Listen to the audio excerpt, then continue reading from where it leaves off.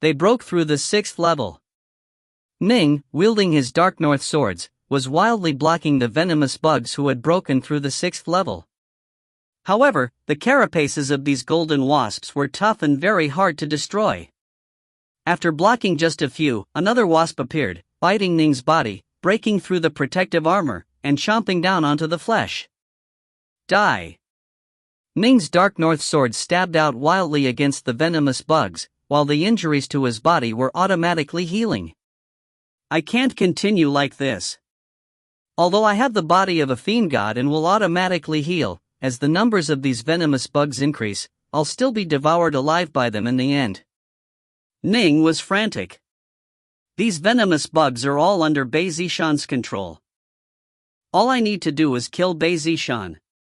Ning ignored the venomous bugs, preparing for a final, all-out assault. He has the body of a fiend god. Watching from afar atop his flying boat, Zishan couldn't wait any longer as well. His face was filled with rage. His regenerative abilities are so astonishing, and he also has that protective technique. If this continues, even if my wasps are able to devour him, the vast majority of my precious wasps will all die. Although this magic treasure of mine hasn't been completed yet, and using it will cause great harm to the dread wraiths within, I can't wait any longer. Bei Zishan extended his hand, and instantly, a bloody banner appeared. The banner circulated with a layer of black light, solidified sin. When the banner appeared, the surrounding world seemed to grow dark. Ning, prepare to die. Bei Zishan brandished the banner in his hand. Bei Zishan, prepare to die. Ning, surrounded by the many venomous bugs who had broken through his 3 water flame lotuses and were wildly attacking him, let out a bellow as well. Around him, 486 sword-type magic treasures appeared. In this critical moment, Ning was wildly testing his own limits as well, because if the 5th level couldn't kill the enemy, then if he was going to use this technique, he had to use the 6th level. The bloody banner flapped in the air. 486 sword-type magic treasures also hovered there, as a blurry sword light appeared in front of them. If you find any errors, ads pop-up, ads redirect, broken links, non-standard content, etc., please let us know. Report chapter so we can fix it as soon as possible. Book 5, Chapter 4, Bei Zishan. Chapter 4, Bei Zishan. Ning had never before used the 6th level of the Lesser Thousand Swords formation before. Originally, back at the aquatic manor, using the 5th level alone had taken him to his limit. However, after he had spent time training in accordance with the 9 scrolls on formations, Ning had learned how to better guide the swords in the Lesser Thousand Sword formation through certain patterns. When he had used the 5th level, it had been fairly effortless for him, and so he now felt that although it might be difficult for him to use the 6th level, he should still be able to succeed. I have to succeed. If I fail, I die. Ning put his full power on display, and 486 sword-type magic treasures hovered around him.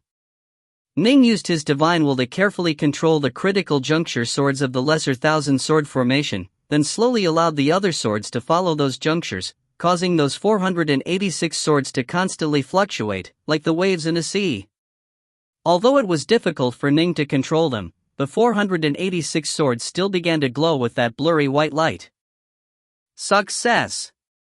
Although Ning still had to defend against those wasps and even be bit by them, while at the same time dodge against the attacking Blackford zombie, Ning was incomparably excited. By relying on his successes in developing formations, he had been able to manifest the 6th level of the Lesser Thousand Sword formation. Kill! Ning stared savagely at the distant Bei Zishan, standing on his flying boat. In front of his body, that incomparably sharp sword light coalesced, compressing to the utmost limit possible, and then, following Ning's will, shot out like a meteor, slicing through the air and attacking towards Bei Zishan with an utterly indomitable, unstoppable aura. Die! Standing atop the boat, Zishan also brandished the bloody banner in his hand. The banner stirred. The world around them turned dark, and one dread wraith after another, all visible to the naked eye, moaned as they flew out from the banner. These dread wraiths were the most powerful survivors of the battles between the dread wraiths. Nourished by the banner, they had become even more powerful. And this was with the treasure only being half completed. If it had been completely forged, it would be truly formidable. Despite that, however, this half-finished magic treasure was enough to allow Bei Zishan to stare down arrogantly at the vast majority of Zifu disciples. Rohair! Kill! Devour you! The countless wraiths were incomparably savage, emitting ear-piercing shrieks. After having been nourished by the banner, these dread wraiths were capable of making sounds now. They all charged forward in a flood towards Ning at an impossibly fast speed. But of course, compared to Ning's lesser Thousand Sword Formation's sword light, the lesser Thousand Sword Formation's sword light was still a bit faster. Hiss! Zishan brandished the horsetail whisk in his hand, and it transformed into 3,000 white strands, frantically attempting to block. However, this sword light was far more powerful than the previous one, and it chopped straight through the multiple layers. Bei Zishan frantically lifted up the handle of the bloody banner which he was holding, using it to block that sword light. But the sword light was just too fast. Zishan just barely managed to touch it in time. Crackle! The sword light struck the handle of the banner, and the entire bloody banner trembled slightly. The sword light instantly grew even weaker, and then it finally slammed into the armor-type magic treasure which Bei Zishan was wearing, that black robe. It just barely managed to leave behind a black smudge on the black robe, and then it disappeared. Fortunately, I blocked it. It nearly broke through my body and claimed my life. Zishan was shocked as well. A battle against a Zifu disciple was a battle where death was always just a breath away. If one wasn't careful and was hit by an enemy's attack, one would lose one's life. Oof. With those dread wraiths gnawing at him, he won't be able to concentrate enough to launch another one of these sword lights. Those dread wraiths will gnaw him to death, no question about it. Zishan was extremely confident. Even if he himself was bitten by those dread wraiths, he would die. Ning watched as those countless, tightly clustered dread wraiths howl as they flew towards him. His face couldn't help but change. These howling dread wraiths easily bypassed his 6 layers of water flame lotuses. Dread wraiths were ghosts, and so weapons and water flame lotuses were completely unable to block them. Devour you! Devour! Countless dread wraiths surged forward, instantly completely engulfing Ning within them, wildly rushing into Ning's body. He's dead for sure. Watching from afar, Zishan was confidently awaiting the moment when Ning would invariably collapse. However, immediately afterwards, Zishan's face began to change, because the bloody banner within his hand was beginning to tremble, and its aura was beginning to weaken as well as its power decreased. What's going on? What is this? Zishan was shocked and angered. This banner was his trump card, his killing technique. But now, the aura of the banner was weakening non-stop, which meant that the power of the banner was dropping. The foundation of this magic treasure was those dread wraiths, which meant there was only one possibility. Many dread wraiths were dying. How is this possible? Those dread wraiths are ghosts which are filled with hatred and murder. There's no weapon at all capable of blocking them, and they are ripping and biting at the enemy's soul. These countless dread wraiths aren't able to devour his soul? Zishan didn't dare believe it. Even a Zifu disciple's soul probably wouldn't be able to withstand these ghosts for long before being utterly devoured. Dash! Within Ning's consciousness. Ning's soul was there, and countless dread wraiths were flooding it, letting out howls as they attempted to devour it. What to do? In his consciousness, Ning could sense those countless dread wraiths flooding in. He was shocked. The soul was a person's foundation. If the soul was gone, then one wouldn't even be able to reincarnate. At the same time, Ning had never had the experience of battling against ghosts. The Nuwa painting. This was the first thing which Ning thought of. In his consciousness, a Ji Ning dressed in white clothes appeared, sitting in the lotus position. At the same time, behind his body, hovering in mid-air, there appeared the form of Nuwa. Maiden Nuwa seemed to have become truly timeless, with the passage of time not diminishing her in the slightest. Her eyes were filled with grief and sympathy, like the eyes of a mother. She also emanated boundless amounts of light, covering the surrounding area. When the many dread wraiths came charging over and touched the boundless light emanating from Maiden Nuwa, the evil aura emanating from their forms truly vanished. On their faces appeared smiles of peace and bliss. All of them looked towards Ning with grateful gazes. Some bowed in thanks, while others knelt in thanks. And then, one after another vanished, returning to the netherworld kingdom to be reborn. The many dread wraiths continued to charge forwards, but the image of Maiden Nuwa dissolved their evil auras, and once they were no longer possessed by that evil, there was no way those ghosts could continue to remain here in the mortal world. All of them thus went to the netherworld kingdom. Actually, Ning's own soul was comparable to that of a Wanshang adept to begin with. Even if he didn't manifest a visualization of Maiden Nuwa, given the power of his soul, there was no way these dread wraiths would have been able to kill him. After all, the magic treasure was only half complete. It was only useful against Zifu disciples, and it wasn't strong enough to deal with Wanshang adepts. However, if he had done that, Ning would have been relying on the power of his soul to forcibly kill each of those dread wraiths. As Ning instead visualized Maiden Nuwa, those dread wraiths were instead all purified and sent to be reincarnated, which was a great karmic merit. Although this took a long time to discuss, in truth, it happened in an instant. Ning had no fear at all of those countless dread wraiths charging into his body, attempting to devour his soul. Instead, he just stared at the distant Bei Zishan and let out a bellow. Kill! Swish! Swish! Swish! Swish! Dot! A ray of swordlight flashed out, followed immediately by another one, 4 bursts of swordlight shot out towards the distant Zishan.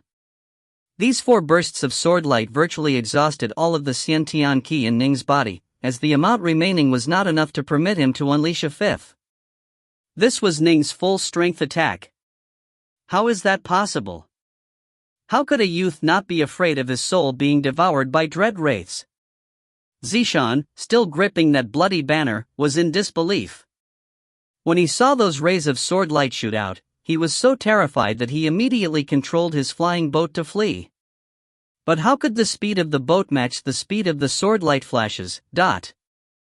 Zishan, terrified, brandished his horsetail whisk to defend while also thrusting out with his banner, but although he was just barely able to block the first attack, the second attack slashed outwards in an arc, directly piercing through the black robes that served as an armor-type magic treasure, stabbing into his body. Swish! Swish!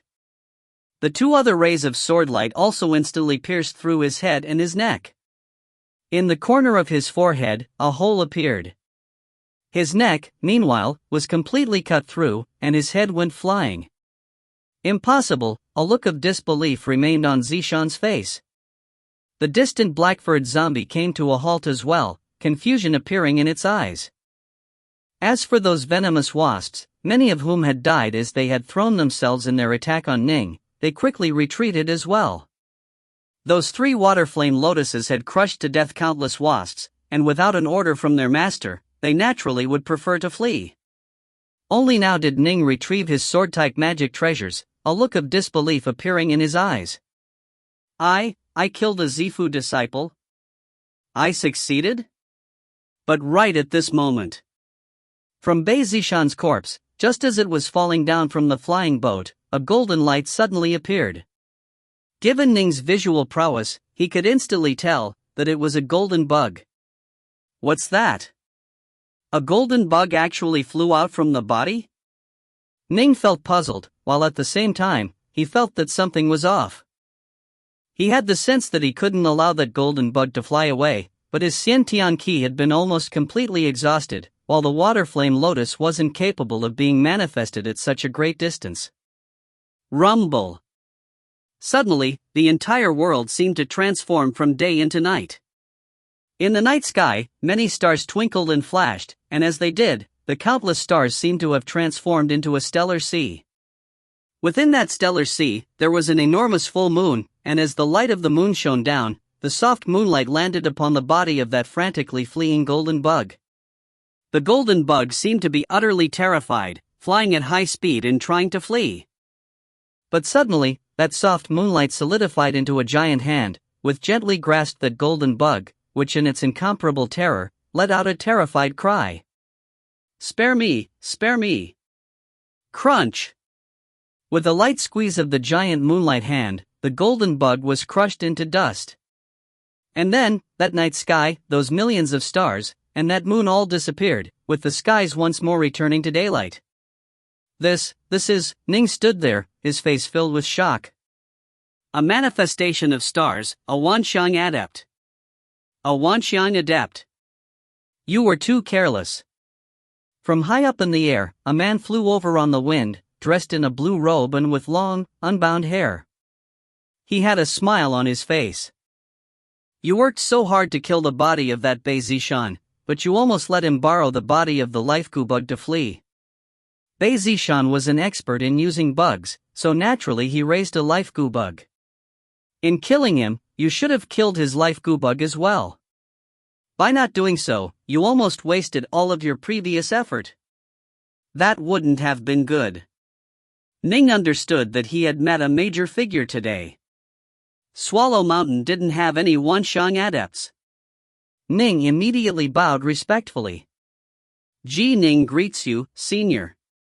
If you find any errors, ads pop-up, ads redirect, broken links, non-standard content, etc., please let us know. Report chapter so we can fix it as soon as possible. Book 5, Chapter 5, Wanxiang Adept. Chapter 5, Wanxiang Adept. The blue-robed man, his long hair fluttering in the wind, descended in front of Ji Ning. Laughing, he said, "My surname is Mu, while my name is Xiao. Others address me as Adept Mu. Greetings to you, Adept Mu." Ning felt his heart calm down. This Wanxiang adept whom he had never met had just told Ning his name and surname. Clearly, he held an excellent opinion of Ning. Thank you, Adept Mu, for intervening. Otherwise, if this Bei Zishan were to have fled, he most likely would have caused more calamities in the future. Ning immediately expressed his gratitude. Adept Mu had a smile on his face as he shook his head. Actually, I should be the one thanking you. I came here for the purpose of killing this Bei Zishan, and I spent months investigating before I found him hiding here. Unfortunately, this Bei Zishan set up that large formation. Although I am a Wanxiang adept, if I were to attempt to break the formation, I didn't have confidence in my ability to do so. Thus, I have been waiting here. I was planning to wait until he left the formation before exterminating him, but I didn't expect that I would end up personally witnessing a fine performance. Ning was stunned. What? So this Adept Mu had been hiding here early on, and had been watching everything occur? Afterwards, you broke open the formation. Adept Mu sighed.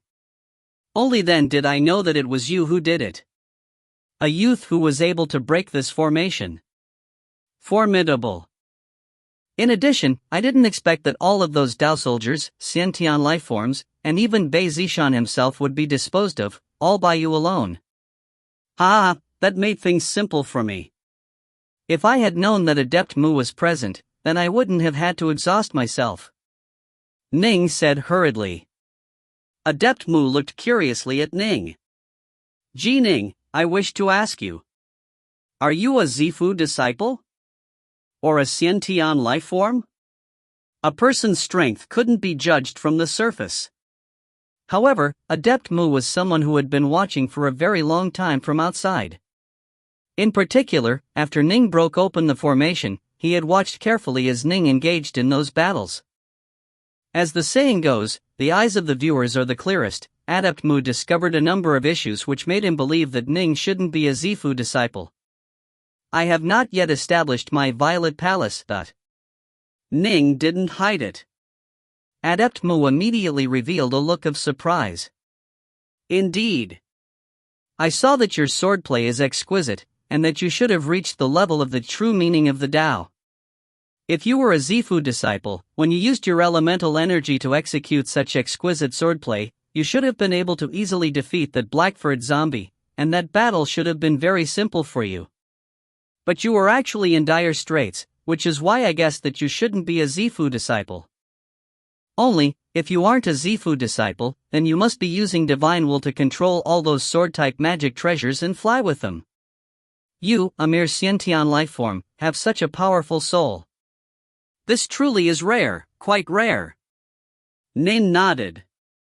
He didn't deny it, because even in the records and books he had read of some incomparably monstrous sentient lifeforms who were able to do what he did. My soul was powerful at birth. Ning said. Ever since I was a child, I could divide my mind. Afterwards, when I gained insights into the true meaning of the Tao, my divine will was formed. Facing a Wanshang adept, a person with the power to easily destroy him, Ning naturally didn't have to play any games. Since he was an incomparably monstrous talent, he had to show it off. That might even be of benefit to him. I want to ask you another thing. Adept Mu looked at Ning, as though he were looking at a piece of unpolished jade. Are you training in the Crimson Bright diagram of the 9 heavens? Yes. Ning nodded. Ha ha ha. Adept Mu laughed delightedly. Do you know who I am? Why I was in pursuit of Bei Zishan. Ning looked at Adept Mu, then shook his head. He had never met the man, how could he know who he was? Adept Mu said directly, I am a Rain Dragon Guard of the Grand Xia dynasty. I am under orders to pursue and kill Bei Zishan. Rain Dragon Guard? Ning was stunned. After he had killed the dire monster, Serpentwing, his parents had given him a general explanation of the Stillwater Commandery, and how there was a powerful force within it that absolutely could not be offended, the Rain Dragon Guards. The Rain Dragon Guards was the most powerful military organization within the Grand Xia dynasty, completely composed of immortal practitioners, and according to legend, only those at least at the Wanshang adept level were able to join. The Rain Dragon Guards had an extremely special status. They directly served the Grand Xia dynasty, but amongst the incomparably numerous forces and powers spread across the entire Stillwater Commandery, the two most highly ranked were the Marquis of Stillwater and the Rain Dragon Guards. The Marquis of Stillwater was the master of this area, and his roots here were very deep. But the Rain Dragon Guards were directly subordinate to the Grand Xia dynasty. They themselves had numerous experts, and behind them they had the entire Grand Xia dynasty as their backer. Ning. Adept Mu looked at Ning. The Grand Xia dynasty's Rain Dragon Guards are the most powerful force in existence in this vast land. No single tribe, no single school, no single sect, can come even close to comparing with my Rain Dragon Guards. Ning nodded, acknowledging this. The Rain Dragon Guards are quite independent and under no restrictions. Once you become a Rain Dragon Guard, you can be blessed with a tribe, and that you can carve out a territory of 10,000 kilometers for the land of your tribe. This land will be protected by the Rain Dragon Guards. Even if you die, the Rain Dragon Guards will protect that land for 1,000 years. No power will dare invade it, as if they do, that would signify a challenge to the Rain Dragon Guards, and we Rain Dragon Guards will tear out any such invading force by their very roots. Adept Mu said. Ning had heard his father say as well that the Rain Dragon Guards did indeed have an exalted status, and even their tribes would benefit. Adept, you've said so many things, but I cannot become a Rain Dragon Guard. Ning laughed. Adept Mu just looked at Ning. I ask you this. Are you willing to become a Rain Dragon Guard? Me. Ning's eyes widened. I'm just a sentient lifeform. Even if I want to, my power is far from being sufficient.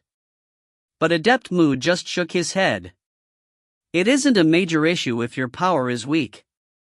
Right now, you aren't able to directly join the Rain Dragon Guards, but our Rain Dragon Guards has an auxiliary corps as well.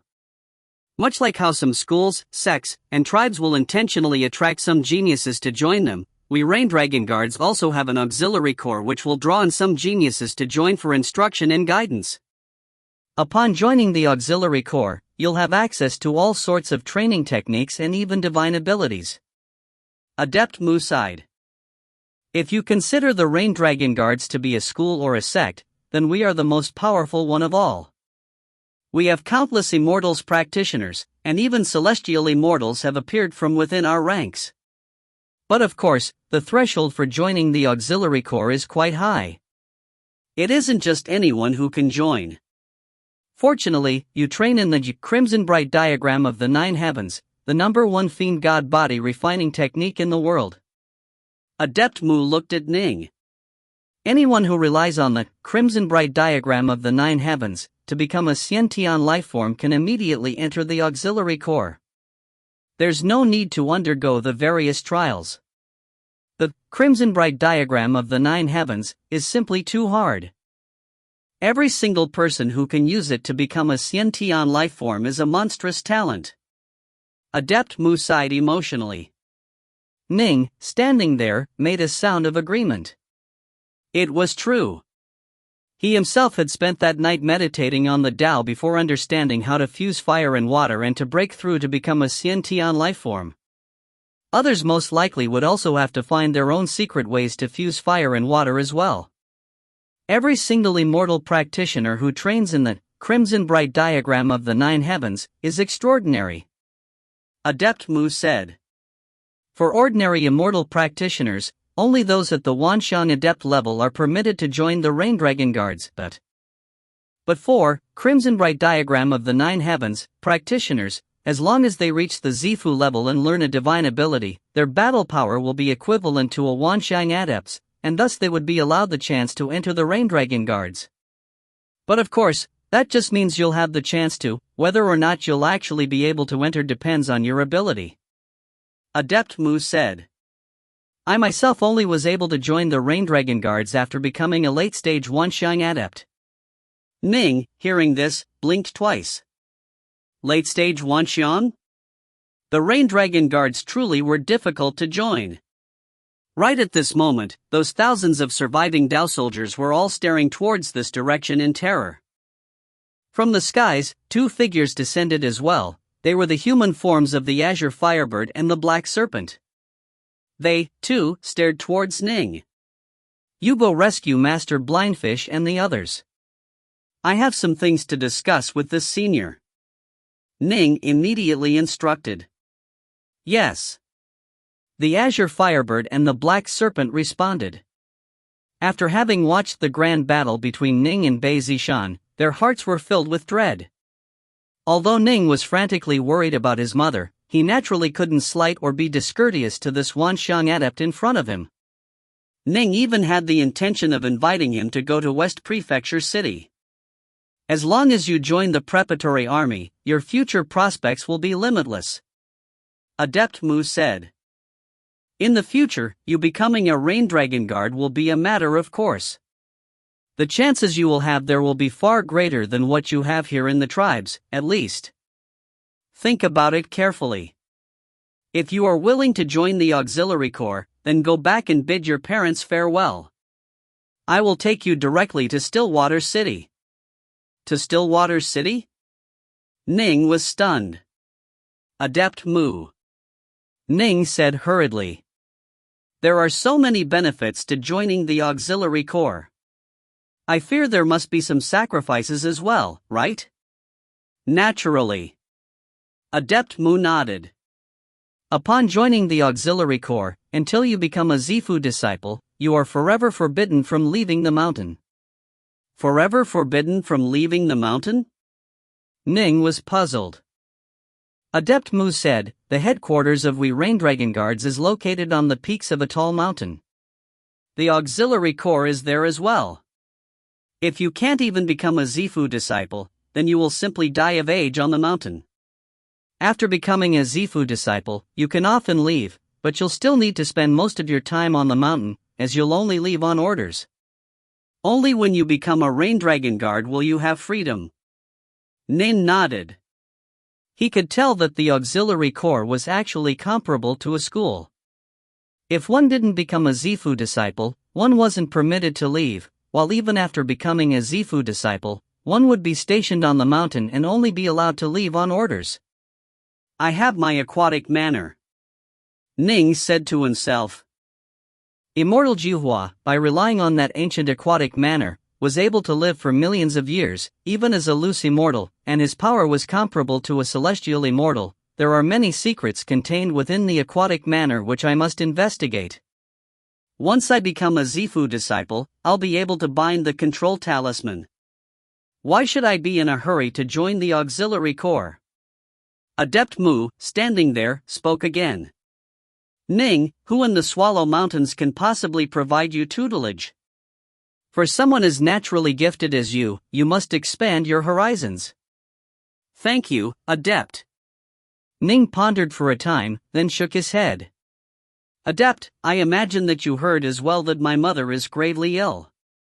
For now, I don't wish to go. Adept Mu, hearing this, nodded. Since that's the case, I won't press you. This is the talisman of the Rain Dragon Guards. In the future, if you encounter any danger on the road to Stillwater City, if you show off this talisman, perhaps it might be of use.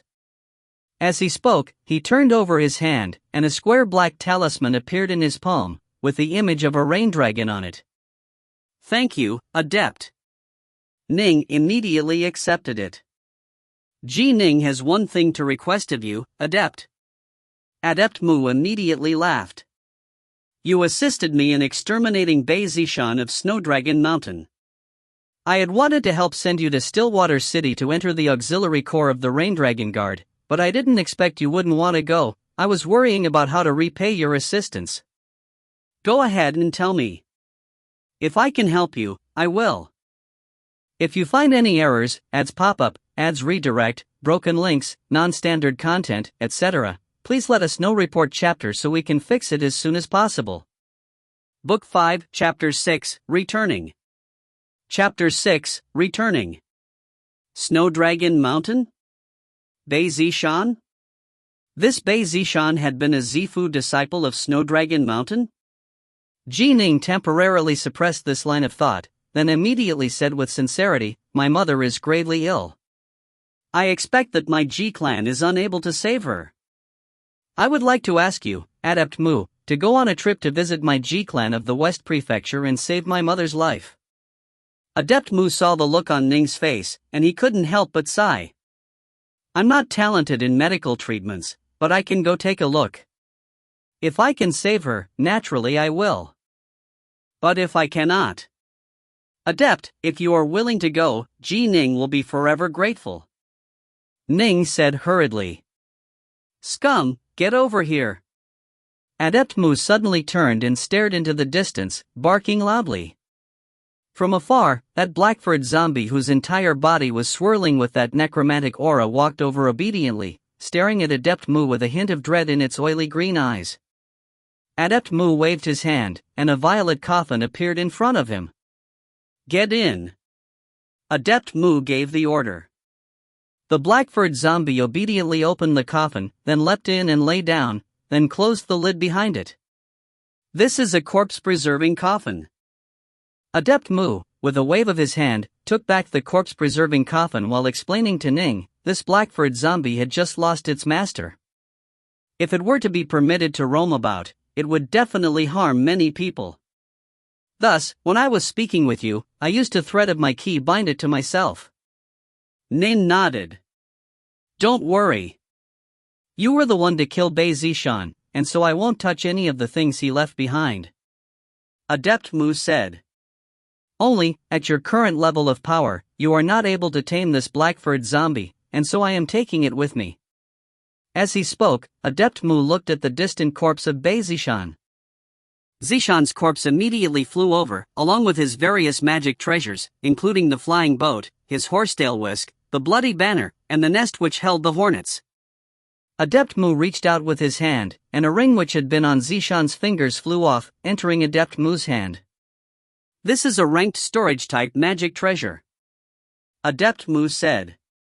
You are unable to bind it, so I will help you in retrieving the items within. Whoosh! Soon, Adept Mu completed his binding of the ring, and as he did, a large number of miscellaneous items appeared out of nowhere onto the ground, amongst which were Dao battle armor suits, foodstuffs, some golden items, as well as some alchemical ingredients as well as various bottles. Judging from the look of your skin, you should have suffered a poisoning by the heart-eater powder. Adept Mu flipped his hand, and one of the little bottles on the ground flew up, with the words Heart-Eater Antidote written atop it. Clearly, with so many bottles present, Zishan himself was worried that he would use a wrong bottle, and so had labeled all of them. Adept Mu opened the bottle's plug, glanced at it, then nodded. This is the antidote. Eat a pill. You can collect these various items and ranked magic treasures as well, although you are currently unable to bind them. When you become a Zifu disciple, you will be. Don't have any worries, although these things are treasures to you, they aren't worth anything to me at all. Thank you, Adept. Ning was very grateful. Although he knew that these things weren't worth much to the Adept, the actions of this Adept Mu were clean and decisive. How could Ning not feel grateful for how well the man was treating him, a mere Xiantian life form? One day, I absolutely must repay this kindness, Ning said to himself. Ning swallowed the pill, which gave off a clear, fragrant taste, almost like a pellet of sugar. As soon as the pellet entered his stomach, it immediately dissolved. Soon, he felt a warm sensation throughout his entire body, and every single bit of heart-eater poison that was spread throughout his body suddenly dissolved like the snow, quickly and completely disappearing. The pain which had been spreading throughout his body vanished as well, and those red spots on his face faded. This hornet's nest, Adept Mu pointed at the hornet's nest, which had many venomous hornets within. The hornet's nest is an unranked magic treasure. You can bind it. However, as for the many hornets within the nest, to control them mentally, you'll have to become a Zifu disciple, and then slowly bind them with your key. Prior to becoming a Zifu disciple, remember to often bring them food to eat. Don't starve them to death. If they are starved, they will start to kill each other and devour each other. Ning nodded immediately. Understood. Hurry up and bind the hornet's nest. Oh. Here's a manual on binding hornets. This is a secret manual of Snowdragon Mountain. It isn't that precious, but it does contain the basics for binding hornets and pests. Adept Mu immediately saw a fur-clad book amongst Bei Zishan's possessions. Binding hornets is fairly simple. Only, finding them is very hard, and so too is raising them. There's no need for you to be in a rush to learn. These things can wait for you to become a Zifu disciple before learning. Ning accepted the manual, which had 3 characters atop it, Insect Binding Manual. Because this hornet's nest has venomous insects, there's no way you can store it within a storage-type magic treasure. Adept Mu handed the nest to Ning. However, the hornet's nest can change in size. You can shrink it, then carry it on you. Yes. Ning acknowledged. He immediately accepted the enormous black hornet's nest. Prior to handing it over, Adept Mu had already erased the remaining magic power that the hornet's nest had contained, and so Ning was able to easily bind it. Otherwise, Ning would have had to spend an enormous amount of time just wiping out the remnant magic power left behind by Bei Zishan. Smaller, smaller, smaller. Ning looked at the black hornet's nest rapidly shrink, until it was the size of a finger. With a flip of his hand, he picked up a cloth sack, then placed the hornet's nest within it. He placed the sack within his clothes, and the armor-type magic treasure he was wearing shifted in configuration slightly, accommodating the sack within. Collect them all.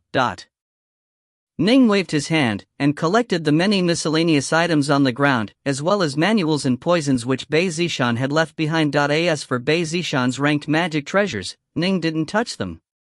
These ranked magic treasures. Adept Mu pointed at the bloody banner as he spoke. I am going to take away this myriad wraiths banner. This is a magic treasure which was birthed from sins.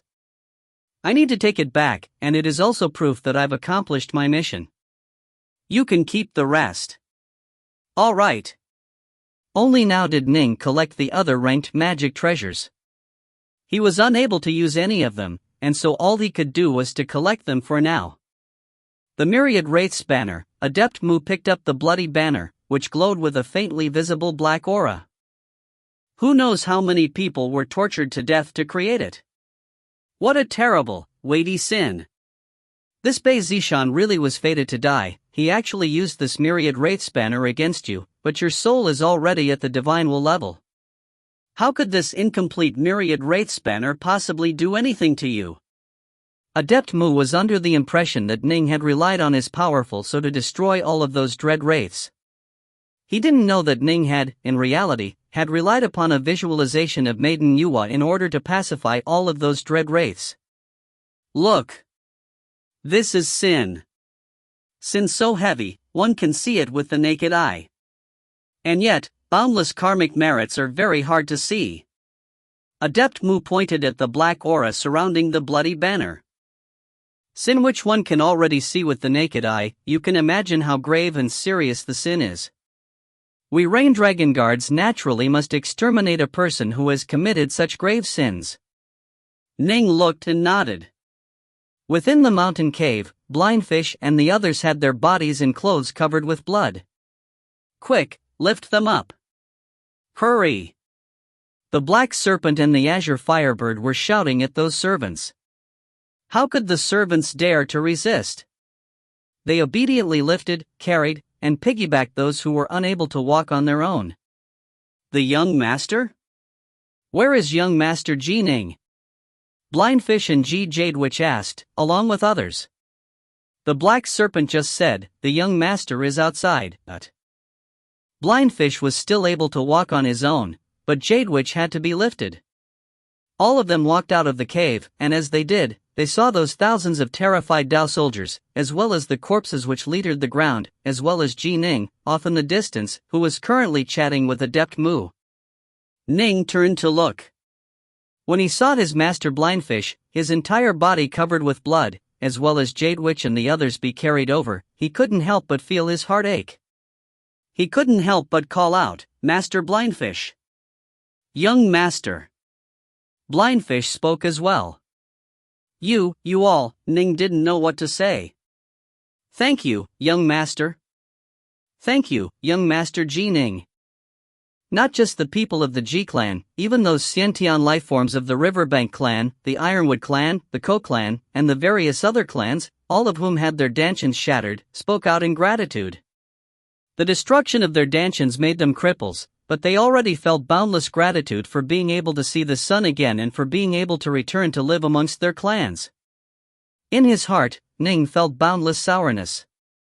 These people included the enemies of the G clan, true, but in the past, they were glorious, respected Xiantian lifeforms. But now, all of their dantians had been destroyed. The hint of excitement he had felt prior to this when he had acquired all of those treasures of Bei Zishan completely vanished.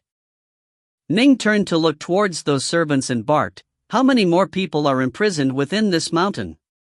There's most likely more than 1 million people imprisoned here, but it's hard to say if even half remain alive. Immediately, some servants spoke out nervously. Ning, hearing this, was stunned. 1 million? What a sin! Adept Mu shook his head and sighed. Ning, these thousands of Dao soldiers as well as hundreds of thousands of surviving commoners, let those 2 spirit beasts deal with them. The 2 of you, remember that those thousands of Dao soldiers were innocent. They were forced to do what they did by Bei Zishan. Do not further violate the prescriptions against murder. Yes. The Black Serpent and the Azure Firebird hurriedly nodded. They had previously seen the power of those Flood Dragon Dao soldiers. Although they could spare the lives of those Dao soldiers, they absolutely would take away those Dao battle armors. I'll handle everything here to you too. Ning instructed. Don't worry. The Black Serpent and the Azure Firebird responded. Ning, let's go. Let's go to your G clan's West Prefecture city. Adept Mu said. I can bring these people along as well. As he spoke, he waved his hand, and a leaf appeared out of nowhere. The leaf rapidly expanded in size, and soon became an enormous leaf that was dozens of meters long. Ning, seeing this, immediately had Master Blindfish, Jadewitch, and the other members of the G clan all stand atop the leaf. As for the Ko clan, the Riverbank clan, and the other clans, they temporarily rested here, awaiting their clan's forces to come pick them up. Let's go! Adept Mu, Ning, Blindfish, and the other Xiantian lifeforms of the G clan who had their dantians destroyed had all mounted the leaf. The enormous green leaf, dozens of meters long, flew rapidly into the air, quickly flying beyond the peaks of the mountains and disappearing into the skies. If you find any errors, ads pop up, ads redirect, broken links, non-standard content, etc., please let us know. Report chapter so we can fix it as soon as possible. Book 5, Chapter 7, Seeing Mother. Chapter 7, Seeing Mother. The single green leaf had Ji Ning as well as more than 20 others on it. It flew through the clouds, hurrying towards the direction of West Prefecture City. Everyone was either seated or lying down, while Ning and Adept Mu Xiao were standing. Adept, prior to this, you said that Bei Zishan was from Snowdragon Mountain? Ning asked the question he had been contemplating. Right. Snowdragon Mountain. Adept Mu glanced at Ning and nodded. Snowdragon Mountain can be considered one of the most powerful forces of the entire Stillwater Commandery, and within the school, there are multiple primal Taoists who stand guard. Their roots are quite deep. Ning was secretly shocked. Multiple primal Taoists, Precisely because the school is so large and it has so many methods of training, it also possessed some evil techniques, and so naturally, it will also have some immortal practitioners who have embarked upon an evil path. Adept Mu said. Snowdragon Mountain cares more about power, and thus within it, it possesses demon practitioners, evil practitioners, immortal practitioners, Buddhist practitioners, and all sorts of other practitioners. It values power the most. Adept Mu sighed, precisely because within it, the fish and dragons are mixed together. Many people are attracted to Snowdragon Mountain, causing its power to grow even more enormous. Some Zifu disciples who have departed from it will establish their own territory elsewhere, under the banner of Snowdragon Mountain. They can be considered branches, I suppose. These branches will often collect some talented youths and send them to the main school. Thus, Snowdragon Mountain continues to grow more and more powerful. But of course, compared to our Rain Dragon Guards, Snowdragon Mountain is incomparably inferior. Adept Mu laughed. Any one of the loose immortals which we Rain Dragon Guards have stationed here in the Stillwater Commandery is capable of eradicating the entire Snowdragon Mountain school. Ning nodded. This was no joke. Snowdragon Mountain was nothing more than a school, while the Rain Dragon Guards was the most powerful military force the Grand Xia dynasty possessed, overawing the entire world. Of course they weren't on the same level. Look! We're here! Adept Mu pointed into the distance. West Prefecture City is up ahead. We're here? Ning was stunned. He saw that in the distance, there was a forest which surrounded a magnificent city. This was indeed West Prefecture City, where he had lived since he was young. Ning couldn't help but feel stunned. The speed at which Wanxiang adepts travel on their magic treasures truly is astonishing. A distance of thousands of kilometers was traveled in the blink of an eye. And then, Ning began to worry. I wonder how Mother is doing. Mother has always been well. Why is she suddenly gravely ill? Within West Prefecture City, Yuchi Snow was resting in her room, while outside of the room, her husband, Ji Ichuan, was currently speaking with Ji Ninefire. This is all caused by that calamity from the past. Ichuan shook his head. Ninefire sat there, nodding slightly. That disaster changed the destiny of the two of you, husband and wife. Ichuan, you were the most talented genius our G clan had produced in 1,000 years. When you were a child and your father died, you suddenly began to soar. You had already established your Violet Palace and embarked onto the path of Immortals as a Zifu disciple. Unfortunately, it was all ruined. It doesn't matter if my future potential on the path of Immortals is gone. Each one shook his head inside. During that disaster, the elder brother of my wife, the most powerful of us three, lost his life for the sake of protecting myself and Snow. Snow had already been badly injured, but for the sake of birthing Ning, she utilized a secret technique that used up her own life force. Although my future potential on the immortal path has been destroyed, I got off the easiest out of the three of us. Ninefire shook his head gently, sighing. Fate makes fools of men. Adventuring in the vast, boundless world outside was indeed far more dangerous than living here in Swallow Mountain. Experts were as common as the clouds. There would be lucky encounters, but there would also be disastrous ones. For example, when the Yuchi siblings and each one had met with that crisis, the result had been this. Ninefire suddenly lifted his head. From high up in the air, a green leaf was slashing through the skies until it landed within a courtyard. Atop this leaf were Adept Mu, Ning, Blindfish, Jadewitch, and many others. Each one stared in astonishment at the people in front of him, then immediately dashed over.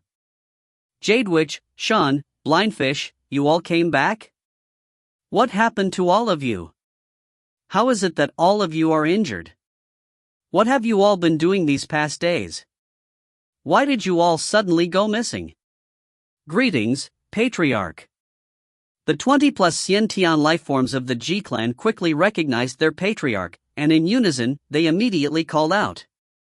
Ninefire naturally knew that more than 20 Xiantian lifeforms of his clan had gone missing, and he had been utterly frustrated by this affair.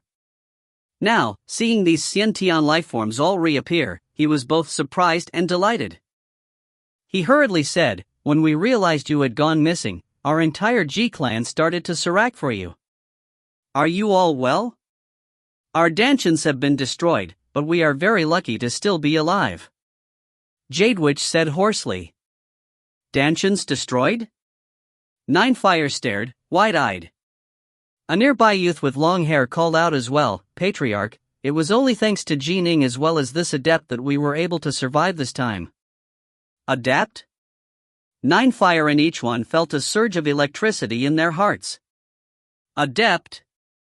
Then that meant this was a Wanxiang adept. The entire Swallow Mountain area didn't have a single Wanxiang adept. The two both looked at Adept Mu. Actually, when they first saw him, they had the feeling that this was an extraordinary figure. To be able to ride on a magic treasure to come here, they guessed that he was at least a Zifu disciple, but they didn't expect that he was actually a Wanxiang adept.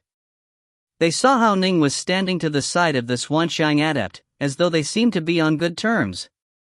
In their hearts, they couldn't help but feel puzzled as to how Ning had managed to end up getting to know this Wanxiang adept.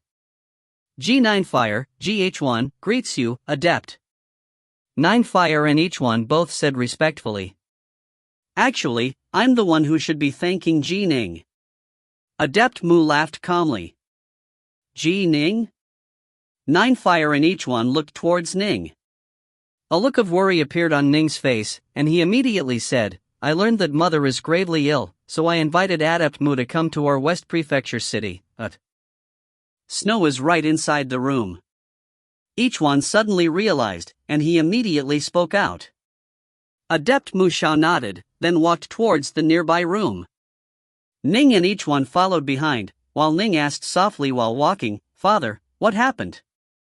How could Mother suddenly have fallen ill? It was that illness left behind in the past. Each one said. I'll explain to you in detail later. After entering the room, they had the maidservants leave. Aside from Snow, who was lying on the bed, only Adept Mu, Ning, each one, and Ninefire were present. Yuchi Snow opened her eyes, looking at the newcomers. She couldn't help but reveal a trace of puzzlement in her eyes. Snow, this is Adept Mu, whom Ning asked to come. Each one said hurriedly. Hearing this, Snow immediately used her arms to prop herself up. Yuchi Snow greets you, Adept. Give me your right hand. Adept Mu sat down on the stone bench next to the bed. Snow extended her rather ashen right hand. She saw, now, that standing by the side of Adept Mu was Ning. She looked at her son, and as she did, a look of delight appeared on Snow's face. Adept Mu stretched out with a single finger, gently tapping it on Snow's wrist. Immediately, a spot of green light, filled with life energy, spread out, quickly enveloping Snow's entire body. Ning and each one, seated nearby and watching, felt restlessness in their hearts. After waiting for a good long while, Adept Mu began to frown. Strange. Strange. Ning, hearing this, felt nervousness in his heart. He hurriedly asked, Adept, my mother, she. Still frowning, Adept Mu said, although I'm not specialized in medicine, I can tell that your mother doesn't have any sickness. Rather, her life force has been almost entirely used up. Given how little life force your mother has left in her body, she'll most likely be able to live just 3 more months. Her life force has nearly been used up? Ning's face changed. When my wife was pregnant, she was injured. The nearby Ichuan said hurriedly. Afterwards, she then used a secret technique which spent her own vitality to protect the fetus. Adept Mu nodded. Your wife was originally a Xiantian lifeform, and judging from the purity of the remnants of Qi in her body, she should have been a peak Xiantian lifeform. Unfortunately, that injury she suffered should have been a severe one. Her Dantian was destroyed, and logically speaking, she shouldn't have been able to preserve the fetus. Your wife used a secret technique to ignite her own life force in order to protect the fetus, but the cost of this secret technique was extremely great. To replenish what the usage of it cost is almost impossible. Hearing this, Ning was flabbergasted. His mother had been a peak Xiantian expert? Her Dantian had been destroyed, and she had used a secret technique to ignite her own life force to protect the fetus? However, from what he had seen from when his mother had taught him footwork, she was indeed an expert. However, that year when he had been in his mother's womb, what exactly had happened? His parents had always intentionally hidden the truth of what had happened when his mother was pregnant from Ning, refusing to tell him. Adept, please save my mother. Ning said frantically. To save her, the only method is to extend her lifespan. Adept Mu sighed. There are plenty of spirit pills for curing diseases, and I myself have spirit pills that can be used for immortal practitioners to extend their lifespan. But unfortunately, to let a mortal have an extended lifespan is thousands of times more difficult than to have an immortal practitioner extend their lifespans. This sort of medicine is something which I, in the Rain Dragon Guards, have only heard of. I don't even know where to find them. Most likely, only immortals would be able to produce them. The nearby Ninefire, hearing this, was shocked. Rain Dragon Guards? Immortals. Hearing this, Ning felt as though his heart had suddenly turned to ice. If you find any errors, ads pop-up, ads redirect, broken links, non-standard content, etc., please let us know. Report chapter so we can fix it as soon as possible. Book 5, Chapter 8, Learning Acceptance. Chapter 8, Learning Acceptance. Adept Mu Shao left that very day for Stillwater City. Before leaving, he pulled Ji Ning aside to give him advice in private. Ji Ning, your talent is extremely high. It is guaranteed that you will walk far on the path of immortals. Immortal practitioners have very long lifespans. Unless his friends and family are also immortal practitioners, you will have to watch as all of them die of old age. Actually, this is a form of self-improvement with regards to your mind towards the Tao. Since you have become an immortal practitioner, you need to be prepared. No matter how much pain you suffer, you must escape from the midst of your grief. Otherwise, it will be very hard for you to overcome the 3 calamities and 9 tribulations. After Adept Mu left, Ji Ninefire also immediately headed towards the mountain where Bei Zishan had hidden himself. That place, after all, had Flood Dragon Dao battle armor. Ning traveled by himself to Serpent Wing Lake. There's still hope. My mother still has hope for surviving. Ning ran through the mountainous, forested wilderness, occasionally using his windwing evasion to advance. His running speed was far faster than the traveling speed of those black beasts, and after expending a large majority of his divine power, he managed to arrive at Serpent Wing Lake in just 2 hours. That ancient aquatic manor has had multiple masters. Immortal Juhua was the third master. Ignoring the other masters, Immortal Juhua himself had lived for millions of years as a loose immortal. He definitely had quite a few medicines, and perhaps some of them are able to allow mortals to have extended lifespans. Ning ran across the surface of the water to the island. Young Master. Greetings, young master. There were quite a few people on the island, who had arrived long ago to build a residence there. Autumn Leaf and that young child, Bluestone, were there as well. Seeing Ning run in their direction across the surface of the water, they immediately went to welcome him. I have something to do. You can retire for now. Ning instructed, then immediately transformed into a blur, disappearing from their field of vision. This caused Autumn Leaf and the other servants to feel rather puzzled. Ning soon arrived at the entrance to the cave. He continuously went deeper in, and after a few moments, he arrived at the place where he had been teleported away from last time. Senior! Ning called out frantically. Quick, let me enter the estate.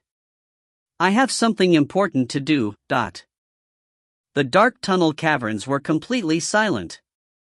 There was no response at all. This caused Ning to be all the more frantic. The old black bull had originally said that Ning should only return after he had bound the control talisman. But currently, he was just an early Xiantian life form. How long would it be before he would become a Zifu disciple? His mother only had 3 months left. He had no other options, besides coming here and begging. Senior, I truly have an urgent matter involving life and death. I sincerely implore you, Senior, to let me in. Ning begged frantically. Silence. Rumble. Suddenly, the surrounding space twisted, and in the cavernous area in front of him, an enormous bear's head once more appeared. The bear's head opened its giant mouth, swallowing Ning within it, and Ning disappeared from within the estate. Space-time twisted, and then all was calm. Ning stared in front of him. In front of him was that majestic, ancient palace hall, in the center of which were those incomparably enormous prayer mats. An old black bull ambled over and let out a sigh. Gee Ning, didn't I tell you to wait until you bound the control talisman, at which point you would be able to naturally sense the aquatic manner and come as you pleased?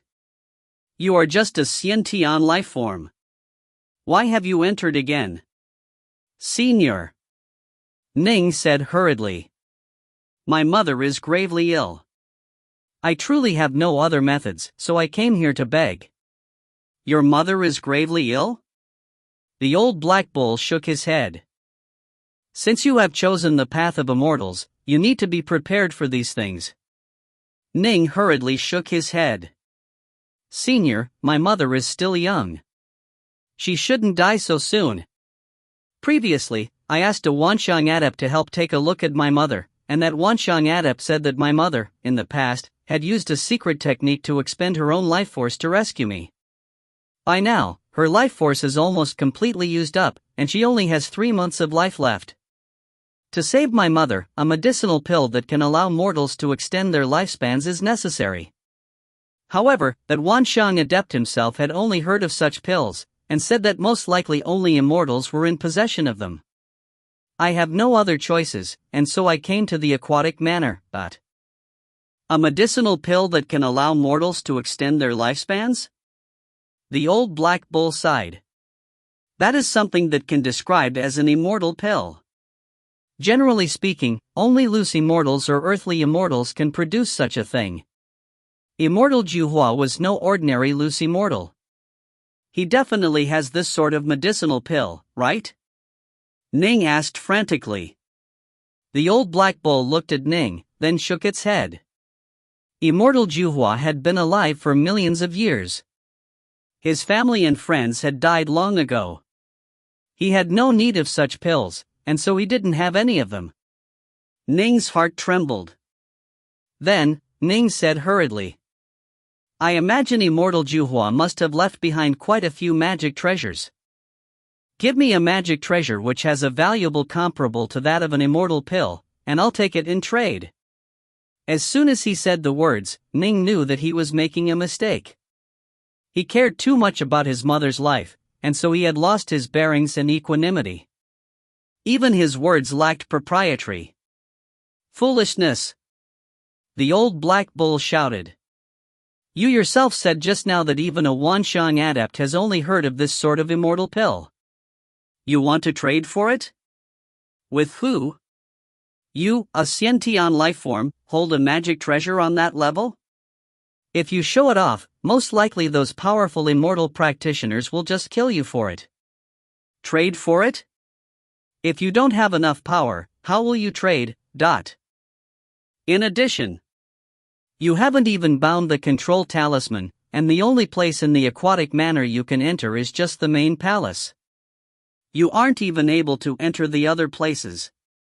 On what basis am I supposed to hand over one of the magic treasures Immortal Juhua left behind? The old black bull shook his head.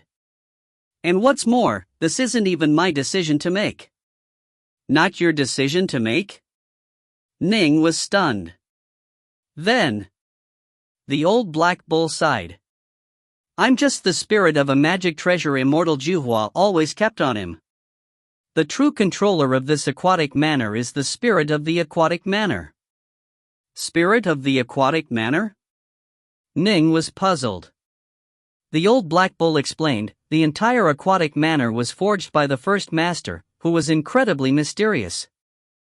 Even Immortal Juhua himself felt that this aquatic manor has secrets which even he had been unable to discover. The spirit of the aquatic manor has been carrying out the laws and rules set forth by the first master. It won't violate the rules in the slightest. Teleport someone outside into this place? The spirit of the aquatic manor can do that. But allow you to go to other places within the manor? Without binding the aquatic manor, that definitely will not be permitted. The old black bull said.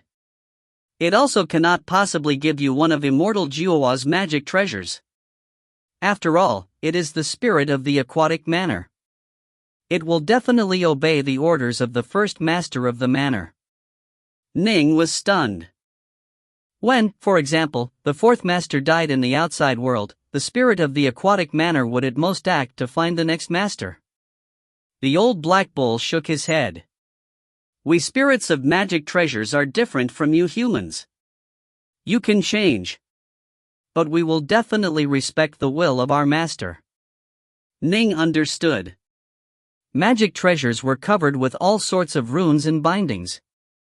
For example, some golems which were forged, even long after the death of their master, the golems would still obey their original orders. The same was true for dwelling-type magic treasures. After the owner of a dwelling died, the rules the owner had set down would still be obeyed by the spirit of the dwelling. When he understood this, Ning felt despair deep within his heart. The old black bull looked towards Ning. On the path of Immortals, you will see your family and friends die of age, one after the other. You will also see some friends die in battle. You will have to learn how to accept these things. Go, now! Whoosh! An enormous illusory bear's head appeared, engulfing Ning within its mouth. Ning returned to West Prefecture City. Returned to the side of his mother. By now, it was already late at night. Ning. Yuchi Snow, lying on the bed, saw her son. Her eyes immediately lit up. Where did you go? I couldn't find you. Mother. Ning hurriedly walked forward, half kneeling by her side. He held his mother's hand. I went out for a trip. However, I won't make any more trips. I'll accompany you and stay by your side, but. Snow gently stroked her son's hair. She laughed, it's fine. If you are busy, do what you need to do. Just remember to come visit your mother. All right. Ning nodded gently, and as he did, he couldn't help but shed tears. The only thing he could do now was accompany her mother for the final 3 months. This was the only filial act he could now do.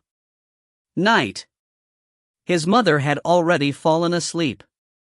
Ji-Ichuan and Ji-Ning, father and son, were within a hall. Father. Ning looked towards his father. It is time to tell me, I think, what exactly happened in the past. Each one looked at his son, and as he did, he thought of what Blindfish and the others had said regarding what Ning had done in the mountain. He understood that his son had grown up. Sighing, he said, that year, your mother was pregnant. Your mother and I thus decided to return to the Ji clan. At that time, your maternal uncle was worried, so he escorted and protected us on the way back. Maternal uncle? Ning had never before heard that he had an uncle. Your uncle's name was Yuchi Mount. Each one's eyes had a hint of memory within them. Your uncle was exceedingly intelligent, and he also knew how to treat others. He had many friends. He had also become a Zifu disciple early on. If it weren't because he wanted to escort myself and your mother back, your uncle probably would have had a chance at restoring and re-establishing the Yuchi clan. Unfortunately, your uncle died. He died for the sake of protecting the three of us. All three of our lives, we have because your uncle gave up his own. This great debt is hard to repay. Ning, hearing this, felt a heavy feeling. An uncle. Yuchi Mount. He had never heard of this name. This moment was deeply engraved into Ning's heart. I've only heard that your uncle had a daughter, your maternal cousin. Unfortunately, I have no idea where your cousin is. Each one shook his head and sighed. I'm unable to repay him. Unable to repay him. What exactly happened? Who harmed and killed my uncle, and also caused the roots of her illness? Ning immediately asked. Who was it? If you find any errors, ads pop up, ads redirect, broken links, non-standard content, etc., please let us know. Report chapter so we can fix it as soon as possible. Book 5, Chapter 9, Warmth. Chapter 9, Warmth. Ji-Ichuan looked at his son. After hesitating, he said, all I can tell you is that he is a disciple of Snowdragon Mountain, and that his grandfather is a summit master of one of their mountain summits, an individual on the primal Taoist level. Ning's face changed. Primal Taoist? He himself is just a Zifu disciple and not worthy of being afraid of. Each one shook his head. But behind him stands a primal Taoist, we truly cannot irritate him. If we struggle against him, the only result will be the extermination of the entire Ji clan. This is why your mother and I have never mentioned this, nor said a single word regarding this in front of you. Ever since that, after your mother and I stealthily returned to the Ji clan, we have always remained very low-key. However, most likely that person didn't hold your mother and I in any regard at all. Each one looked at his son. You are now an adult, and you are very talented. According to what that adept Mu said, it is possible that you might one day join the Rain Dragon Guards. This is why I have told you these things. Otherwise, I had planned to never tell you. What is he called? Ning pursued this line of questioning. Once you become a Wanxiang adept, I will tell you. Each one said. If I were to die, your Uncle White will tell you. That year, your Uncle White risked his life to carry your mother and flee. He saved your life, and he knew exactly what happened that year, but... Ning said frantically, you can't tell me now? What good would it be if I did tell you? Each one barked.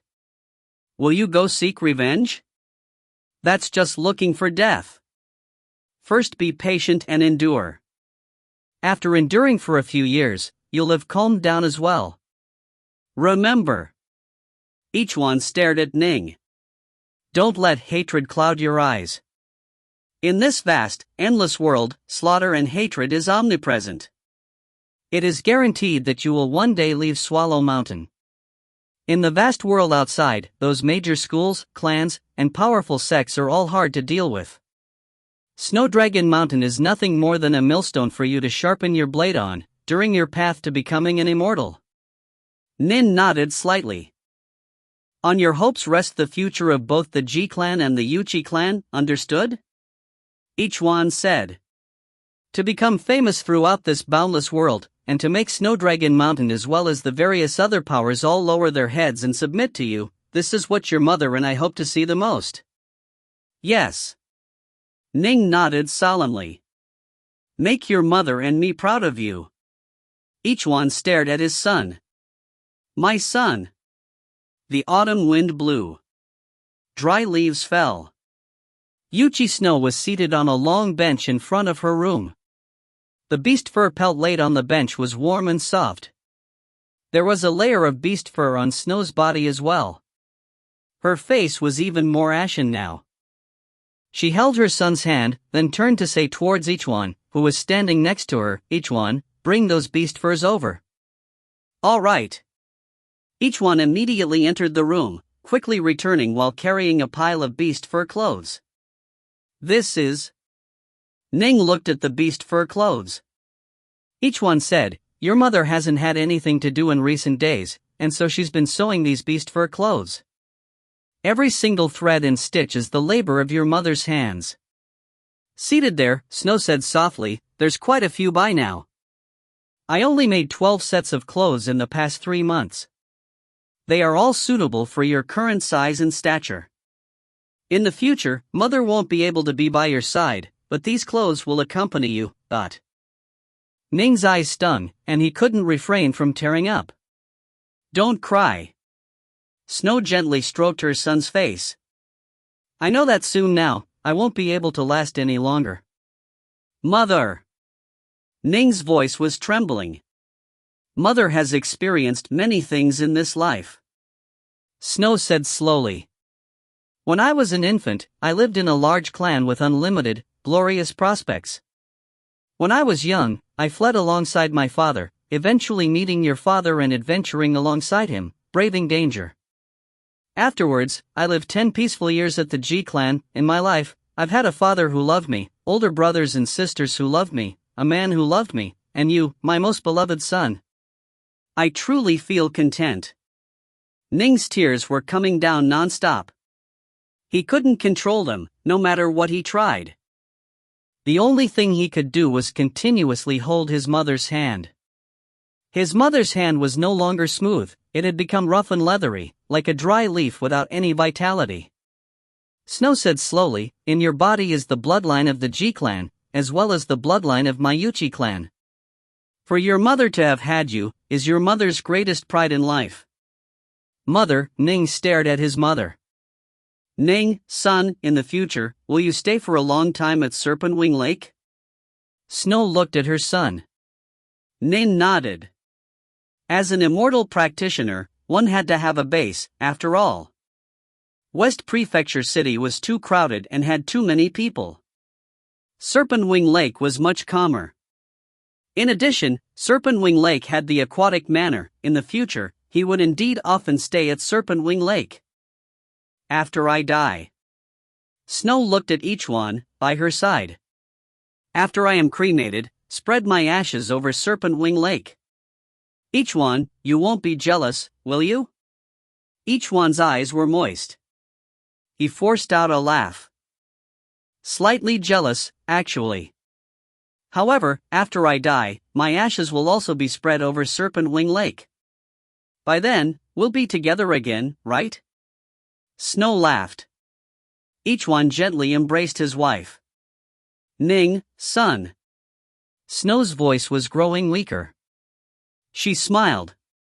I want to look at our Yuchi clan's windwing evasion. Demonstrate it for me. Yes, mother. Ning rose to his feet. Behind him, out of nowhere, a pair of wings appeared. And then, forcibly resisting the pain in his heart, Ning began to execute the windwing evasion.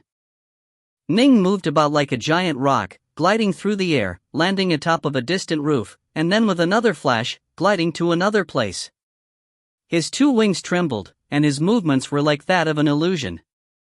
Ning, in this moment, was wholeheartedly focusing on displaying the windwing evasion, because this was the last request of his mother. Wind! Wind! As Ning displayed it, the wind blew against him, like his mother's hand gently stroking his face. The touch of the wind was a caress of someone who didn't want to let go. Slowly, Ning's movements became all the more marvelous, and he seemed to have truly become a giant rock, moving all the more faster and all the more freely, incomparably agile.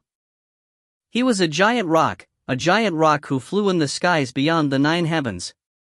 Ning, was unconsciously incorporating that insights he had gained that night into the true meaning of the wind, and merging it with the wind-wing evasion.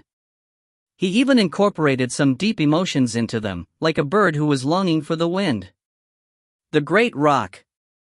Snow's eyes lit up as she watched, and she murmured softly, "The great rock." She seemed to have seen her older brother. That tall, stalwart man who had protected and cherished her since she was young. Her brother's usage of the wind-wing evasion was so similar to the way in which Ning's wind-wing evasion looked. Big brother, Snow seemed to have returned to the past. A large courtyard. Her older brother was there, training in the wind-wing evasion, while her, as a toddler, was running around calling out, "Big brother, big brother. Little sis." That man, as tall and mighty as a mountain, turned to look at her.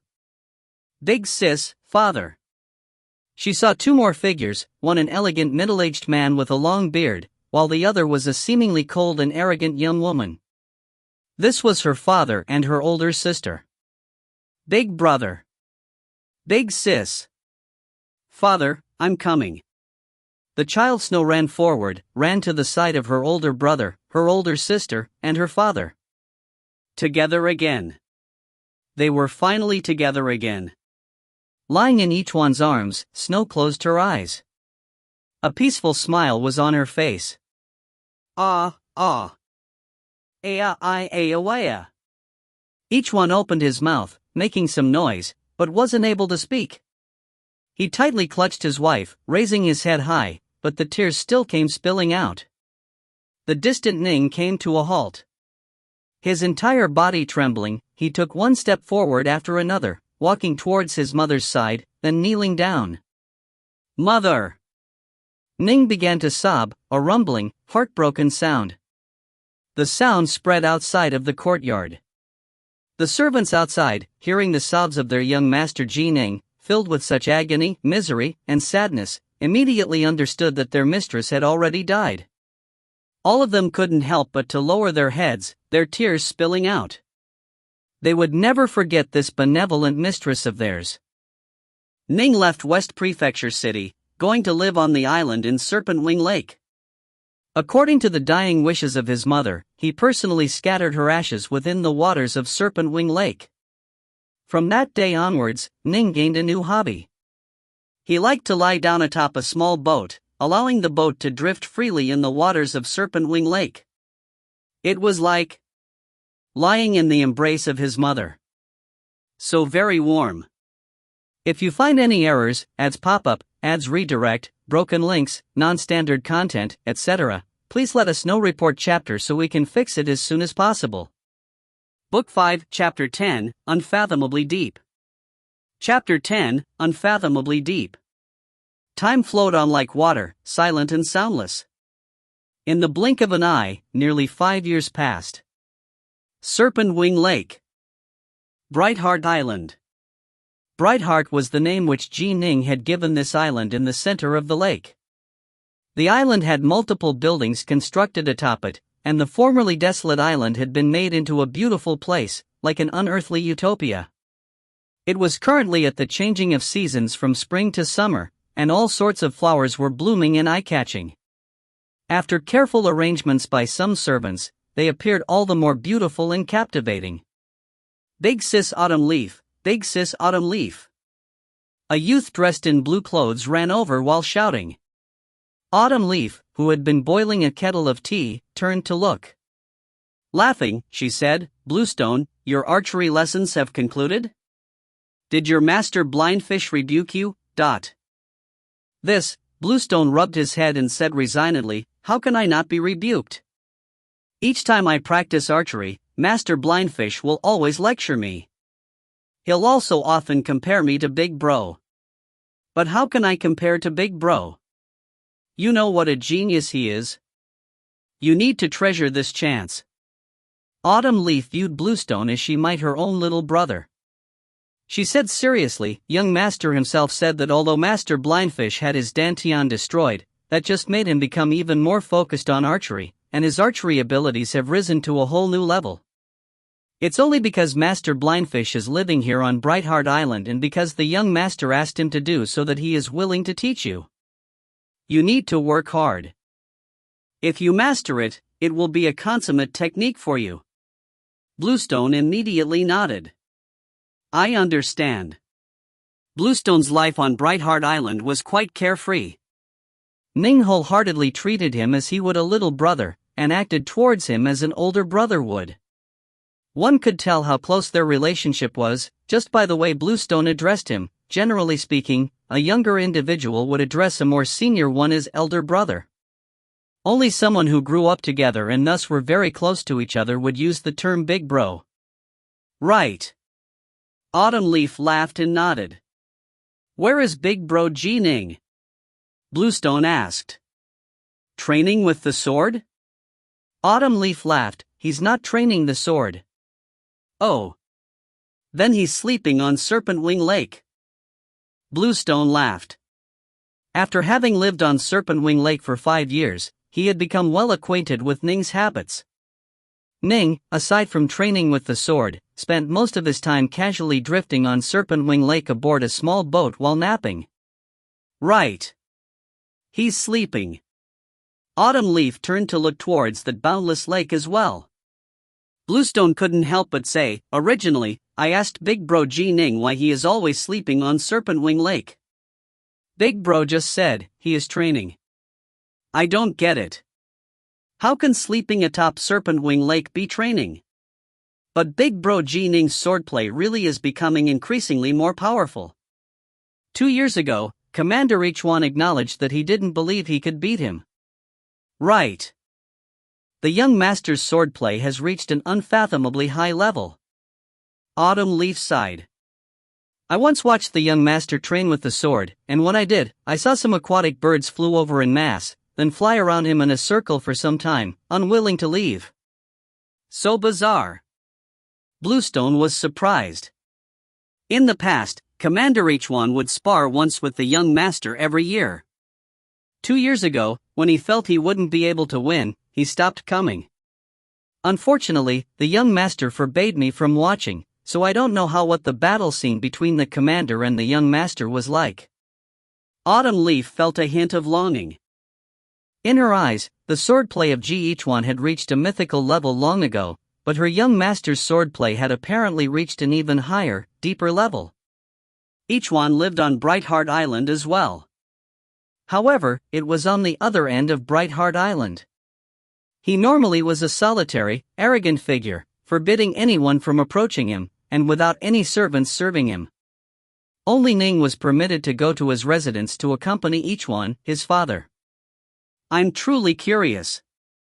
What level has Big Bro reached in swordplay, exactly? Bluestone's eyes were filled with veneration. Look. Autumn Leaf suddenly looked towards the lake. Huh? Bluestone turned to look as well. In the distance, a single boat could be faintly seen. At first, a look of delight appeared on Bluestone's face as he took it for the boat on which Ning slept, but when he looked more closely, he saw that this was a large ship, the one which often delivered people to and from the shores of the lake. After all, quite a few people were now living on Brightheart Island, with nearly 100 servants being present. Large amounts of food would often be delivered to the island, and some outsiders would come visit. Naturally, they had to have this ferry. Atop the ferry. There was a group of youths atop the ferry, and they were chatting and joking amongst themselves. The Central Prefecture Lord told us to come pay our respects to Ning. A big, burly-chested youth had a hint of disgruntlement in his eyes. We are the Central Prefecture of the G clan. We are far more powerful than the other 4 prefectures.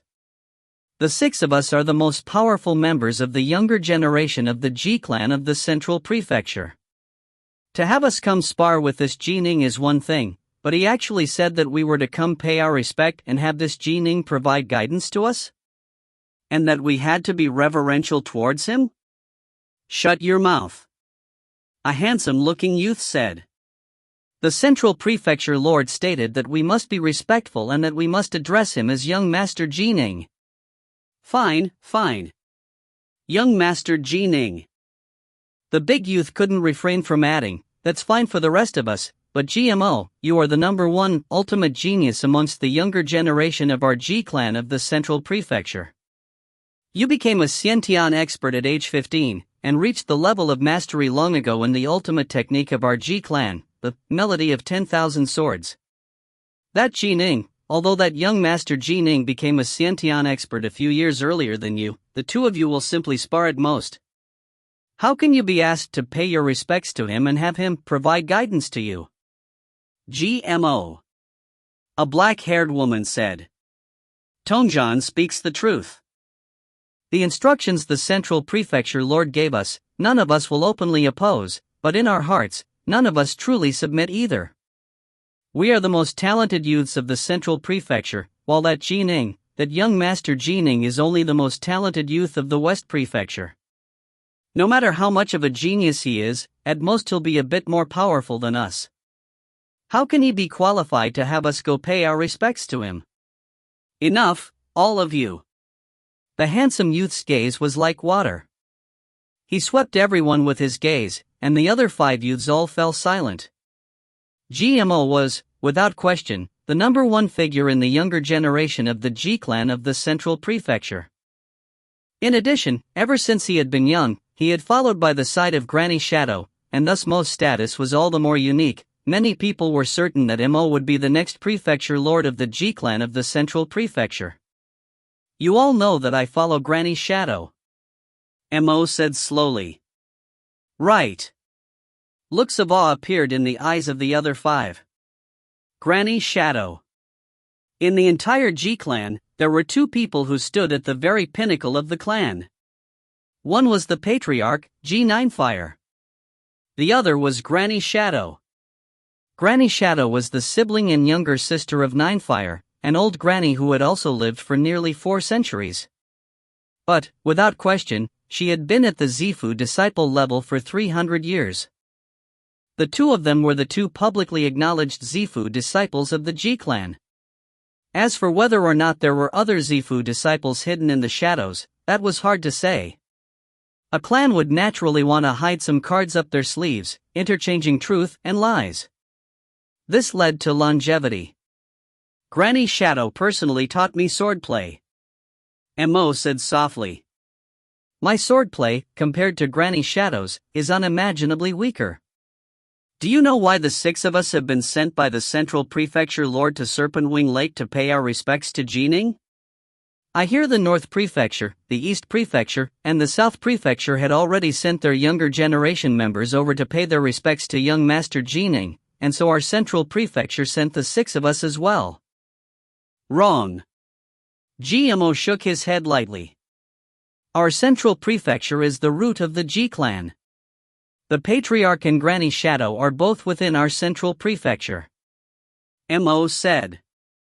The territory that our Central Prefecture takes up is the greatest, and the number of Xiantian experts we have far surpasses the number the other 4 prefectures have. Even the Crimson Guards are stationed in our Central Prefecture. Why, then, must our Central Prefecture act in the same manner as the other prefectures? Then what's the reason? They all looked towards Mo.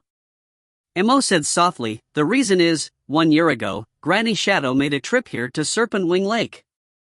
Granny Shadow came to Serpentwing Lake? The other 5 youths instantly began to think of many possibilities. Mo said, the Patriarch had once praised young Master Ning highly, saying that in the future, he would definitely be the number 1 expert of our G clan. Granny Shadow thus decided to come here to Serpentwing Lake to personally see what sort of ability this Ning had. And what did Granny Shadow say? The 5 youths looked expectantly at Mo. Mo's eyes had a very strange light to them.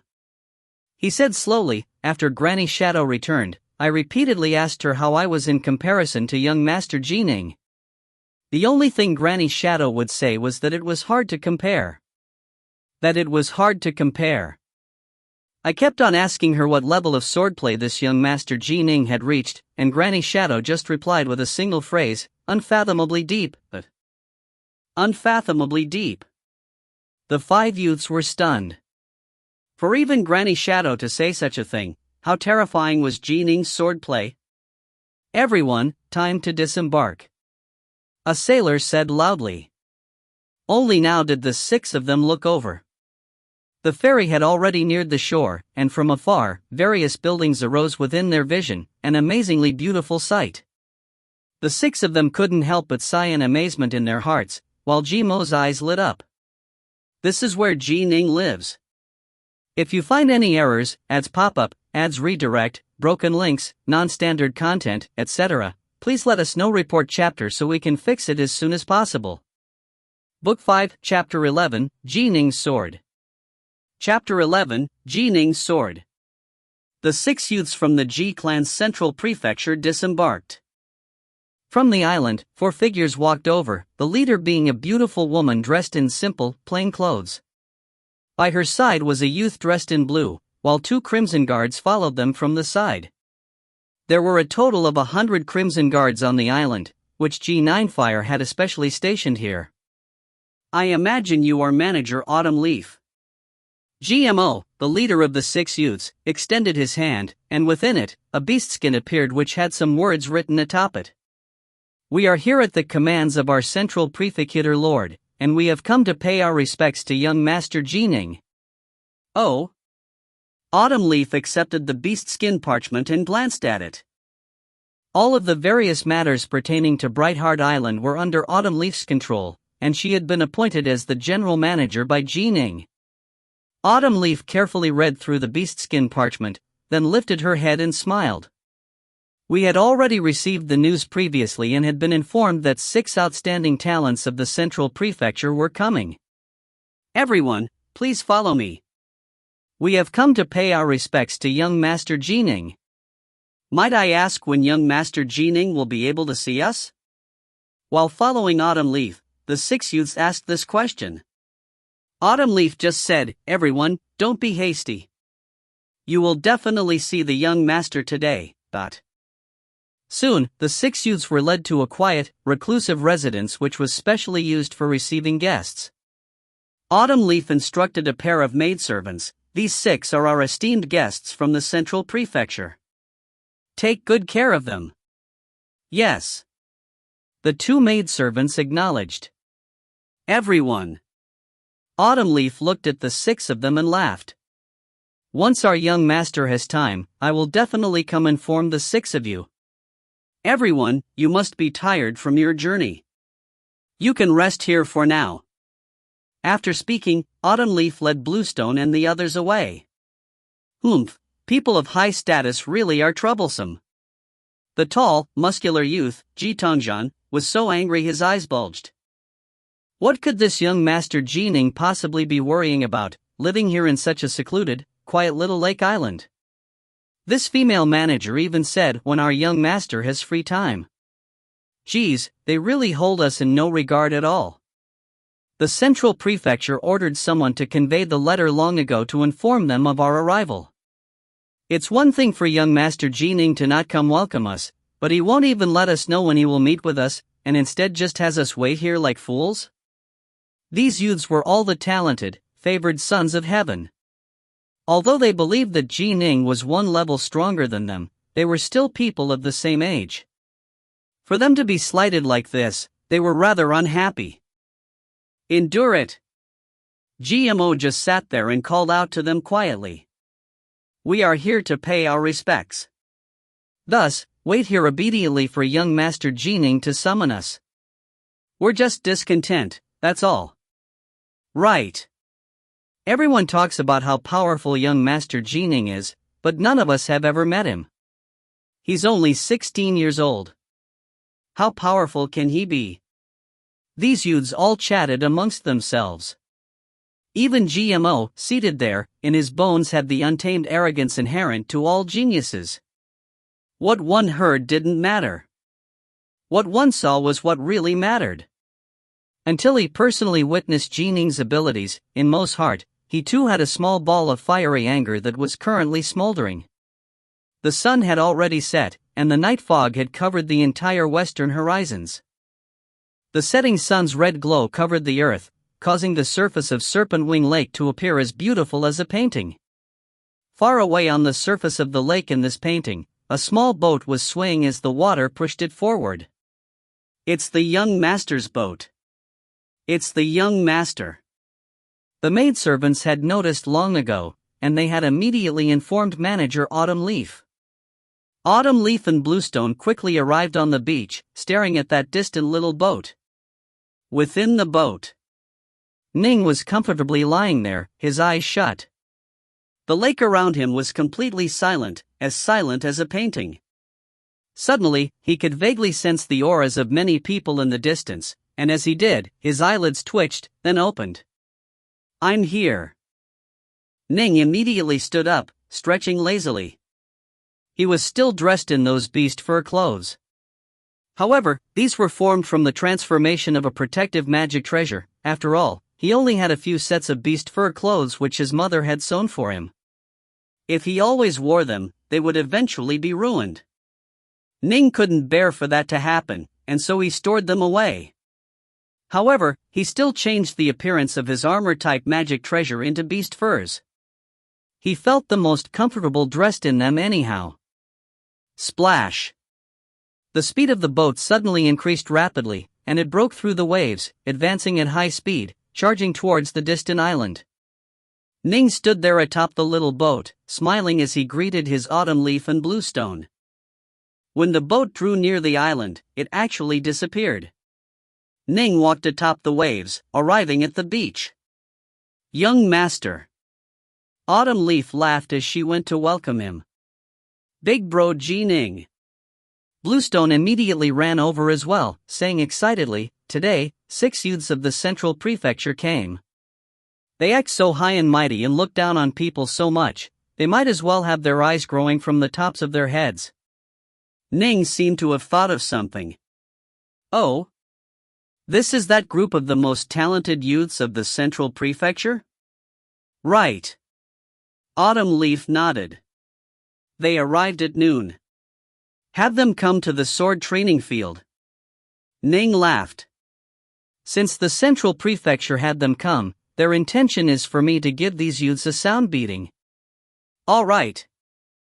I'll go invite them right now. Autumn Leaf immediately said. The sword training field. This was a wide area of more than 300 meters, located in front of Ning's residence. This was the place where Ning usually trained with the sword. I've already drank 5 bottles of water. It's almost night. He's finally willing to meet us. This Ning has been made out to be a near legendary figure. I wonder what he's actually like.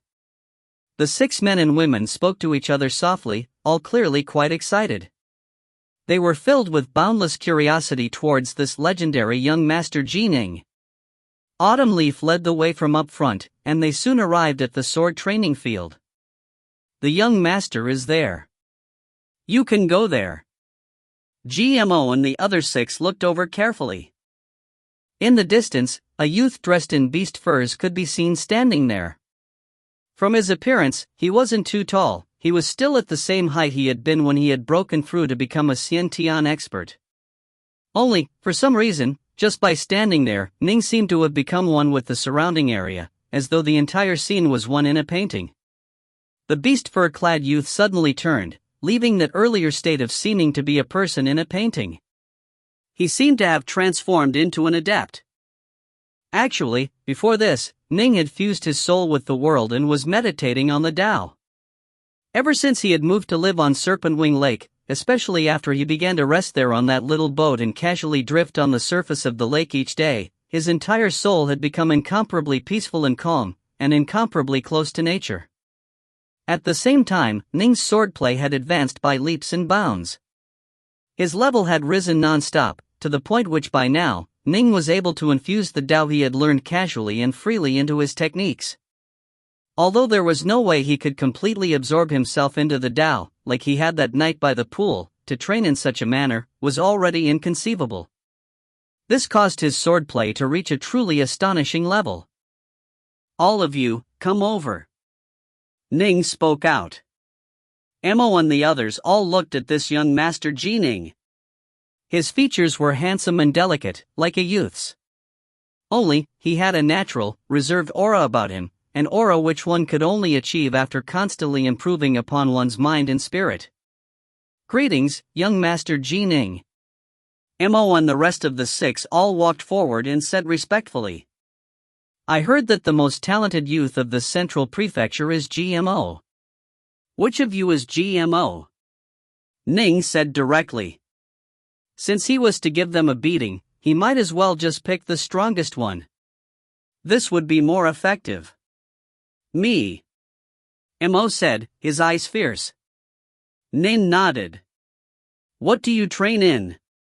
The melody of 10,000 swords.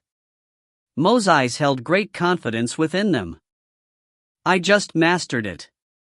I hope young Master Ning will provide me with some guidance.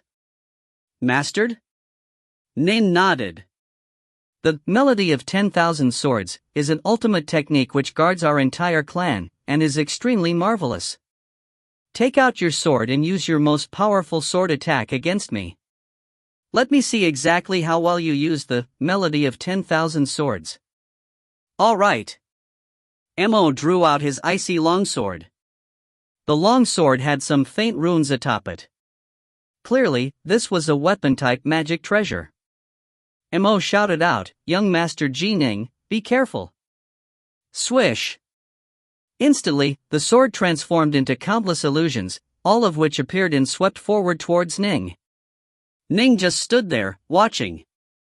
Just as those countless sword illusions enveloped him, he stretched out a finger and lightly tapped. Break! Immediately, all of the sword illusions vanished, with the true form of the long sword appearing. Tapped by Ning's finger, the long sword which had flying towards Ning at high speed suddenly flew away on its own power. This, Emo stared in shock, his eyes wide. The other 5 youths were completely stunned as well. Just by relying on his finger, he was able to flick away a sword which contained the power of the world? And they didn't feel that Ning's finger moved very quickly. How is that possible, my sword? Emo didn't dare believe it. Your force clearly wasn't that great. How could you instantly guide my force away and make my sword fly out? Let me ask you this. Ning barked. What techniques does the melody of 10,000 swords have? Emo hurriedly said, the melody of 10,000 swords has 3 techniques in total. The one sword, 10,000 shadows stance, the 10,000 swords become one, and the melody of 10,000 swords. Amongst them, the melody of 10,000 swords is the most powerful killing technique. What I used just now was that most powerful technique, the melody of 10,000 swords, but Ning said, melody of 10,000 swords, melody of 10,000 swords, the most important part of it isn't the 10,000 swords, it is in the word melody. In recent years, G9 Fire had especially arranged for people to send over the various sword and saber techniques the G-clan possessed, and Ning had flipped through all of them. At Ning's current level, he himself could develop techniques on par with these skills. All he had to do was to get an understanding of their essence. Melody? Emo was awestruck. Watch carefully. Ning pointed with his finger, and a ray of sword light solidified, slicing through the air. Immediately, the sky was filled with sword images, and the countless sword images appeared everywhere, seemingly quite similar to the melody of 10,000 swords which Emo had just used. But at the same time, these countless, densely clustered sword shadows seemed to form into multiple musical notes, each of which had their own differences. These countless sword shadows actually formed into a single, high-pitched song. Passion. Celebration. GMO and the other 6 were completely stunned. They could actually sense a sort of joy emanating from those countless sword shadows, which seemed to have a life of their own. Watch now. Ning shot out another ray of sword light, once more forming into countless blurry sword shadows. Those countless sword shadows affected each other, each of which seemed to be independent and yet which linked up with the others. The countless musical notes transformed into a song, but this song was filled with boundless killing intent, a killing intent which caused their courage to turn cold. Every single sword shadow seemed like a soldier, and the countless soldiers were bellowing while charging forward, covering the skies and filling the skies with their killing intent. The faces of Mo and the other 5 were completely ashen. They couldn't help but unconsciously retreat. Do you see? The sword light from Ning's finger vanished. This is the melody. The soul of the entire sword technique. It doesn't matter what type of soul it is, only with a soul will your 10,000 swords truly become one, and truly become the astonishing sword melody. The other 5 felt utterly astonished. As for GMO, who had an extremely deep level of accomplishment with regards to the melody of 10,000 swords, he was thoroughly convinced and subdued. With a bang sound, he immediately knelt down in front of Ning. Please accept me as your disciple. If you find any errors, ads pop up, ads redirect, broken links, non-standard content, etc., please let us know. Report chapter so we can fix it as soon as possible. Book 5, Chapter 12, The World Suddenly Changes. Chapter 12, The World Suddenly Changes. Although GMO had sincerely asked to be allowed to take Ning as his master, how could Ning accept? After all, for a sword technique to have a soul, what was required was an understanding of the Tao. This wasn't something that could simply be taught. Ning next provided guidance to the others, one by one. The attitudes of these youths had immediately become incomparably humble. All of them raised issues which had normally puzzled them, and Ning naturally was able to very easily resolve them. Just in terms of sword technique alone, there was no one within the G clan who could compare to him. He spent 4 full hours providing guidance to them, and afterwards, Ning sent them off. Go back and spend some time pondering these things. I won't keep you here any further. After providing guidance, Ning himself left. The 6 youths just watched longingly as Ning left. How they wished that Ning could spend some more time giving them guidance. Night. Ning was seated in the lotus position on his bed mattress, training. Elemental energy was constantly surging towards him, entering his body and liquefying into ki. After a long time, when he sensed that his dantian had become somewhat swollen, Ning came to a halt. Most likely, within a few more months, I will be able to establish my Violet Palace as a ki refiner. Ning said to himself. However, to reach the Zifu disciple level as a practitioner of the Crimson Bright diagram of the 9 heavens, will require me to reach the 7th level of that art. I wonder how long it will be before I reach it. By now, he had already reached the peak of power as a Xiantian lifeform, as both a ki refiner and as a fiend god body refiner. The technique he was using to train as a ki refiner was an ordinary technique of the G clan, known as the water element art. The quality of the ki provided by those who trained in this technique was fairly poor, but it was easy to break through to become a Zifu disciple. Given Ning's current level of understanding regarding the Tao, once the accumulated ki in his body reached a certain level, he could rely on it to immediately establish his Zifu Violet Palace. This, water element art, is a very ordinary technique. Ning said to himself. It can only allow a person to train to the Zifu disciple level. After establishing the Violet Palace, I'll have to acquire a new ki refining technique. The further a ki refining technique allowed one to progress, the more valuable it was. When the time comes, I must find a more formidable ki refining technique. Ning pondered to himself. The water element art is, in the end, a very superficial technique. If I continue to use this sort of superficial technique in the future, most likely, my development in ki refining will come to a halt at the Wanshan level. This was the difference between a high-class technique and a low-class technique. A high-class, hard-to-learn technique was hard to start training in, but it allowed one to begin slowly walking in the right direction, constantly advancing on firm footing. As for low-class techniques, they made it easy for one to establish the Violet Palace, and if one went all out, one had the chance to reach the Wanshan Adept level. But, to become a primal Taoist? There was no hope of it whatsoever. The Ji clan, after all, was a fairly low-level clan. It didn't have any high-class fiend god body refining techniques or ki refining techniques. It did have the Crimson Bright diagram of the Nine Heavens technique, which was unique in that it was widely spread throughout the lands. The other key refining techniques the clan possessed were all very poor. This was why the likes of G9 Fire and Granny Shadow had been training for nearly 4 centuries, but were still at the Zifu disciple stage. I have to go out adventuring. Ning was rather eager. I'll wait to establish my Violet Palace first. By then, I will be better equipped to protect myself. The little power I have right now is still rather insufficient. Ning knew his own power quite well. As a key refiner, he was at the peak Xian level. However, half a year ago, he had already become capable of executing the 9th level of the Lesser Thousand Swords formation, and his attack power should have reached the peak Zifu disciple level. His weakness was that his ki was used up too quickly, and that he wasn't able to fight for as long as most Zifu disciples. As a body refiner, he had reached the peak Xian level in the Crimson Bright diagram of the Nine Heavens. He was already comparable to early, ordinary Zifu disciple level fiend god body refiners. Given his current life force, even if his skull was pierced through, he still wouldn't die. Although his attack power was somewhat weaker than that of the Lesser Thousand Swords formation, once battle truly began, his body was still the more powerful aspect of the two. Although the Lesser Thousand Swords formation is incomparably sharp, Ning said to himself.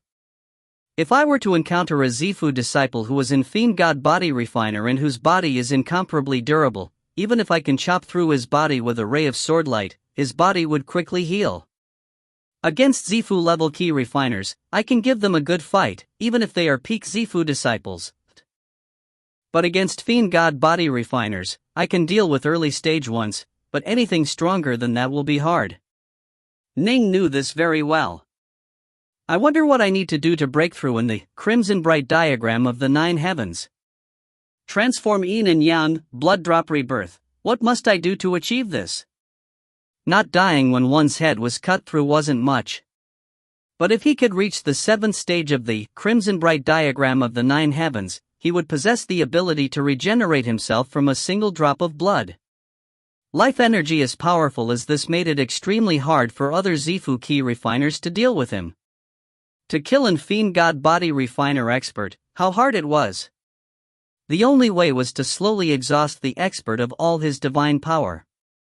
Blood drop rebirth. Ning was filled with eagerness.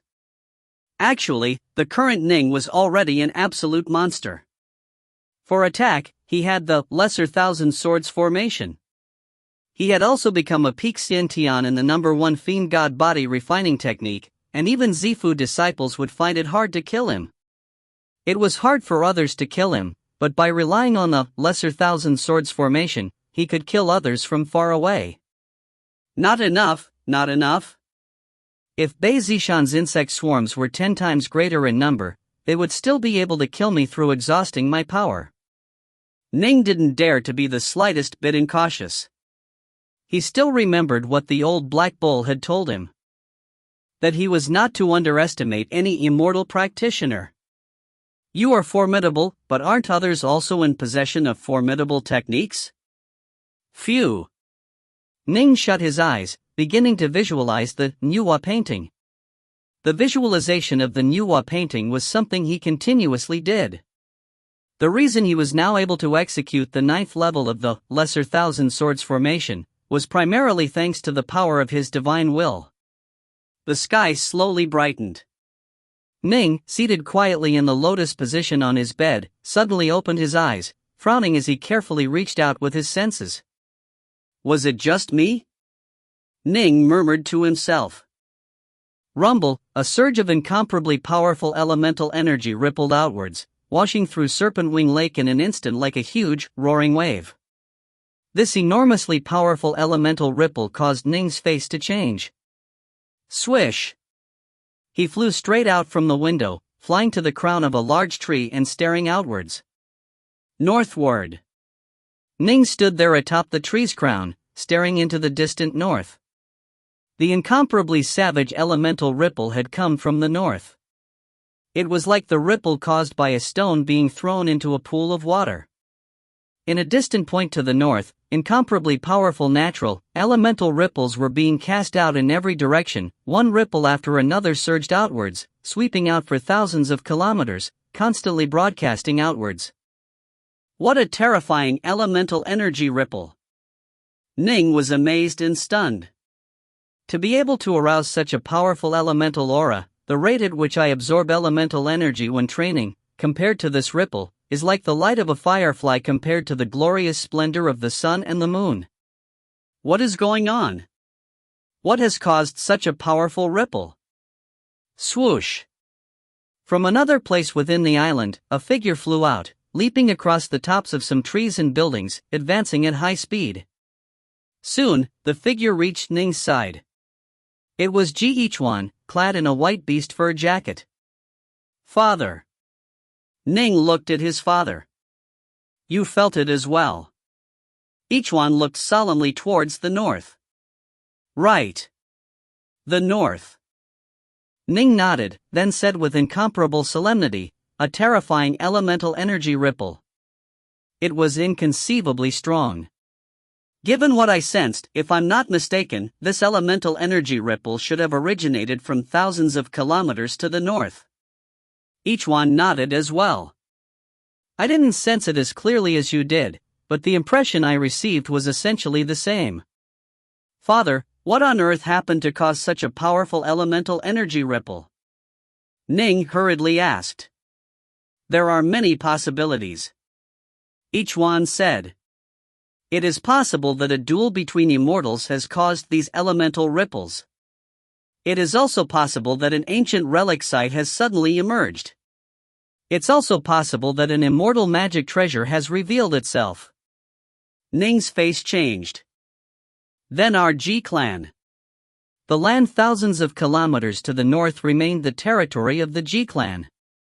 The west prefecture city of the G clan was to the southwest of the central prefecture city.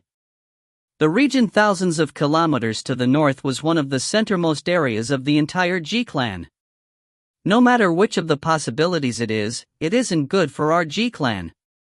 Re20-Vol3 said in a low voice. Ning's face became ugly. A battle between immortals? An emergence of a relic site? An immortal magic treasure revealing itself? Other unknown possibilities? How could the G clan, whose most powerful experts were only on the Zifu level, possibly withstand these things? Come, let's take a look. Re20-Vol3 said. Fine. Ning was incomparably worried as well. At the same time, he immediately used his key to send his voice to Autumn Leaf, who was staying in a room not too far from his own. Autumn Leaf, I'm heading out. You are in charge of Brightheart Island. Swoosh! The two flew into the air at high speed, then running across the waves, quickly transformed into blurred rays of light which advanced to the north at high speed. At their level, when they put all their energy into their footwork techniques, they were actually rather faster than even the Azure Firebird, and many times faster than ordinary mounts. If you find any errors, ads pop up, ads redirect, broken links, non-standard content, etc., please let us know. Report chapter so we can fix it as soon as possible. Book 5, Chapter 13, Immortal. Chapter 13, Immortal. 1,000 kilometers south of the city of 10,000 Swords, the only commandery city of the Grand Xia dynasty which was under control of the G clan. This place was a desolate mountain forest, completely ordinary and unremarkable. However, in the air above this desolate mountain forest, an enormous vortex had appeared. This was a rainbow vortex, 30,000 meters high, its influence omnidirectional. This enormous rainbow vortex was wildly pulling in the surrounding elemental energy. Because the collection of elemental energy was too vigorous, and the density of the collected energy was too high, the swirling pressure compacted it to the point where a rainbow of colors had appeared. This enormous elemental vortex agitated the elemental aura in the surrounding area to surge outward in waves, causing those powerful ripples to broadcast in every direction. This elemental vortex was shaped like a sharp awl, pointed directly downwards towards the ground. Clearly, the origin of this natural vortex was directly located within the ground region of that desolate mountain forest. Whoosh! A male figure appeared in the air, amidst the vibrating elemental energy. This man had long, loose hair, and wore black, traditional robes which had a strange beast embroidered onto them. He wore a crested crown on his head, and his face was as pale as jade. He naturally emanated a lofty aura, and his gaze was directed downwards, staring towards that origin point which the swirling, enormous elemental vortex was pointing towards. Oh! The black-robed man nodded slightly. This anomaly, it should be that someone has reached the void stage and become an Earth Immortal. I wonder if which side this new Earth Immortal belongs to. This is Swallow Mountain. The number of large tribes, schools, and sects located near Swallow Mountain can be counted on one hand. The closest one is the Heavenly Saints sect. Can it be that one of the primal Taoists of the Heavenly Saints sect has made a breakthrough? But if it were one of the primal Taoists of the Heavenly Saints sect, there should be protectors and guardians nearby. While pondering, he continued to stand there, watching quietly in mid-air. The appearance of an anomaly such as this meant that this person had already succeeded. It would be too late to stop it. Rumble! The enormous elemental vortex suddenly collapsed, causing the nearby elemental energy to violently tremble, but soon everything returned to normal.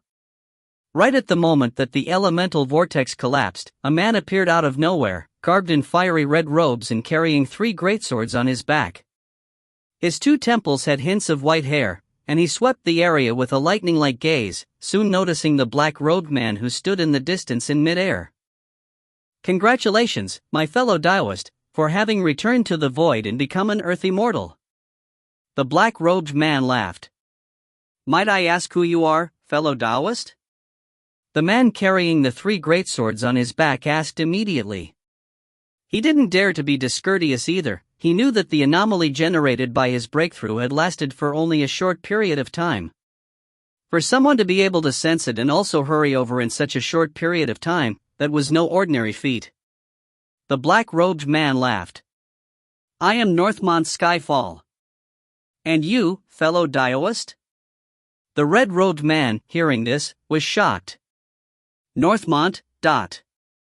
Throughout the Stillwater Commandery, this surname was known to represent the most exalted force present, the Marquis of Stillwater.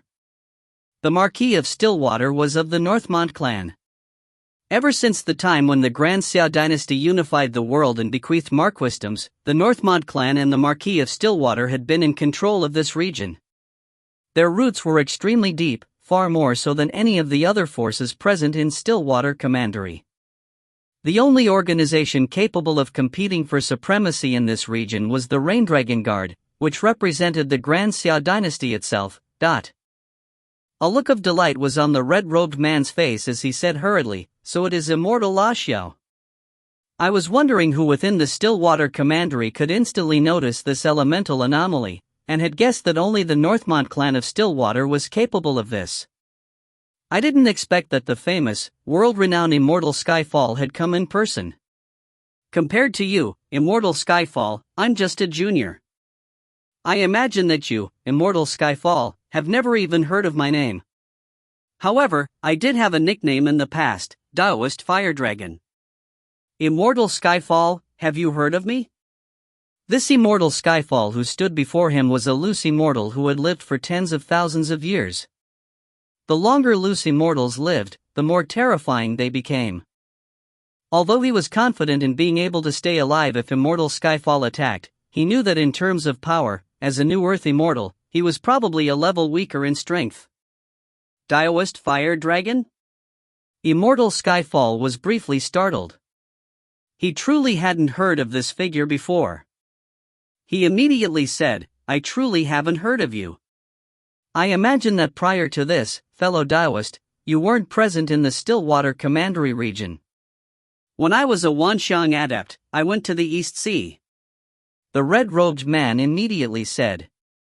While adventuring in the East Sea, I suddenly broke through to the primal stage and acquired the nickname of Taoist Fire Dragon.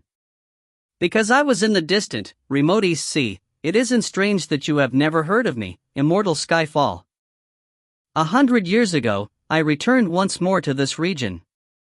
Perhaps because I felt very moved upon returning to my ancient homeland, I had a sudden feeling and thus immediately found a place to start training. I sealed myself into a training cave for 100 years, and today, I just made my breakthrough. Immortal Skyfall nodded. So that's how it is. Daoist Fire Dragon, might I ask where your homeland was? I myself am from Stillwater Commandery. Daoist Fire Dragon said. Unfortunately, my clan was eliminated long ago. I won't lie to you, Immortal Skyfall, the purpose of this return of mine was to seek out my clansmen and rebuild my clan, and also to avenge my clan and execute this blood feud. Ha ha ha, Immortal Skyfall laughed clearly. So Daoist Fire Dragon, you are of my Stillwater Commandery? My Stillwater Commandery now has yet another immortal. I truly am overjoyed. It is karmic which brings the two of us together, Daoist Fire Dragon. As for your matters, you can consider them to be the matters of the Marquis Palace of Stillwater. There's no need for us to continue speaking here. Come, let's go to Stillwater City. My clan's Lord Marquis will definitely receive you, fellow Daoist, with the greatest of ceremony. Then I'll obey your request rather than standing on ceremony. Daoist Fire Dragon laughed as well. An immortal was someone worthy of befriending. Immortal Fire Dragon was in no rush to join a side right now. He had to see what sort of offers would be made to him, after all. He knew very well that in the end, this boundless world belonged to the Grand Xia dynasty. If he wanted to rise and to make his clan grow and prosper, it was best if he either joined with the forces of the Grand Xia dynasty, or if he joined with the forces of the various marquises, who had deep roots in their respective areas. Let's go. Immortal Skyfall stretched his hand out, taking Immortal Fire Dragons. Whoosh! They disappeared from mid-air. The city of 10,000 swords was the base and foundation of the G-clan. G9 Fire and Granny Shadow both lived within this city. What's more, that elemental anomaly originated from just 1,000 or so kilometers from the city. Given their speed, the two of them naturally soon arrived at the desolate mountain forest. It should be right here. Nine Fire and Granny Shadow, along with an old servant, were currently standing atop a large magic calabash gourd. Nine Fire was staring down at the desolate mountain forest. He said, "But why is it that it seems as though this mountain wilderness is very calm? There's nothing special here. I can't see anything either." Granny Shadow and the old servant were watching as well. "Elder brother," Granny Shadow said in her hoarse voice. "I'll go down and take a look." "Ah Xing, you stay here as well." "Mistress, let me go." The old servant let out a hoarse whisper, and then transformed into a ray of light, descending towards the desolate mountain forest below. Granny Shadow was frantic. "Ah Xing. Wait." Nine Fire looked at Granny Shadow. "This old servant of yours truly is devoted to you." The earlier, violent ripples of elemental energy clearly involved a major affair. The first person to investigate thus would be taking on great risk. Nine Fire, as the patriarch of the G-clan, was the true pillar of the clan and thus couldn't be risked. This was why Granny Shadow was about to go down, but the old servant went down first. "In the entire world, Ah Xing is the most loyal person to me," Granny Shadow said gently. Moments later, a blur from below rose into the skies, landing atop the flying gourd. It was that old servant with unbound hair and dressed in beast furs. Nine Fire immediately asked, "How is it?" "There is a large amount of elemental ore below," the old servant said in a low voice. "A large amount of elemental ore?" Nine Fire frowned. "How much?" Elemental ore contained gems which possessed elemental energy. However, the amount of elemental energy which people were able to absorb each day was limited, generally speaking. At a certain point in time, it would be impossible to absorb any more. Ordinary elemental gems were thus used to set up formations, or they might be useful in creating golems. But training?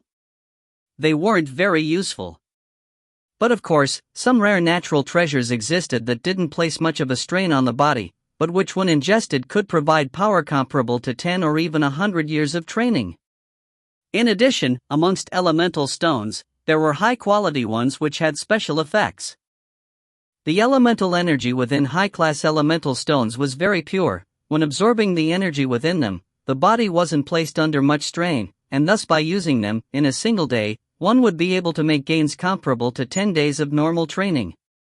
However, the rate of consumption of stones for training in such a way was significant as well. It wasn't so bad if one only occasionally used a piece or two of high-class elemental stones, but if an immortal practitioner wanted to use them for long-term training, one would have to buy thousands or more. This wasn't something which the G-clan was capable of affording. Very many. Very many. The old servant said solemnly. It should be an elemental or mine. In addition, my superficial scan turned up high-quality elemental stones already. What? An elemental or mine? With high-class elemental stones? Ninefire was instantly stunned. An elemental or mine? Generally speaking, certain special environments would produce elemental or mines. But of course, one was also capable of intentionally forming an elemental or mine. For the sake of making his breakthrough, Immortal Fire Dragon had to have enough elemental energy present for him to use. Thus, he was willing to pay a high price to set up a grand formation which drew in the surrounding elemental energy. Day after day, month after month, an elemental or mine was formed. Elemental or mine? Granny's shadow revealed a look of excitement as well. Our G-clan is about to suddenly rise to prominence? Let's go take a look first. Ninefire suppressed his excitement. He immediately collected his magic gourd, and the three of them descended at high speed into the desolate mountain forest, diving into the ground to investigate. If you find any errors, ads pop up, ads redirect, broken links, non-standard content, etc., please let us know. Report chapter so we can fix it as soon as possible. Book 5, Chapter 14, A Large-Scale Mine. Chapter 14, A Large-Scale Mine. The sky slowly grew brighter. Ning and his father, Ge1, were currently moving at top speed, moving towards the origin of those elemental ripples. I have never competed against father in speed before. Father is actually this fast? Ning was extremely surprised. His divine body was comparable to that of early-stage Zifu-level fiend god practitioners. Given that he also had the wind-wing evasion technique, one could imagine how fast he was. Even when he didn't use his wing-type magic treasure, he was still very fast, but his father, Ge1, was able to move at the same pace as him. Father, your footwork technique. Can it be that you have established your Violet Palace? Ning used his ki to ask mentally while hurrying forward. He didn't realize that when the disaster had occurred, aside from the injuries suffered by the Yuchi siblings, his own father, Ichwan, had been heavily wounded as well. No need to ask. Ichwan clearly didn't want to discuss it. This speed is already my maximum. Understood. Nin nodded. If he were to use his wing-type magic treasures, he would still be able to increase his speed by quite a bit, but there was no need. Swoosh! Swoosh! The two moved forward like blurs of smoke. Moving at such an astonishing speed, this distance of thousands of kilometers was traversed in just a single hour. Their speed was completely at that of the Zifu disciple level. It should be in this region. Ning came to a halt, standing atop the crown of a large, ancient tree. He stared towards a mountain forest. The ripple originated from no more than 300 kilometers away. Should be. Ichwan nodded as well. Let's take a close look.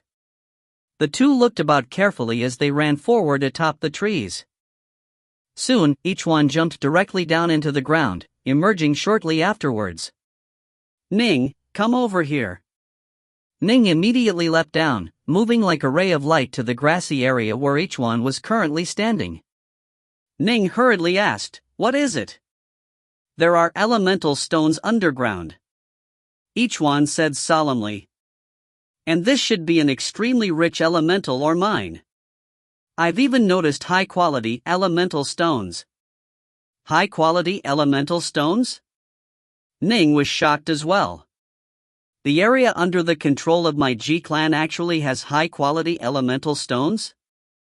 This vein of elemental stones is extremely rich, and there are very few other ores mixed in. Still, because these are elemental stones, there's no way to traverse through them using ground tunneling arts. Each one said. Just by using ground tunneling arts, I was only able to burrow to a depth of 150 meters, which is where the elemental or mine begins. Further down is an extremely rich vein of elemental ore. Ning nodded. Ground tunneling techniques allowed one to pass through ordinary dirt and rocks, but some special materials were completely impassable. Elemental stones, for example, were impassable. Swish! From afar, 100 kilometers away, a golden light suddenly rose into the skies, emitting an ear-piercing sound. Ning and each one both turned to look. The golden arrow of the G clan.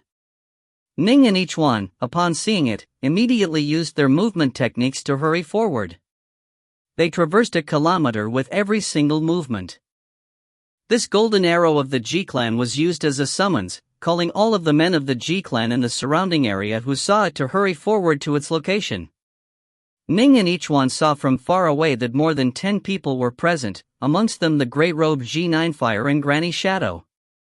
The others belonged to the central prefecture of the G clan. After all, this place was closest to the central prefecture city, the city of 10,000 swords. These people turned to look and recognized this father-son duo. Each one, the two of you, father and son, really are fast. 9 Fire said. We hurried over from the city of 10,000 swords, but we just arrived. You two, father and son, are located at the border regions of West Prefecture City, but you arrived as well. Formidable. These Xiantian experts all said in praise. You came quite quickly. A laugh rang out. A ray of light descended at high speed, then walked over.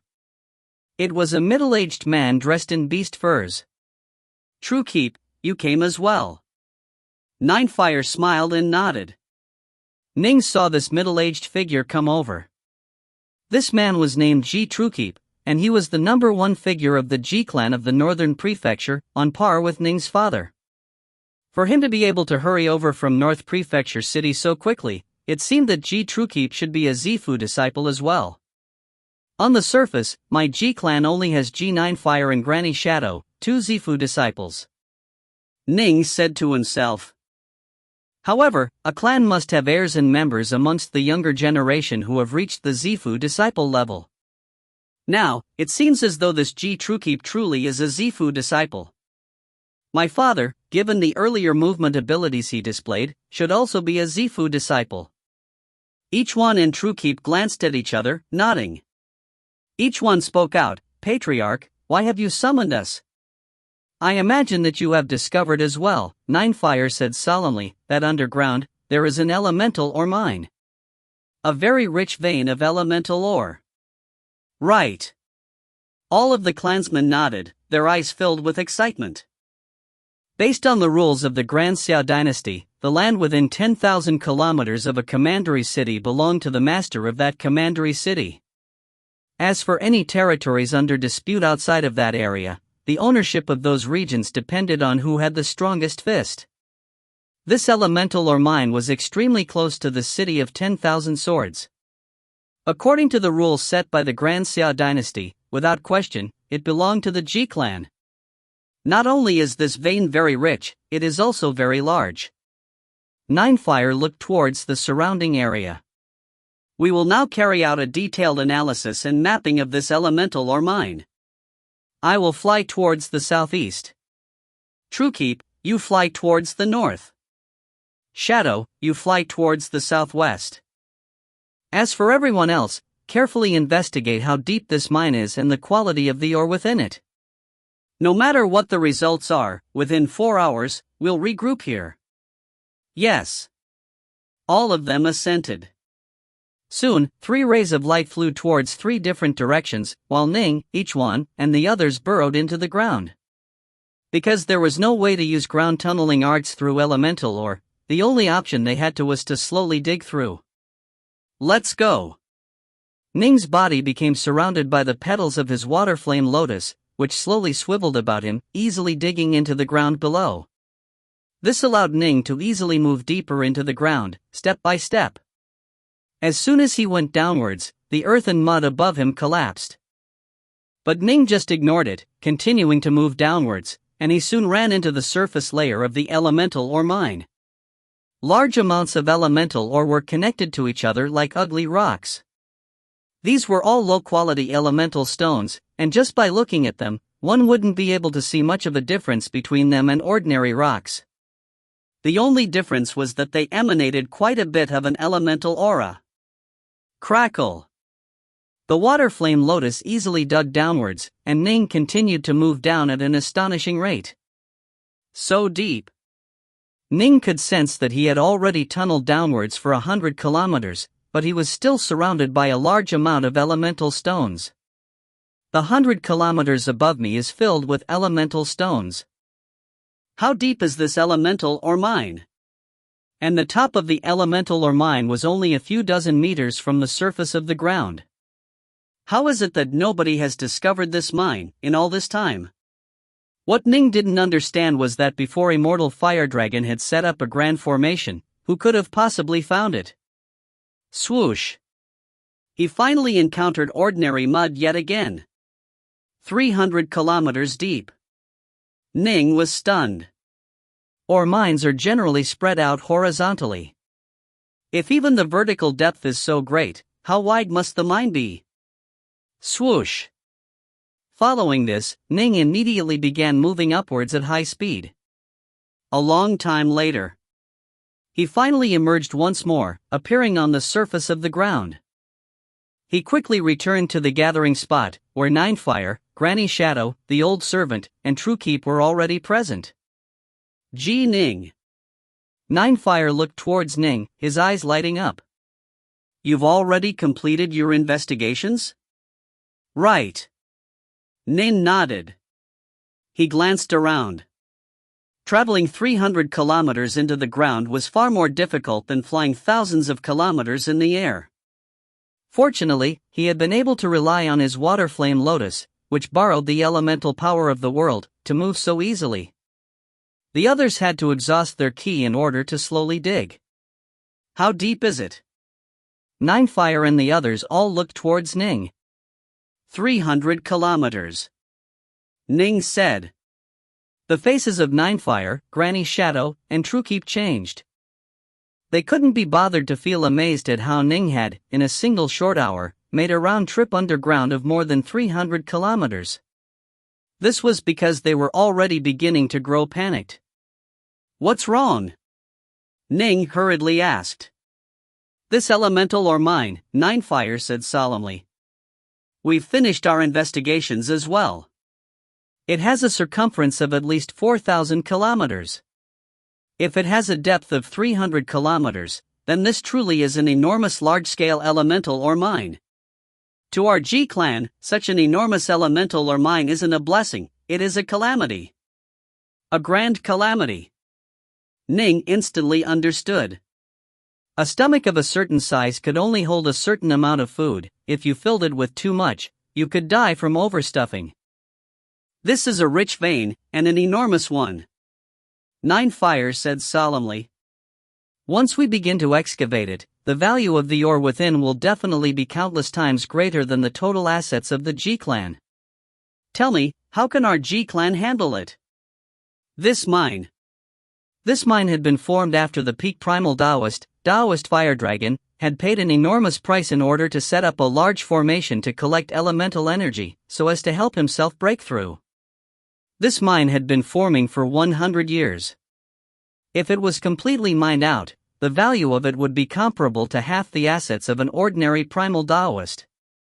Because Taoist Fire Dragon had broken through to the Earth Immortal level, his horizons had been expanded and he no longer cared as much. In addition, mining the elemental ore would simply be too difficult. Even a primal Taoist probably would be too lazy to go through the mining.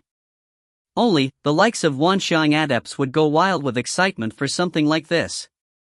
Then what should we do? Granny Shadow immediately asked. I'm not afraid of others. I'm only afraid of Snow Dragon Mountain.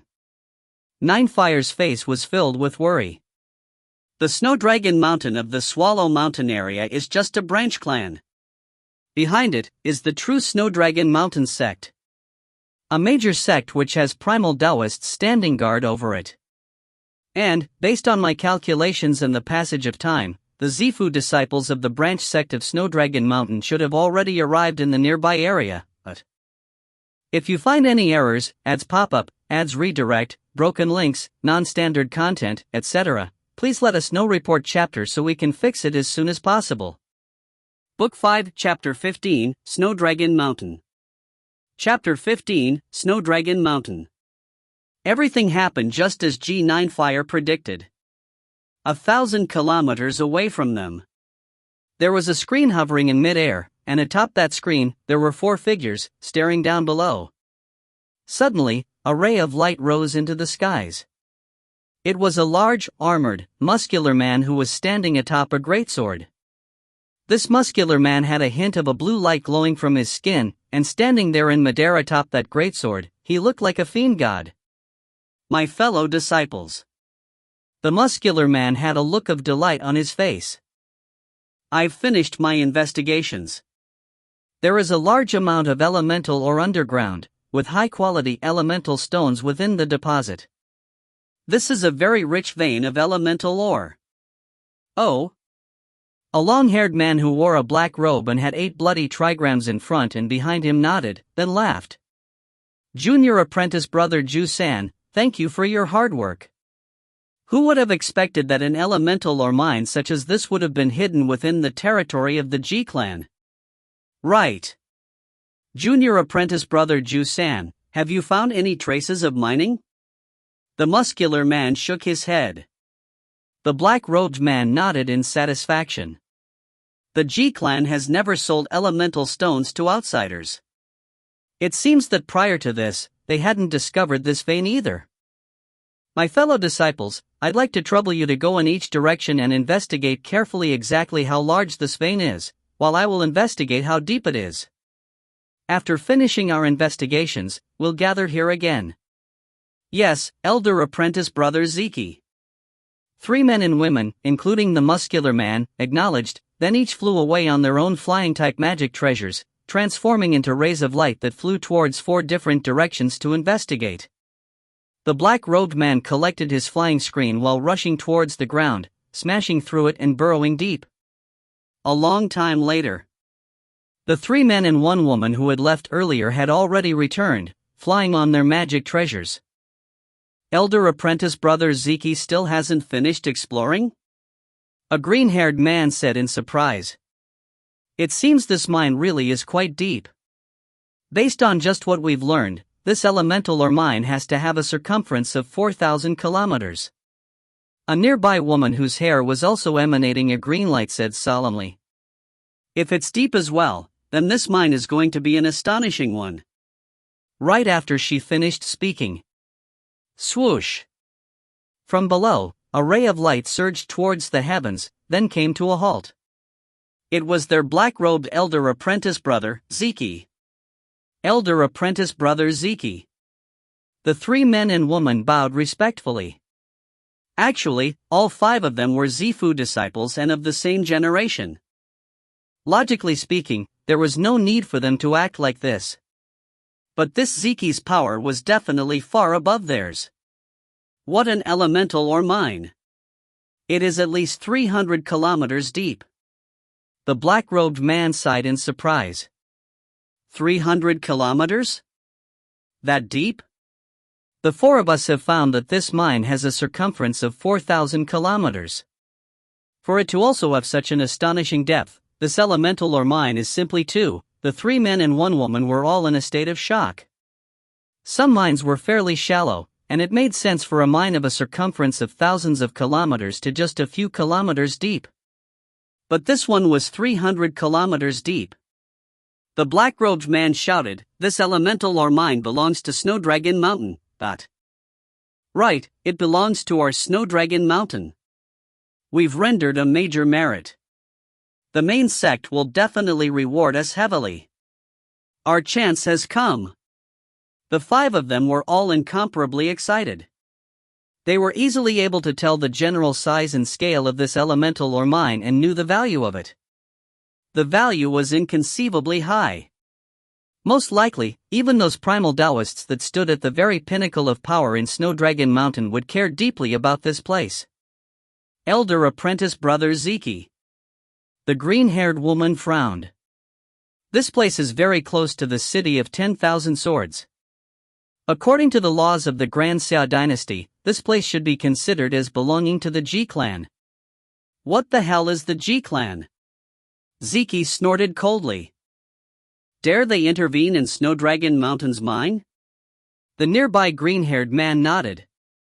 No need to worry about the Ji clan. Snowdragon Mountain is definitely taking over this elemental or mine. But no matter what, we can't be too incautious. According to the laws of the Grand Xia dynasty, this place is the territory of the city of 10,000 swords, which means this mine belongs to the Ji clan. Our Snowdragon Mountain cannot openly violate the laws of the Grand Xia dynasty. Right. Dong Ziki nodded lightly. True. Even if they had to skirt the laws, they definitely couldn't openly challenge the Grand Xia dynasty. Even the Marquis Palace of Stillwater Commandery, which was almost as ancient as the Grand Xia dynasty itself, wouldn't dare to challenge the Grand Xia dynasty, that. Right now, I'm only afraid of one thing. The green-haired man frowned. If the Ji clan were to send someone to ally with the army of the Grand Xia dynasty and sign a contract giving this site up to the Grand Xia dynasty. If they were to directly sign over this mine to the Grand Xia dynasty, then there would be nothing that we can do. Apprentice brother Hufang speaks reason. A cold-faced, gray-robed man nodded. We have to be careful. We do have to be careful. The muscular man said frantically, the Ji clan definitely will realize that they aren't strong enough to hold this mine. If they give up the mine to the Grand Xia dynasty, then the Ji clan will at least gain 30% of it. This would also result in them having the Grand Xia dynasty supporting them. We wouldn't be able to do anything. Sign an agreement? Dong Ziki's eyes were dark and gloomy. It's not that easy to do. The other 4 looked towards Dong Ziki. The garrison of the Grand Xia dynasty in the Swallow Mountain region are in Swallow Mountain City. Dong Ziki said. The general of that garrison is a good friend of mine. But elder apprentice brother Ziki, as soon as the Ji clan makes a report and offers to transfer the mine, a mere general wouldn't dare to suppress the news. If he forcibly suppresses the report of something as major as this, and is later discovered to have done so, then the general will definitely have his soul shattered and dispersed in punishment. The green-haired man said, concerned. Ziki said, I know that. He won't dare to forcibly suppress the news, but at least he'll be able to delay it. Oh? The other 4 looked at Ziki as well. You should know. Dong Ziki said. The first part to signing an agreement of relinquishing a mine is the report to the higher-ups. Afterwards, the higher-ups will immediately send people to investigate the Ji clan's territory. Only after they have verified that there is indeed such a mine within the Ji clan's territory will they sign the contract. The other 4 nodded. This was indeed the case. Once the report was made, someone would immediately be sent over. The efficiency would be very high. As soon as the report is made, we won't be able to act as we please. Ziki said, what we can do is to have the garrison general at Swallow Mountain City delay as much as he can, and in addition, it will take time for the person sent by the Grand Xia dynasty to make his way over. This will be enough time for us to seize the city of 10,000 swords. Seize the city of 10,000 swords? The other 4 nodded gently. As long as we take over the city of 10,000 swords and acquire the official writ, then we will be the masters of the city of 10,000 swords. In accordance with the laws of the Grand Xia dynasty, the mine will belong to us. Even if the Grand Xia dynasty sends someone over, because the official writ has a new owner, there will be no way for the Ji clan to sign a contract. Ziki said. Fine. We'll take over the official writ. Once the official writ is in our hands, we will be the masters of the mine. Cold light flashed in each of their eyes. Ziki said in a low voice, if the Ji clan dares to resist, then annihilate them. Right. The other four nodded, not worried about the Ji clan at all.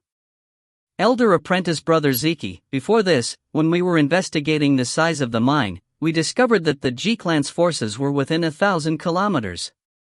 The green-haired woman said. Let's go. Ziki said as he let out a cold snort. Let's go visit the Ji clan. Right at this moment, in the air above the elemental or mine, quite a few Zifu disciples were conducting investigations, including the Ironwood clan, the Riverbank clan, the Ko clan, the Blackfire cult. They were all local forces of Swallow Mountain. Only the forces of the Grand Xia dynasty, stationed in Swallow Mountain City, were not present. What a rich vein! Such an elemental or mine, just looking at it is frightening. The desolate mountain forests. The Ji clan's forces were gathered there, deciding what to do. G9 fire. Suddenly, a gloomy voice rang out. This voice caused the faces of quite a few clansmen of the Ji clan to change. Ning's soul, being so powerful, wasn't impacted much. He raised his head to look. He saw that high above them in mid-air, an enormous screen was descending towards them at high speed. Standing atop the screen were 5 men and women, all of them with extraordinary auras. The leader of the group was emanating a deathly cold aura. He was dressed in black, and the front and back of his robe were covered with 8 bloody trigrams. Dong Ziki. Ninefire's face changed slightly. Ning looked carefully at the 5 on the screen, paying special attention to their leader, Dong Ziki. He is Dong Ziki, of the Swallow Mountain branch of Snowdragon Mountain?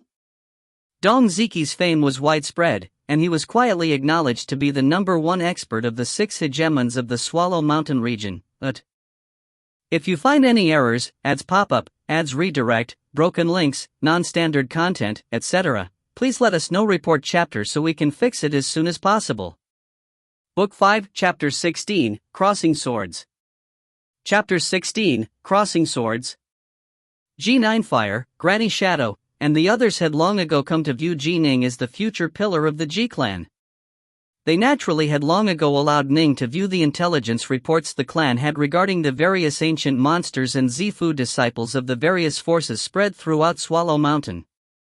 Ning knew very well that this Dong Ziki was a peak Zifu disciple, one who had come from the main sect, whose abilities were far more powerful than those available to the local tribes of the Swallow Mountain region. Dong Ziki's most powerful ability was the 8 trigrams blood dragon formation. This was different from other great formations, which generally needed to be set up in advance. This 8 trigrams blood dragon formation was rather similar to the lesser Thousand Swords formation. One could activate it with a thought. Perhaps it wasn't as high level and as formidable as the lesser Thousand Swords formation, but this was a peak Zifu disciple. When such a man used this formation, he probably would be able to fight a new Wanshang adept to a standstill. This wasn't something which could be compared the likes of Bei Zishan, who had to rely on the myriad Wraith Spanner. It's quite rare for us to be able to see you, fellow Taoist Dong. Ninefire's attitude was very humble. Fellow Taoist Dong, might I ask why you have come? G9 Fire. The 5 Zifu disciples atop the banner landed on the ground. They swept the Ji clansmen with their gaze. Their eyes were filled with lofty arrogance. Clearly, they held the Ji clan in no regard. This caused Ning and the others to feel a hint of rage in their hearts, but they understood they had to suppress it. The land which your Ji clan controls really is a blessed area. It actually has an elemental or mine. Ziki's cold, sinister eyes stared at Ninefire.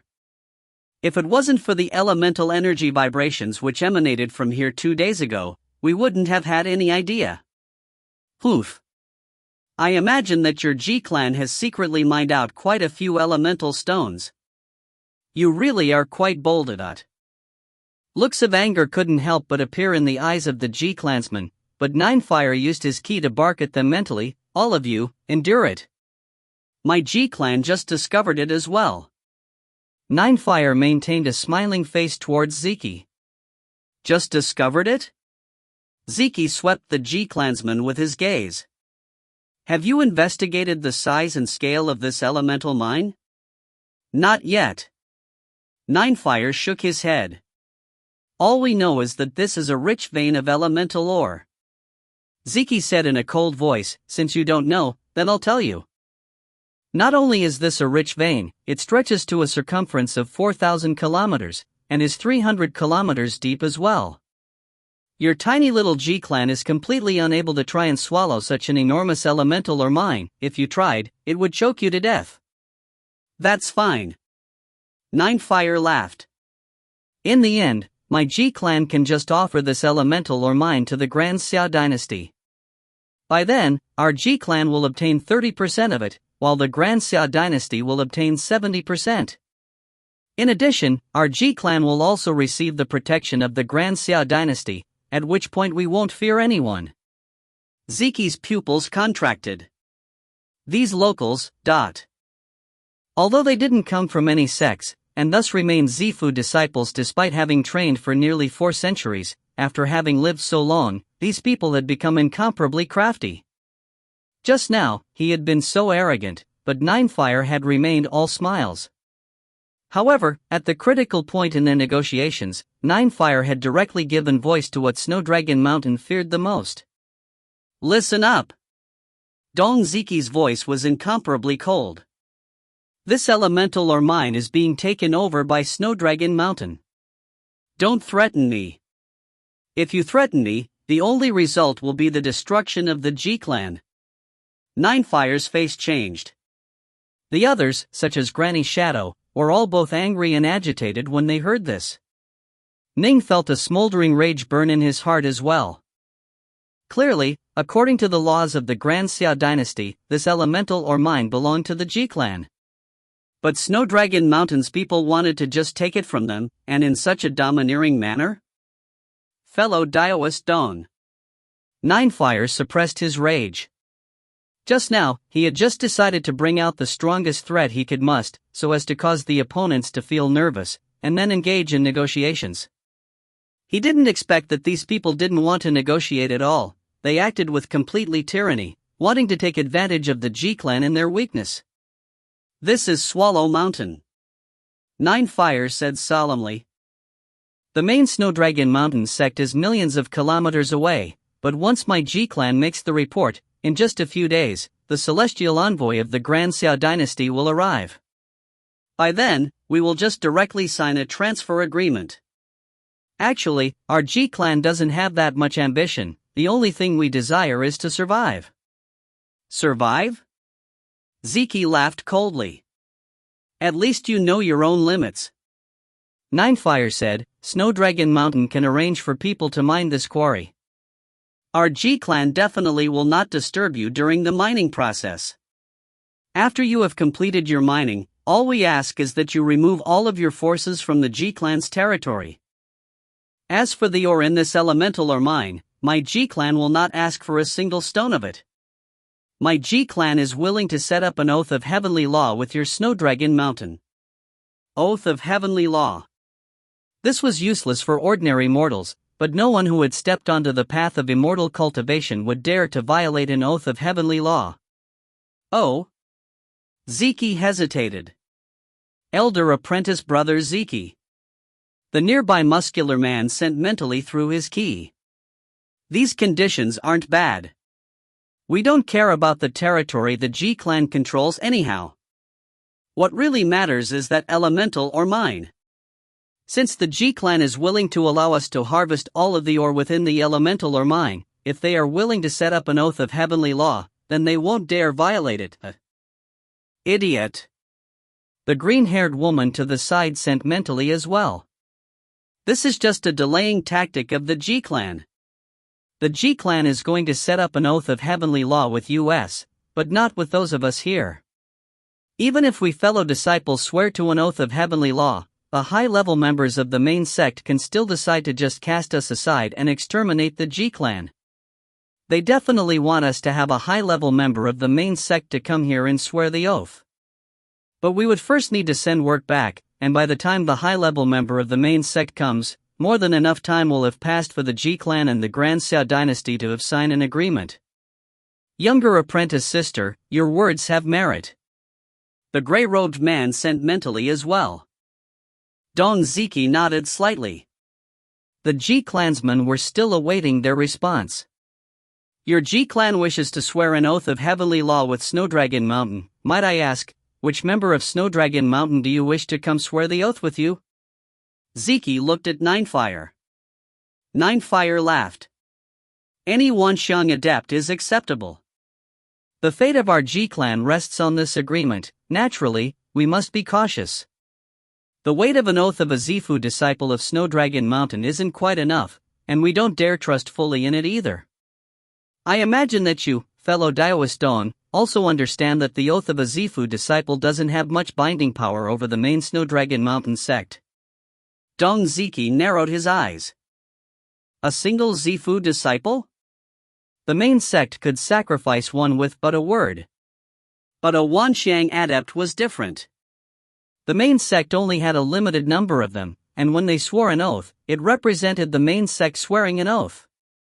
If the main sect dared to sacrifice even a Wanxiang adept, wouldn't it cause the other Wanxiang adepts and Zifu disciples to have an icy feeling in their hearts? To cause the Wanxiang adepts of the clan to all have lessened loyalty, for the sake of an elemental or mine, wasn't worth it. Thus, it was most appropriate for a Wanxiang adept to come and swear the oath. G9 Ziki said in a freezing voice. You want a Wanxiang adept to come and swear an oath of heavenly law with you? They are high-level members of my main sect, which is over 1,000,000 kilometers away. After we send the message, it will take at least 10 days or half a month for a Wanxiang adept to come. Within 10 days' time, your G-Clan would most likely have secretly signed an agreement with the Grand Xia dynasty long ago. Then, Ninefire hesitated. As I see it, you had best hand over the official writ. Ziki shouted. Hand over the official writ for the city of 10,000 swords to us. Snowdragon Mountain will continue to permit you to live within the city of 10,000 swords, and everything will remain unchanged for the G-Clan. After we have completely excavated the elemental or mine, we will return the official writ to you. Ninefire was frantic. How can that be acceptable? No way. Granny Shadow said angrily as well. The official writ is the very foundation of the G-Clan. Ning just watched.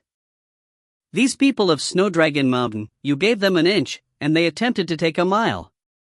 They made it sound so nice and simple. They would return the official writ after finishing the excavation?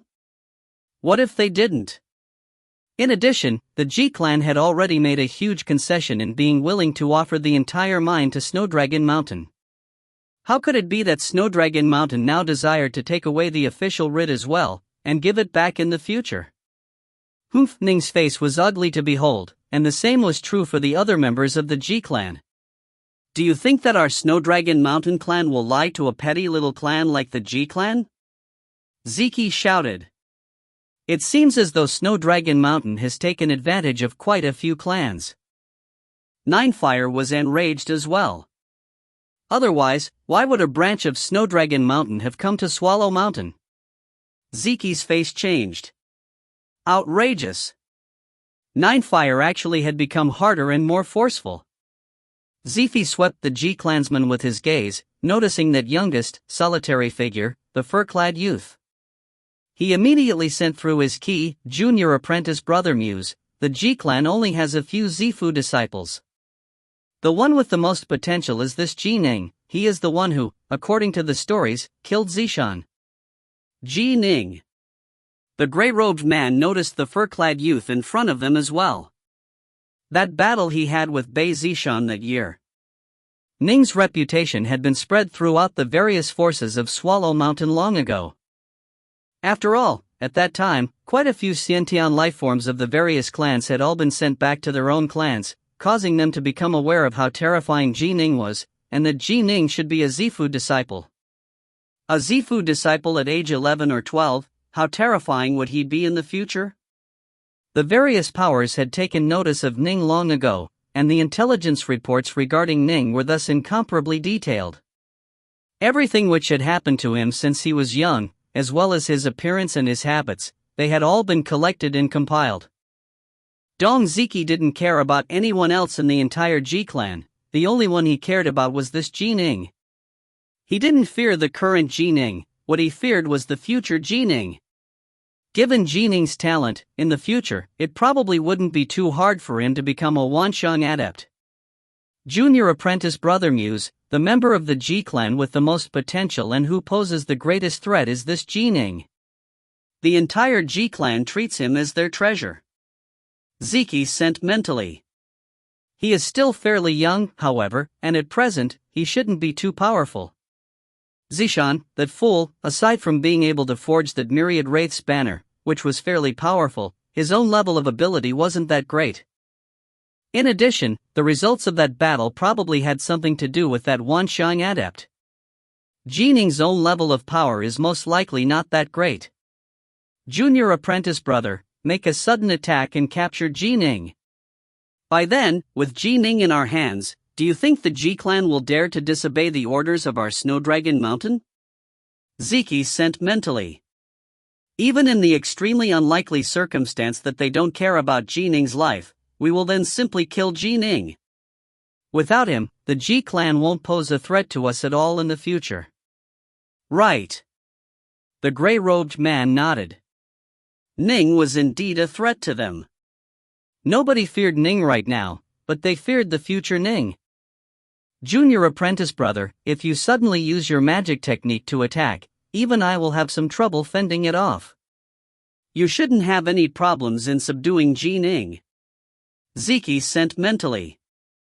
Although his power was greater than that of Muse's, he had to first activate his 8 trigrams blood dragon formation. By the time he did so, the Ji clan would probably be at maximum vigilance. Thus, they had to make a sudden attack, and succeed in an instant. For this, Muse was the best choice. Leave it to me. I made a breakthrough in this technique of mine not long ago. Muse sent back mentally with great confidence. Then we'll just wait for you. Once you take down Ji Ning, we will have the upper hand. Ziki said.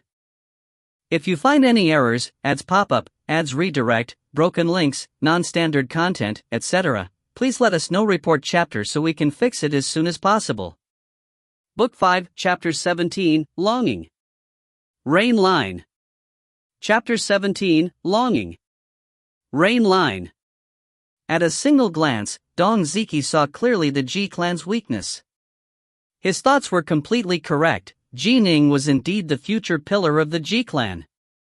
In this group of Ji clan experts, even if G9fire and Granny Shadow had to die, they wouldn't let Ning die.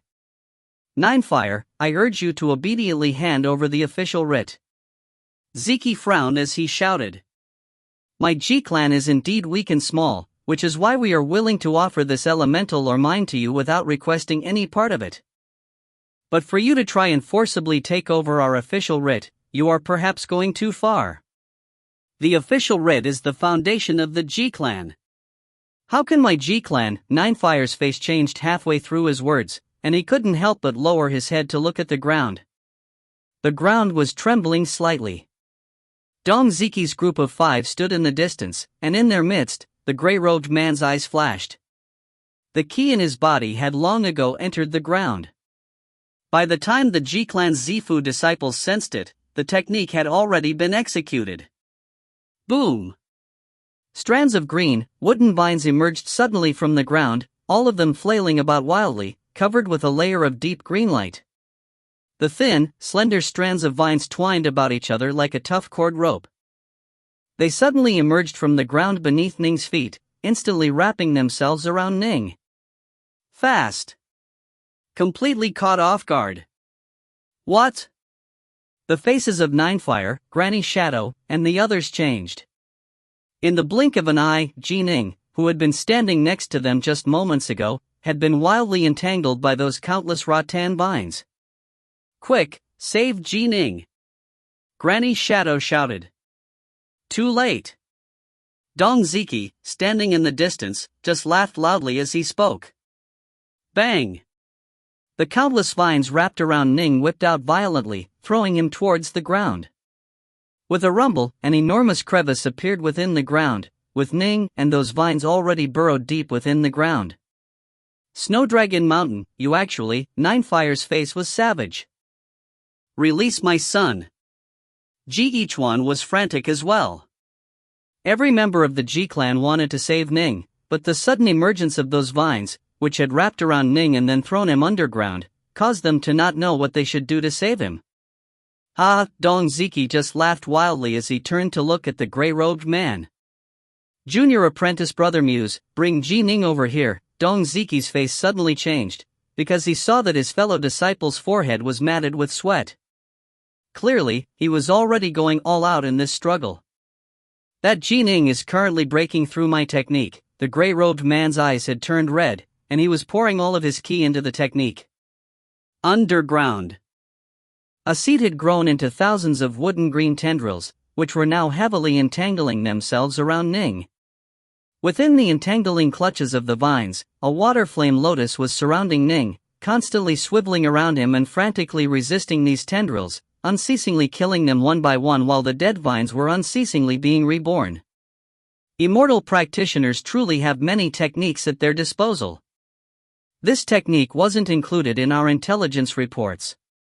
I wonder which branch member of Snowdragon Mountain used it. Ning had suddenly suffered an attack, and this attack was too fast, giving him no time to break through before he had been thrown underground.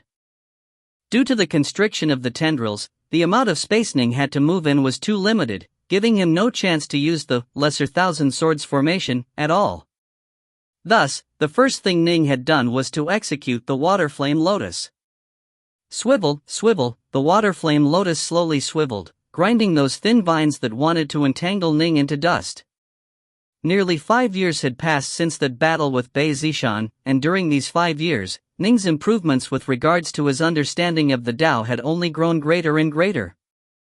If early on, the insight he had gained with regards to the Tao was just a thread, over the course of time, he had gained more threads of the true meaning of the Tao. These many thin threads had drawn close to each other, naturally resulting in a thicker thread.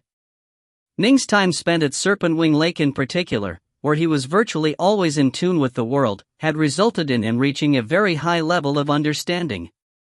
Actually, this was something which could only be accomplished by an immortal practitioner who had reached a very high level of understanding.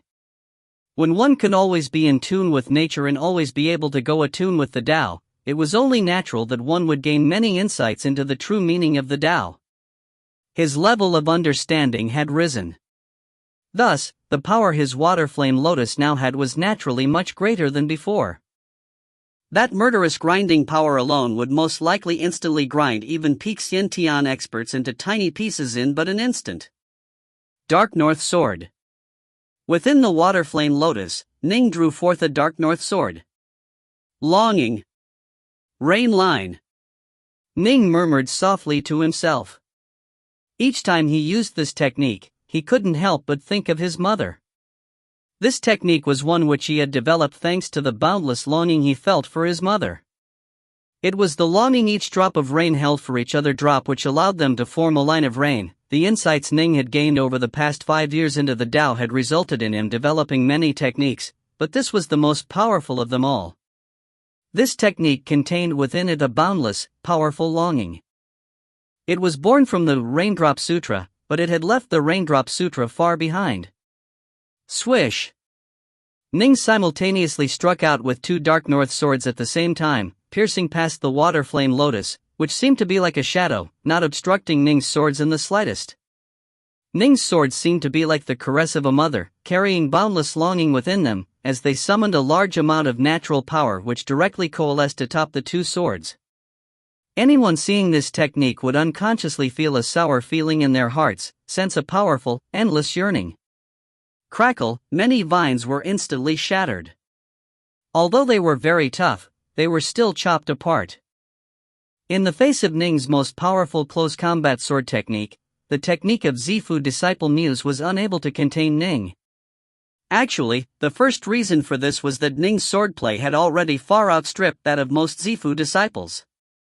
Most likely, even many Wanxiang adepts wouldn't be on par with him in this regard. The second reason was that Ning's fiend god body was simply too powerful, comparable to an early-stage fiend god Zifu disciple. His strength was so mighty, and his swordplay was so formidable, how hard must it be for a technique to contain him? Sword light flashed and danced, shattering a large number of frantically twisting vines. Ning followed his sword light and rose into the sky, breaking through the earth and arriving on the surface of the ground. Bang!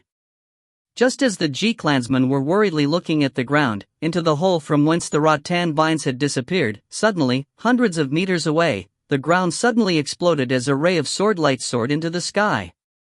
A fur-clad youth, wielding a pair of swords, his body surrounded by a firewater lotus, suddenly drifted up, then landed on the ground. How is that possible?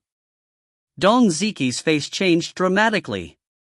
Others might not understand this technique of his junior apprentice brothers, but he understood it very well. A sudden attack from this technique, it would be very difficult for someone to break through it.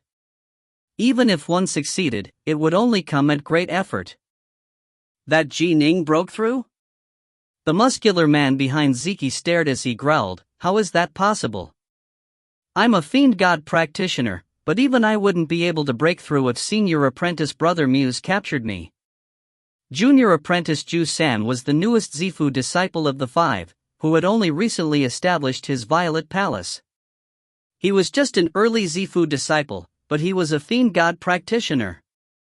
As an early fiend god practitioner, his battle strength was also amazing. It didn't matter if others injured him, but if he landed a hit on someone else, that person would die. This was the advantage which fiend god practitioners had. If he trained to become a late-stage fiend god Zifu disciple, even Dong Ziqi would address him as senior apprentice brother. He broke through. How old is he? Senior apprentice brother Muse's myriad ancient green vines technique was broken, just like that? That green-haired male-female pair stared as well, their faces filled with disbelief. In their group, Muse's status was second only to Ziqi, precisely because of how powerful he was. In particular, his ambushing abilities with the myriad ancient green vines had caused the other fellow disciples to feel endless admiration for him. The restricting power of those green vines was indeed tremendous. How physically strong was a fiend god Zifu disciple? And yet, even such a person was unable to break through. But the person who had broken through it was only 16 years old. No matter how monstrous of a genius he was, it was too. But how could they know that Ning's physical strength was comparable to their junior apprentice brother Ju San to begin with? In terms of his level of attainment in the sword, he vastly outstripped Ju San by many levels. Ji Ning. Ji Ning.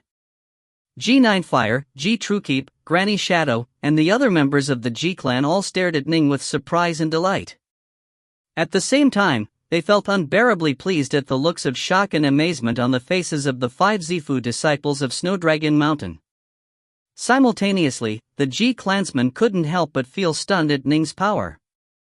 Ninefire's eyes actually narrowed as he sighed in his heart that he felt he was growing more and more mystified by this kid. The water flame lotus surrounding Ning vanished, and he walked over. "Ji Ning!" A hoarse voice rang out. Ning turned to look. From afar, there was a gray-robed man with an ashen, pallid face who stood by Dong Ziqi's side. The man was staring fixedly at Ning. What's the name of that sword technique of yours?" "Longing," Ning said softly. "Rain line." "Rain line?" The gray-robed man stared wide-eyed in disbelief. "The power of the rain line technique of your Ji clan's Raindrop Sutra, is this great?" He was quite familiar with the 9 sword stances of the Raindrop Sutra. There are quite a few things that you don't know. Ning snorted coldly, no longer explaining. This sword technique was birthed from the Raindrop Sutra, but it was no longer the same as the Rainline technique of the past. If you find any errors, ads pop up, ads redirect, broken links, non-standard content, etc., please let us know. Report chapter so we can fix it as soon as possible. Book 5, Chapter 18, The G-Clan's Concession. Chapter 18, The G-Clan's Concession. Rainline? Dong Ziki murmured softly as well. The 4 Zifu disciples behind him were still in a state of shock. This Ji Ning is even more powerful than anticipated. Ziki pondered. He's only 16 years old, but even junior apprentice Brother Muse is unable to take him down. Most likely, only I will be capable of killing him. If he were to personally attack, he would have to use his 8 trigrams blood dragon formation. Once the formation appeared, then the 2 sides would fight to the death, and there would be no chance to salvage the situation. Dong Ziki was very self-confident, but he also understood that the G-Clan's power wasn't weak either. If they were really to fight against each other, his side would lose 1 or 2 of their 5 Zifu disciples. If he could let the other side retreat in the face of encroaching difficulties, that would be for the best. Ji Ning, formidable. Well done. The G-Clansmen all looked towards Ning. Are you all right? Each one looked at his son. Seeing that his son was unwounded, he relaxed. Dong Ziki, Granny Shadow said in a fierce voice. What was the meaning of this? You suddenly attacked a member of our G-Clan. All of us are present, and yet you still dare to behave so rashly. Your Snow Dragon Mountain clansmen are too wild and unbridled. The G-Clansmen were all very angry, but they still forced themselves not to attack. The opponents, after all, belonged to Snow Dragon Mountain. Ah, Dong Ziki just laughed. Sudden attack? That's a nasty way to put it. My junior apprentice brother simply heard long ago that your G-Clan produced a genius with exceptional talents, and that even junior apprentice brother Bei Zishan of our Snow Dragon Mountain died in his hands. Today, when we saw this genius, he couldn't help but feel his hands itch and want to have a little spar. What, can it be that a Zifu disciple of our Snow Dragon Mountain is forbidden from sparring with a member of your G-Clan? You call that a spar? Granny Shadow said in a fierce, hoarse voice. Naturally, Ziki said. And now, it seems that this genius of your G-Clan is indeed formidable. He was able to break through the technique of my junior apprentice brother. Admirable, admirable. Granny Shadow felt a fiery rage build in her belly. She had lived for nearly 4 centuries, but had never been angered like this before. If she didn't have other things holding her back, she would have attacked long ago, but for the sake of the rest of the G-Clan, she had to endure it. A savage look flashed past Ziki's eyes, and he snorted coldly. Forget about sparring, even if we really killed that Ji Ning, what would your G-Clan do about it? Dong Ziki's cold, sinister eyes swept past this group of G-Clansmen, and a disdainful smile was playing at the corner of his lips, causing the G-Clansmen to feel all the more enraged. Swollen with arrogance. What Ziki was doing was being swollen with arrogance, with the intention of completely suppressing the G-Clansmen. Patriarch. Truekeep was truly enraged now, and he shouted, Our G-Clan cannot let ourselves be so easily abused as this. I'd rather live and stand fighting rather than die kneeling. Our G-Clan has made one concession after another, but Snow Dragon Mountain just continues to advance and pressure us further. Do they really take our G-Clan to be made out of mud, for them to mold as they please? Let's go all out against them. 5 of them came today. We are definitely going to make sure at least half of them die. Let's go all out. Patriarch, let's go all out. They refuse to give our G-Clan a way out. We won't let them live either. Immediately, quite a few G-Clansmen began to bellow with rage. This caused Dong Ziki and his group of 5 to be slightly startled. Snow Dragon Mountain was indeed mighty, but that was thanks to the main sect. The Swallow Mountain branch of Snow Dragon Mountain, by itself, was more powerful than the G-Clan, true, but only to a certain point. After all, everyone only had access to Zifu disciple-level fighters at most. If they really went all out, even if Snow Dragon Mountain eradicated the G-Clan, the losses to the Swallow Mountain branch would still be heavy. Shut your mouths. Ninefire turned and shouted mentally through his ki, his voice reverberating within the ears of each member of the clan. The clansmen all looked towards Ninefire.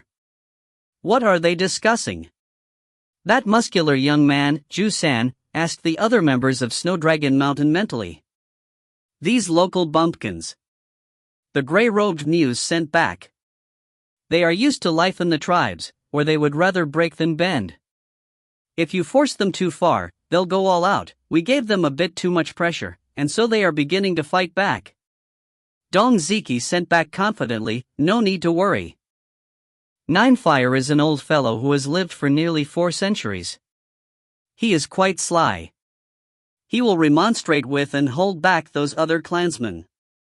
The G-clansmen were secretly speaking mentally to each other. Snow Dragon Mountain has gone too far, true. Ninefire sent mentally.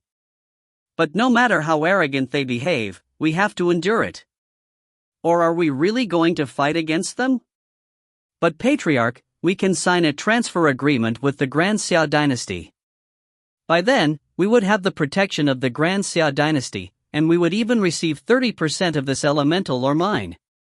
A muscular member of the G-clan sent mentally. Fool. Ninefire sent back. To sign a transfer agreement with the Grand Xia dynasty, we must first make a report, at which point an celestial envoy of the Grand Xia dynasty would come to inspect this elemental or mine. Only at the very end would a transfer agreement be signed. This process takes time. During the course of such a long period of time, our G-clan would most likely suffer the risk of annihilation. For the sake of 30% of an elemental or mine, cause the entire clan to fall into the risk of annihilation? Ninefire shouted. Foolishness, utter foolishness. And even if we truly do succeed in signing a transfer agreement, resulting in the Grand Xia dynasty protecting our G-clan for 1,000 years, what about after that 1,000 years? By then, Snow Dragon Mountain would come to take revenge on our G-clan, and our clan would still end up doomed. That's why I would rather give this entire elemental or mine to Snow Dragon Mountain. But this is too infuriating. 2. The hearts of every G-clansman burned with rage. No matter how angry and unwilling to accept it we might feel, for the sake of the G-clan, we have to endure it all. Ninefire sighed mentally to them. As long as the G-clan can continue to exist and prosper, so what if we have to suffer some mistreatment? If you have to blame someone, then blame us for not being strong enough. This clearly is a stroke of luck bestowed upon us by the heavens, but we are unable to accept and make use of this elemental or mine. Ninefire looked towards Ning. Ning, you are the most incredible talent which our G-clan has ever produced, since the founding of the clan. If you continue developing, even becoming a Wanshang adept is virtually guaranteed. All of the clansmen looked towards Ning, their eyes filled with hope and longing. Right. The hopes of the G-clan's future rise to prominence rested on him. These Xiantian lifeforms of the Central Prefecture previously had held some doubts regarding Ning's power, as prior to this, they had only heard rumors about him, but now, they had personally witnessed Ning reveal some of his power. He had even broken through the technique of a powerful Zifu disciple expert of Snow Dragon Mountain. Ning was only 16 years old. When they thought of Ning's potential, all of them were excited. However, no matter how great a genius someone is, once he's dead, he's no longer a genius. Ninefire looked at Ning. For the sake of our G-clan, you must survive and live a long life. Ning nodded gently. He thought of a person, the 4th master of the aquatic manor. Rampart. The man who, despite the presence of so many competitors, had successfully become the personal disciple of Immortal Juhua. There was no need to say anything about his talent, but he had died as a Wanxiang adept. We members of the Ji clan will firmly remember the insults we have borne today. Ninefire looked at every member of the clan. We have to grow strong. After we grow strong, others will not dare to insult us, look down on us. Right. The clansmen all nodded, and Ning nodded as well. Dong Ziki and his group of 5 Zifu disciples just watched to the side. Watched as the group of Ji clansmen all forcibly restrained and swallowed the anger. Seeing the looks on their faces, they couldn't help but snicker. This was something they had seen too many times. In the past, when they had acted on orders from the main sect, those minor tribes and clans had all been forced to bend their waists and lower their heads in the face of Snowdragon Mountain. Dong Ziki. Ninefire turned his head to look towards Ziki and the others. Finished chatting? Ziki looked at Ninefire. But Ninefire, let me tell you clearly that no matter what, you must hand over the official writ for the city of 10,000 swords. If you don't hand it over, then the destruction of your Ji clan will be impending. The members of the Ji clan were barely able to restrain their rage, which was now painted upon their faces. They had to hand over the official writ? Wasn't this the same as forcing their Ji clan to give up their territory? Ninefire clenched his teeth, his face ugly to behold. One word at a time, he ground out, my Ji clan can give up the official writ and leave this land. This land will all belong to Snowdragon Mountain. What? Everyone was stunned. Ning stared at the patriarch in shock as well. Ninefire continued to speak, grinding each word out. But your Snowdragon Mountain must give our Ji clan an official writ as well, to give our Ji clan a place to resist. We'll use the official writ for our city of 10,000 swords in exchange for another official writ of a large commandery city of the Grand Xia dynasty. Our Ji clan is willing to leave our homeland and depart. If you find any errors, ads pop up, ads redirect, broken links, non-standard content, etc., please let us know. Report chapter so we can fix it as soon as possible. Book 5, Chapter 19, Separation. Chapter 19, Separation. Turn their backs on their homeland and leave? Ning forcibly suppressed the unwillingness in his heart. He wasn't willing. He truly wasn't willing. But he saw that all the members of the clan around him, including his father, Ji Truekeep, Granny Shadow, and the others were all silent. As long as the Ji clan could continue to survive and prosper, then they would be willing to endure even departing from their homeland. As long as Snowdragon Mountain will hand over an official writ. Ninefire said in a low voice. Then our Ji clan will immediately hand over the official writ for the city of 10,000 swords. Official writ. In the distance, Dong Ziki and the other 5 looked at each other, quietly discussing this amongst each other. Senior apprentice brother Ziki, what should we do? The green-haired woman sent mentally. Hand over an official writ? Hand over? Ziki looked at the green-haired woman.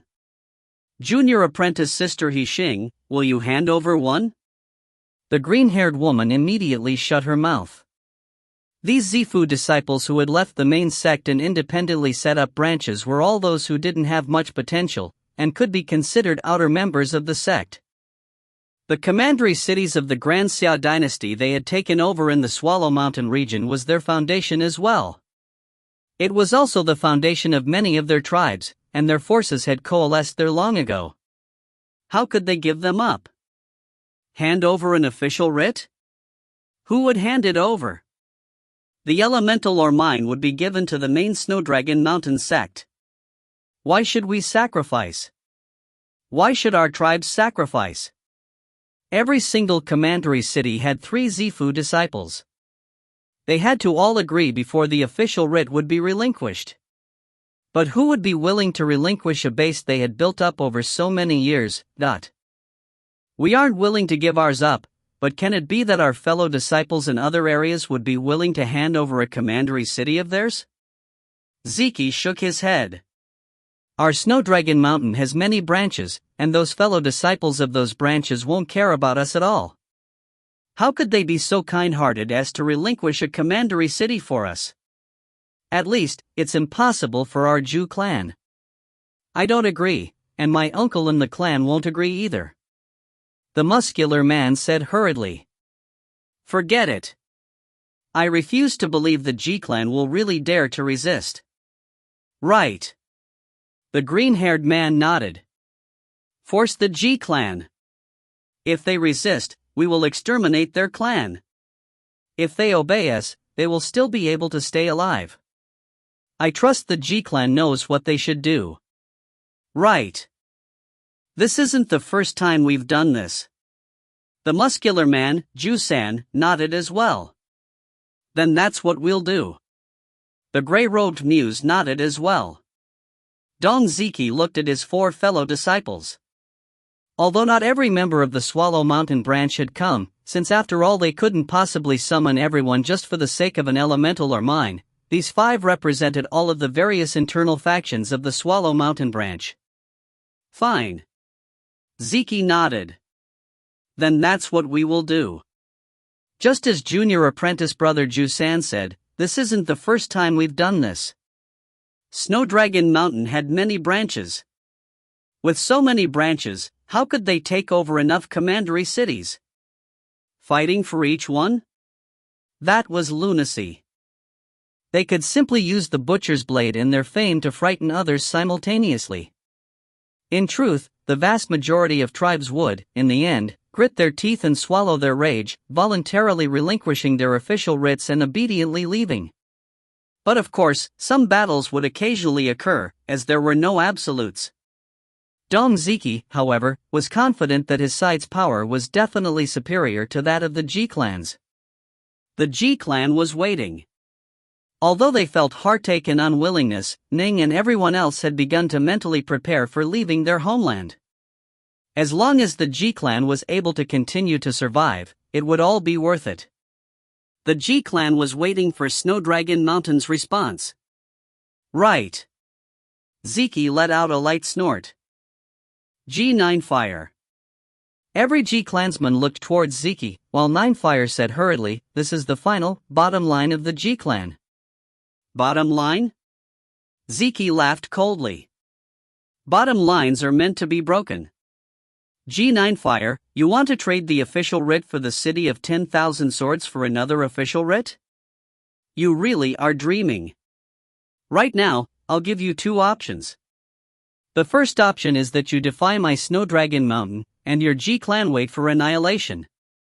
The second option is that you hand over the official writ to the city of 10,000 swords.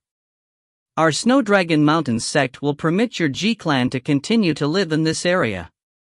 After the elemental or mine has been fully excavated, we will return the official writ to the city of 10,000 swords to you.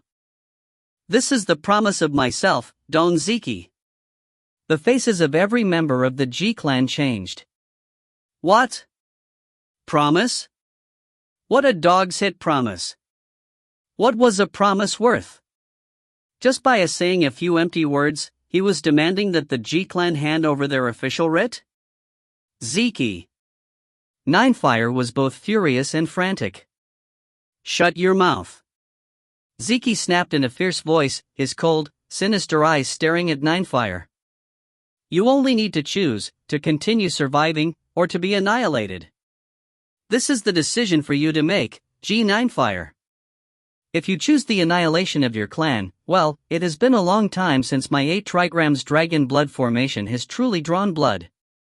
The other 4 Zifu disciples by his side all had savage looks flashing in their eyes. They were born in the main sect, and had each learned some powerful techniques. Their abilities were quite a bit superior to the abilities of ordinary, local experts.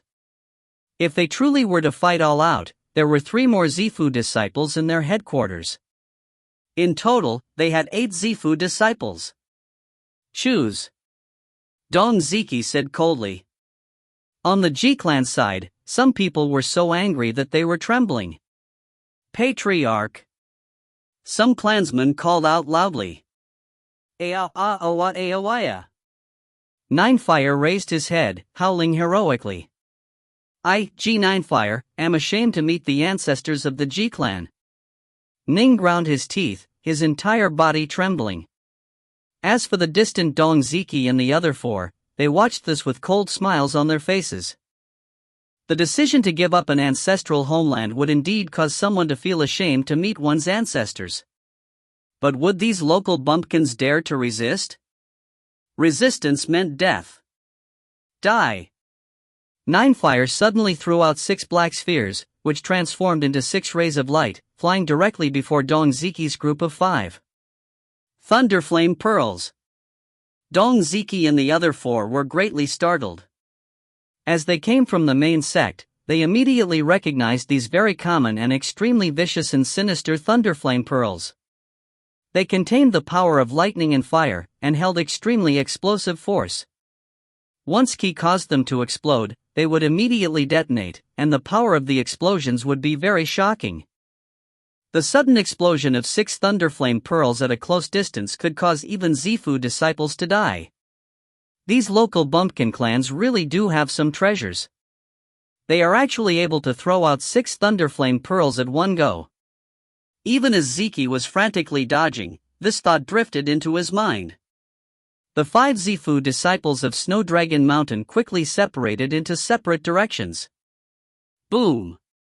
Powerful explosions of thunder and flame burst forth, and dazzling serpents of electricity blasted out in every direction, while flames began to burn the entire area, causing the entire world to shake. The power was indeed astonishingly fierce. Arise!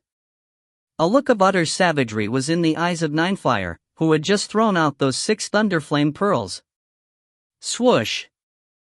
Suddenly, the desolate mountain wilderness in the nearby area was surrounded by mist and fog. Mist and fog appeared everywhere, and even Ning was only able to see to a distance of 10 meters with the naked eye. Not good. Dong Ziki, who had just dodged the last attack and was feeling rather smug and disdainful, saw the mist which had appeared out of nowhere. His face instantly changed. A bewildering formation. That sly old fellow threw out those 6 Thunderflame pearls not for the purpose of killing us, but to make sure that the 5 of us would all put some distance between us. Ziki's face completely changed. He stared at the thick mist around him. He could only see to a distance of 6 meters with the naked eye. Previously, upon encountering the Thunderflame pearls, they had all dodged at full strength, trying to move as far away as they could. Thus, those fellow disciples had all put tens of meters of distance between each other. As long as they were more than 15 meters away from each other, within this bewildering formation, they would be affected by the master of the formation, resulting in them moving further and further away from each other. This G9fire is planning to completely separate the 5 of us. Ziki was both frantic and furious. Senior apprentice brother. A distant voice rang out. It's a bewildering formation. We've all been separated. G9fire, that old bastard, is planning to kill us one by one. They will definitely have several Zifu disciples join forces to fight against each of us one by one. Although he could hear the sound, within the bewildering formation, directions constantly changed, and so he couldn't tell where it came from at all. Fellow apprentices Ju-san, Muse, He-fan, and He-shing, are all of you together? Ziki called out frantically. I'm with my older brother. A female's voice rang out. I'm by myself. I'm alone as well. The other 2 voices caused Ziki's heart to grow cold. He understood that although He-fan and his sister were together, Ju-san, Muse, and Ziki himself had been completely separated.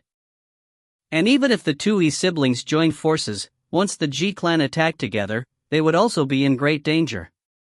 This time, I really have fallen into the trap of that old fellow. Ziki was both frantic and furious. But how could he have set up this formation in advance? Separated from each other within the fog of the bewildering formation, the 5 Zifu disciples of Snow Dragon Mountain were in a state of panic. At this time, the G clan's side was both excited and shocked. Patriarch, why did you suddenly attack? And this, What's going on with this formation? All of the clansmen were stunned. Ninefire swept everyone with his gaze, then growled, "My G-clan isn't a soft bone for them to chew on. They are riding on our heads to the point where they are even pissing and shitting on our faces. How can we possibly take any more of this? Rather than slink away like cowards, let's battle to our heart's content. In the end, my G-clan will still have a chance. Obey my orders." Ninefire commanded. All the clansmen awaited. "Northwind, you go lead GMO and the others to immediately board our birds to stealthily leave Swallow Mountain in 3 different streams," Ninefire said. "They will pass down the lineage of the G-clan." "Yes." G Winterpool, immediately head to Swallow Mountain City and make a report to the Grand Xia dynasty that an elemental or mine has appeared within the territory of the G-clan. I entrust this task to you. Remember, arrange for multiple messengers. You have to ensure that at least one group makes it to Swallow Mountain City. Yes. Ninefire swept the rest with his gaze. Everyone else who was not at the Zifu disciple level, return to the city of 10,000 swords. Leave this place to us. Go. With a thud, these members of the G-clan all fell to their knees. They looked at Ninefire, Ning, Truekeep, each one. Although they didn't say anything, all of them then quickly left. We are the only ones left here. Ninefire swept the remaining people with his gaze. These 5 arrogant Zifu disciples of Snowdragon Mountain have already been separated by my formation. As long as we attack them one by one, we can completely exterminate them. Ning. Ninefire looked at Ning.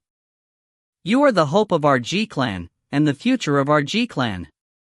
If the situation truly grows dire, you are to immediately use the Traceless Talisman to flee. As long as you survive, our G-clan will not be exterminated. Yes. Ning gritted his teeth and replied. Prepare to kill, then. Ninefire began to laugh loudly. It's been so many years since I've gone wild. I suddenly feel much younger, and filled with anticipation, like the first time I entered my marital bed. If you find any errors, ads pop up, ads redirect, broken links, non-standard content, etc., please let us know. Report chapter so we can fix it as soon as possible. Book 5, Chapter 20, each showing their abilities. Chapter 20, each showing their abilities. Patriarch, how did you come up with the idea in advance of setting up a formation? Truekeep couldn't help but ask. This was the question which Ning and the others had on their minds as well. None of them had seen the Patriarch set up the formation, and after the Zifu disciples of Snowdragon Mountain had come over, there was no time to set up a formation either. Ninefire glanced at the people before him. When considering matters, one needs to take a longer view of things. When I first had an inkling of how large this elemental or mine was, I grew concerned that it would attract the greed of Snowdragon Mountain, and so I began to take precautions against them. What if Snowdragon Mountain came and tried to pressure us? Thus, early on, I set down the formation in the area around us. If we didn't end up fighting, fine.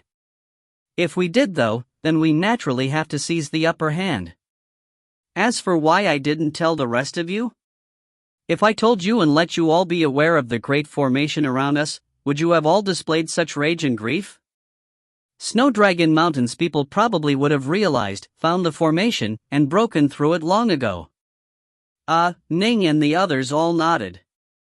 But Ning understood as well. Although this wasn't very strange or mysterious once explained, earlier, everyone had been stunned and astonished by the size and scale of this elemental or mine. None of them, however, had thought to set down a formation first. This was a matter of experience and foresight. No matter what, my actions caused me to feel ashamed to meet the ancestors of the G-clan. I've let the G-clan fall into peril. Ninefire said in a low voice. I didn't want to choose this path at all. Choosing this path means fighting Snowdragon Mountain head-on. My G-clan must sign an agreement as soon as possible with the Grand Xia dynasty. Once we sign the agreement, we will at least be guaranteed of 1,000 years of safety. 1,000 years from now, I have faith that our G-clan would have risen to prominence. Even if we are still weak though, 1,000 years is enough time for our G-clan to have made our arrangements. Now, let's go kill them, as many as we can. The more we kill, the less pressure our G-clan will be under. Ninefire swept his gaze across everyone. Granny Shadow. The old servant, a Xing Truekeep. H1. Ning. These were the top-tier fighters of the G-clan. I, Shadow, a Xing, and Ning will join forces to kill the He siblings. Truekeep, each one, the two of you go deal with Ju-san. Yes. Yes. Everyone acknowledged the order. Shadow hurriedly asked, then what about Dong Ziki? He's a calamity waiting to happen.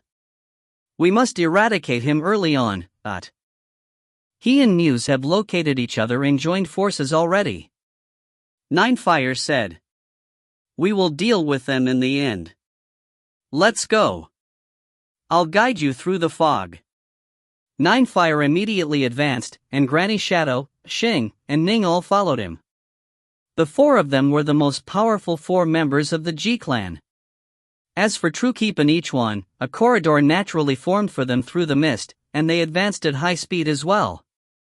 Within the formation, Dong Ziki's face was icy and sinister.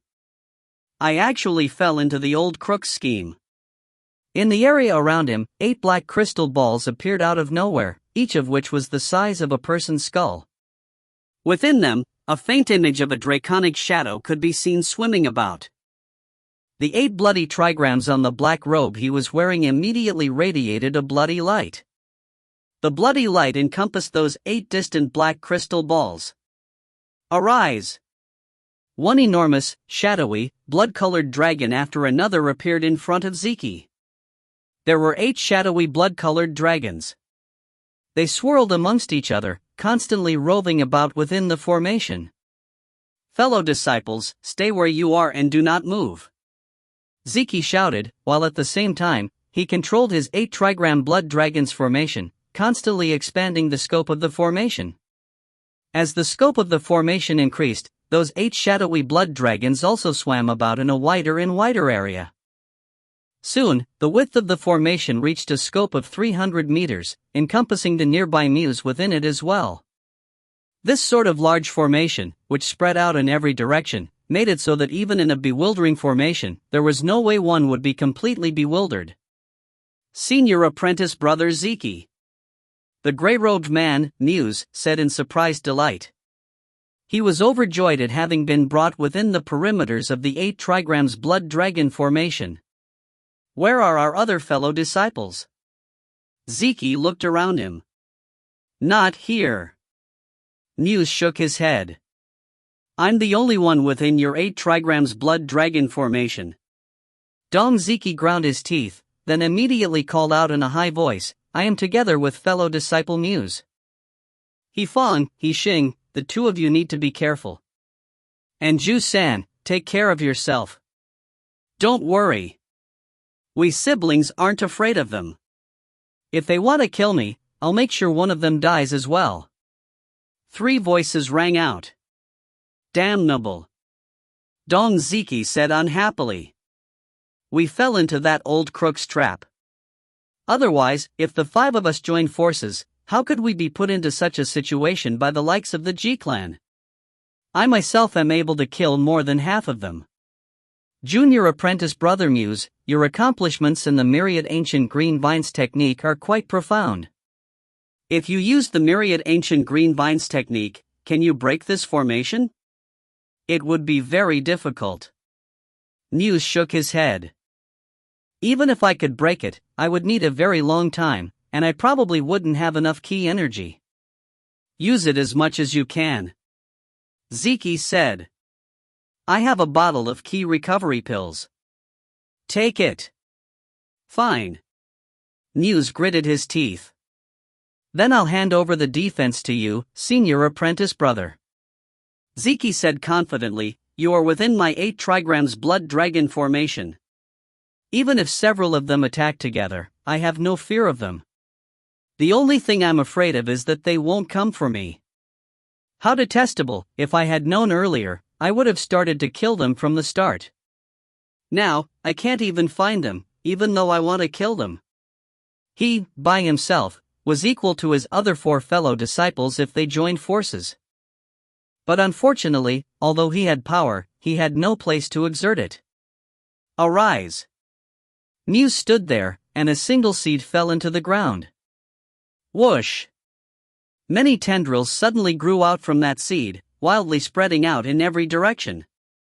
Bewildering formations will bewilder the senses, Muse said in a low voice.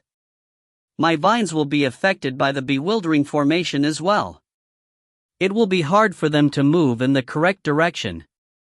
Still, these vines can constantly grow and expand towards empty areas, as long as they continuously fill up the area. If they continuously grow, then naturally they'll be able to cover the entire formation, and perhaps even go beyond it.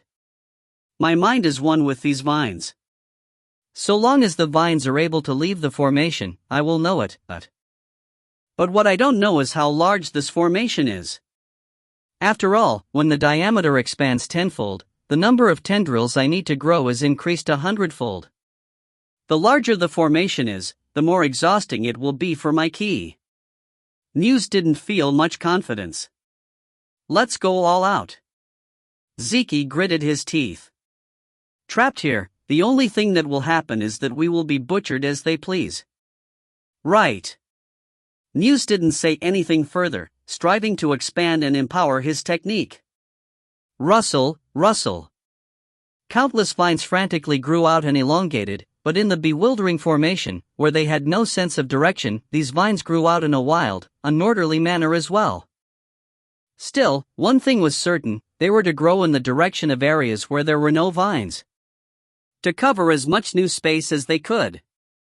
In another area, Ning, Ninefire, and the others were present. The He siblings are up front. Ninefire said. I'll launch the first attack, and then part open the mist. You will see the 2 of them. All of you, immediately use killing attacks. Right. Nin nodded. Whoosh! More than 700 sword-type magic treasures suddenly appeared in the area around Ning, each of which glowed with a hazy white light. The swords gently ebbed and flowed, unceasingly summoning and coalescing the power of the world. Ning's ki was constantly being transformed through these magic swords as well, and in front of him, a dazzling, eye-catching white sword light had taken form. Lesser Thousand Swords Formation, Level 9. What a sharp sword light!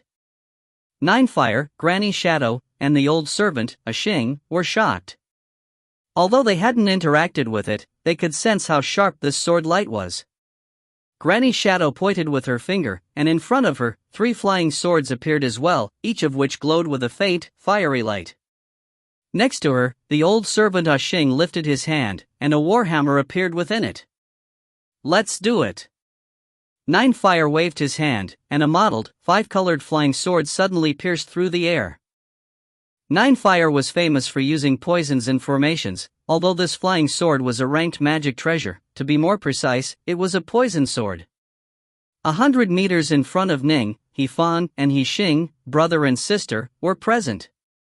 The 2 had used a number of Dao seals, and their bodies were covered by golden light. At the same time, 2 magic treasures were constantly flying around them, one which looked like an iron pestle, while the other was a strange-looking tile jar magic treasure. We can't see our surroundings. They will definitely ambush us. Be careful. The green-haired man, He Fan, said softly. Right. His younger sister, He Xing, was incomparably cautious as well. Suddenly, a 5-colored flying sword suddenly descended at an astonishing speed. However, as the He siblings were constantly on guard, they immediately used their techniques to defend. Whoosh! The floating tile jar suddenly emitted a large amount of green liquid into a watery curtain, which was incomparably tough and unyielding. Once the 5-colored flying sword pierced into the curtain of green liquid, the speed of it immediately slowed greatly. Whoosh! Whoosh! Whoosh! 3 flying swords glowing with fiery light slashed through the skies as well. It was the 3 flying swords of Granny's shadow. This instantly caused the faces of He-Fang and He-Xing, brother and sister, to change greatly. They hurriedly worked to block it as well, but the water curtain was beginning to be unable to withstand it. Bang! An enormous black warhammer, carrying even more incomparably ferocious power, smashed straight through the quivering water curtain, and then smashed onto the golden light covering the body of He-Xing, the younger sister. The golden light instantly trembled violently, as though it was about to shatter. Not good. Quick, let's run. If we stay here, we're just going to serve as punching bags. He-Fang and He-Xing, after having suffered successive strikes, had begun to panic. Clearly, there were quite a few enemies. Swish! A dazzling sword light suddenly slashed out in a lonely arc, leaving behind a beautiful, dreary afterimage as it instantly pierced through the quivering barrier of golden light covering He-Xing's body. If you find any errors, ads pop up, ads redirect, broken links, non-standard content, etc., please let us know. Report chapter so we can fix it as soon as possible. Book 5, Chapter 21, The Zifu Lake. Chapter 21, The Zifu Lake. When Ning's lesser thousand swords formation, sword light swept down towards them, the graceful, life-bodied He-Xing's face changed. What a terrifying sword light! There are no other options. Her green hair suddenly emitted a dazzling green light while at the same time, her entire body dimly glowed with a green aura. As for that sword light which had just pierced through the golden aura protecting her body, it clashed straight against that green aura. The green aura trembled, and rippling runes appeared on its surface, but in the end, with a boom, it blew apart. The remaining energy in the sword light was quite weak now, so weak that it wasn't even able to pierce through the protective magic treasure He-Xing was wearing. Elder brother. The talisman which Master gave us was broken through in just one attack.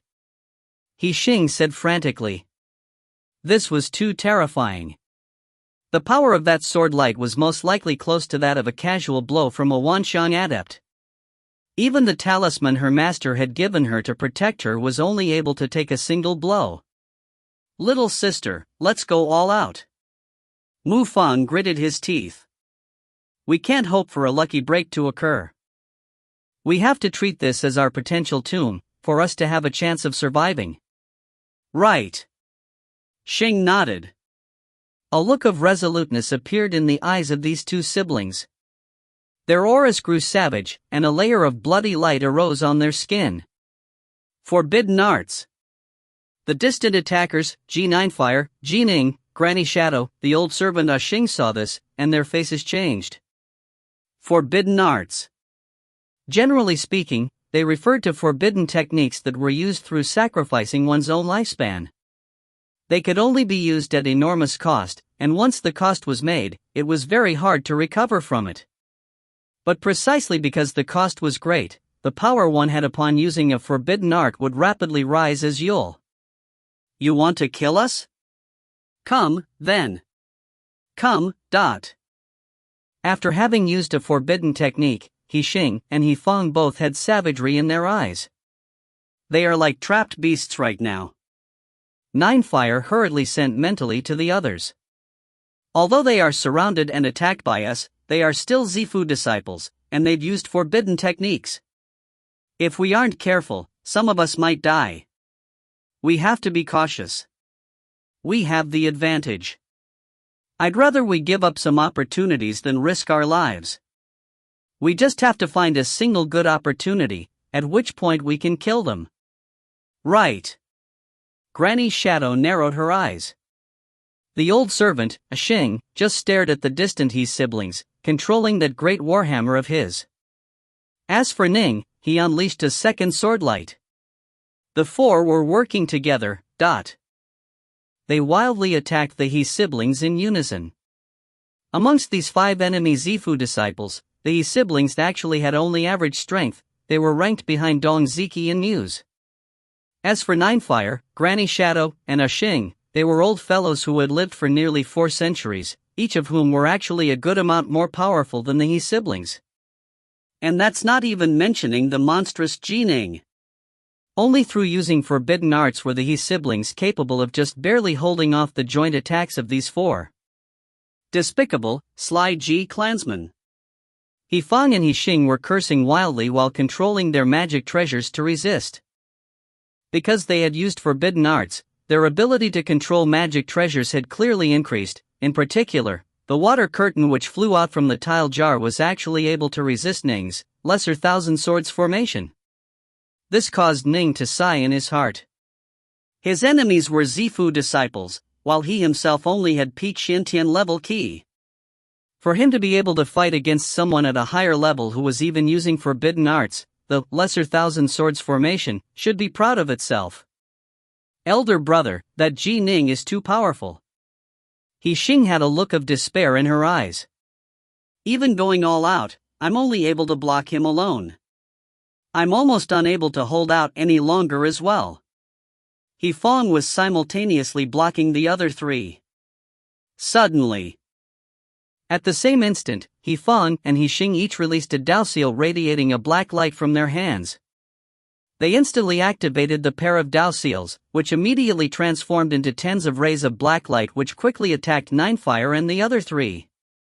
Ninefire, Granny Shadow, and the old servant Xing were shocked, and they hurriedly used what abilities they had to resist.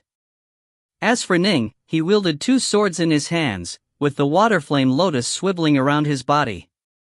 Boom boom boom, the rays of black light pierced directly through the water flame lotus, but were blocked by Ning's dark north swords.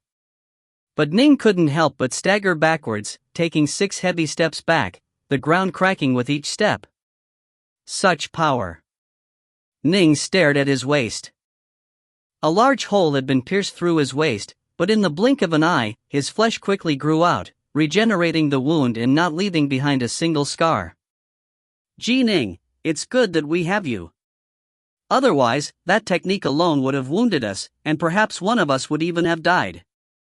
Ninefire was frightened as well. That black light had simply been too fast. Once it pierced through their bodies, the other three were all key refiners. If they weren't careful, they would lose their lives. Granny Shadow sent mentally as well. These two really live up to their reputation as being members from the main sect. They have so many techniques. If we aren't careful, we might fall to one of them. Let's pull away slightly, at a longer distance, it'll be easier for us to deal with them. Right. Ninefire nodded. The two of them are close to the breaking point. If we keep it up a little longer, they will definitely die. Hearing this, Ning frowned. The Patriarch and the other two were all Zifu level key refiners. They didn't dare fight in close quarters combat, because in close quarters combat, if one suffered an attack that was too fast and which didn't give one a chance to dodge, one could easily die. It was correct for them to decide to pull away, but Ning himself was a fiend god body refiner. How long would it take for them to continue wasting time like this? They had to end this quickly. Patriarch, leave it to me. Ning shouted mentally to them, while at the same time, a pair of wing-type magic treasures appeared out of nowhere on his back. The wings fluttered, and Ning soared into the air like a giant rock, instantly appearing in front of He Fang and He Xing, the two siblings. Careful! Ninefire, Granny Shadow, and Xing were all shocked, but they knew that Ning was a fiend god body refiner, and that he trained in the Crimson Bright diagram of the 9 heavens. They weren't too worried about him. Perfect timing. He Fang and He Xing, the two siblings, were startled, then delighted. Prior to this, they had been filled with rage. Ninefire and the others had been too crafty. They had insisted on fighting at a distance, not giving the two of them a chance to fight back. The two were all but standing there and letting others beat down on them. They didn't dare to make the slightest mistake, because if they did, the enemies would seize the chance to kill them. But who could forever be perfect and never make a mistake?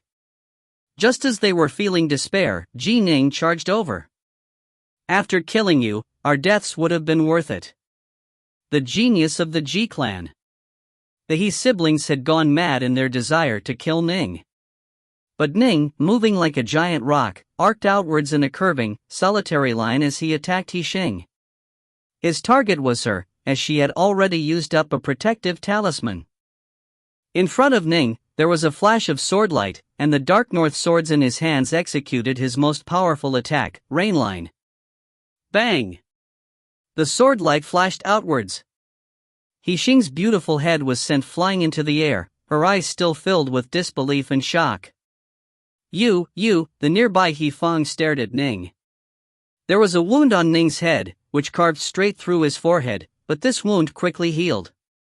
The reason why he was able to kill Yixing, a Zifu disciple, in a single exchange was not only that Ning's swordplay vastly outstripped the opponent's, it was also because Ning fought in a way where the two of them would both take lethal wounds, allowing her to stab him with her sword. This was why he was able to kill her in a single exchange. You have reached the Zifu disciple level as a fiend god as well? Yifeng didn't dare believe it.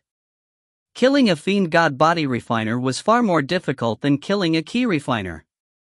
Previously, Ning had used the lesser thousand swords formation, which was clearly a ki refiner technique. And Ning was only 16 years old. Yifeng and Yixing had both believed that given his age, Ning should only have opened his Violet Palace as a ki refiner. He most likely had yet to be able to open his Violet Palace as a fiend god body refiner, and should only be a Xiantian stage lifeform. Generally speaking, a Xiantian level fiend god body refiner's head was still a critical area.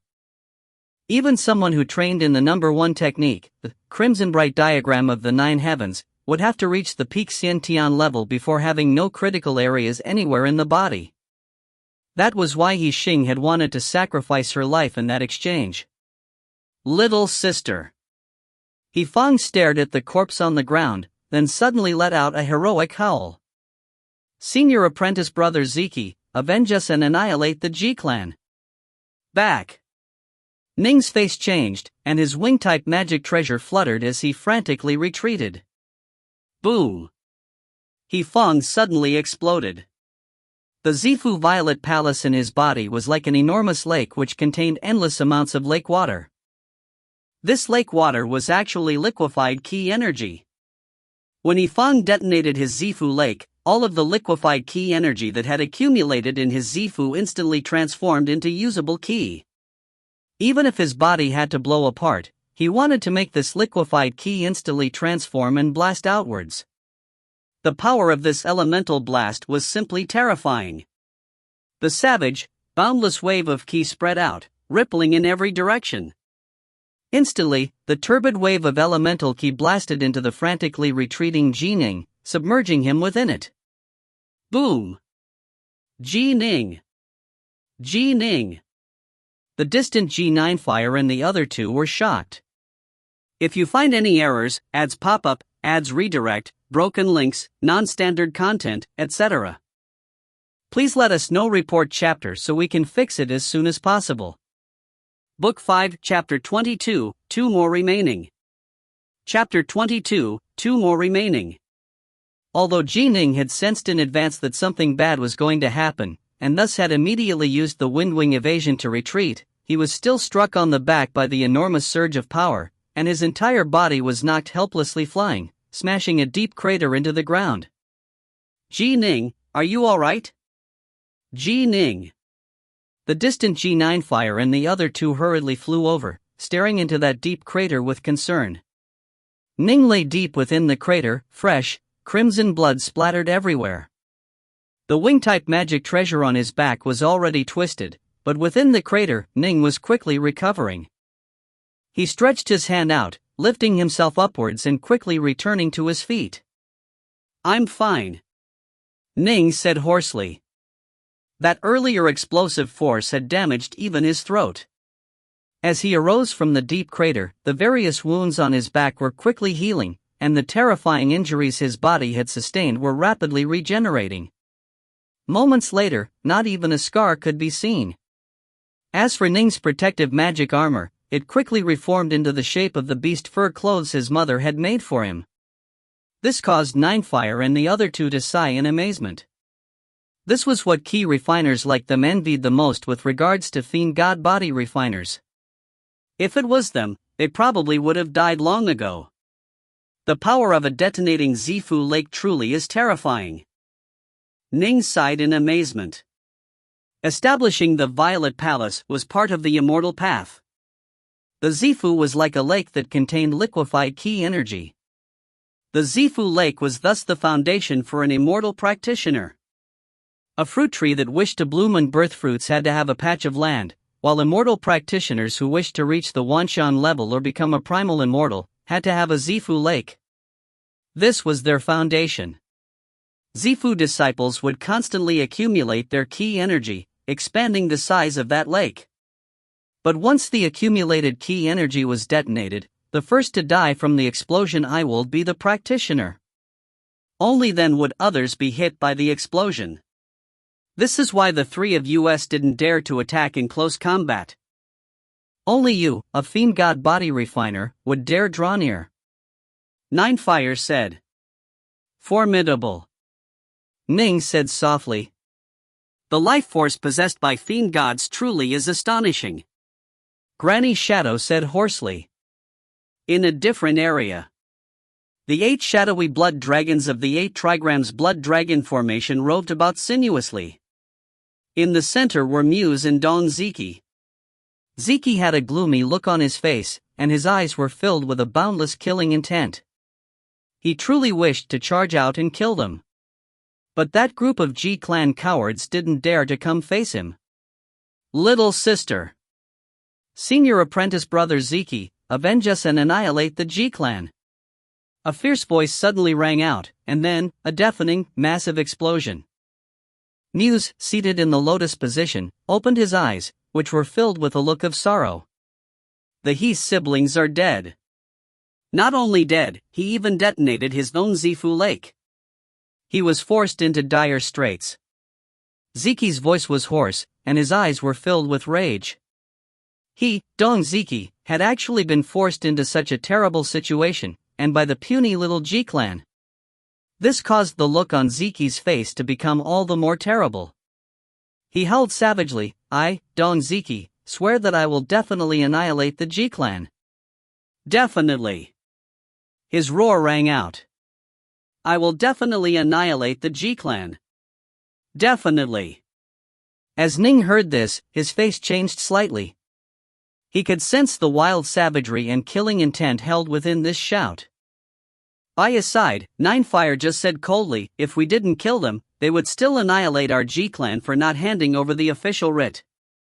If they want to kill us, then they need to be prepared for the possibility that we might kill them. Screaming loudly now is the act of a coward. Come. Let's go deal with Dong Ziki. Granny Shadow ground her teeth, speaking in a hoarse voice. Right. The old servant, a Xing, acknowledged. Ning was filled with boundless killing intent as well. Against these enemy forces who wanted to annihilate the G-clan and give them no options, Ning wouldn't feel a hint of pity. Ning. Ninefire just frowned. Immediately go to your father's place. Assist them in killing Ju San. My father? Ning was startled. Can it be that his father, Ji Each One, and Ji Truekeep had met with trouble in their combined effort to deal with that Juzan? It's Muse. Ninefire said urgently. Muse is currently using a magical technique, causing a large number of vines to rapidly grow out non-stop. They've already grown near the place where your father is. Once those vines encounter Ju San, Dong Ziki and Muse will quickly follow the vines and rejoin with Ju San. Once the three join forces, it will be even more difficult to kill them. A path through the mist had already appeared in front of Ning. I'll go. Ning transformed into a blurred shadow, quickly advancing forward. We'll go deal with Dong Ziki and Muse. Ninefire looked towards Granny Shadow and Xing. We don't have to kill them, but we need to disturb that Muse, ideally, making it so that Muse won't be able to continue to use the technique of his. Those vines have grown so large, Muse definitely had to use up quite a bit of mental energy and ki. Right. Granny Shadow and Xing both nodded. Swoosh. Swoosh. Swoosh. The three quickly hurried towards Ziki, and as for Ning, as he flew forward, he saw the vines rapidly growing, but by relying on the wind wing evasion, he was able to dodge past them and not touch them. Soon, from far away, the sound of explosions could be heard, and the fog grew thin as well. Ning saw two figures standing in the distance. It was his own father, each one, and his clansman, Truekeep. Oh! Father isn't using any magic treasures. Can it be that father hasn't established his Zifu yet? As Ning hurried over, he discovered that Truekeep was currently controlling magic treasures to battle against that muscular man named Ju San, while Ning's father, each one, was brandishing his sword, releasing one last after another of sword light, each of which flowed out like a stream of water, constantly racing towards that muscular Ju San. Those blasts of sword light seemed like entangling threads, constantly restricting and binding Ju San. Truekeep was the main force, while H1 was support. Damnable! Ju San bellowed.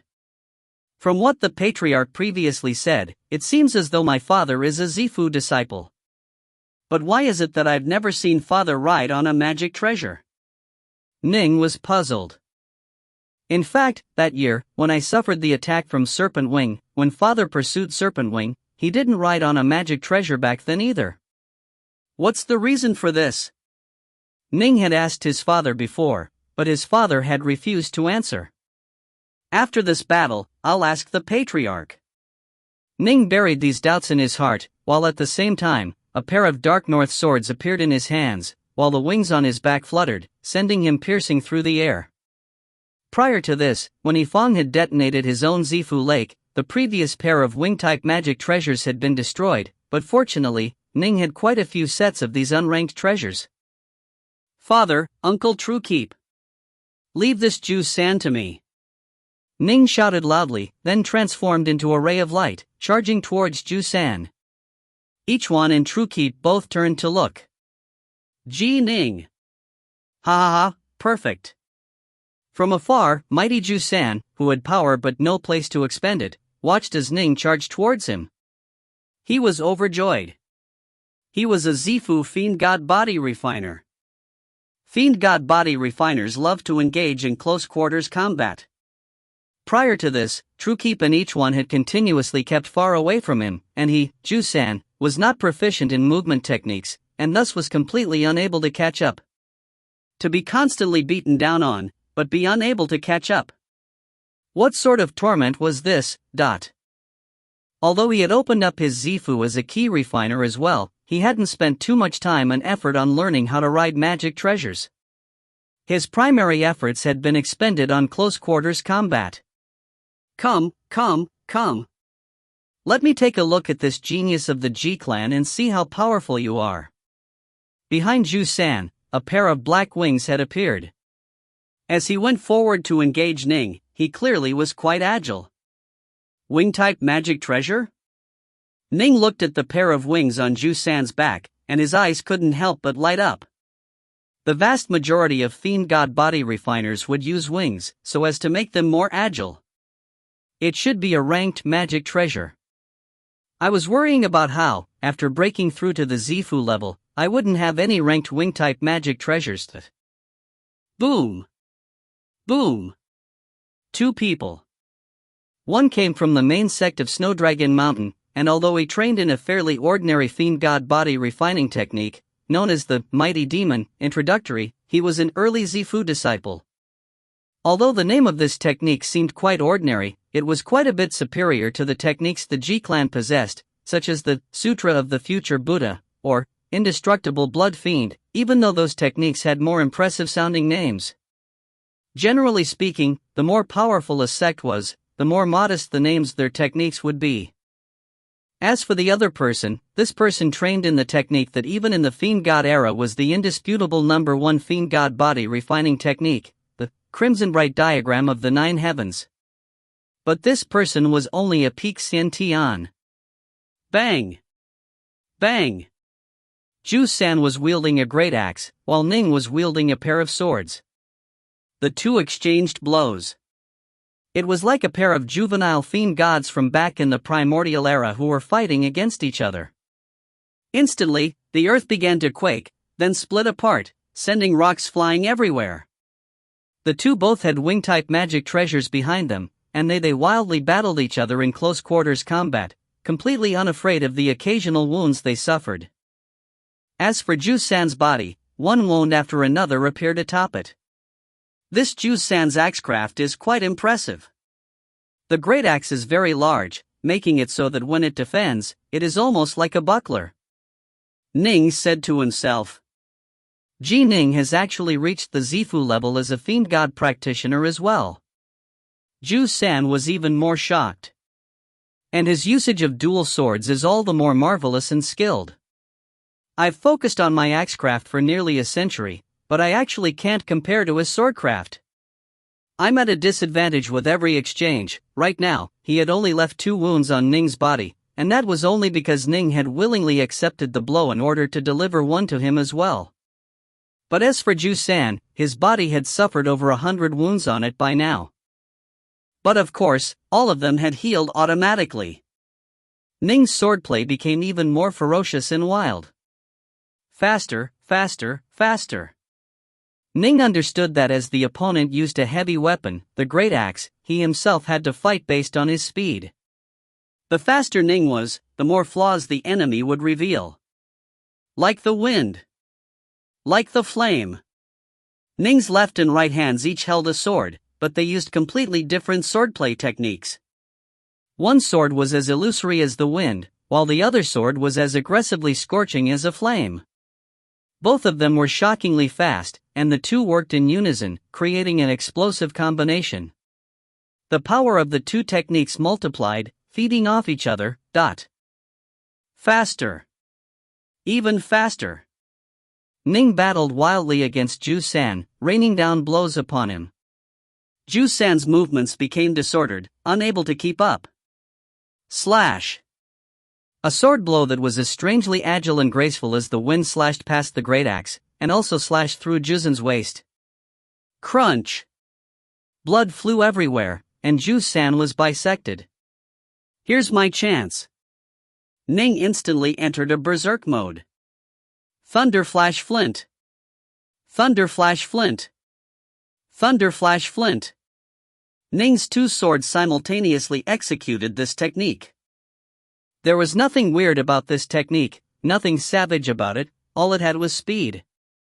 One ray after another of sword light wildly chopped down on the bisected halves of Ju San's body, causing Ju San's body to constantly shatter, but Ju San's head continued to roar. It won't be so easy to kill a fiend god body refiner. Water Flame Lotus. Ning executed his final, killing stroke. Those countless pieces of Ju San's body became enveloped within a water flame lotus. The petals of the fire and water slowly swiveled against each other. After 5 years of training, the murderous grinding power of Ning's water flame lotus had reached a terrifyingly strong level. These completely defenseless chunks of bloody flesh were completely ground into dust. Grind. Grind. Grind. The pieces of bloody flesh tried frantically to reconnect to each other, reforming into a person. But they were constantly being ground down by the water flame lotus. Rumble. The chunks of bloody flesh were completely ground to dust, completely unable to reform once more. Ju San. Dead. Looks like I acquired a set of ranked wing-type magic treasures in advance. Ning stretched his hand out, collecting the nearby spoils, including the wing-type magic treasures, the great axe, the protective magic treasures, and the various other magic treasures. Ning turned to look. Truekeep and each one stood there watching from afar, looks of disbelief and shock on their faces. They had watched as 2 fiend god experts battled wildly and viciously against each other. It was power against power, and as soon as one fell, the other wildly charged forward to dismember him, giving him no chance at all to recover. Fortunately, Ning had his water flame lotus, as otherwise it would have been hard for him to so quickly dispose of this Ju San. Let's go, Ning said hurriedly. Father, Uncle Truekeep, we need to hurry up and rejoin the Patriarch. There are only 2 more remaining. There are only 2 more remaining? Truekeep and each one were excited as well. They hadn't imagined that in this battle, the G-clan would actually have achieved such a glorious success, with only 2 Zifu disciples remaining now. However, it was the most powerful too. Kill them.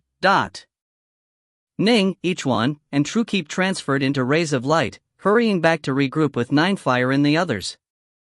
If you find any errors, ads pop-up, ads redirect, broken links, non-standard content, etc., please let us know. Report chapter so we can fix it as soon as possible.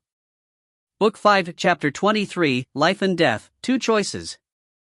Chapter 23, Life and Death, 2 Choices. Moments later.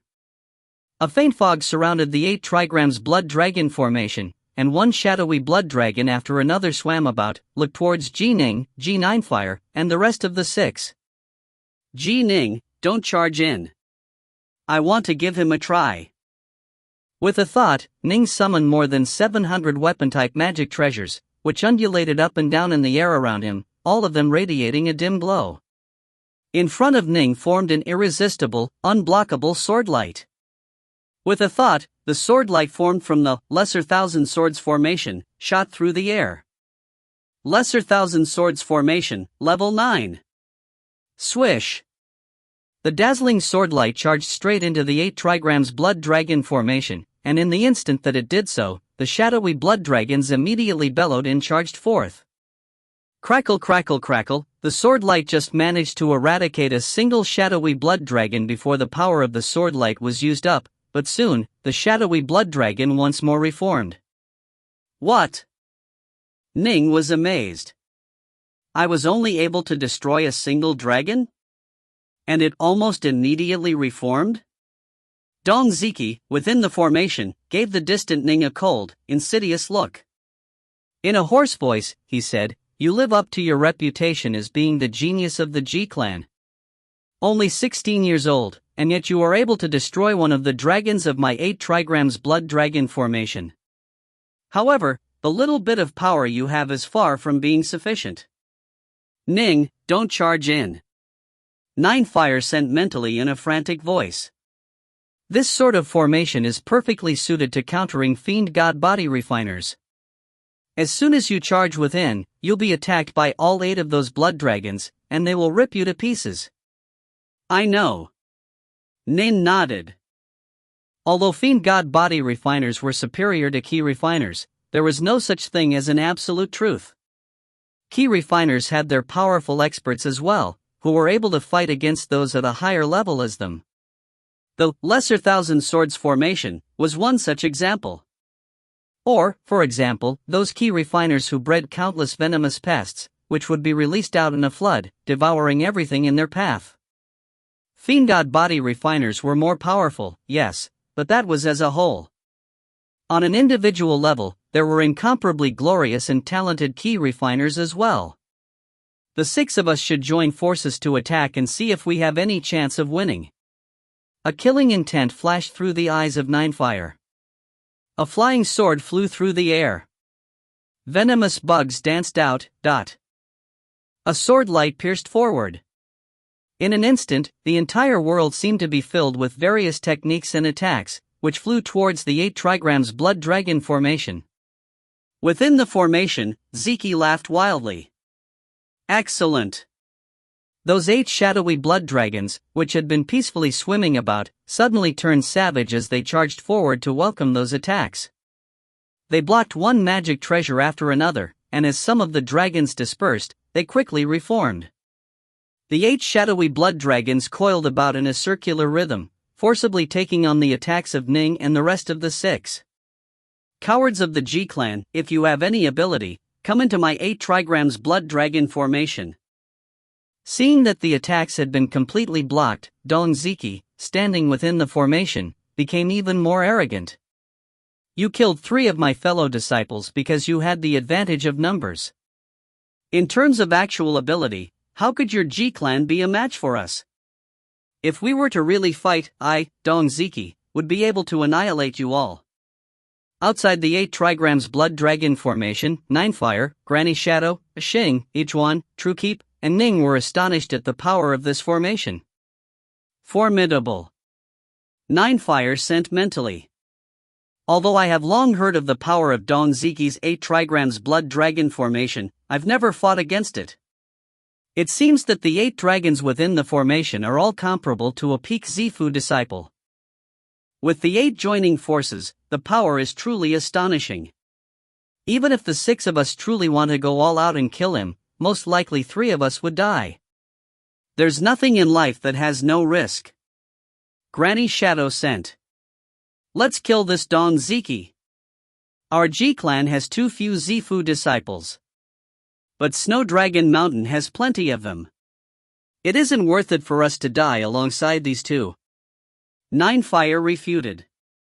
Ning stared at the distant 8 trigrams blood dragon formation. What to do? After having attacked for the amount of time needed to brew tea, although Ning had only occasionally released an attack from his lesser thousand swords formation, the key energy in his body was more than half used up. Hold your attacks. Nine Fire sent. We've attacked together for so long now, but we haven't had a single chance for breaking through. If we don't take any risks, we won't be able to kill Dong Ziki. In addition, those vines are constantly growing outwards. Soon, they'll have exited the perimeters of my bewildering formation. Forget it. We'll just let them go this time. Let them go? Trukeep's eyes were filled with disbelief. Patriarch, if we lose this opportunity, in the future, Dong Ziki will definitely come together with other Zifu disciples. Killing him will be even more difficult. Fool. Nine Fire sent furiously. We aren't trying to annihilate Snow Dragon Mountain. What we are trying to do is to let the G-clan survive for a longer period of time. The 6 of us need to endure for as long as we can, to endure until the Grand Xia Dynasty's celestial envoy arrives. Once we sign our agreement, then we will have succeeded. Our lives are more important than Dong Ziki's life.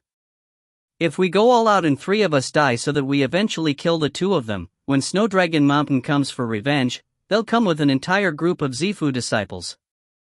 By then, how can the remaining people delay for any longer?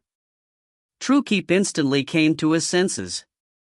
Killing the enemy was secondary. What really mattered for the G-clan was to overcome this tribulation. They had to endure and survive until the Grand Xia Dynasty's celestial envoy arrived. As for killing the Zifu disciples of Snow Dragon Mountain, that was a secondary goal. Killing a few extra Zifu disciples would reduce their future pressure, but if today, they suffered too many losses, then it wouldn't be worth it. Within the 8 trigrams blood dragon formation, Dong Ziki was feeling taut and nervous as well. As the saying goes, it is hard for a pair of hands to fight off 2 pairs. He was faced with the attacks of 6 Zifu disciples, each of which was displaying numerous techniques which filled the skies. Just now, he had just barely blocked the attacks of these 6.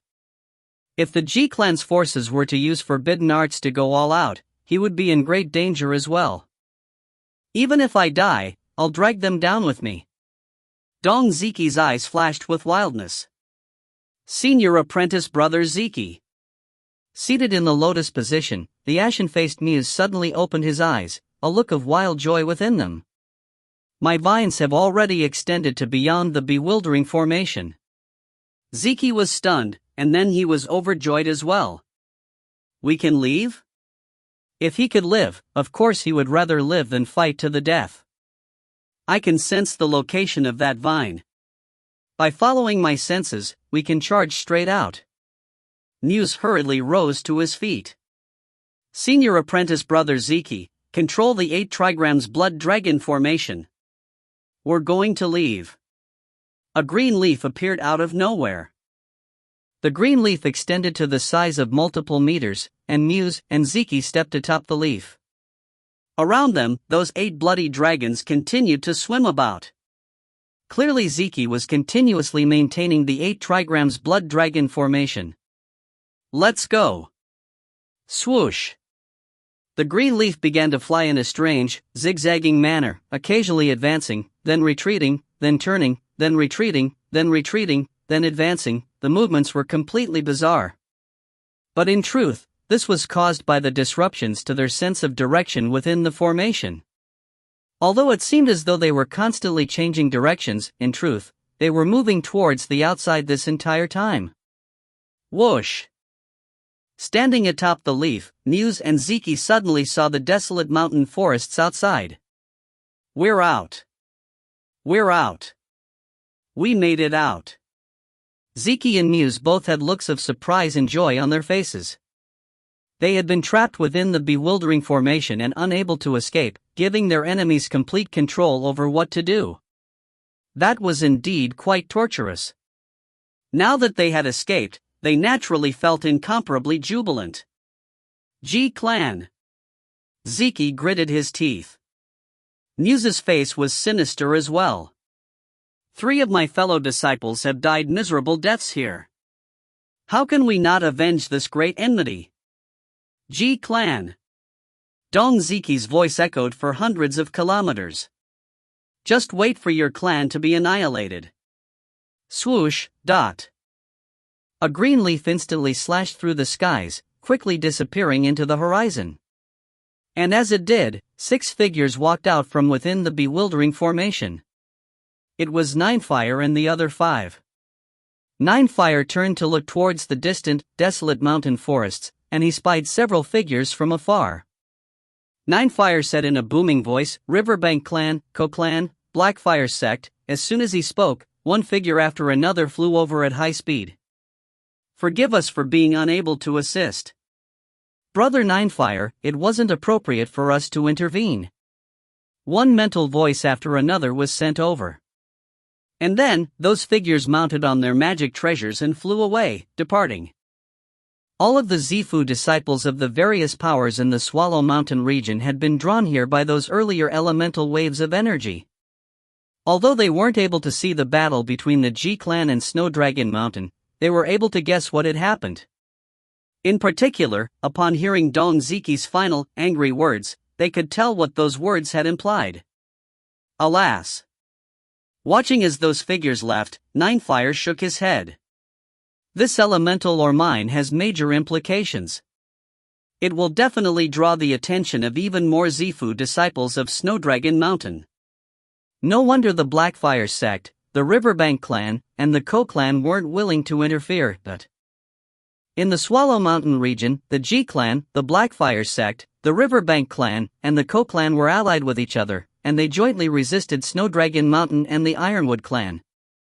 But what they jointly resisted was the Swallow Mountain branch of Snowdragon Mountain. But this elemental or mine, soon, the Zifu disciples of the main Snowdragon Mountain sect would come to attack Swallow Mountain, and when that happened, for them to annihilate the Blackfire Sect, Riverbank Clan, and Co-Clan would be simplicity itself. Of course they didn't dare interfere. No matter how great the benefits might be, they still wouldn't dare to intervene. Patriarch, what should we do now? Truekeep spoke out. Ning and the others turned to look at their patriarch. Ninefire said slowly, "This time, the Swallow Mountain branch of Snowdragon Mountain has suffered severe losses. 3 of their Zifu disciples are dead. They will definitely invite their comrades from throughout the region to have them hurry over here. Given the allure of this elemental or mine, there will be a large group of Zifu disciples who will attack Swallow Mountain." Ning and the others all nodded. They will definitely invite those nearest Swallow Mountain. Given the speed of Zifu disciples, they'll probably arrive in just a day or 2. Ninefire said. "We have 2 options. The first option. We can hide." Ninefire said. "We can make it so that the Zifu disciples of Snowdragon Mountain are unable to find it. We only need to hide for a few days, and wait for the angel arrives to sign a transfer agreement with us. This is a fairly safe route, but it will thrust the countless clansmen of our G-Clan into mortal danger. The Zifu disciples will be here soon, within just a day or 2. In just a short day or 2, the hundreds of thousands of tribesmen and clansmen belonging to our G-Clan won't be able to make it far." G9 Fireside. When the group of Zifu disciples of Snowdragon Mountain find that they are unable to locate us, to give vent to their rage, they will massacre our clansmen, or perhaps seize them and sell them off as slaves. This is normal. The faces of Ning and the others all changed. Hundreds of thousands of their compatriots. The second option. Ninefire said. We publicly state that we will be in a certain location, and that we will set up a formation there. We publicly declare that Snowdragon Mountain can come and kill us there, if they are able to. Snowdragon Mountain is a major sect. Sects like them care deeply about their reputation. If we publicly set up this formation, once their Zifu disciples come, they will definitely attack the formation full force in an attempt to break it. They won't lower themselves to go slaughter a group of mortals. If they did so, once the word spread, this would be a great stain on Snowdragon Mountain's reputation. But if we hide, resulting in them being unable to find the culprits, they will definitely massacre the people of the G clan, so as to demonstrate how the supremacy of Snowdragon Mountain is not to be challenged. Ning and the others all nodded. Right. Major sects cared about their reputation. If they hid, then those Zifu disciples would use the excuse of wanting to demonstrate how the supremacy of their sect was not to be challenged, and go massacre the members of the G clan, so as to warn others. But if the G clan's experts stood out and openly proclaimed they would be at a certain location within a formation, then the enemies would no longer be able to go act against those ordinary mortals. Everyone, speak. What choice should we make? Ninefire looked at his clansmen. If you find any errors, ads pop up, ads redirect, broken links, non-standard content, etc., please let us know. Report chapter so we can fix it as soon as possible. Book 5, Chapter 24, The Stone Room Within the Mine. Chapter 24, The Stone Room Within the Mine. Misty fog coiling about, Ning just stood there, looking at his 5 elders. The patriarch, his father, and the others were all very calm. Clearly, they had already made their decision. I am the patriarch. G and Innifire said very calmly. For the sake of the G clansmen. For the sake of the G clan's reputation. I will stand out and welcome this battle with Snowdragon Mountain. Granny Shadow said in her hoarse voice, I've lived nearly 400 years. Can it be that I, G Shadow, am going to hide so as to live for a few more years while watching my clansmen fall into danger? In addition, I feel very happy that I'll be able to face death with my elder brother. Wherever my mistress is, I shall be there. The old servant, a Xing, actually spoke out, a rare event indeed.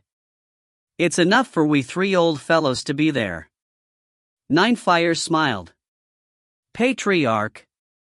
Truekeep spoke out. I know the limits of my own talent. Even amongst the Zifu disciples of the G clan, I am only average. It's virtually impossible for me to become a Wanxian adept. This battle is the most critical battle which will determine the fate of my G clan. I cannot hide from it. Each one smiled as well. Patriarch, you know my situation as well.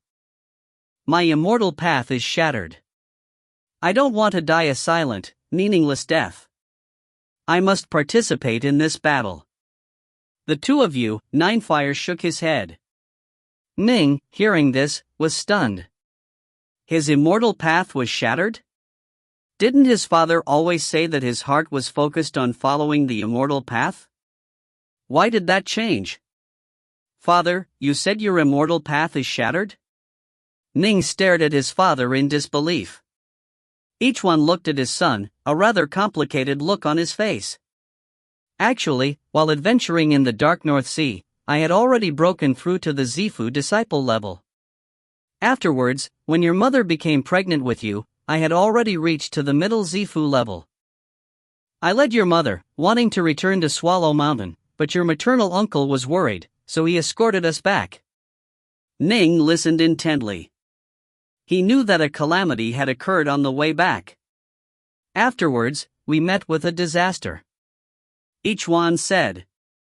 Your mother was badly injured, but your Uncle White led you back. Your uncle and I both executed forbidden arts, using all our might to delay the enemy. During that battle, your uncle died while I was badly injured. Because I used a forbidden art for too long a period of time, the damage done to my Zifu Violet Palace was too great, and my Violet Palace became warped and atrophied, unable to expand again in the future.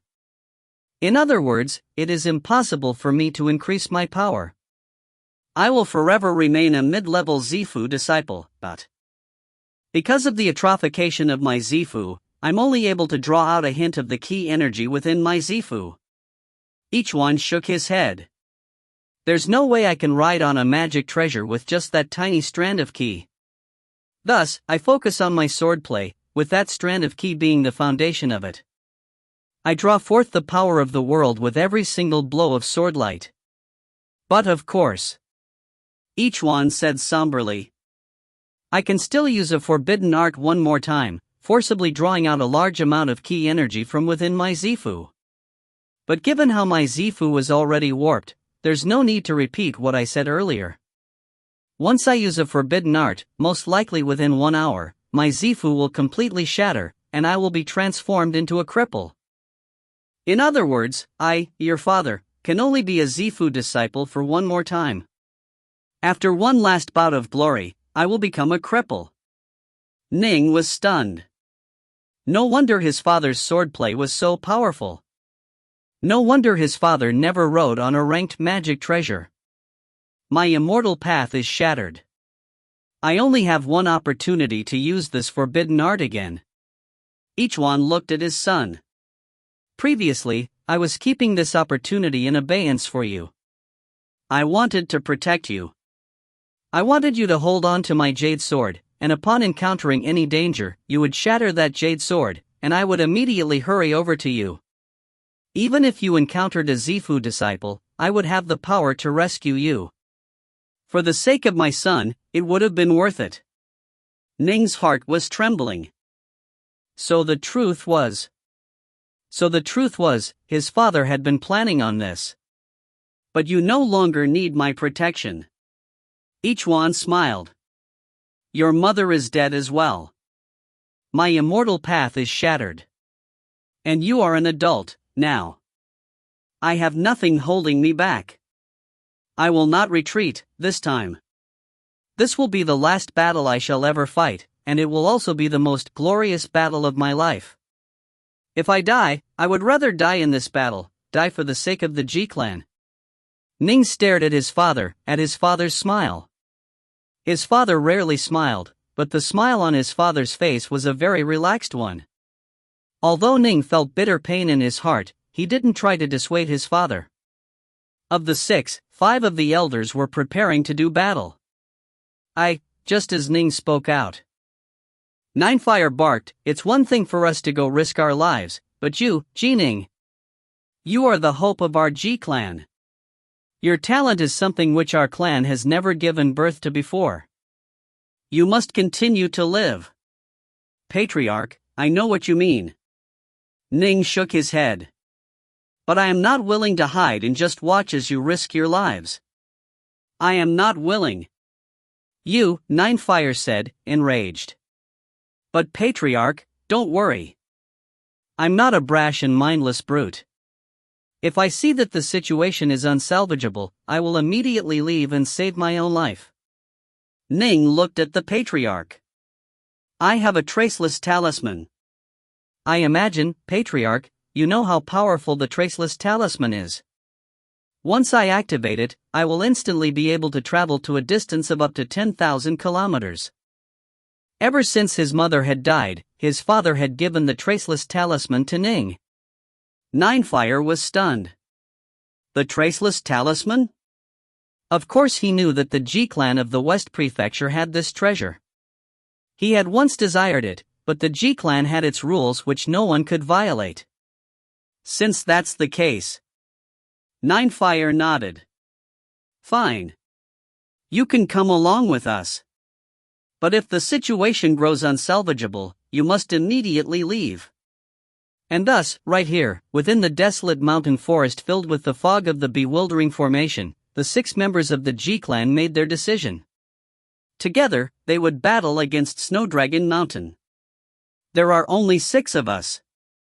Ninefire was actually filled with a boundless martial spirit.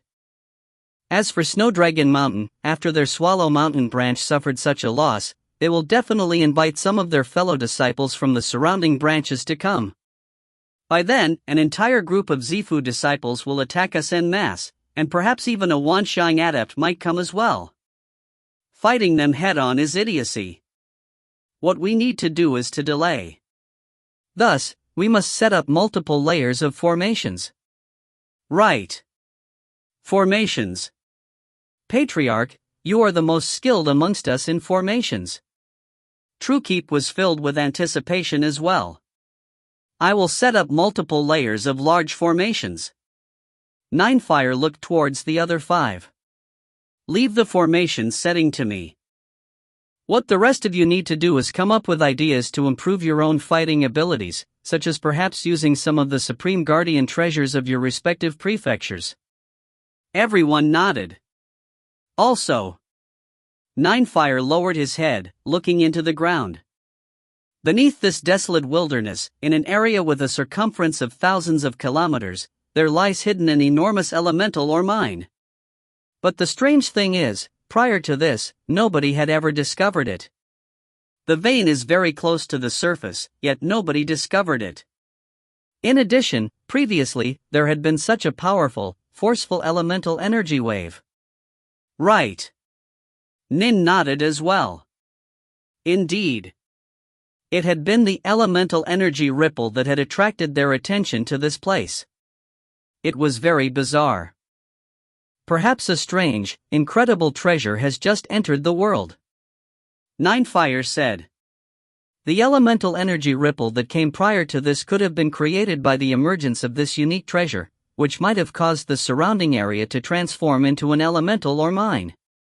Or perhaps an immortal was training here. When immortals train, the amount of elemental energy they consume is as vast as an ocean. Ninefire sighed. If they train for a long period of time, an elemental or mine will naturally form. Granny Shadow frowned. Elder brother, are you saying? Ning and the others all looked at Ninefire. I am guessing.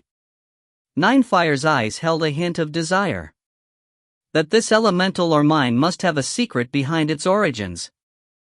Perhaps it has some treasures within, or some precious items left behind by an immortal. Even items casually discarded by an immortal are enough to allow our G-clan's power to increase greatly. Patriarch, are you suggesting? Truekeep grew excited as well. Treasures? Each one and the others all stared towards the ground. Ninefire nodded. Let's dig into the ground and do an investigation. Perhaps we might find something. Right. Let's go. Each of them felt that the words of the Patriarch were reasonable. That elemental energy ripple from earlier had indeed been bizarre, and it was also strange that this elemental or mine had never been discovered. Perhaps some treasure was hidden within. Ning.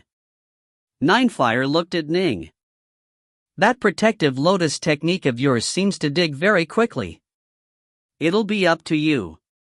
We'll follow from behind you. Nin nodded. Fine. I'll begin, then. Rumble, rumble, rumble. Ning controlled his water flame lotus, making it swivel through the ground, constantly digging deeper into it. Those elemental stones were easily broken through, carving out a tunnel. Ning moved quickly and constantly, digging deeper and deeper, while Ninefire and the rest of the 5 were behind him. His speed is so fast. Truekeep sighed in amazement, following from behind. When we started digging, we were fast as well, but after exhausting a large amount of our ki, we had to begin to slow down. But Ning is completely relying on borrowing the power of nature. Ninefire had already been able to see through Ning's water flame lotus, and that it was formed from natural power. They continued to go deeper. Ning, wherever the quality of the elemental ore is the finest, that is where you should dig. Ninefire said. If there are any treasures present, they should be located at wherever the elemental energy is the strongest. Nin nodded. He had noticed as well that different areas had different quality elemental stones. Some places only had low-grade elemental stones, while other places had quite a bit of high-grade elemental stones. Rumble, rumble, rumble, the water flame lotus drilled down, like a giant dragon swimming through the underground ore deposit, constantly boring in the direction of high-grade stones. After an hour, the majority of stones here are high-grade stones. You can pick them out with ease. This is a precious location. So many high-grade elemental stones. Although they knew all along that this was a rich vein, they hadn't imagined that this elemental or mine would actually have a location within it with such an abundance of high-grade elemental stones. Bang! Suddenly, an explosive sound. Ning came to a sudden halt, causing Ninefire and the other four behind Ning to come to a startled halt as well. What is it? Ninefire asked hurriedly. In front of me, there is a very tough, unyielding stone. My water flame lotus is actually unable to drill through, Ning said, puzzled. The power of his water flame lotus was now tremendous, and generally speaking, even forged weapons would be shattered by it, to say nothing of rocks. It really is strange. Rumble, rumble, rumble. The water flame lotus quickly swept away the nearby stones, allowing Ning to get a good look at what was in front of him, a very flat, rocky surface. This is... Ning was puzzled. Ninefire, each one, and the others were puzzled as well. Ning continued to control his water flame lotus to scatter aside the surrounding elemental stones, and soon, what appeared before their eyes was part of an enormous stone room, with a door in front of it. This is a stone room. Man-made. Even Ning's water flame lotus is unable to break through it. This is no ordinary stone room, it must have been left behind by an immortal. The members of the G clan all revealed looks of wild joy on their faces. Deep within the ground, more than 100 kilometers down, in the heart of this elemental or mine, they had discovered a stone room. Who amongst them would believe that it was a common room? Ning, don't go too close. Beware of restrictive spells, Ninefire said. Keep away from it, and control your magic treasures to open the stone door at a distance. Right. Ning nodded. All of them hurriedly retreated, while Ning directly controlled a sword-type magic treasure, sending it flying outwards and pushing at the stone door. Rumble, the stone door slowly turned, revealing an entrance. Instantly, an incomparably thick surge of elemental essence spurted out from within that stone room, causing Ning and the rest of them to feel incredibly comfortable. There must be immortal treasures within. Ninefire called out frantically. If you find any errors, ads pop up, ads redirect, broken links, non-standard content, etc., please let us know. Report chapter so we can fix it as soon as possible. Book 5, Chapter 25, Establishing the Zifu. Chapter 25, Establishing the Zifu. The dense elemental aura caused Ning to take a deep breath. He could feel the Xiantian Qi in his Dantian rumble as it continuously grew. What pure, dense elemental energy! The elemental energy released just by opening the door to this stone room is already so dense, then what about inside the room? Thought. Don't go in rashly. There might be danger within. Ninefire hurriedly warned. I'll release a bug to go investigate inside. Ninefire opened his mouth, and a black wasp immediately flew out, quickly flying through the stone door and darting into the stone room. After a span of time of 10 breaths, the black wasp flew back out, and Ninefire swallowed it once more into his body. How is it? Each of them looked at Patriarch Ninefire, who just laughed. I've finished my investigation. There's no danger at all within. Come, let's go take a look. You follow behind me. Even if there are dangers hidden within the stone room that I could not detect, I will be the first to die. Ning, you walk in the very back. Right. Ning needs to stay in the back. Each of them looked towards Ning. There was nothing Ning could do. He didn't argue, instead just docilely following from behind. Nine Fire and Granny Shadow were in the very front, and as soon as they entered, the sound of their delighted, amazed cries rang out. What a treasure! What a treasure! This place definitely was a place where an immortal trained. Definitely. Ning, hearing this, had an itchy feeling in his heart. What exactly was inside? You can all come in. I've swept it with my key. There's no danger. Nine Fire said. Immediately, everyone entered, and even Ning hurriedly followed them inside. What thick elemental energy! This was the first thing Ning sensed when he entered, that there was an incomparably dense, natural elemental energy in this place, causing all of the pores of his body to swell open and welcome it, absorbing as much of it as they could. The entire room seemed to be filled with a visible, verdant aura of life energy. This was a natural color which would appear once natural elemental energy reached a certain density. Ning, shut the stone door. Don't let this elemental energy leak out. This stone room is rather special. Once the door is shut, the elemental energy won't leak out. Nine Fire said. Yes. Ning understood this as well. Prior to this, it was only when he had pushed the stone door open that the elemental energy had leaked out. Rumble, the stone door shut.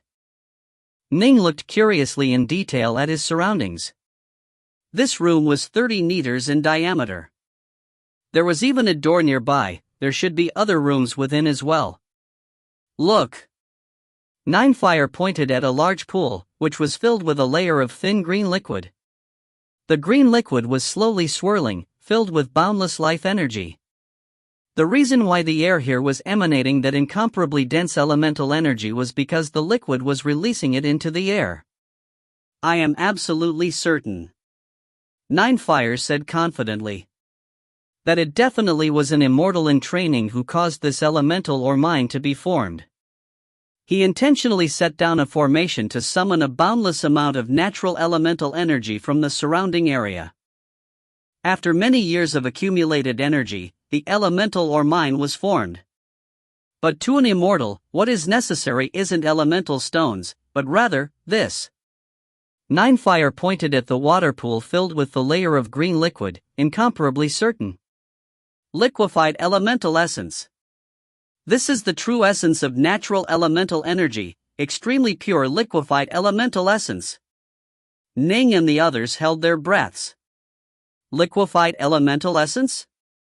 If one described the elemental energy contained within high-grade elemental stones as very pure and as being not very burdensome to the body, and capable of increasing training speed tenfold, then liquefied elemental essence was the purest form of elemental essence, which placed no strain on the body whatsoever. One could completely absorb and convert it within a short period of time.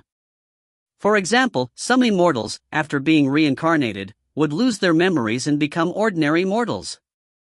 Once they regained their memories, however, based on the insights they had gained into the heavenly Tao, as well as the power of their souls, they could for example obtain and make use of a legendary 9 cycles golden pill, which contained an ocean's worth of elemental energy, and which also placed no burden on the body, allowing one to quickly absorb it all within a short period of time. Once a reincarnated immortal regained his memory and swallowed a 9 cycles golden pill, then just by relying on the natural elemental energy contained within the pill, he would be able to once again become an immortal within a single day. To improve in one's training? Strengthen one's soul. One's level of understanding. One's techniques. Elemental energy. Not a single one of these 4 could be lacking. As for reincarnated immortals, it was because they possessed the first 3 already, which was why they could rely on a single 9 cycles golden pill to instantly become an immortal. If they didn't have the 9 cycles golden pill, even reincarnated immortals would have to slowly, step by step train and rise in power. As for ordinary mortals, if they swallowed a 9 cycles golden pill, they would be instantly exploded by the sea of elemental energy the pill contained. The 9 cycles golden pill was the stuff of legends. But Ning had read about liquefied elemental essence in books before. Liquefied elemental essence, in sufficient quantities, could be comparable to a 9 cycles golden pill. The immortal who trained here, Ninefire said excitedly. He definitely had accumulated a large amount of liquefied elemental essence here. Because of his training, he had already used up the vast majority of it, leaving behind only this thin layer. But even just this thin layer is perhaps comparable to the entire wealth of our G-clan. And in addition, even if our G-clan had the wealth to buy something like this, we still wouldn't be able to. Everyone present was excited. They all understood that liquefied elemental essence would allow a person to avoid spending a long period of time on absorbing and refining energy. Thus, it had long ago been monopolized by large sects and large clans. They might gift it to some truly monstrous talents, or some top-tier experts, making it so that they wouldn't have to waste too much time in slowly refining elemental energy.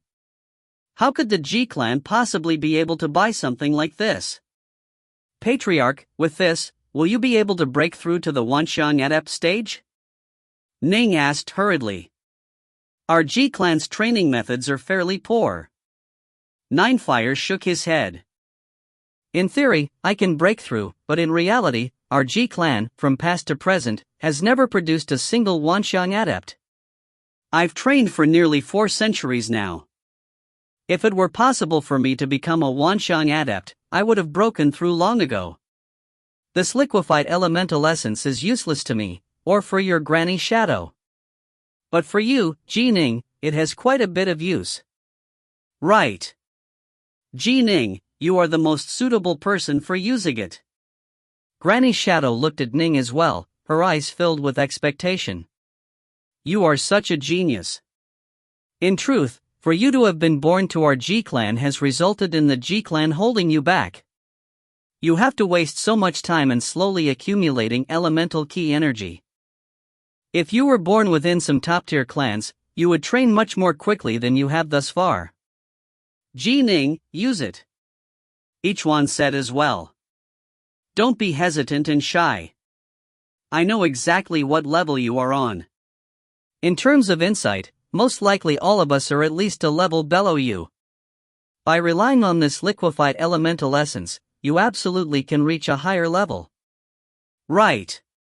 Truekeep, Ninefire, and the others all looked eagerly towards Ning.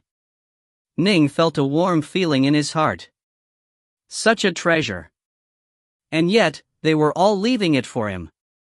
Patriarch, I won't be shy then. Ning said directly.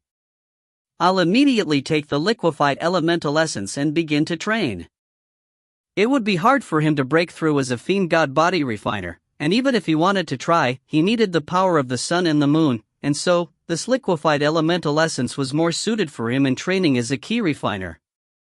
He had reached the necessary level of insight long ago. He absolutely could establish his Zifu foundation. Good. Ninefire and the others were filled with excitement and anticipation. To them, this liquefied elemental essence would only be able to raise their power by a limited amount. But to the most monstrously talented member of the G-clan, Ning, it would most likely increase his power tremendously. I'll go look at the other rooms and see if there's anything else we can use. Ninefire said hurriedly. There was the other room nearby. In that room, there was only a stone bed, a stone chair, and a stone table. Nothing else. It seems this place was just the place where the Immortal shut himself in for training, while this other room was the study where the Immortal would rest and flip through Immortal manuals. Ninefire said. The other room is a room where the Immortal actually trained. There's nothing else. No other treasures. Each one and the others took a careful look as well, but this stone room just had a primary room and a side room. It was very simple and plain, and one could tell at a glance that there was nothing else here.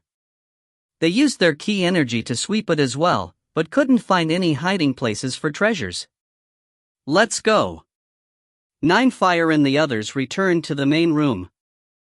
They looked at Ning, then instructed, Ning, you remain here and train. Remember, shut the stone door. There's a secret mechanism above the door. Once you shut the door, no one outside will be able to open it. We'll wait above ground for you. Fine. Ning nodded. 9 Fire and the others all quickly left, leaving only Ning behind in the stone room. Ning pushed the door shut, locking it in place.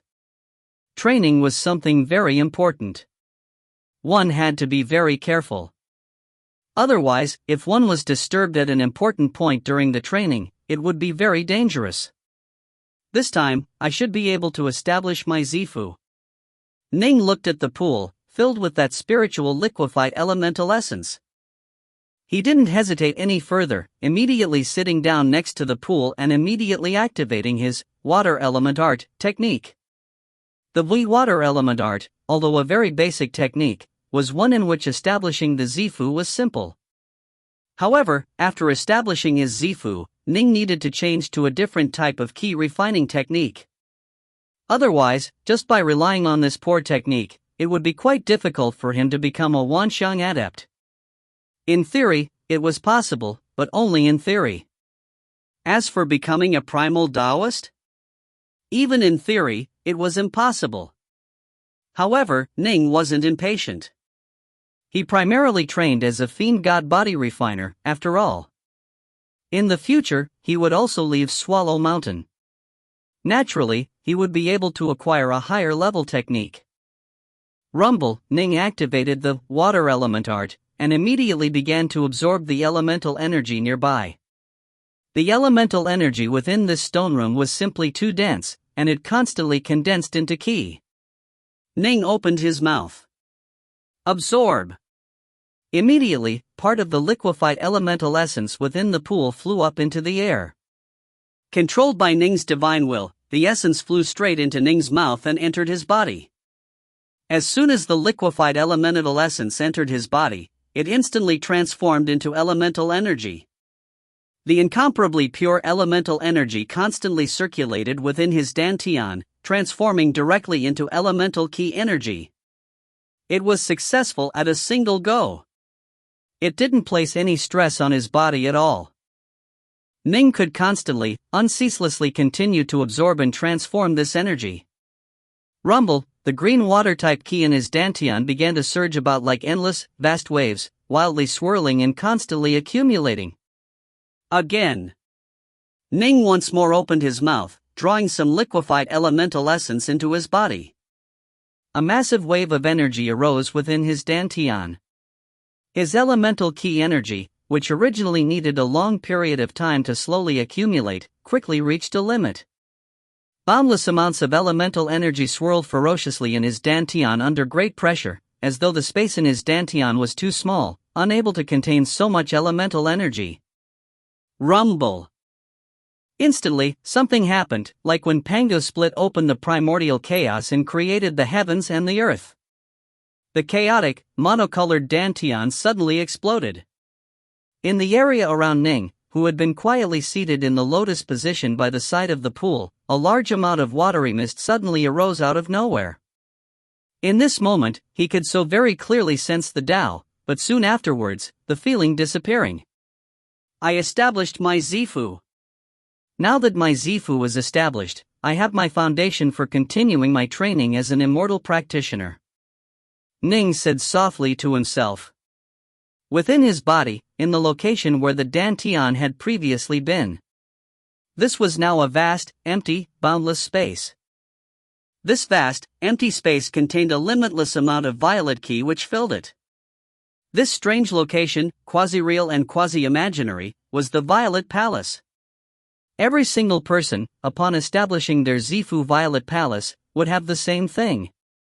However, as to what sort of level a person would be able to train to in the future, that depended on each person's destiny and techniques. Absorb. Ning opened his mouth, and more liquefied elemental essence from the watery pool into Ning's body like water. The vast, spread out space with violet ki instantly had the first drop of elemental ki formed from it. Soon, a large amount of ki was constantly coalescing. Within this boundless, empty, illusory void, a small pool began to form, which quickly transformed into a small pond. Elemental ki continued to solidify and accumulate, and the size of the pond continued to grow as well. If you find any errors, ads pop up, ads redirect, broken links, non-standard content, etc., please let us know. Report chapter so we can fix it as soon as possible. Book 5, Chapter 26, Storm Clouds Approaching. Chapter 26, Storm Clouds Approaching. Ning was seated next to the pool of water in the lotus position. His aura was like that of savage waves crashing down. He continued to open his mouth, absorbing the liquefied soul essence within the pool, causing that layer of liquefied essence to quickly deplete. But suddenly, Ning shut his mouth. Phew. A smile on his face, Ning opened his eyes. He glanced at the green, liquefied soul essence in the pool. It let me break through as a peak Xiantian expert, allowing me to establish my Zifu, then solidify my base as an early Zifu disciple.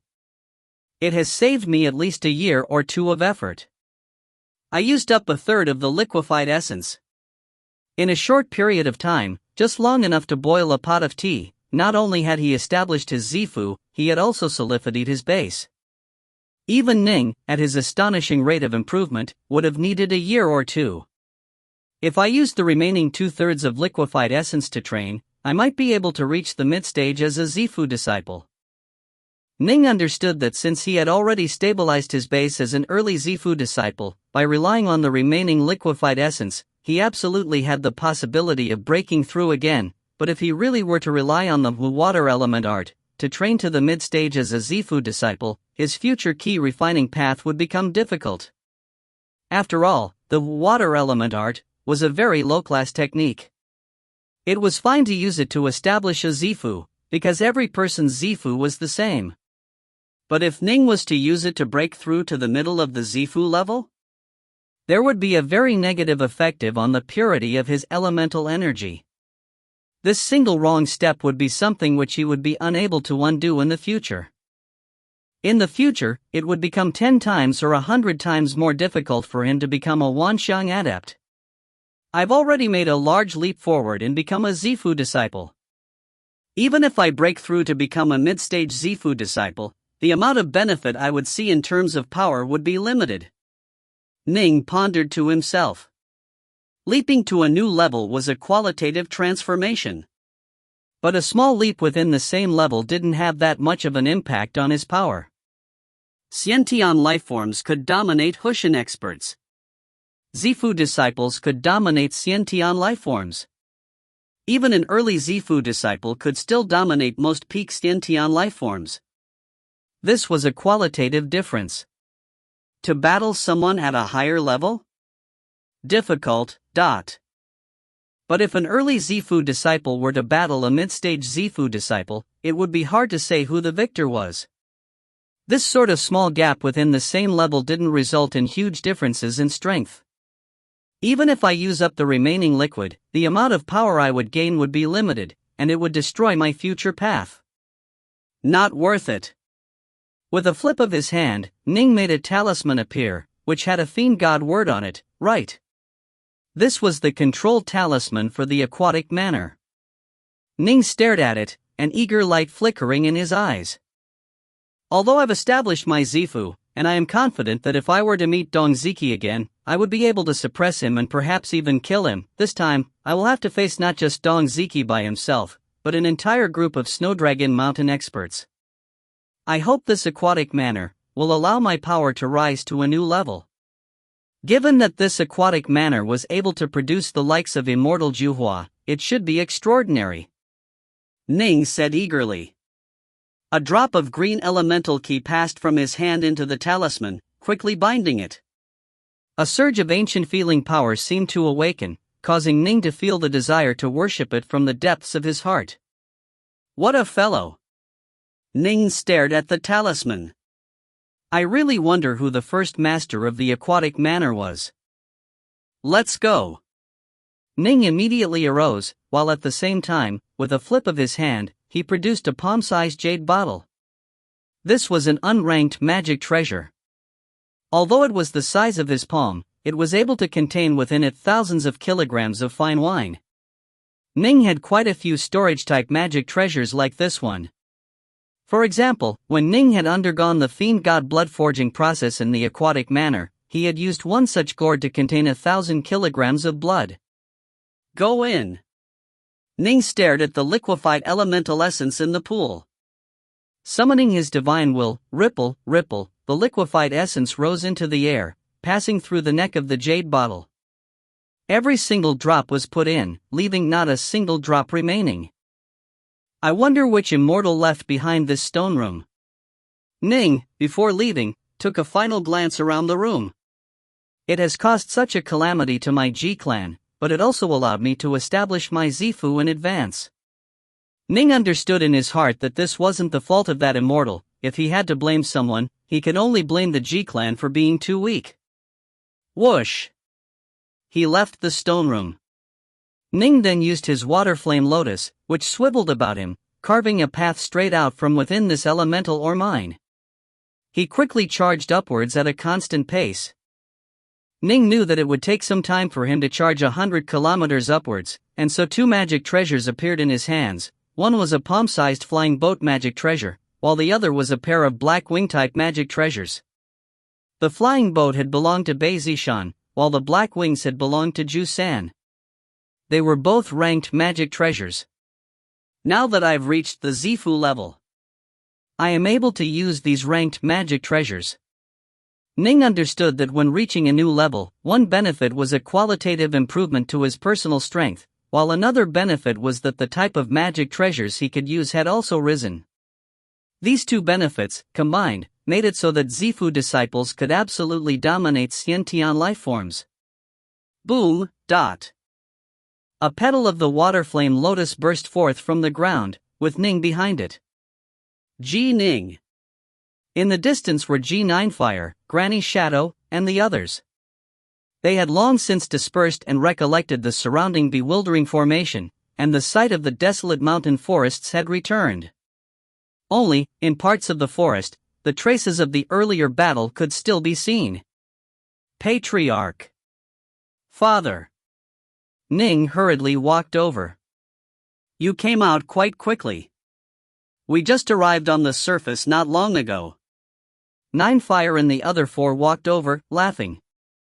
Truekeep just emerged moments ago as well. Ning thought about it. He had been in training for as much time as it takes to brew a pot of tea. The amount of time he had spent boring through the ground had actually been greater than that. The Patriarch and the others had most likely had to spend more time boring through the ground than he did, and so, doing the math, it seemed as though they probably really did emerge at roughly the same time. Right, Ji Ning? Nine Fire asked. Prior to this, when you killed Ju San, what magic treasures did you acquire? Quite a few. Ning said.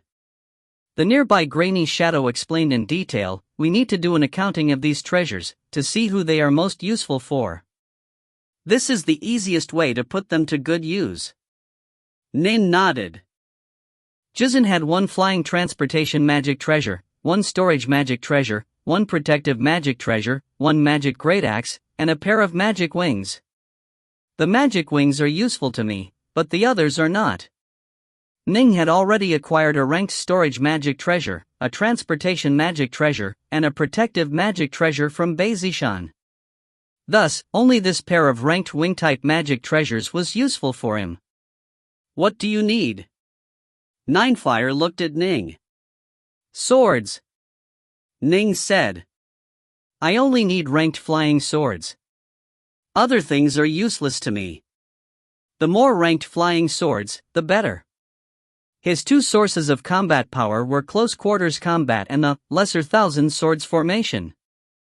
In particular, now that he had established his Zifu, the power of his lesser thousand swords formation had naturally grown only greater. However, if he continued to use unranked swords, his power would most likely only rise by 1 or 2 levels. If, however, he was able to completely exchange them for ranked swords, Ning felt that he would probably be able to give even a Wanxiang adept a good fight. Ranked flying swords? The more the better? Nine Fire, Granny Shadow, the old servant Xing, and each one all repeated softly, then offered 1 or 2 flying swords each. Altogether, we have 5 flying swords that we don't need for now. Nine Fire looked at Ning.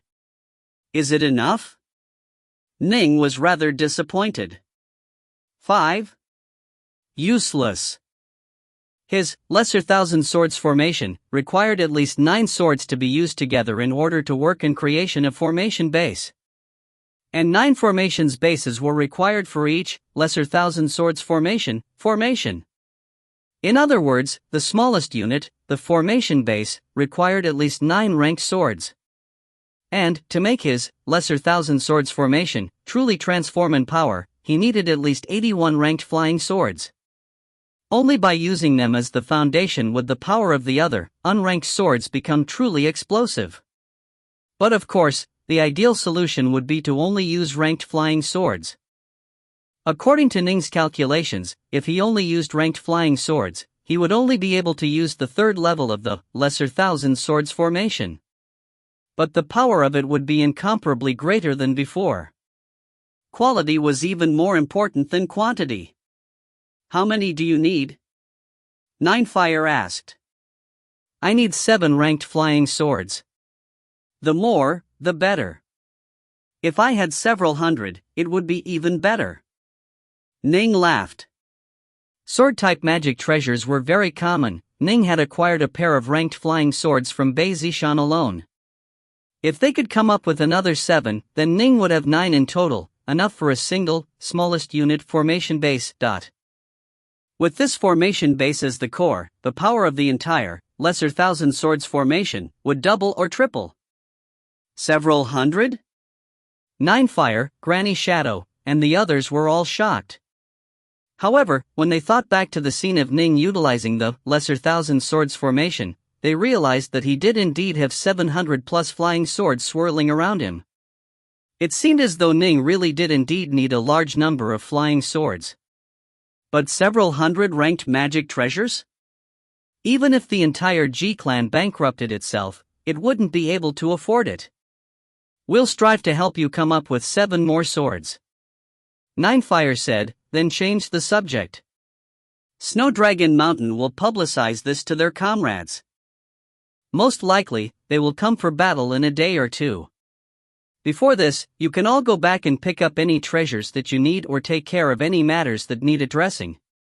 Afterwards, we will regroup here. Let's go. Swoosh. Ninefire, Granny Shadow, and Xing mounted an enormous wine gourd, quickly disappearing into the horizon, leaving behind only Ning and his father. Ning understood that this was rather like taking care of one's post-mortem affairs. Father, will you return to West Prefecture City? Ning looked at his father. No. To Serpent Wing Lake. Each one shook his head. I want to visit Little White. The 2 of us are like brothers who have shared life and death together. No matter what, I have to see him again. Each one had stayed for 5 years at Serpent Wing Lake, and the Whitewater Hound had stayed with him this entire time. Uncle White? Nin nodded gently. The god-beast Whitewater Hound had an extremely close relationship with Ning's father. They had adventured together to as far as the Dark North Sea. The time they had spent together was even longer than the time Ning's father and mother had spent together. Indeed, they really were lifelong brothers. Let's go. A flying boat appeared beneath Ning's feet, and each one mounted it as well. Whoosh! The flying boat instantly rose into the air, quickly passing through the skies and into the clouds. Swallow Mountain had a total of 10 commandery cities. Snowdragon Mountain had 3 of them, which were similar to the commandery city the G-clan controlled, the city of 10,000 swords. As soon as Dong Ziki had invaded Swallow Mountain, he had given the name of the city he had taken over the name of Snowdragon City, so as to let everyone know that this was a branch of Snowdragon Mountain. Although afterwards, they had taken over 2 more commandery cities, the heart of this branch of Snowdragon Mountain remained in Snowdragon City. Where are they? Where are the others? In the air above Snowdragon Mountain, 3 figures stood there atop a flying screen, staring into the distance as a grief-leaf hurtled through the air, with Dong Ziki and Muse standing atop it. Where are the other 3? All dead? These 3 figures asked frantically. The 3 of them were the 3 other Zifu disciples of the Swallow Mountain branch of Snowdragon Mountain. They were of the Zhu clan and the Dong clan. Earlier, the Zifu disciple belonging to the Zhu clan, Zhu Nianxiong, had seen that his nephew's life talisman had shattered, and so he had hurried over to Snowdragon Mountain. The two elders of the Dong clan were terrified upon hearing this, knowing that something must have gone wrong. But they didn't expect that not only had Zhu San died, even the He siblings had died. They died. My three fellow disciples all died. Dong Ziki gritted his teeth. It was the Ji clan. They set up a formation early on, then suddenly attacked, causing us to be caught off guard. My three fellow disciples were ganged upon and killed one by one. With the He siblings dead, most likely that official writ was taken away as well. 3 commandery cities. They were split up between the Dong clan, the He clan, and the Zhu clan. One of the official writs had been carried by the He siblings. The Ji clan is asking for death. Zhu Nianxiang's eyes were bloodshot. The nearby muse said in a cold voice, this time, due to the elemental ripples, we went to go investigate. We discovered that there was an enormous elemental or mine within the Ji clan's territory, with a large number of high-grade elemental stones. The entire quarry has a circumference of 4,000 kilometers and a depth of 300 kilometers. What? Nianxiong and the two elders of the Dong clan were badly startled. The Ji clan wasn't willing to hand it over, so we ended up in a battle. Ziki forced the words out. The shorter of the two elders of the Dong clan howled in a furious voice, the main sect desperately needs an enormous elemental or mine such as this. If we offer it to the main sect, this will be a great merit for us. The Ji clan actually dares to oppose Snowdragon Mountain?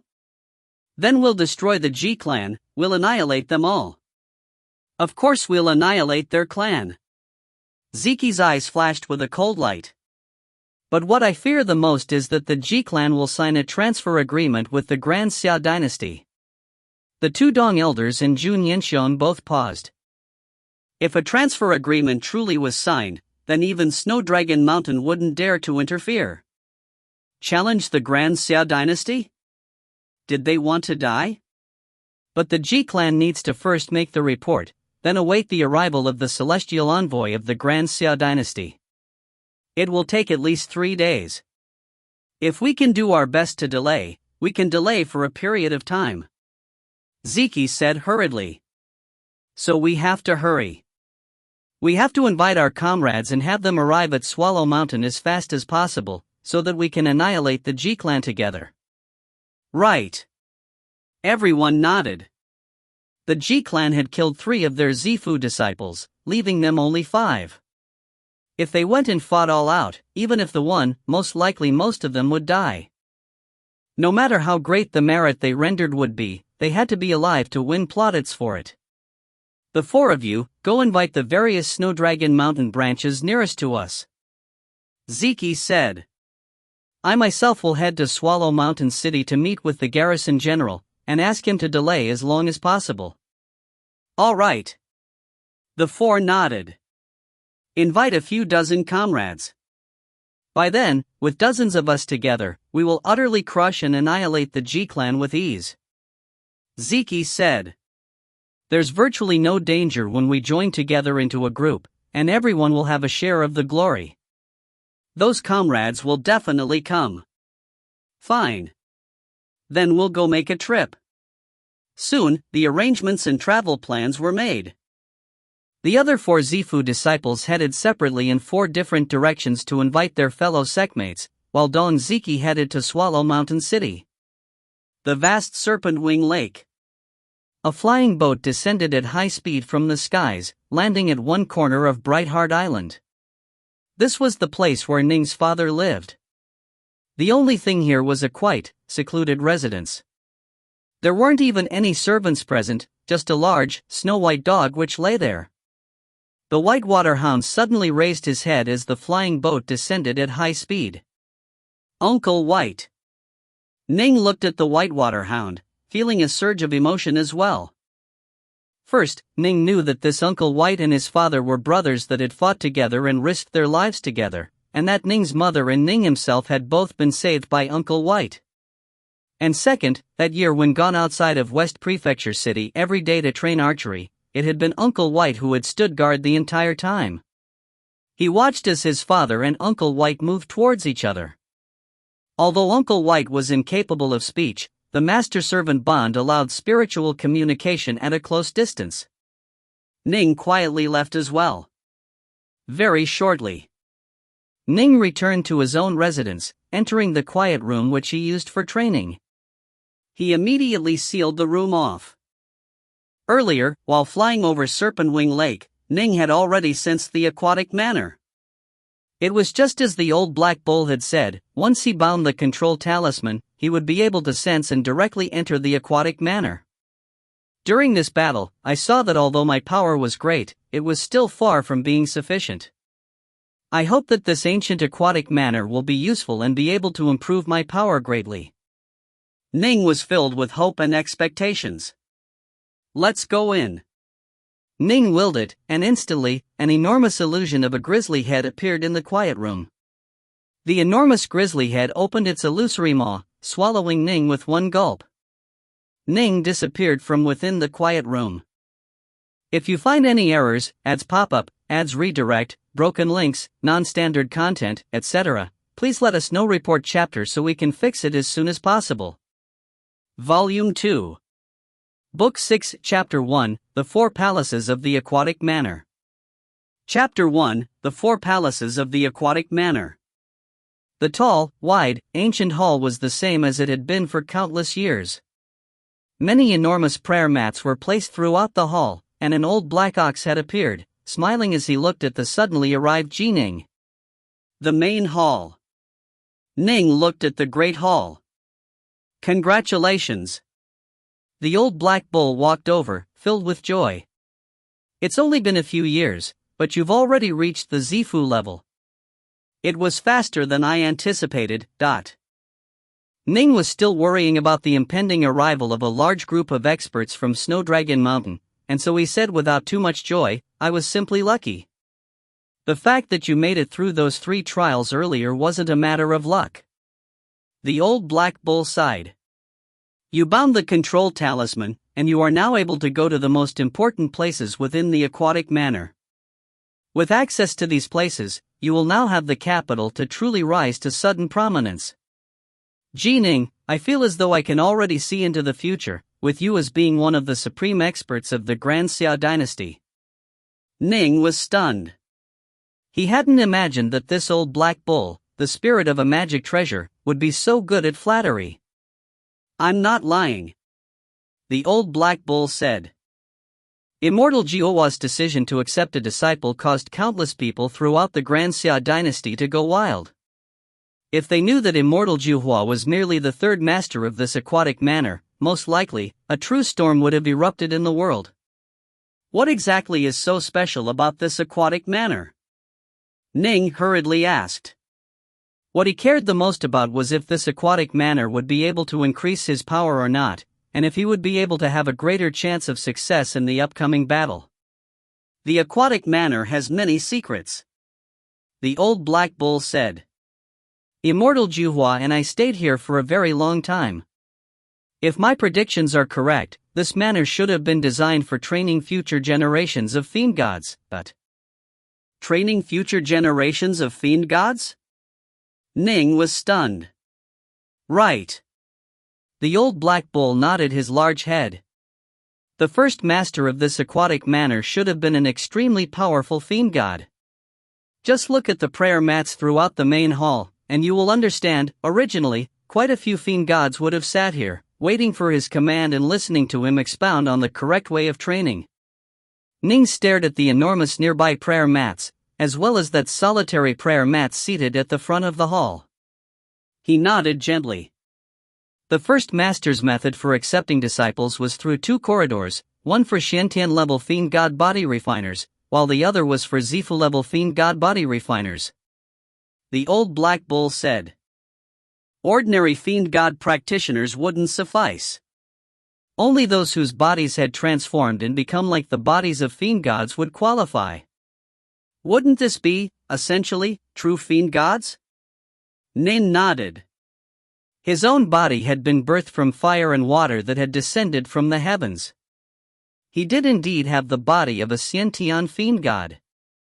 In addition, clearly the various halls of the aquatic manor are meant for cultivating later fiend gods. The old black bull said. Unfortunately, the path of fiend gods is simply too difficult. Although Immortal Juhua originally started on the path of fiend god body refining as well, slowly, that path became more and more difficult for him.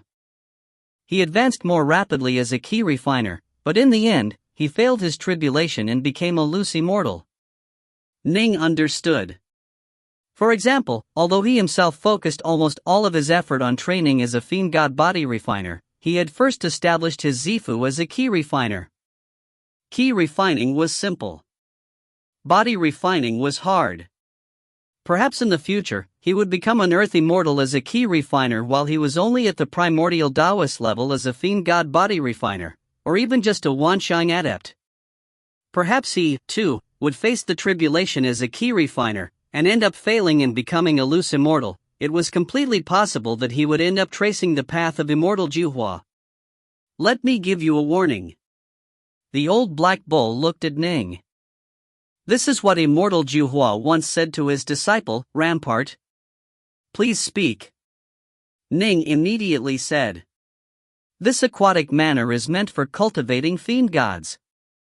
Thus, do your best to walk the path of the fiend gods. The old black bull said. Even if you are at the very verge of the void stage and becoming an earth immortal, Ning, you should halt your training in key. No matter what, do not go face the tribulation. Work hard as a fiend god body refiner and undergo the tribulation as a fiend god first. Ning frowned. According to the hypotheses of Immortal Juhua, the farther along you go on the path of the fiend gods, the greater assistance this aquatic manor will be for you. Immortal Juhua sensed that this aquatic manor had some secrets he still didn't know. They should have been secrets passed down by the first master, but unfortunately, Immortal Juhua was unable to divine them. The old black bull said. Thank you, senior, for your warning. Ning will remember it.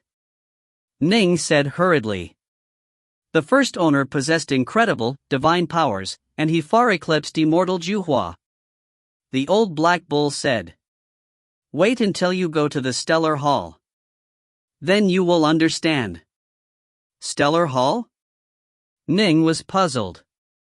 Suddenly, an illusion suddenly began to form in empty space. It quickly solidified into a tall, powerful bear.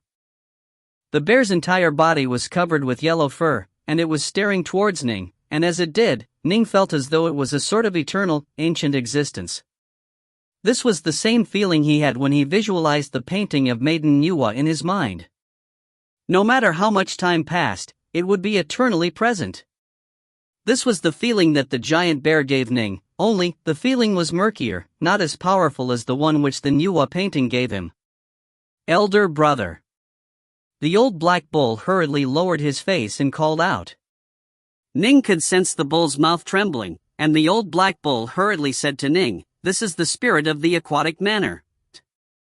The spirit of the manor? Ning sensed how the head of this enormous bear before him seemed very similar to the giant illusion of a bear head which transported him here. Ning greets you, senior. Ning said respectfully. The giant yellow bear glanced at him. Yet another who reached the Zifu level as a key refiner first. You train in the Crimson Bright diagram of the 9 heavens, the #1 fiend god body refining technique in the world. You possess a strong fiend god lineage. Work hard as a fiend god body refiner. Don't waste your natural talent and potential. Yes. Ning could feel the invisible aura emanating forward from the giant yellow bear. That ancient, eternal presence alone made Ning feel as though this wasn't something which ordinary practitioners would be capable of. The fact that the spirit of the manor was capable of teleporting people was, in and of itself, incredible and mysterious. Immortal Juhua was an expert during the latter stages of the fiend god era. And the spirit of the manor? It had followed the very first master. How ancient was it? How powerful was it? It was best to be humble when facing it. Follow me. The giant yellow bear walked in front. Hurry, follow. The old black bull urged, hurriedly following as well. Ning followed from behind as the giant yellow bear led the way, into a corridor on the right side of the main hall that was 3,000 meters tall. The giant yellow bear said while walking, after having bound the control talisman, you can be considered a master in training. Aside from the main hall, you can also enter this corridor, which had 4 major secondary halls. These 4 major secondary halls are open to you, but of course, right now, you are limited to them. If you want to enter more halls, you'll have to become a primordial Taoist. Ning understood. Becoming a Zifu disciple and binding the control talisman was only the first step. Becoming a primordial Taoist and binding the entire estate was just the second step. Most likely, even the second step would be just a simple binding, allowing one to carry it with him at all times. Most likely, the aquatic manor still would not be under complete control, as otherwise, Immortal Juhua wouldn't have said that he suspected there were more mysteries within. Look! The giant yellow bear pointed into the distance. An ancient, azure bronze gate was there, which was open. Ning hurriedly walked over, looking through the bronze gate. Wow! Ning's eyes were round. He saw an enormous hall past the gate, in the middle of which floated one magic treasure after another, each of them emanating a powerful, ancient aura. Ning saw a large warhammer which glittered with tricolored light that made Ning's heart pound frantically just staring at it, as though it were about to explode. There were also 4 formation flags of different colors. When he looked at it, he felt as though he was being drawn into a boundless separate world. This is the treasure hall, one of the 4 major secondary halls you can currently enter. The giant yellow bear said. The treasure hall is the place where Master stored his countless treasures, ranging from unique mortal items to items from the time of primordial chaos, when Pango split the heavens and created the universe. Master set down a rule for all of these treasures: as long as you can satisfy the requirements the Master set down, you can acquire them. Ning held his breath. Items of primordial chaos, from when Pango split the heavens? What were they? But Ning knew that fiend gods were naturally birthed from the heavens, and that after Pang split the heavens, there were many fiend gods. Now, it seemed as though this aquatic manor truly had been left behind by an extremely ancient, powerful fiend god.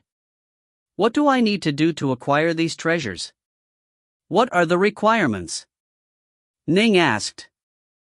After you enter the treasure hall and slowly look through it, you'll see the rules which Master left behind. The giant yellow bear said. Nin nodded slightly. The first Master had created the 2 corridors that had to be traversed for future disciples to be accepted. The rules of the treasure hall were also set by the first Master. Clearly, the first Master had the greatest influence on the aquatic manor, while Immortal Juhua was just a passerby. Continue walking. The giant yellow bear said while walking. The next secondary hall is the Divine Abilities Hall that you are now able to enter. Divine Abilities Hall? Ning was stunned. Divine abilities? He had only acquired a single divine ability, the Windwing Evasion. Ning knew exactly how precious divine abilities were. They weren't things which just anyone could acquire. Here we are. After having walked momentarily, the giant yellow bear pointed to another nearby giant bronze door. That ancient bronze door had a single bronze palm above it, and the palm emanated boundless might, carrying the power to seal the heavens and block out the sun. This is the Divine Abilities Hall. The giant yellow bear said. Only fiend gods who fulfill 2 requirements are allowed to enter.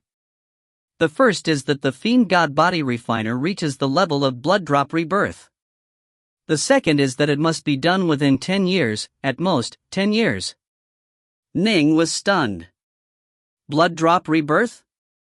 That meant being at the Zifu level as a fiend god body refiner. He hadn't reached that yet. 10 years, He was already more than 10 years old. In the past, Immortal Juhua was more than 10 years old, so he wasn't permitted to enter the Divine Abilities Hall. The giant yellow bear said. If he had been able to enter it, Immortal Juhua probably would have been able to walk a longer path and his power should have been even greater. Perhaps, he wouldn't have ended up becoming a loose immortal. The giant yellow bear was clearly rather sentimental towards Immortal Juhua, who had controlled the estate for millions of years, after all. The old black bull sighed as well.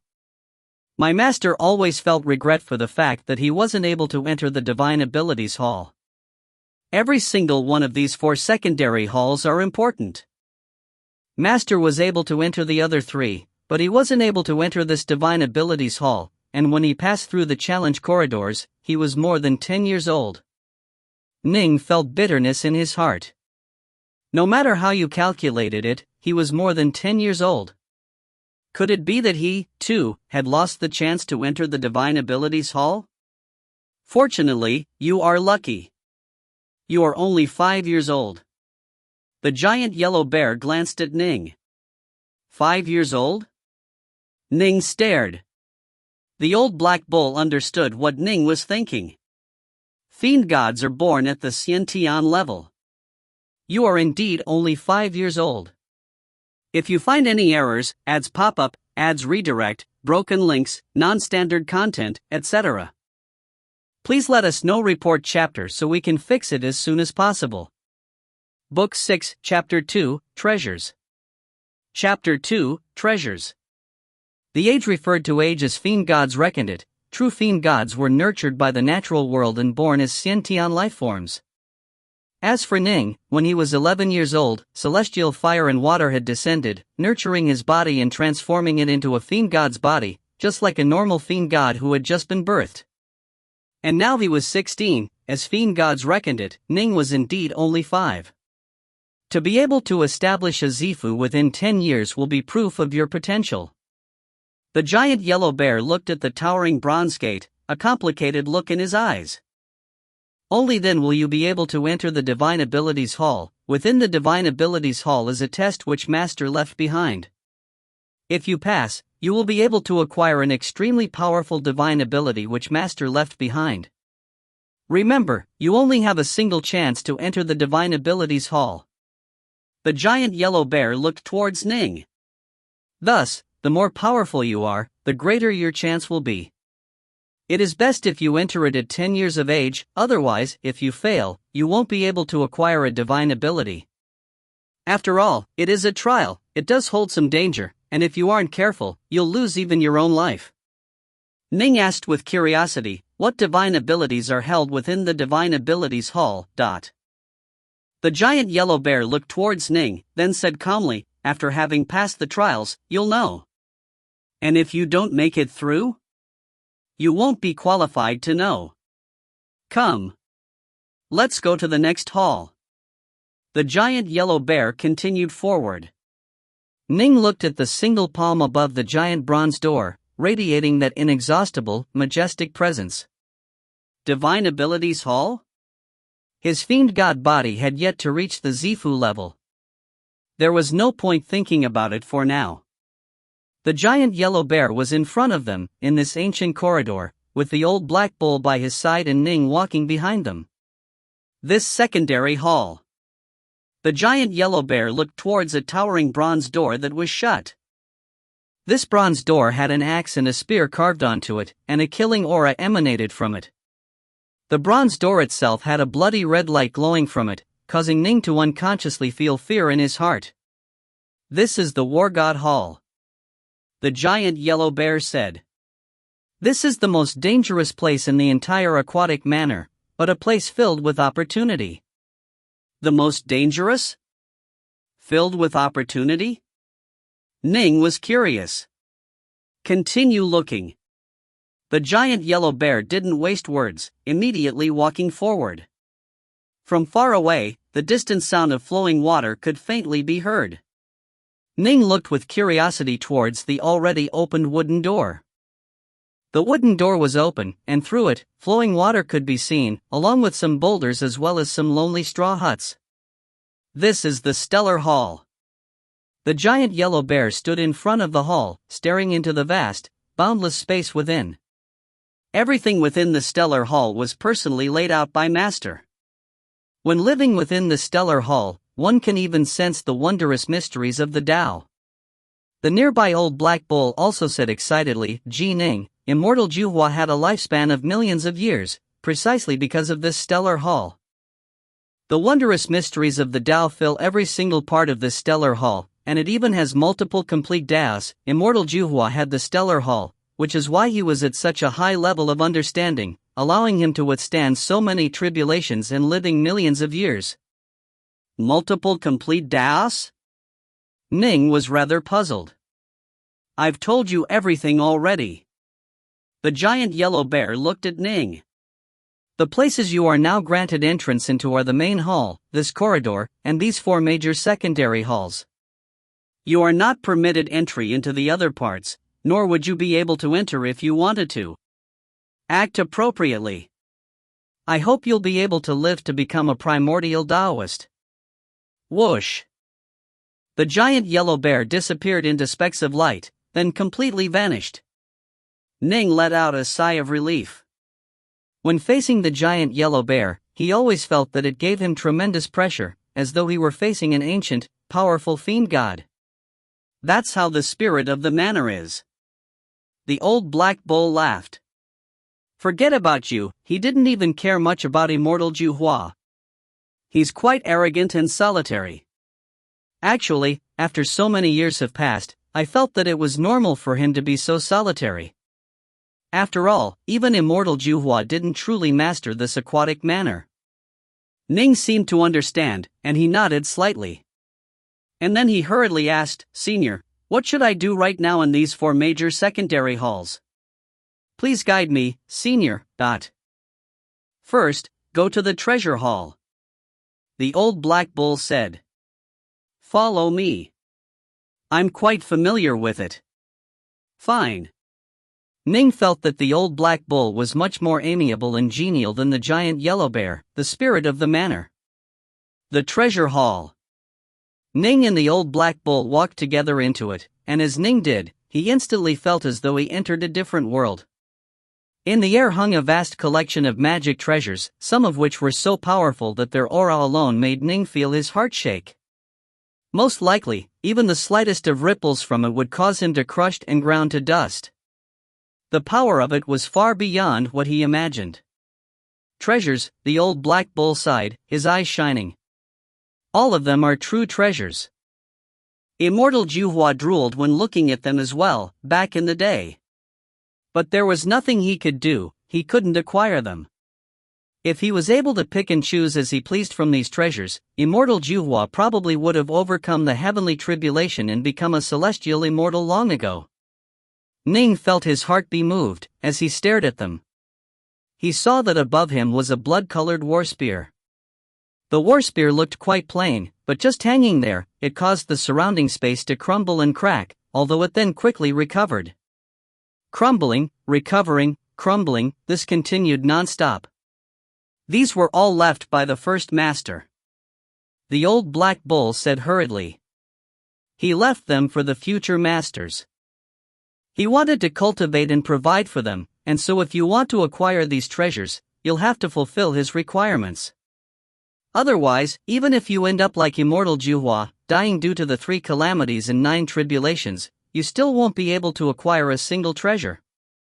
Ning was curious. What are the rules? What must I do to acquire these treasures? Look over there. The old black bull's head nodded towards the side. Ning followed the bull's gaze to look, only to see a tight cluster of tiny words on the distant wall. These words were all fiend god characters. Ning hurriedly walked over, reading them all at one go. So that's the situation. Ning frowned. The treasures of the treasure hall were all obtainable. There were 2 methods. The first was to rise in power as a fiend god practitioner. Once one reached the Zifu level as a fiend god practitioner, one would be able to acquire a mortal rank magic treasure, or a precious item of equivalent value. Upon reaching the Wanshan level as a fiend god practitioner, one would be able to select a single Earth rank magic treasure or equivalent. Upon reaching the primordial level as a fiend god practitioner, one would be able to select a single heaven rank magic treasure or equivalent. Upon reaching the void level, one would be able to select an immortal rank magic treasure. After successfully passing the tribulation and becoming a celestial immortal, one would be able to select a pure yang magic treasure or equivalent. So there are actually 5 ranks of magic treasures. Ning murmured. Zifu disciples are only able to activate mortal rank magic treasures, while Wanxiang adepts are able to use earth rank magic treasures. Primordials are able to use heaven rank magic treasures, and above that are immortal rank magic treasures and pure yang magic treasures. Ning had never even heard of these things before. All he knew was that there was such a thing as a ranked magic treasure. There are 5 ranks of magic treasures, the old black bull nearby said. In addition, ranked magic treasures are also divided into top, high, average, and low grades. The Zifu disciples in that Swallow Mountain area of yours might use ranked magic treasures, but the vast majority of them are low-grade or average-grade magic treasures. However, if you were able to choose at will from the treasure hall, I trust you would naturally be able to select the best of yourself. Ning listened carefully. These were things he had no idea about. The further you advance in your training, the harder it will be for you to acquire magic treasures.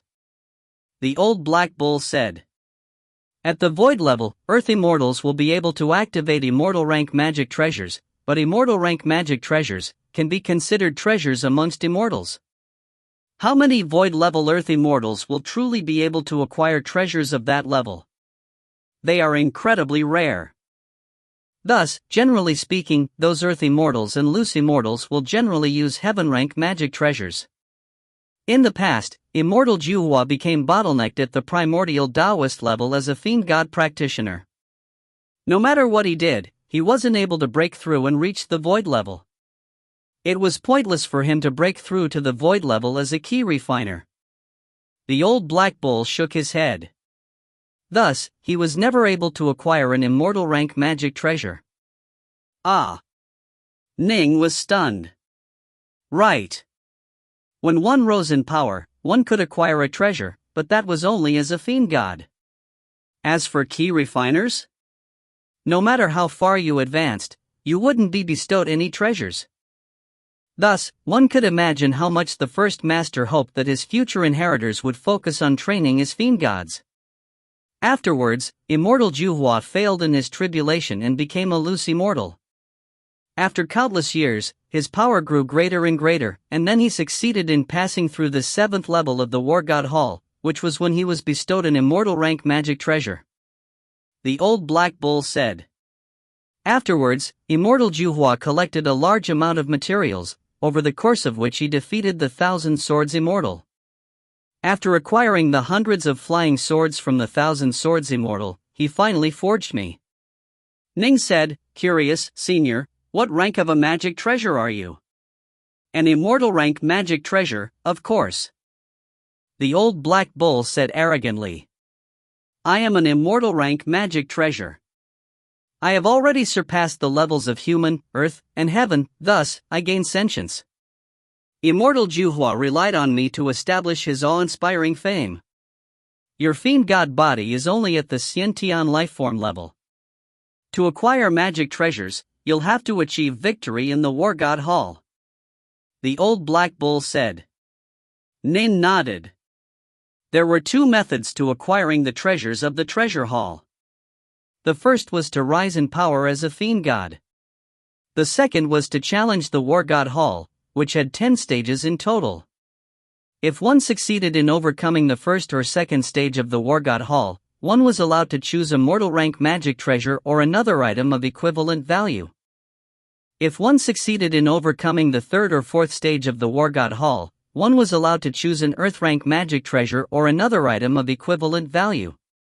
If one succeeded in overcoming the fifth or sixth stage of the War God Hall, one was allowed to choose a heaven rank magic treasure or another item of equivalent value. If one succeeded in overcoming the 7th or 8th stage of the War God Hall, one was allowed to choose an immortal rank magic treasure or another item of equivalent value. If one succeeded in overcoming the 9th or 10th stage of the War God Hall, one was allowed to choose a pure Yang magic treasure or another item of equivalent value. The Fiend God practitioners who had inherited the manor were each given 2 chances to challenge the War God Hall at each level of power. For example, Ning was now a Xiantian lifeform as a Fiend God. He had 2 chances to go challenge the War God Hall. Once his Fiend God form reached the Zifu level, he would gain 2 more chances. Xiantian, Zifu, Wanxian, Primordial, Void. Before becoming an Immortal, he would only have 10 chances. Each chance was incomparably precious. Challenging the War God Hall is too hard. The old black bull shook his head and sighed. But this is the second way in which one can acquire a treasure of the treasure hall. Even though it is hard, you'll have to try. It is indeed hard. Ning nodded.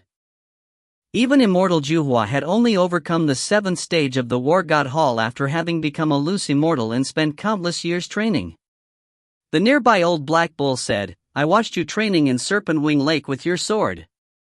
I don't want to discourage you, but for you to challenge the first level with your current level of power?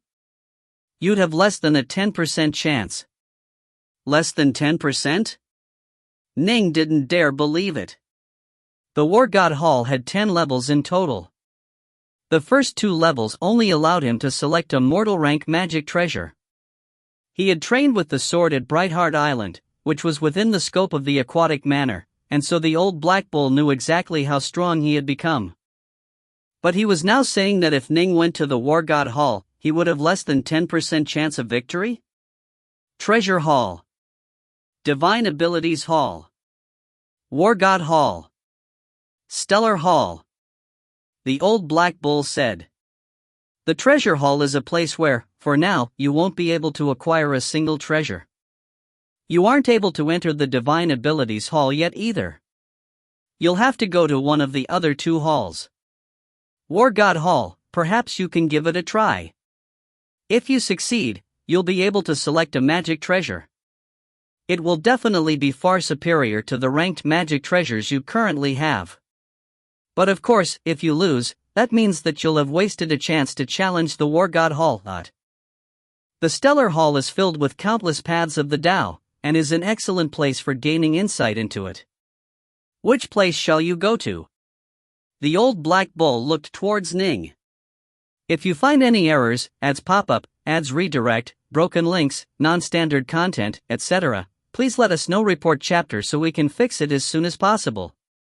Book 6, Chapter 3, A Tempest Outside the Straw Hut. Chapter 3, A Tempest Outside the Straw Hut. Senior, since you said that I have less than a 10% chance of passing through the War God Hall's challenge, why should I make the attempt? Ning said.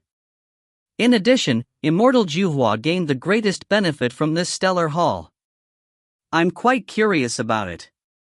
As he spoke, Ning stepped into a room.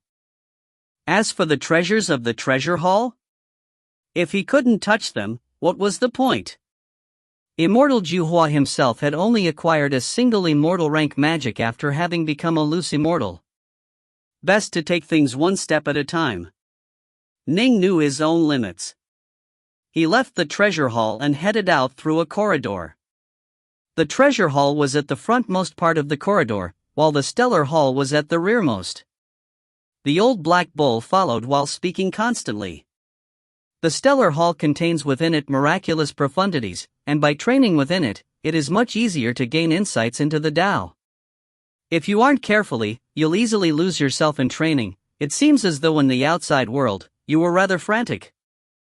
I imagine you must have important business to attend to. Don't let yourself become lost in meditating on the Tao within the stellar hall and delay your important affairs. Ah! Ning was startled, then hurriedly said with gratitude, "Thank you for the reminder, Senior." He had nearly caused himself to miss the critical affairs coming up. Although meditating on the Tao was important, if he lost 1 or 2 days meditating on the Tao, by the time he woke up and left, it would all be too late. No matter what. Ning instructed the old black bull. As soon as the sky grows dark in the outside world, if I'm still in the stellar hall meditating on the Tao, then I would like to ask you to immediately disrupt my meditation and awaken me, Senior. But if the sky grows dark in the outside world? That means only 12 hours are remaining. The old black bull said. Right, 12 hours. If I begin to meditate on the Tao, at most allow me to meditate on it for 12 hours. Ning said hurriedly. After 12 hours, immediately awaken me. Based on Ning's calculations, generally speaking, Zifu disciples who were flying on magic treasures would be able to travel 100,000 kilometers in a day. But of course, that was normal flight. If they didn't rest and didn't sleep and also didn't worry about using up their elemental energy, one could fly nearly 200,000 kilometers in a day. Swallow Mountain, in turn, was only a few tens of thousands kilometers in size. A round trip to see the other disciples of Snowdragon Mountain and return with them would take, as G9 Fire had said, most likely just a day or two. Ning would only be able to spend 12 hours meditating on the Tao. He absolutely couldn't afford to go over. Don't worry at all. The old black bull raised his head, looking like a guard. Once 12 hours pass, I will immediately awaken you. We spirits of magic treasure will never forget tasks that are assigned. Thank you, Senior. Ning laughed, then headed to the main entrance of the Stellar Hall. It was different from the other 3 halls, which all had large bronze doors. The gate to the Stellar Hall was seemingly made out of wood, and it emanated an ancient, natural aura. The old black bull, seeing Ning inspect the towering wooden door, murmured to himself, "This is the ageless blue firewood which only exists in the 9 hells. It is a precious, spiritual wood which is very useful in making immortal rank magic treasures, but it was used to make a large gate. Is it possible to dismantle the gate?" Ning was curious.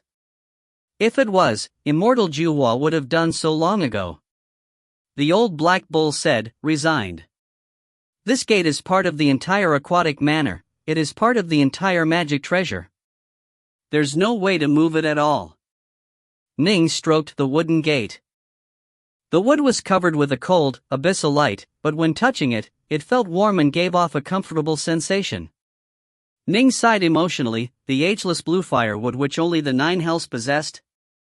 Alright, then, these were things which he had never even heard of before the old black bull had introduced it to him. He had experienced too little. This really is, passing through the corridor and through the wooden gate, Ning felt breathless. The sight in front of him completely stunned him. This really is utterly inconceivable. The works of a god. The works of a god.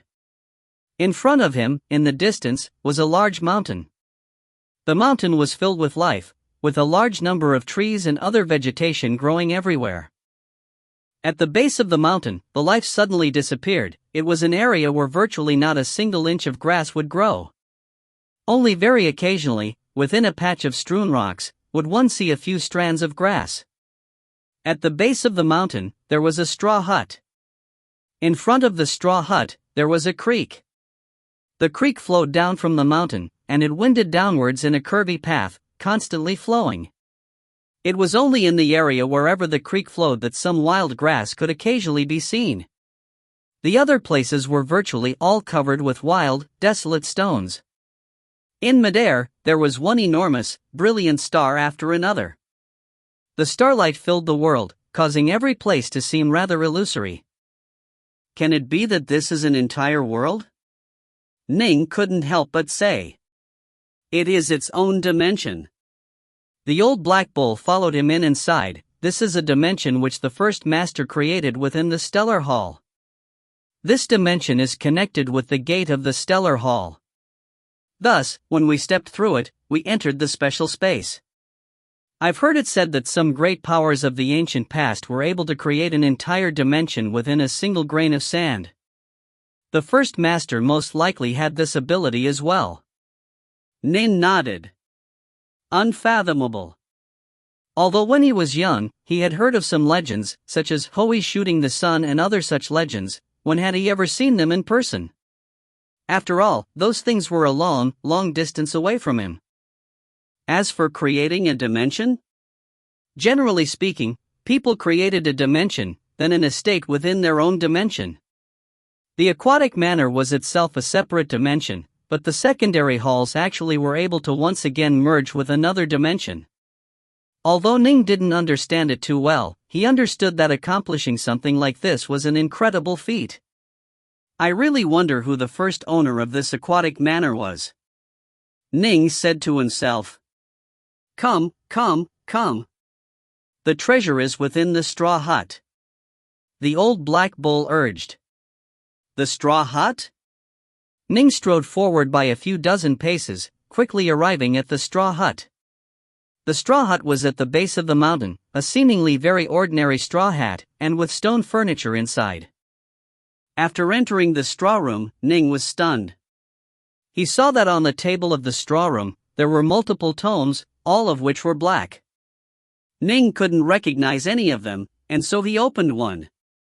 On the surface of the books, there were some beautiful fiend god characters: Stellar Scroll, Stellar Scroll 2, Stellar Scroll 3, there were 43 scrolls in total. This is... Ning stared at these books. The old black bull explained, these are the manuals left behind by the first owner. The name of it is the Stellar Hall and there are a total of 43 parts. Ning lifted up the Stellar Scroll and flipped through it. The pages were black, while the words were in golden fiend god script. The contents were rather puzzling as well, it felt like hastily scribbled notes. They're like casual recordings which described personal feelings. Ning originally had taken them to be profound books and was rather surprised. If you want to read, the old black bull said hurriedly. At a simple glance, there are no mysteries and nothing mysterious to the contents. But if you fully read everything, you will discover how extraordinary it is. Oh? Ning, startled, picked up the Stellar Scrolls. Go outside the room to read. Sit on that stone bench over there. The old black bull said. Read aloud. But I don't recognize fiend god characters. Ning asked. Although he could recognize fiend god characters at first glance, and understood which human words matched each fiend god word, the two were different languages after all. Just use your own race's language to read. That is what Immortal Juhua did in the past. The old black bull said. Right. Ning held the tome in his hand and walked out of the straw hut. He seated himself at the stone table, where the first master might have sat countless years ago and where Immortal Juhua might have sat as well. Ning flipped open the book and began to read. Today, Chang came to pay his respects to me. Ning began to read, puzzlement in his heart regarding these casual personal recordings. His voice rang out. Every single sound was very ordinary, but once the words were read out, the sound of the large number of words connected, in a manner that was like a song, capable of moving a person's heart, causing pain, amazement, sorrow, and more. The sounds of these words were unfathomable. Just by reading them out, the sound of these words seemed to contain a ringing, miraculous power. Slowly, they drew Ning into a unique world. When he became absorbed with seeing this world, Ning forgot that he was holding the Stellar Scroll in his hands. He stared at the countless stones of the desolate region, at the creek filled with life energy, as though seeing a pair of daos. Daos filled with boundless profundities. Even the small grass which was growing out carried another sort of Tao within it. Ning raised his head. The stars in the sky were brilliant. Each of them were incomparably bright, and they each gave Ning a different feeling.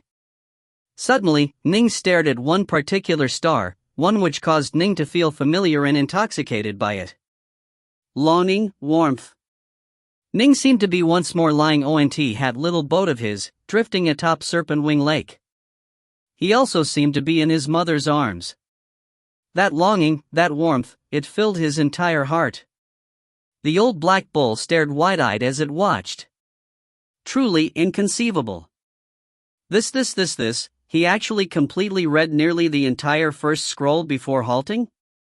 This Ning really is at quite a high level of understanding.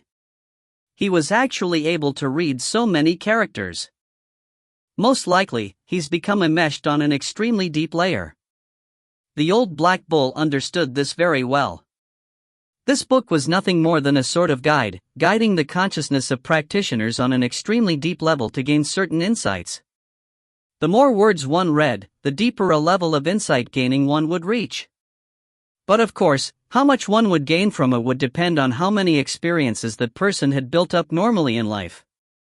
Good preparation was the key to success. Only by normally accumulating experiences would one have sudden insights. Which star is he looking at? The old black bull saw Ning raise his head to stare at the sky. He couldn't help but feel curious. According to what Juhua said, every single star contains a different Tao. But a calm smile was on Ning's face, as though he were by the side of his mother. That smile contained an inexhaustible charisma. When the old black bull saw Ning's smile, he seemed to feel even his own heart grow warm. This was a form of longing. A mental warmth. Sword. The old black bull stared. Ning rose to his feet, leaving the stone table. He pressed his forefinger and middle finger together into the shape of a sword, then began to brandish them about in training swordplay within the stellar hall. This was a type of swordplay that contained inexhaustible, endless longing. Ning didn't release any rays of swordlight, nor did he use any elemental energy. This was seemingly a very ordinary display of swordplay.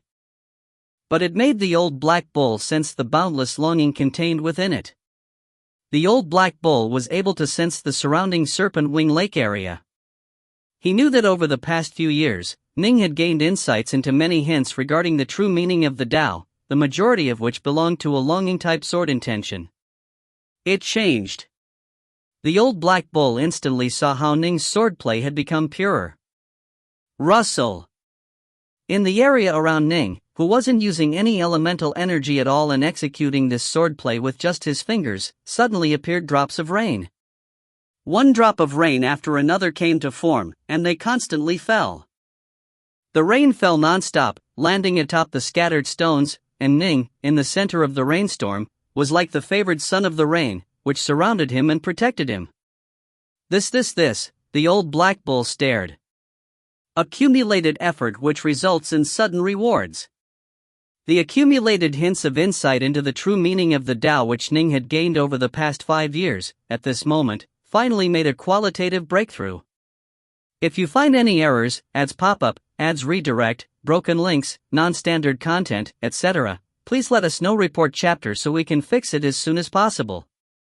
Book 6, Chapter 4, Rainwater Sword Domain.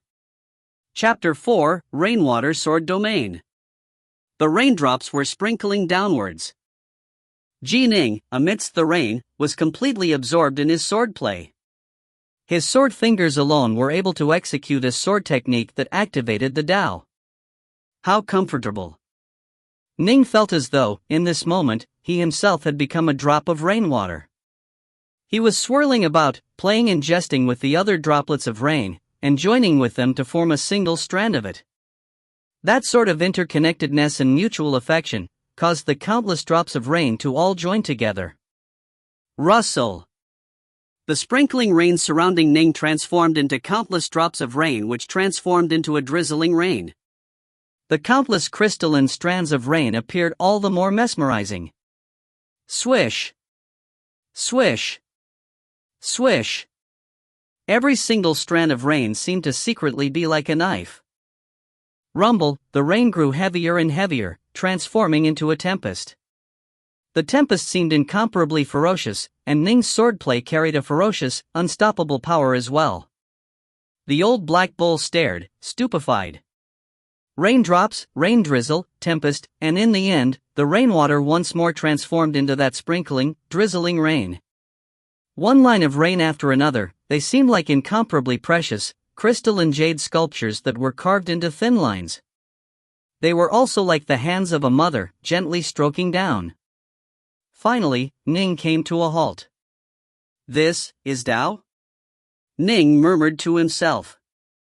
Congratulations, Ning.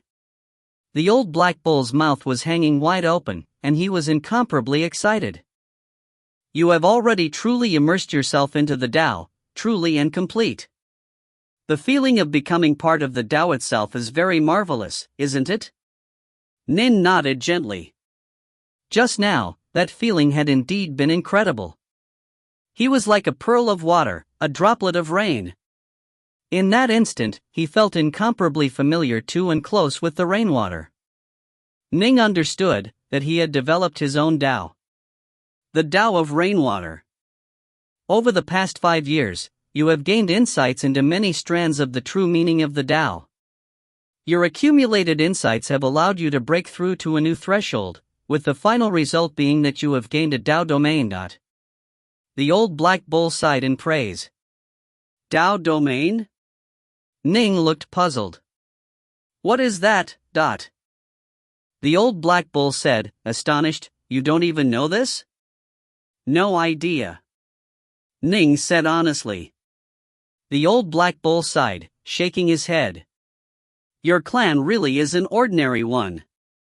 You don't even have a basic understanding of the different levels of insight. I'll tell you, then. In training, one aspect is improving on a technical level, be it sword, saber, spear, or even painting and music and other artistic endeavors. Technique matters. The first level is the foundation. Which is to say, becoming familiar with the basic techniques of an art. The second level is the advanced level. It represents that you have all but perfected your mastery of the techniques. The third level is one with the world. This represents that you are already getting close to the Tao, and have begun to attune to heaven's will. Ning listened. Naturally, he knew about these first 3 levels. After one with the world, the next step is in attuning with the intricacies of the natural world, and slowly discovering one of the Taos. Once you discover it, you will have gained a hint of the true meaning of the Tao. That is the 4th level, true meaning of the Tao. The old black bull shook his head. It is very hard to gain insight into a true meaning of the Tao. Even some Zifu disciples aren't capable of doing it. When Ning had been meditating on the Tao by the side of the pool that year, he gained his first insight into a true meaning of the Tao. Afterwards, when you continue to gain insight and continuously accumulate many more hints of the true meaning of the Tao, your insights into the Tao will grow greater and greater. There will then come a day when the many hints of the true meaning of the Tao will coalesce and then transform qualitatively. Only then will you truly be able to become one with the Tao itself, to the point where, with but a thought, you can summon the power of the Tao in your surroundings, to form it into your own domain. This is the 5th level, Tao domain. This is the level you are currently at. Formidable, formidable. The old black bull sighed. Only very few Wanxiang adepts are capable of reaching this level. Generally speaking, only people at the primordial Taoist level are capable of reaching this level of insight into the Tao. Oh? I'm that amazing? Ning said with a laugh. Your innate talents are extremely high, especially your talents as pertain to the sword. You are an absolute monster. With the assistance of the Stellar Hall, at the young age of 16, you've actually reached this level. The old black bull said. Ning understood as well. He possessed the Nuwa painting, and was incomparably hardworking. He also had an innately high comprehension ability, and also the aquatic estate. There were many variables which contributed to him being able to achieve what he had. And above the Tao domain? Ning asked. Above it, the old black bull looked at Ning. Reaching the Tao domain level, after all, just means that you are able to completely immerse yourself into the Tao. What you need to do is to gain greater insights into this Tao of yours, with the end result being that one day, you will have completely understood and mastered this entire Tao path. That is the 6th level, completely understanding an entire Tao path. Ning now began to understand. Indeed, just now, he had completely immersed himself with the rainwater, but that was nothing more than immersion. He was still far off from being able to completely control the Tao of rainwater. The first level is the basic level. The second is advanced. The third is one with the world. The fourth is true meaning of the Tao. The fifth is Tao domain. The sixth is a complete Tao path.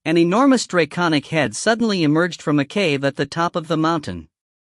That azure draconic head had a single horn atop it, and its wheel-sized eyes stared towards Muse. The incomparable aura alone the draconic head emanated caused Muse to feel nervous. He knew very well that he wasn't a match at all for this landworm in front of him. The landworm before him was a peak Zifu monster, with the lineage of a god beast. "My respects, Taoist friend landworm." Muse bowed. "Master hates to be disturbed. Can it be that you do not know this?" The landworm growled.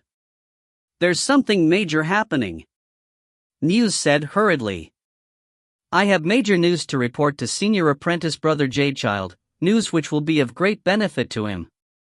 Jadechild. Out of the many people which the Swallow Mountain branch of Snowdragon Mountain were inviting over, he was the most important person. As Dong Ziki and Muse saw it, as long as they were able to invite their fellow apprentice, Jadechild, that was enough. He alone could easily annihilate the G-clan by himself. Actually, just by looking at this spirit beast, the landworm, which Jadechild controlled, one could imagine how powerful Jadechild was. It must be understood that Zifu-level spirit beasts were extremely rare. Although many human experts had some dire monsters as spirit beasts, that was because there were a fairly high number of humans with the insights necessary to break through to the Zifu level. But for a spirit beast to break through to the Zifu level was much rarer. Ancient Zifu level monsters generally weren't willing to serve, and if they were willing to serve, it was generally only experts. Even if they served a weakling, a powerful expert would soon seize them. Dong Ziki. Muse. G9 Fire. None of them had a Zifu-level spirit beast. "You wish to see me?" A deep, powerful voice rang out, and a muscular man with long, loose azure hair, a pair of tiger-like eyes, and black clothes moved out from one side. "My respects, senior apprentice brother." Muse hurriedly bowed respectfully. "I've seen you before." "You are Muse." Jadechild looked at him. "Can it be that you aren't aware that I am in closed-door training in an attempt to make a breakthrough?" Muse felt his heart tremble. He knew exactly how terrifying this senior apprentice brother Jadechild of his was. Jadechild was a fiend god body refiner who had reached the peak of the Zifu level. In addition, Jadechild had also learned the divine ability, Heavenly Transformation. A peak Zifu level fiend god practitioner was already very frightening. Being in possession of a divine ability meant they could fight someone at a higher level than themselves. Dong Ziki himself was nervous in front of this fellow apprentice, Jadechild. He was the most important person they were inviting on this venture. "Senior apprentice brother Jadechild," Muse said hurriedly. "I know that you are in closed-door training and don't like to be disturbed. However, not too far from here, at the nearby Swallow Mountain, we've discovered a large-scale elemental ore mine, with very many high-quality elemental stones. The mine has a circumference of 4,000 kilometers and a depth of 300 kilometers. What? Jadechild, who had been very calm up to now, suddenly had his eyes explode with 2 rays of golden light. Your words are true? If I've deceived you, senior apprentice brother Jadechild, you can go ahead and kill me with 1 palm blow. If you find any errors, ads pop up, ads redirect, broken links, non-standard content, etc., please let us know. Report chapter so we can fix it as soon as possible. Book 6, Chapter 5, A Wooden Stake. Chapter 5, A Wooden Stake. I imagine you wouldn't dare deceive me. Jadechild nodded slightly. Muse said hurriedly, although we have discovered this enormous elemental ore mine, this elemental ore mine is within the territory of the G-clan. The puny G-clan wasn't worth fearing, and our Swallow Mountain branch should have been able to easily exterminate it, but Muse explained what had happened afterwards. Jadechild frowned as he listened. A bewildering formation? Right. G-clan's patriarch, G9 Fire, is skilled in formations and poisons. Muse said hurriedly. This time, we have invited all our colleagues to go deal with the G-clan. The G-clan's strength isn't worth fearing. Only, in formations. If they set a great formation, Jadechild frowned. Since we are not skilled in formations, they can easily delay for a long period of time. Once enough time passes, the Grand Xia dynasty's celestial envoy will most likely arrive. Of the formation experts close to the Swallow Mountain region, there is a junior apprentice brother named Nongdao. If we can invite that fellow apprentice, the formations that a small clan like the Ji clan is capable of using will easily be broken. Muse nodded hurriedly. We have invited fellow apprentice Nongdao as well. Now that you, senior apprentice brother Jadechild, have spoken, I imagine Nongdao will go as well. Hurry and go invite junior apprentice brother Nongdao. Jadechild instructed. I will go to your Swallow Mountain region right now. Thank you, senior apprentice brother. Muse was overjoyed. Go. Jadechild instructed. A green leaf-type magic treasure suddenly appeared beneath Muse's feet, and then he transformed into a ray of light, disappearing into the horizon. Jadechild stared into the distance, silent for some time. Landworm. Jadechild turned and shouted. Master. An azure scale-covered, horned landworm clambered out. This landworm had 4 claws, and was an imposing, majestic sight. Currently, his body was rapidly shrinking, until he was only 10 meters long. Come, follow me to Swallow Mountain. Jadechild said softly. If we render major merits this time, perhaps we can use the opportunity to ask the main sect to assist me in making a breakthrough. Jadechild was something of a rogue practitioner. He had reached the Zifu level as a key refiner long ago, but the technique he had used to train in key was a fairly superficial one. This made it so that it was almost impossible for him to break through to become a Wanxiang adept as a key refiner. Afterwards, he slowly trained as a fiend god refiner until he broke through to the Zifu level as well. He could be considered a talented figure, which is why he was accepted into Snowdragon Mountain. Unfortunately, he was already a late-stage key refiner. There was no way back for him, and it was too late to change to a different technique. Fortunately, the long amount of time he had spent in training resulted in him developing a fierce, decisive temperament. After accomplishing a major deed, he was viewed upon favorably by the main sect, and he was given a divine ability, heavenly transformation. This caused his status to rise once more. Nowadays, he always stayed in closed-door training, because he wanted his fiend god body to break through to the Wanxiang level. Only, each major increase in level was too difficult. Although the main sect did indeed have methods by which the chances of breakthroughs could increase, the price was great. Why would they be willing to help him?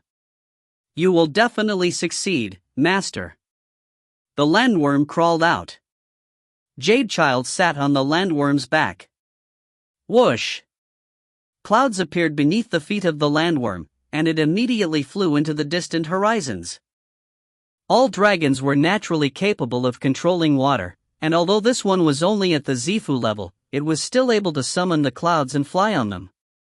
Within the ancient aquatic manor, Ning and the old black bull were walking shoulder to shoulder out of the stellar hall.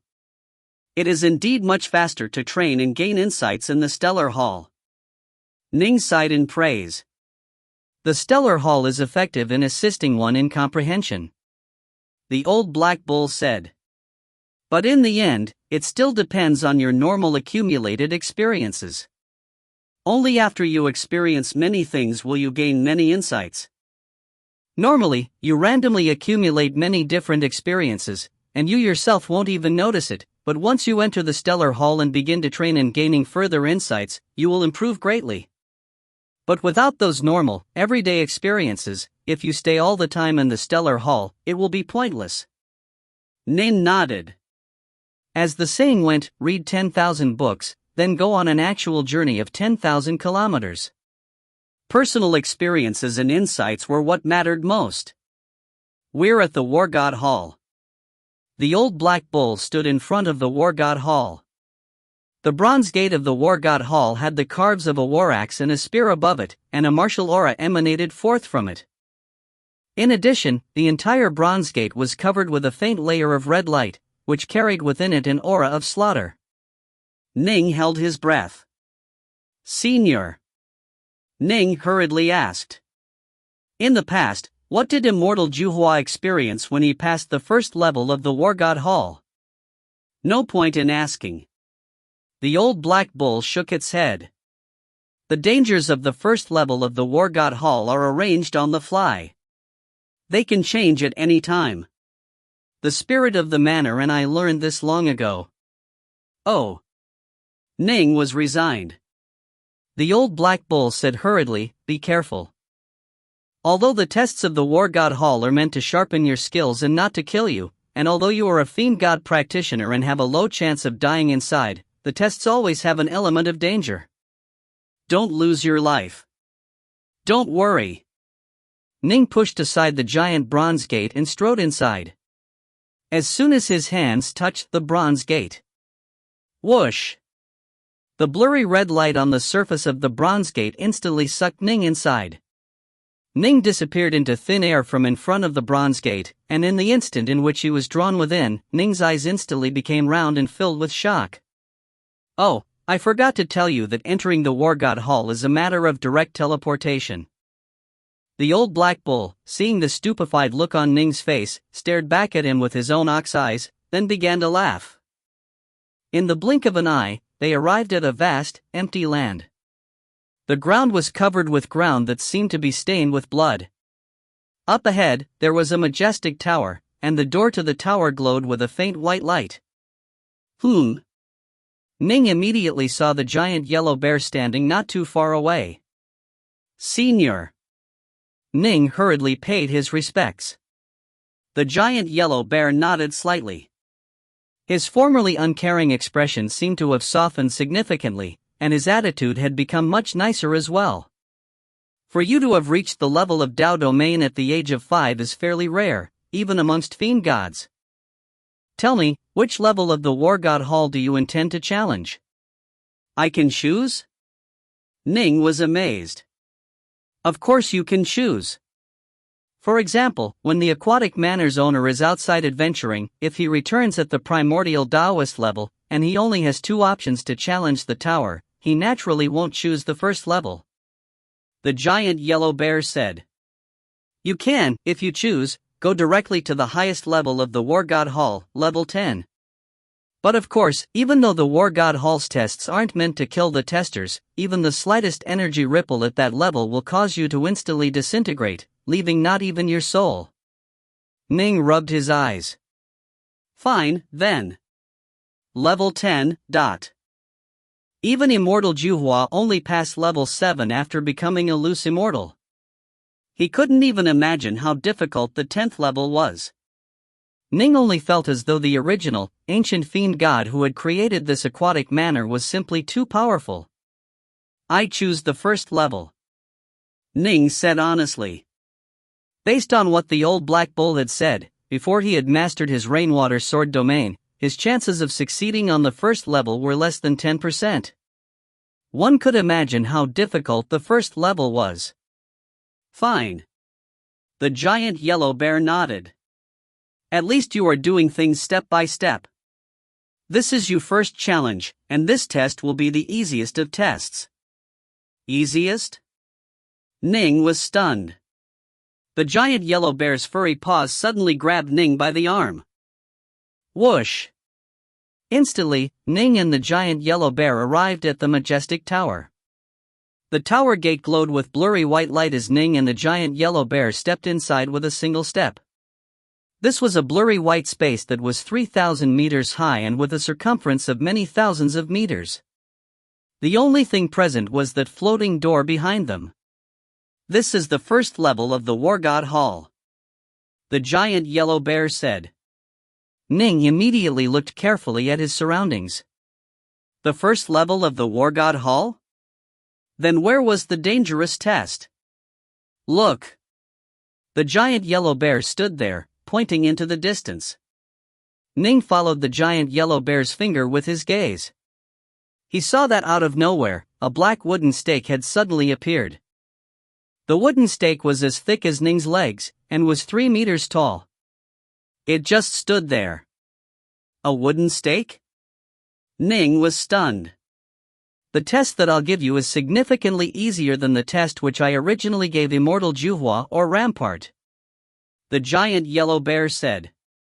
The first test of the War God Hall is, in the time it takes for a single incense stick to burn up, split that wooden stake apart. The giant yellow bear's palm suddenly had an incense stick within it, only roughly 1 foot long. Shatter the wooden stake before the incense stick burns up? Ning looked at the wooden stake. No wonder the spirit of the manor said that this was the easiest test. It was even easier than the one which Juhua and Rampart had to undergo. Indeed, it was just a matter of splitting a wooden stake. There wasn't any danger at all. In addition, the wooden stake just stood there, not resisting at all. Begin, the giant yellow bear said. That incense stick appeared on the floor not too far away, already lit. A single incense stick. Ning didn't dare to waste any time. Ning, with a swoosh, scurried before the wooden stake. Although it was only a wooden stake, blindly striking it was just foolishness. It was better to spend some time to first analyze it, and see where the wooden stake would more easily break apart. Only by knowing oneself and one's enemies would one have hope for victory. This wooden stake was completely black, and it had circles of characters covering it. Would it be easier to follow the pattern of the runes in striking it? Ning said to himself. Harg! The Dark North swords appeared in Ning's hands, and the divine power in his Zifu completely exploded forth. Whoosh! Drizzling rain appeared in the surrounding area. The drizzling rain merged into lines of rain which swirled about the area, making it quite comfortable and cool. This also clearly caused Ning's control over the surrounding Dao to become much more powerful. Rain line. Ning used his most powerful attack at the very start. Whoosh! Ning's swords flashed like lightning, disappearing into thin air as they completely merged into the surrounding, billowing lines of rain. Ning's sword light transformed into one of the strands of rain, as thin as silk, incomparably sharp, instantly chopping towards the wooden stake. Bang! The only thing which occurred was a white smudge appeared on the wooden stake. As the rainwater fell down, the white smudge disappeared, as though nothing had happened. Ning himself, because of the powerful counterforce, knocked backwards, and the palm of his hand split open. He took 3 steps backwards, but instantly the wound to his palm was healed. Just a white smudge. This wooden stake is indeed incomparably tough. To break it in the time it takes for an incense stick to burn is very hard. Ning instantly charged forward and gave it another blow. It, too, was rain line. The sword merged into the lines of rain. Bang, dot. As soon as it touched the wooden stake, a powerful concussive sound once more rang out, but this time, Ning chopped in accordance with the magical runes. Although he was still knocked backwards by the collisive force, Ning found to his surprised delight that there was a hint of a very small wound on the wooden stake. The wound was very small, almost negligible, but it was still there. I imagine that by using this sword strike with my rainwater sword domain, the power is comparable to the 9th level of the Lesser Thousand Swords formation. But this is all I can accomplish? Ning was stunned. Without the rainwater sword domain, I really wouldn't be able to do anything to it. Ning knew very well that within the rainwater sword domain, he was like a tiger who had been given wings. The power of his sword technique had risen by several levels. If you find any errors, ads pop up, ads redirect, broken links, non-standard content, etc., please let us know. Report chapter so we can fix it as soon as possible. Book 6, Chapter 6, A Bewildering Selection of Magic Treasures. Chapter 6, A Bewildering Selection of Magic Treasures. The distant giant yellow bear nodded slightly and mused to himself, this Ning's talent for swordplay is indeed high. That sword blow alone has already just barely reached the Wanshang adept level. But if that's all he has, there is no way he will be able to overcome this first trial. His blows needs to reach the power of a full force blow from an early Wanshang adept, only then will he be able to break the wooden stake before a single incense stick burns down. The first level of the War God Hall required that a person have the attack power of an early Wanxiang adept in order to be overcome. This was already the easiest testing method which the spirit of the manor could select. A true test would also test a person's battle experience, mentality, movement abilities, and many other aspects. After all, in a true battle against a real enemy, would the enemy just stand there like a block of wood, waiting for someone to split it apart? Even by using my rainwater sword domain, my Dark North swords aren't able to split this wooden stake. Ning immediately retracted his Dark North swords. Lesser 10,000 swords formation. Ning retreated by 30 meters, and then out of nowhere, more than 700 sword-type magic treasures suddenly appeared. All of the magic swords glowed with a blurry white light, and powerful Zifu-level elemental energy filled each magic sword. After circulating through, the power condensed next to Ning, into the form of an incomparably fierce sword light. This sword light could faintly be seen to have the form of a flying sword. Originally, when I fought against Don Ziki, I activated these swords with peak Innate-level energy. Now that I use Zifu-level elemental energy to activate them, the power of the lesser 10,000 swords formation is clearly much enhanced. Ning could sense the sharpness of this sword light. This sword light's own power was most likely comparable to the earlier, full-strength close combat blow he delivered. Rainwater sword domain. A drizzling rain suddenly appeared around him as the area within 300 meters sank into his rainwater sword domain. Go! Ning willed it, and the sword light by his side instantly vanished, transforming into a line of rain as well. This line of rain instantly traversed the distance of 30 meters, slicing down in the direction of the runes covering the wooden stake. Boom! A wound immediately appeared atop the wooden stake, as the sword light chopped in nearly to the depth of half a finger. Good! Ning was overjoyed, and another ray of sword light formed by his side. Swish! Swish! Swish! Swish! Swish! Swish! One ray of sword light after another flew into and completely merged with rainwater sword domain, transforming into thin lines of rainwater. The rainwater sliced directly downwards onto the distant wooden stakes, once more leaving behind wounds. It must be understood that the wooden stake was harder to cut on the inside than on the outside. The elemental energy within Ning's Zifu was quickly being used up, as the wound on the wooden stake grew greater and greater. Some time later. Bang! A line of rain sliced across the wooden ilar, and the wooden stake snapped in half. The upper half of the wooden stake fell, descending down to and smashing against the ground. Success! Ning rejoiced. He hurriedly turned his head to look at the incense stick behind him. A majority of the incense stick was already gone. Congratulations on succeeding. The giant yellow bear walked across. Do you wish to challenge the second level of the War God Hall? Ning was swayed. The second level? It seemed as though succeeding on the second level of the War God Hall only resulted in a mortal-ranked magic treasure. The benefit was the same as successfully passing the first level. The difficulty level. Senior, how hard is the second level, compared to the first level? Ning asked. How is the danger level? Of course it is much more dangerous. The giant yellow bear said directly. You overcame the simplest first level test. But from the second level onwards, it won't be that simple. It won't be like just now, where there was only a block of wood that wouldn't fight back. In addition, I won't give you any advice at all. All you can do is charge in.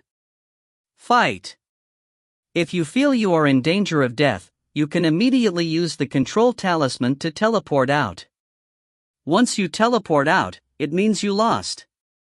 Are you willing to use your second chance to challenge the second level of the War God Hall? The giant yellow bear looked at Ning. My second chance? Ning was stunned.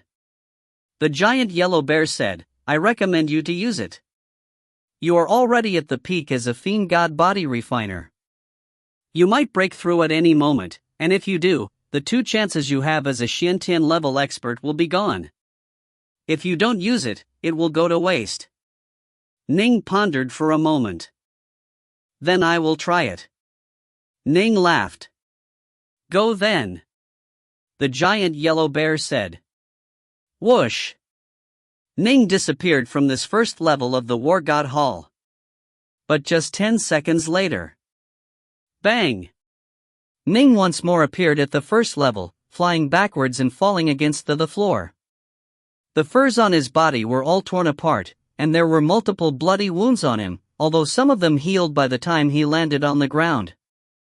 You lost. The giant yellow bear looked at Ning. Success in either the first or the second level results in just a single mortal ranked magic treasure. Ning rose to his feet and said angrily. The furs on his body automatically repaired themselves. Why is the second level so difficult?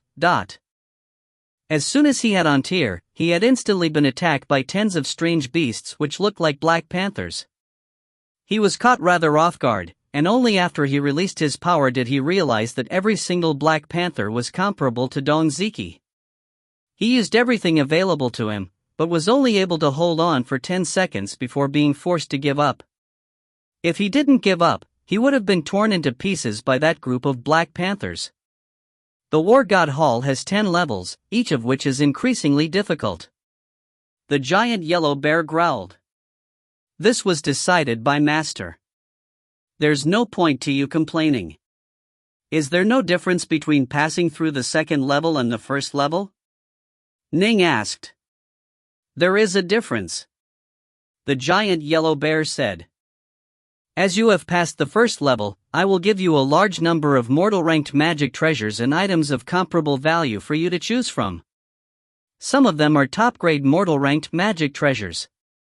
If you succeed in challenging the second level, you can choose from any of the mortal-ranked magic treasures or items of equivalent value which the treasure hall holds. There are some very unusual, very unique items there. Although they are only mortal-ranked, they are comparable to some ordinary earth-ranked magic treasures, or even more valuable. Ning now understood. Go, then. Go to the treasure hall. The giant yellow bear stretched out a furry paw, grabbing Ning by the arm. Whoosh! The two disappeared into thin air. The treasure hall. The treasure hall was an enormous hall, and high above in the air floated one magic treasure and unique item after another. Surges of tremendous power rippled forth. Although these ripples were heart-shaking, they were controlled by the restrictive spells of the first master, and didn't injure Ning at all as he stood down below, preparing to make his selection. There are many magic treasures and unique items. The giant yellow bear looked down towards Ning. Within the bear's palms, a golden book suddenly appeared. This golden book has recorded within it magic treasures of the mortal rank. You can choose from them. Choose. Ning accepted the golden book. The book only had 2 fiend god characters atop it, precious treasures. He opened the book, and atop the pages were diagrams of precious treasures and unique items, as well as descriptions of the items. This really is, Ning was stupefied as he read.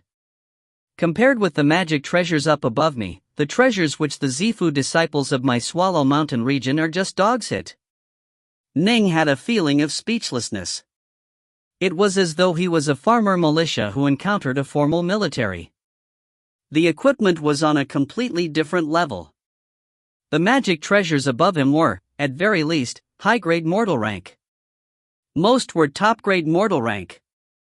The mortal rank magic treasures the first master was willing to keep naturally were all fine items.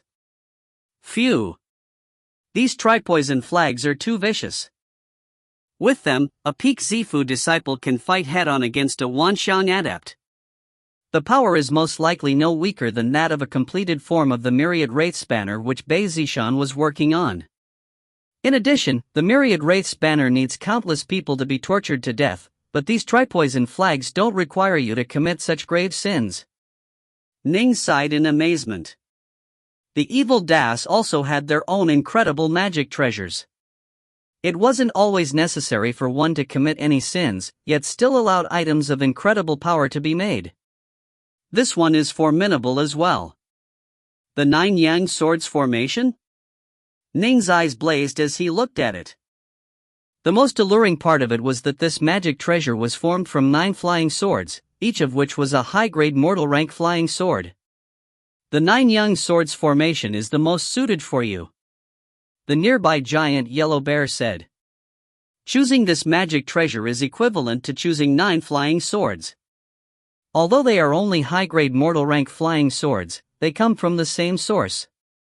If you use these 9 flying swords as the base core for your lesser thousand swords formation, the power of it will increase 3-fold or 5-fold.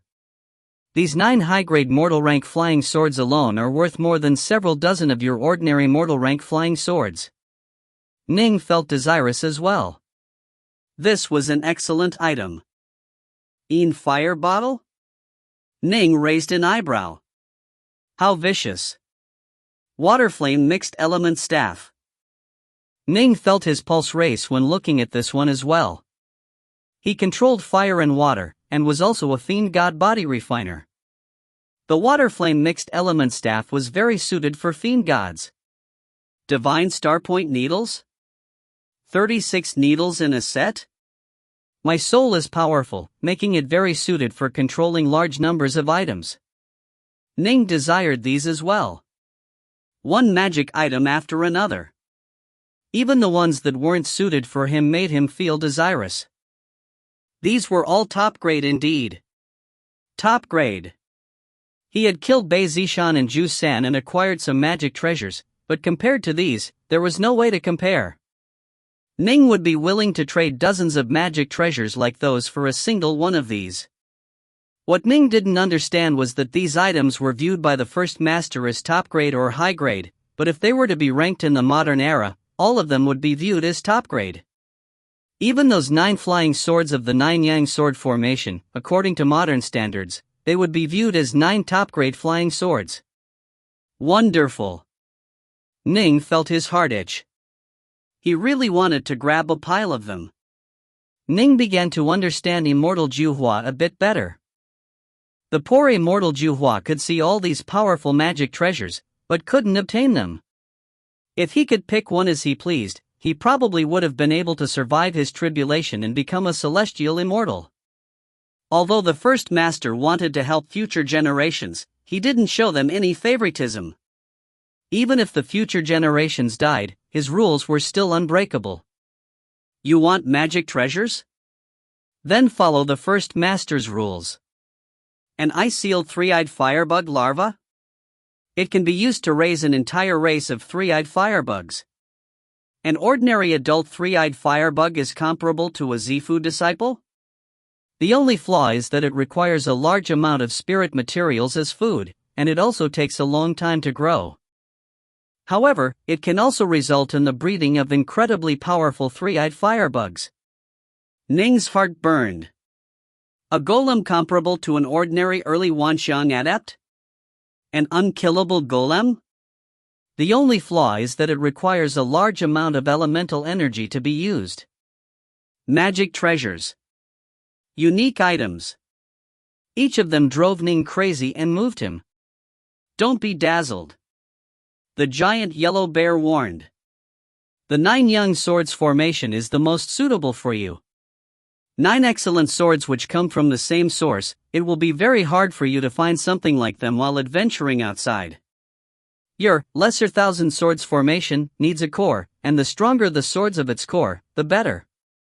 Ning flipped through another page. Formation techniques? Ning's eyelids shot up. Right now, the Ji clan was under tremendous threat. The best method for dealing with a large group of Zifu disciples was using formations. It was formations which could create miracles. Netherworm Heavenlock formation. A large formation suitable for guarding a clan or a sect. A large formation formed from 5 component formations. Ning was moved as soon as he read through this. He hurriedly read through it carefully, and the joy on his face became even greater. This is it, this is it. Ning was howling in his heart. With this, my power will greatly increase, and the power of the Patriarch and the others will increase as well. If you find any errors, ads pop up, adds redirect, broken links, non-standard content, etc. Please let us know report chapter so we can fix it as soon as possible. Book 6, Chapter 7, The G Clan Gathers. Chapter 7, The G Clan Gathers. Seeing this major formation that could be used to guard an entire clan or sect, Ning managed to suppress his excitement and continue reading, despite the fact that he was mentally howling in excitement. Perhaps there would be something even better. Ning continued to flip through this golden book, and one magic treasure after another appeared, causing Ning's heart to clench repeatedly. It was really, really breathtaking. Unfortunately, he couldn't acquire them all. He only could choose a single item.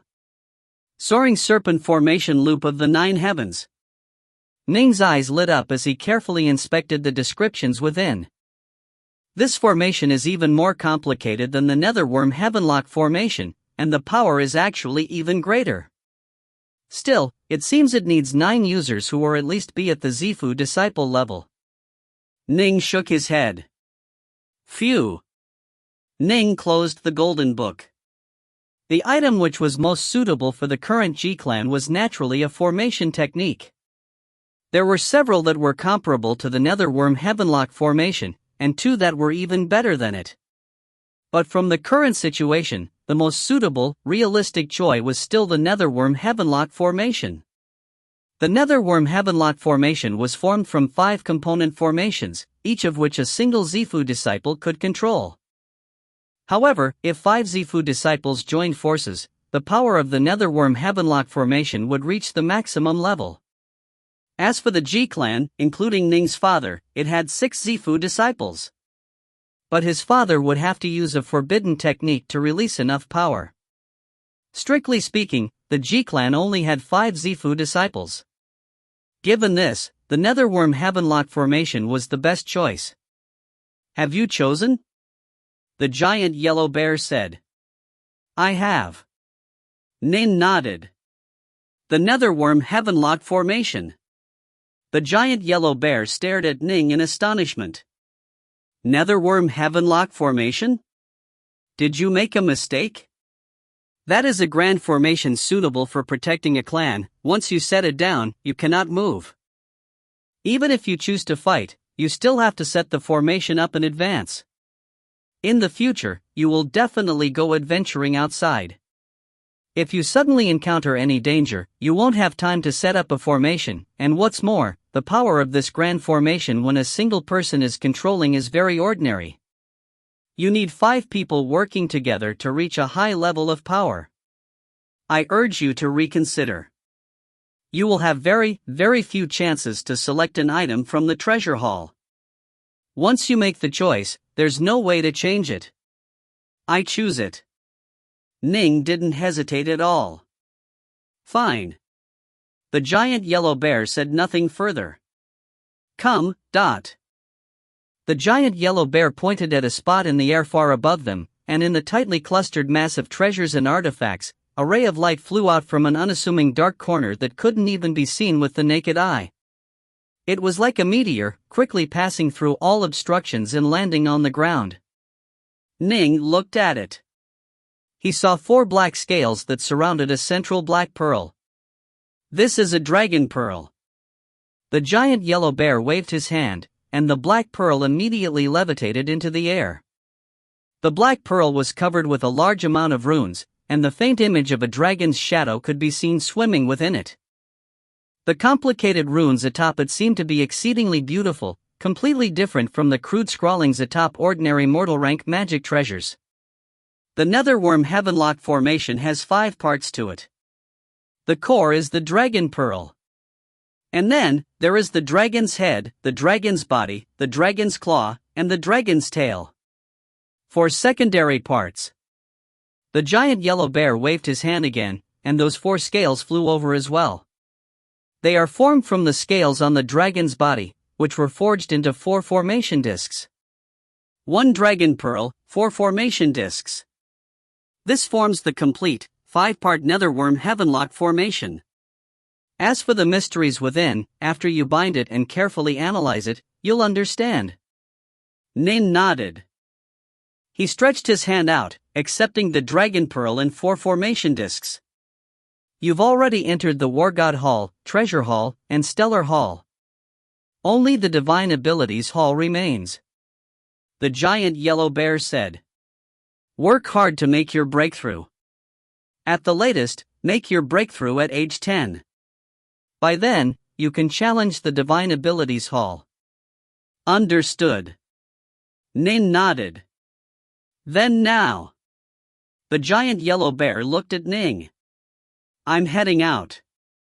Ning didn't hesitate. The giant yellow bear nodded slightly.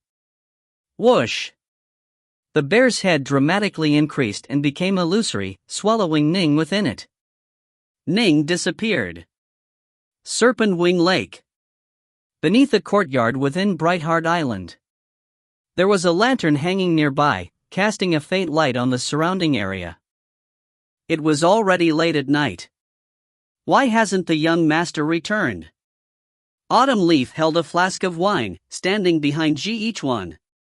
Each one sat down, and behind him was lying a big white dog, the god beast, Whitewater Hound. Autumn Leaf's eyes had a hint of worry within them as well, because each one had been waiting very long already. The young master said that others were not permitted to disturb him, and that his room was to be completely sealed. There was nothing Autumn Leaf could do. She knew Ning's temper. If he said he was not to be disturbed, others absolutely would not dare disturb him. The only choice was to wait. Don't be impatient. There is enough time. Each one held a cup of wine and spoke softly. He was very calm, because the coming battle would be the most glorious moment of his life. Rumble, the ground vibrated faintly from far away, and instantly, Autumn Leaf revealed a look of delight. The young master should be leaving his closed quarters. And then, a Kriawak. From afar, a door to a room opened, and a youth clad in beast furs stepped out. Each one stood up, frowning slightly as he looked at Ning. He had watched Ning grow up, and so he could sense any changes Ning went through. He noticed that the current Ning seemed to be less sharp than before, but in possession of a hint of the calmness of the water. You were training? Each one asked. Ning nodded slightly. I had a breakthrough. A look of delight and satisfaction appeared in each one's eyes. This was his final battle, and he believed that he would die in it. To be able to, before his death, see his son increase in power yet again, naturally, he was incomparably delighted. For his son to be such a monstrous talent, he could already see the sight of his son's name being spread throughout the vast world. Good. Each one just said a single word. Uncle White is going as well? Ning looked towards the nearby Whitewater Hound. The Whitewater Hound nodded towards Ning. Each one glanced aside at the nearby Whitewater Hound. Your Uncle White and I are lifelong brothers. I am prepared to die in this battle. Even if I survive, I will be left a cripple. Before this, I released your Uncle White and Uncle Black, giving them their freedom. Your Uncle Black has already returned to his mountain forests, but your Uncle White has chosen to accompany me. Even if he dies, he wishes to die by my side. I am unable to force him to leave. I simply cannot. For me, each one, to have a brother like this, even in death, I will feel proud. Ning's heart trembled. He saw the tears brimming in his father's eyes, and the steely, unrelenting look of eternal companionship in his Uncle White's eyes. Good. Let's go together. Ning walked over, embracing the Whitewater Hound, much like he had always done when he was young and would go out to train archery. Uncle White, let's go together. The Whitewater Hound looked back at Ning, and deep love could be seen in his eyes. He had watched Ning grow up from an infant into an adult. This was the only son of his lifelong friend, each one. Naturally, he viewed Ning as a younger family member. Whoosh! A boat appeared out of nowhere. Hovering there in midair, it quickly expanded until it reached a size of more than 30 meters. Ning, H1, and the Whitewater Hound boarded it. Let's go. Ning willed it. The boat quickly began to fly through the skies, rapidly advancing through the dark night towards the north. Back at that desolate mountain forest, G9 Fire, Granny Shadow, the old servant Xing, G Truekeep. These four had already arrived, and had already set up a bewildering formation nearby. Ning had spent quite a bit of time meditating in the Stellar Hall. The others had taken care of their matters, then returned. Given the speed a Zifu disciple could move at, they had naturally already taken care of everything. "Why did you bring your spirit beast as well?" Granny Shadow said in a hoarse voice. Truekeep stroked the head of a black eagle. "I didn't want it to come, but it insisted. It followed me since it was a chick. All these years, it has never left me. This time, it refused to leave no matter what. Forget it. We've known each other all our lives. The relationship between the two of us is closer and more familiar than even the relationship between myself and my wife and children." Nine Fire and the others just looked at him, then nodded gently. For a spirit beast to willingly accompany a person in braving danger, this was rare indeed. "Each one hasn't returned yet?" Truekeep stroked the eagle while raising his head to look. The bewildering formation hadn't been activated yet. Naturally, his vision was not impacted. Even in the darkness, the faint light of the moon was more than enough to allow Zifu disciples to see to a great distance with the naked eye. "Don't be impatient," Nine Fire said. "We still have quite a bit of time. It'd be best if that kid Ji Ning doesn't come." Granny Shadow sighed, speaking in her hoarse voice. "He insists on coming. He is the true hope of our Ji clan. Given his latent talent and potential, it shouldn't be hard for him to become a Wanshang adept, but his temper is too stubborn." But Nine Fire laughed, then said consolingly, "Don't worry. He has the traceless talisman. When true danger comes, even if he doesn't leave, we will force him to." "Right. We will force him." Granny Shadow nodded. "If he doesn't leave at the critical moment, I'll commit suicide right in front of him." "Enough. He knows what is important." Nine Fire's eyes lit up. "They are coming." All of them raised their heads to look. From afar, in the air, they saw a ray of light fly over. Only when it began to slow as it descended could they see clearly what it was. It was a boat. This boat swiftly descended from the skies, and then, roughly 30 meters away from the ground, vanished. Ning, Ichuan, and the Whitewater Hound all landed on the ground. "You brought your Whitewater Hound as well?" Truekeep laughed. Ichuan glanced over in surprise as well. "Your Snow Eagle came as well?" The two glanced at each other, then both laughed. They both understood why. "All right. We are all here," Nine Fire said. "We should prepare to deal with Snowdragon Mountain." "Right." Everyone's faces grew a hint more solemn. Nine Fire spoke out. "Earlier, I made a special trip to Swallow Mountain City, to pay a visit to General Dong, who is in charge of the forces stationed here." "How did it go?" all of them asked with anticipation. A hint of fury was in Nine Fire's eyes. "Everyone knows General Dong. He is one of the members of that large, faraway clan, the Dong clan. That's the reason why he was able to become the commanding general of the Grand Xia dynasty's forces here." Nin nodded. They knew these things long ago. Becoming a general in the Grand Xia dynasty's military wasn't something which someone in a small clan like the Ji clan could hope for. After all, that was, without question, a wonderful assignment. Once you put on the tiger garb of serving the Grand Xia dynasty, who would dare offend you? "I didn't want to offend this General Dong," Nine Fire said. "Unfortunately, when I wanted to make the report, I was told that General Dong was in closed-door meditation and unable to receive visitors. I went to see the Deputy General, but I was told the Deputy General had left Swallow Mountain City and wasn't here at present." "What?" They all grew frantic. Definitely a delaying tactic. "They didn't want to meet with us. Snowdragon Mountain must have done something." Ning was frantic as well. The point of them setting the formation was to delay until the Grand Xia dynasty's celestial envoy arrived. But if there was no report filed, how could the celestial envoy come?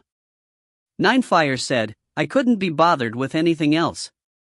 This matter involves the fate of our G clan. Thus, I no longer cared about whether or not I was offending General Dong. Thus, I began to shout, sending my voice echoing throughout the entire Swallow Mountain city. I said that my G clan was willing to offer to the Grand Xia dynasty an enormous elemental or mine. My voice naturally flooded the entire Swallow Mountain city, and everyone within it, along with all of the soldiers, all heard my voice. General Dong thus no longer dared to delay, and so he hurriedly came to see me, his face as black as thunderclouds, and then angrily shooed me away. If you find any errors, ads pop up, ads redirect, broken links, non-standard content, etc., please let us know. Report chapter so we can fix it as soon as possible. Book 6, Chapter 8, A Wonderful Treasure.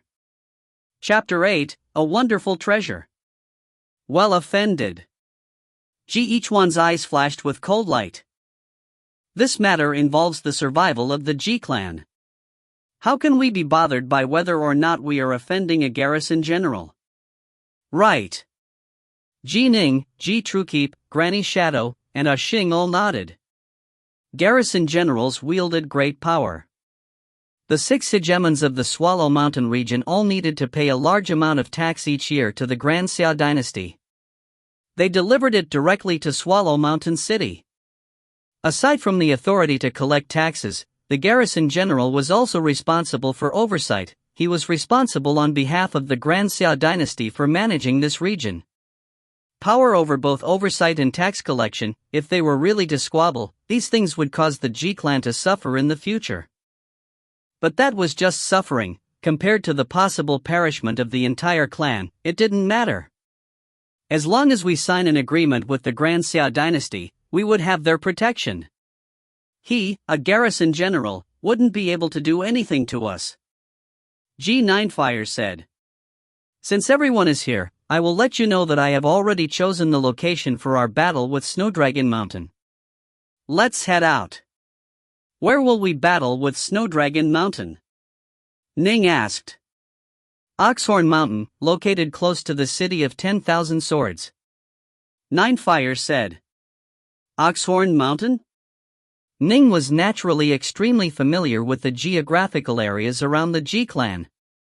Upon hearing what Ninefire said, he immediately understood where they would be. Oxhorn Mountain was roughly 800 kilometers away from the city of 10,000 swords. It was a large, desolate mountain. Because the peak of the mountain was split in twain, like the horns of an ox, it was referred to as Oxhorn Mountain. I've also sent envoys. Ninefire said. They are flying on winged beasts towards Snowdragon City to directly inform them that our G clan has set a grand formation at the base of Oxhorn Mountain. Given the speed at which my envoys travel at, I imagine that in roughly 10 hours, they will arrive at Snowdragon Mountain. Ning and the others nodded. 10 hours? It would probably be tomorrow at noon, then. It made sense. The winged beasts the envoys flew on were ordinary, trained animals. It was only natural that they would not be able to compare with Xiantian-level flying monsters, or to Zifu disciples. I will collect this bewildering formation, and then we will immediately head out. Ninefire, afraid of being suddenly attacked, had set up the formation here. Whoosh! An enormous gourd appeared. Ji Ning and the other 5, along with the 2 spirit beasts, stood or sat atop the gourd. The gourd flew through the skies at high speed. Oxhorn Mountain was roughly 300 or so kilometers away. They arrived within moments. Right there. Ninefire pointed at the split peak of Oxhorn Mountain below them. Land there onto Oxhorn Mountain. We can see everything from there, and given that the surrounding area is completely desolate, there's nothing that can block our line of sight. As long as those Snowdragon Mountain disciples come, we will immediately see them from far away. Ning, Ichuan, and the others all nodded. Whoosh! They landed from the skies, then put the gourd away. Ninefire and the others thus landed atop the mountain. I have already prepared 6 formations. They represent my hundreds of years of painstaking research and analyzing formations. Ninefire pointed at the surrounding area. I'll only need as much time as it takes to boil a kettle of tea before I set these formations down. Even if experts from Snowdragon Mountain who specialize in formations come to break through them, they will probably need to spend quite some time to break through 6 of them. During that period of time, we can also borrow the power of the formation to launch sneak attacks and ambushes, one after another, disrupting them from breaking through the formations. Our goal is to make them waste as much time as possible. Based on my calculations, the celestial envoy of the Grand Xia dynasty will arrive in 3 days. If we can hold for 3 days, then once the celestial envoy arrives, we will have one. Right. Once the celestial envoy arrives, they will no longer dare to act. Granny's shadow nodded as well. Even if we die, we have to delay them from breaking through our formation. Truekeep nodded solemnly as well. Our power, compared to that of a large group of Zifu disciples of Snowdragon Mountain, if we fight them head-on, there's no way for us to compete. We have to rely on the formations. The more time it takes for them to break through our formations, the greater our chances for victory. Ideally, we should get rid of the formation experts which Snowdragon Mountain has invited over. Ninefire shook his head. They will definitely focus on protecting their formation experts. They might even prepare specifically for us launching our most powerful attacks against the. It isn't too likely that we will be able to kill the formation experts. Each one nodded as well. Let's do our best to delay. 6 grand formations. The disruption of each formation represented an increase in the level of danger the G-Clan would face. Patriarch. Ning said solemnly. I have a grand formation as well. We can be considered to have 7 formations in total. Oh? They all looked at Ning. You have a grand formation? Ninefire was extremely surprised. Was it Bei Zishan's? Bei Zishan came from Snowdragon Mountain, and he should have had some formations available to him. Although this was what he said, in his heart, Ninefire didn't feel too hopeful, because as he saw it, Bei Zishan was an amateur, while he, Ninefire, had chosen these 6 formations based on the most exquisite formations available to him and based on the treasures the G-Clan held. No, Ning shook his head. I once had a special stroke of fortune, and the most valuable item I acquired from it was this grand formation. A special stroke of fortune? They were all stunned. Each one stared at Ning. Each one's first reaction was to think back to how Ning disappeared in Serpent Wing Lake. That time, he and his wife had been worried for many days. Each one said, Ji Ning has indeed had a special stroke of fortune, which he narrowly survived. However, I didn't know he had acquired a powerful magic treasure from it. Ning nodded. Patriarch, look.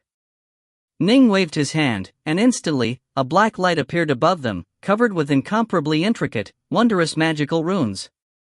It was the dragon pearl and the 4 black scales. They caused the surrounding space to fill up with a black fog. Just by looking at them, especially considering the majestic presence of the faint draconic shadow within the dragon pearl, Ninefire and the others felt incomparably delighted. Dragon pearl? Ninefire called out in surprise. There is a dragon soul within? Look at these runes.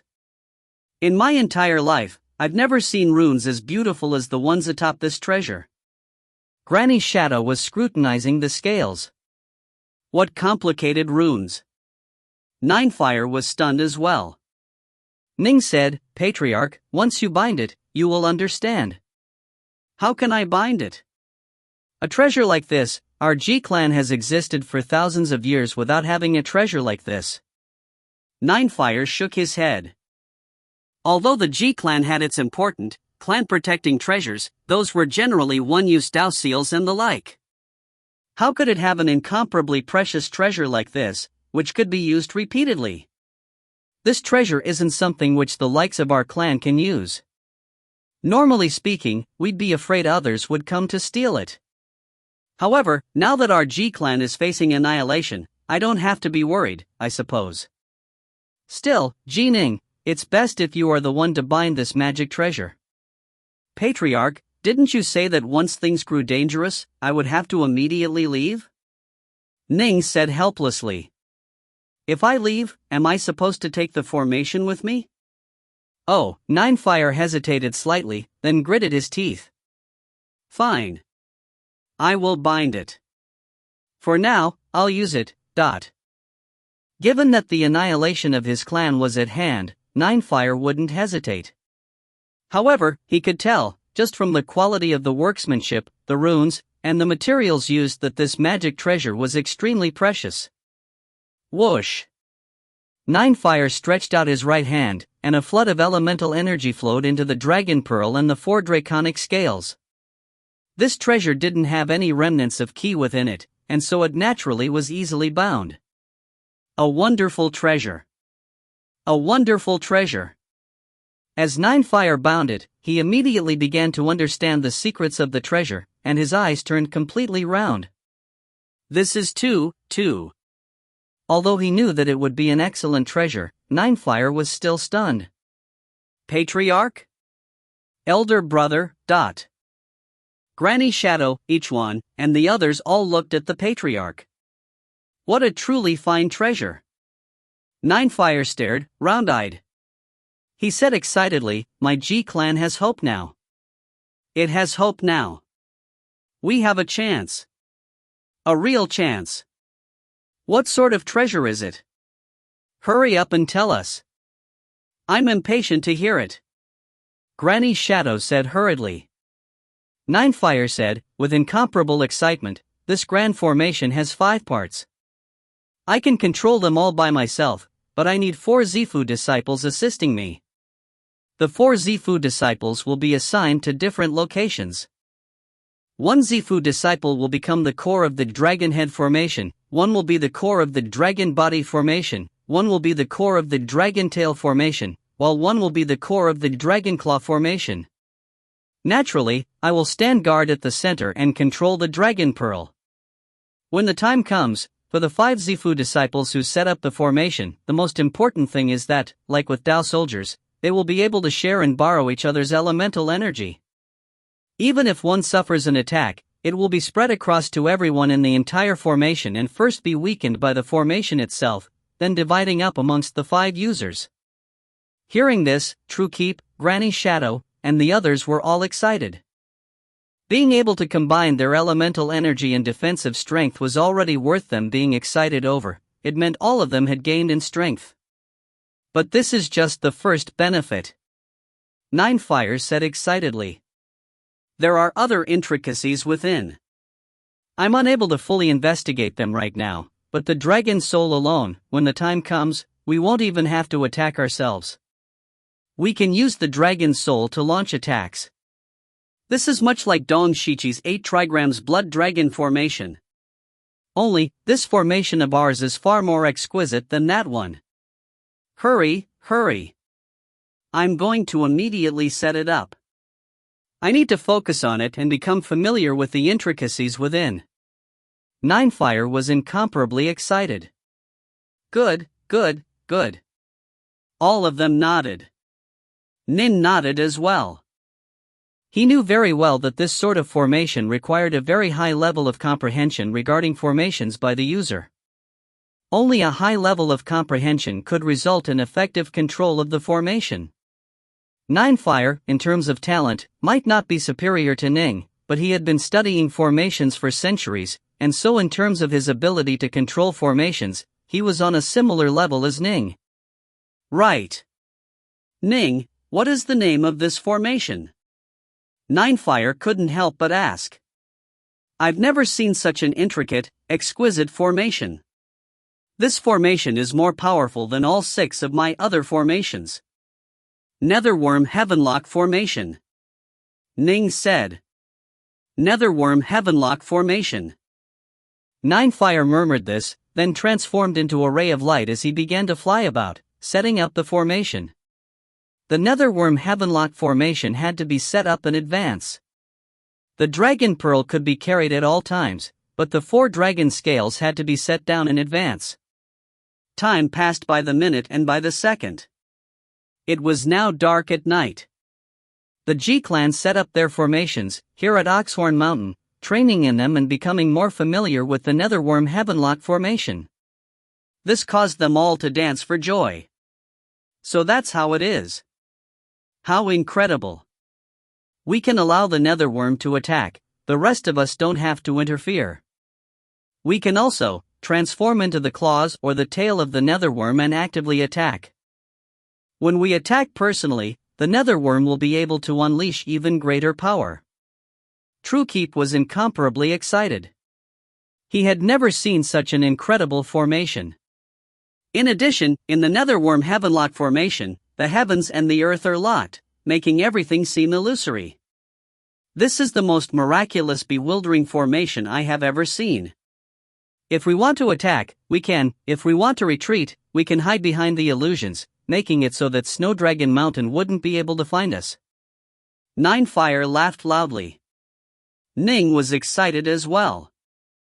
Although this was what he had expected, during their tests, he, a mere early Zifu disciple, was able to use the combined elemental energy of the entire Grand Formation, and the Patriarch and the others were peak Zifu disciples.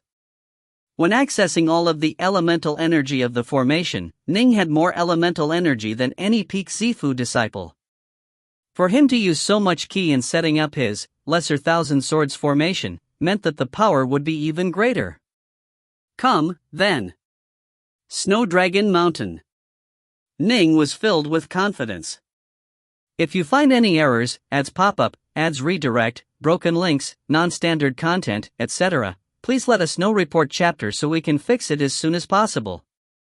Book 6, Chapter 9, Snowdragon Mountain Assembles.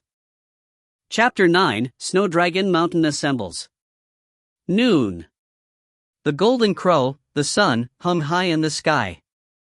While G9fire, G-Ning, and the others were setting up and familiarizing themselves with this grand formation, Snowdragon City of the Swallow Mountain area had already summoned quite a few Zifu disciples of Snowdragon Mountain. In the air above Snowdragon Mountain, there was a giant carpet, upon which was placed a number of chairs, fruit platters, wine, and more. All of the cultivators were seated in the lotus position, clinking glasses and exchanging toasts. They were quite at ease. Junior apprentice brother Dong Ziki really has invited quite a few people this time. He invited all of our fellow apprentices in the areas surrounding Swallow Mountain. A bearded elder held a beast skull cup of wine in his hands, chatting with a silver-haired cultivator who sat next to him. It's only been a short while, but more than 10 Zifu disciples have already arrived. The more Zifu disciples arrive, the better it will be for us when we use the combination techniques off Snowdragon Mountain. The silver-haired man laughed. With so many people, no matter how many tricks that puny little G-clan have, when we join forces against them, we will sweep them effortlessly. How can we possibly need this many Zifu disciples to deal with a puny little G-clan? The long-bearded elder shook his head. He came just for the purpose of earning some merits. After they captured the elemental or mine, the main sect would undoubtedly reward those who had played a part in it. Participants like them would be awarded merits, based on the size of their contributions. Unfortunately, with so many cultivators present, each person would have slightly less merits to earn. While they were discussing this, Dong Ziki, as the host, was naturally walking around with a glass of wine in hand, chatting with everyone. Amongst his fellow apprentices, he was considered quite famous and formidable, and could be considered an exceptional character. Everyone would give him face. Still, Dong Ziki spent most of his time with Jade Child. Jade Child's face was glowing with golden light. Seated there in the lotus position, he had his own unique, domineering aura. The nearby landworm shrank to a size of just a few dozen meters and lay there, gorging itself on meat. Next to Dong Ziki were 3 fairly strong fellow disciples. Now that senior apprentice brother Jade Child is here, no matter what tricks the G-clan uses, it will be useless. Actually, all we have to do is collect some military merits. The last time I saw you, senior apprentice brother, was more than 30 years ago.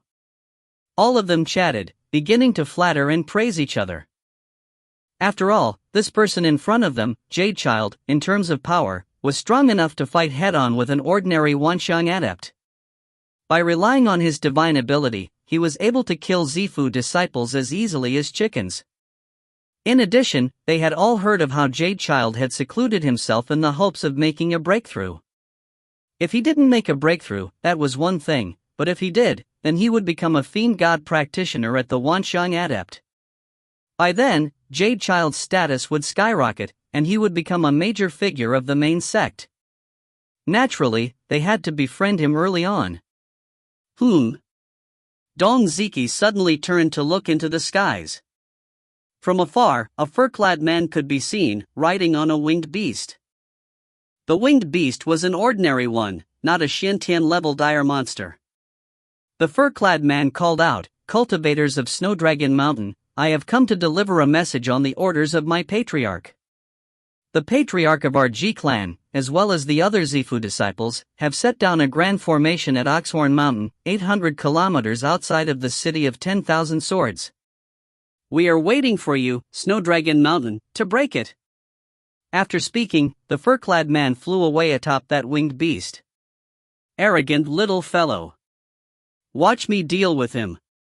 A Zifu disciple with triangular pupils immediately said in a cold voice, preparing to act. "Stay your hand." A calm voice rang out. The Zifu disciple turned to look. The speaker was senior apprentice brother Jade Child, who was seated in the position of honor. He immediately no longer dared to attack.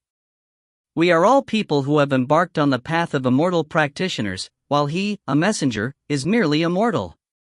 If you lower yourself to kill him, wouldn't you be tarnishing the reputation of our Snowdragon Mountain?" Jade Child said calmly. "Their puny little G-clan dares to brazenly set up a grand formation and ask us to go break it? Then our Snowdragon Mountain will display our overwhelming power and smash them all to death in an awe-inspiring display." Senior apprentice brother is correct. Senior apprentice brother's words are reasonable. Our power far exceeds the G-clans. For us to act openly and above the board is the correct path. All of the Zifu disciples hurriedly said a few words of praise. Jade Child continued, "However, for the G-clan to directly notify us means that they definitely have some tricks up their sleeves. These clans have been rooted here for thousands of years, they might have some powerful techniques available to them. Fellow apprentices, don't be careless. Be careful and vigilant. If we are vigilant, then given our power, eradicating the G-clan will not be an issue at all." Right. All of them nodded, as though having been lectured. Actually, who amongst them didn't know this already? Only, since Jade Child was speaking, they had no choice to obediently listen. Another 4 hours or so passed, and another series of Zifu disciples arrived, 3 more in total. These 3 new Zifu disciples who had rushed here, upon seeing so many fellow apprentices present, and upon seeing senior apprentice brother Jade Child in particular, naturally also accepted Jade Child as their leader. Although quite a few Zifu disciples went forward to say a few words to Jade Child just gave a few casual replies. "HRM?" Jade Child's eyes lit up as he looked towards the distant skies. He even put down the beast skull goblet in his hand. In the distant skies, a white fairy crane was descending. There were 2 Zifu disciples seated atop it. One was Muse, who had gone out to deliver the invitations to the other apprentices of Snowdragon Mountain. As for the other, this man was dressed in ordinary fur clothes. This practitioner had unbound hair, and his eyes gleamed like the stars. Just looking at him made people unconsciously feel calmer. Senior apprentice brother Zidao has arrived. Dong Ziki hurriedly rose. "Come. Let's go greet junior apprentice brother Zidao." Jade Child rose to his feet. Jade Child rose to welcome Zidao, naturally causing the surrounding Zifu disciples to all rise as well. They also behaved in a very warm, welcoming manner. Known Zidao. This was an awe-inspiring figure known throughout the Swallow Mountain region. Jade-Child himself was merely a rogue practitioner who eventually joined Snowdragon Mountain. As for Zidao, he had been trained at Snowdragon Mountain as a child, and was a member of the extremely powerful known lineage of Snowdragon Mountain. Amongst the younger members of Snowdragon Member, he was quite famous for his prowess in formations, and the key refining technique he trained in was an exquisite one as well. In the future, he would have a chance at becoming a Wanxiang adept. Logically speaking, it should have been quite hard to invite such a figure to attend. I didn't expect that Dong Ziki would be able to invite even Nong Zidao to come. The Zifu disciples were all quite surprised. Junior apprentice brother Zidao. Jade-Child laughed as he went forward to welcome him. I thought it would be quite some time, junior apprentice brother, before you arrived. I didn't imagine you'd arrive so soon. Senior apprentice brother Jade-Child. The celestial goose landed on the carpet, and Nong Zidao descended. After hearing that you were inviting me and giving me a chance of earning some merits, senior apprentice brother Jade-Child, of course I wouldn't dare be slow.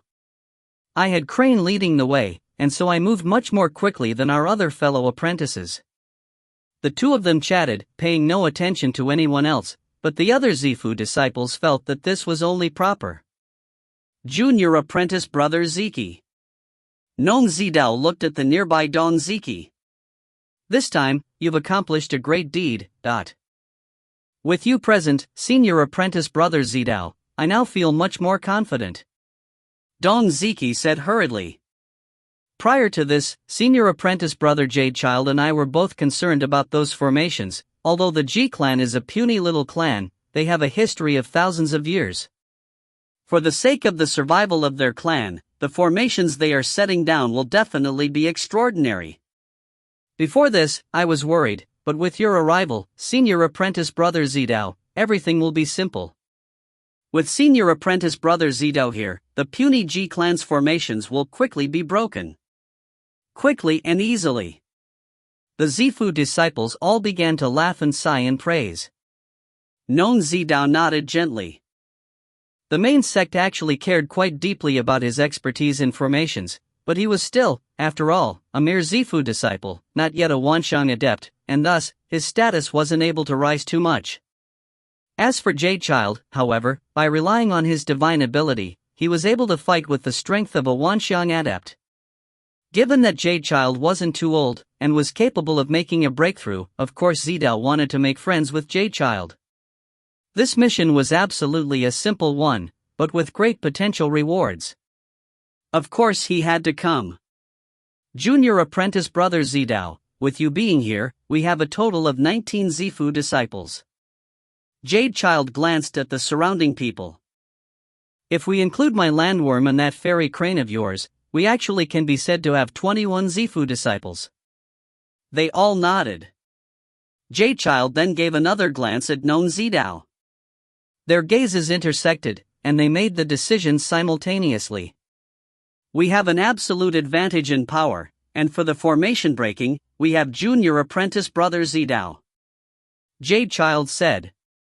Since this is the case, there is no need for us to delay any further. Let us head out for Oxhorn Mountain now. As for the fellow apprentices who will arrive later, junior apprentice brother Ziki, you arrange for someone to welcome them, then tell them that we have already gone to Oxhorn Mountain. All right. Dong Ziki hurriedly responded. Since Jade-Child and Zidao had made their decisions, most likely the latecomers wouldn't dare say much. Fine, let's go. With so many colleagues present, we have enough power to annihilate the G-clan. We even have senior apprentice brothers Jade-Child and Zidao. Everything is set. The Zifu disciples all spoke out in praise and approval. The more Zifu disciples came, the more people would divide the merits earned. If they headed out now, and immediately destroyed the G-clan, then they would earn the majority of the merits, with the latecomers at most getting a few scraps. Dong Ziki directly reached out to his clansmen within Snowdragon City. Wait here within the city. Once our colleagues arrive, just say that senior apprentice brothers Jadechild and Zidao have led the rest of us to Oxhorn Mountain. Yes, Patriarch. The Xiantian lifeforms within the city began to make their preparations for welcoming the later Komer Zifu disciples. Let's go. Dong Ziki laughed. Whoosh! The carpet immediately flew into the distance. This group of Zifu disciples remained seated on it, continuing to nurse their drinks. They were quite at ease. To them, this trip to Oxhorn Mountain was nothing more than an excursion tour, incomparably relaxed. Oxhorn Mountain. The sun had already begun to set, having reached the western mountains. The sunlight bathed the world in its glow, causing the desolate wilderness in Oxhorn Mountain to be covered with a layer of red gauze. The G-Clan's experts had already finished familiarizing themselves with the formation and were now resting. Their eyes were all filled with confidence and anticipation. If before this, they were prepared to fight to the death, or perhaps even had mentally prepared to die, then they now could be said to have confidence in their ability to give Snowdragon Mountain a fight. Ninefire said, unless a few dozen of their Zifu disciples perish, they can forget about breaking this formation. His words were filled with an eagerness for the coming battle. This powerful formation, it would definitely ensure that a large group of Zifu disciples of Snowdragon Mountain would perish within. This bottle of liquefied elemental essence. Ning was holding the jade bottle while speaking to his clansmen. Prior to this, when training, I only used 30%. Quite a bit of it remains. In this battle against Snowdragon Mountain, our G-Clan cannot be the slightest bit careless. This bottle of liquefied elemental essence will be of great use. Patriarch, please accept it. Just as Ning was speaking, Truekeep suddenly shouted, look north. HRM? All of them turned to look. Standing at the tip of Oxhorn Mountain, they were able to see that in the distant skies, an enormous carpet was flying over. Atop the carpet was tables and chairs, as well as one Zifu disciple after another, either seated in the lotus position or reclining while drinking wine, seeming quite relaxed. One of them stood at the very front of the carpet. From the looks of it, it was Dong Ziki. If you find any errors, ads pop-up, ads redirect, broken links, non-standard content, etc., please let us know. Report chapter so we can fix it as soon as possible. Book 6, Chapter 10, Contact. Chapter 10, Contact. Dong Ziki stood there atop the carpet, staring into the distance. The distant Oxhorn Mountain looked the same as always, extremely peaceful. Apprentice brothers Jadechild and Zidao. Dong Ziki hurriedly called out. Oxhorn Mountain is up ahead, but at first glance, I don't see anything. Immediately, a group of Zifu disciples arose, with Jadechild and Zidao leading the way. They stood at the edges of the carpet, staring into the distance. Nong Zidao began to laugh. Just a vision-bewildering formation. Although you can't tell from the outside, once you investigate clearly what's going on, you'll know. Whoosh! The giant carpet descended, quickly landing on a desolate patch of land not too far from Oxhorn Mountain. This group of Zifu disciples all walked off, raising their heads as they looked at the distant Oxhorn Mountain. Snowdragon Mountain members, our G-Clan has been here waiting for quite some time. A heroic, forceful voice emanated forth from the distant Oxhorn Mountain. So they really are atop the mountain. Dong Ziki's eyes narrowed, and he said, this is the voice of Patriarch Ninefire of the G-Clan.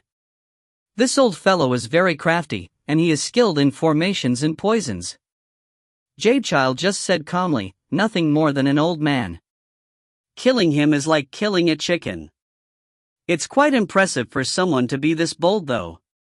Nong Zidao laughed as well.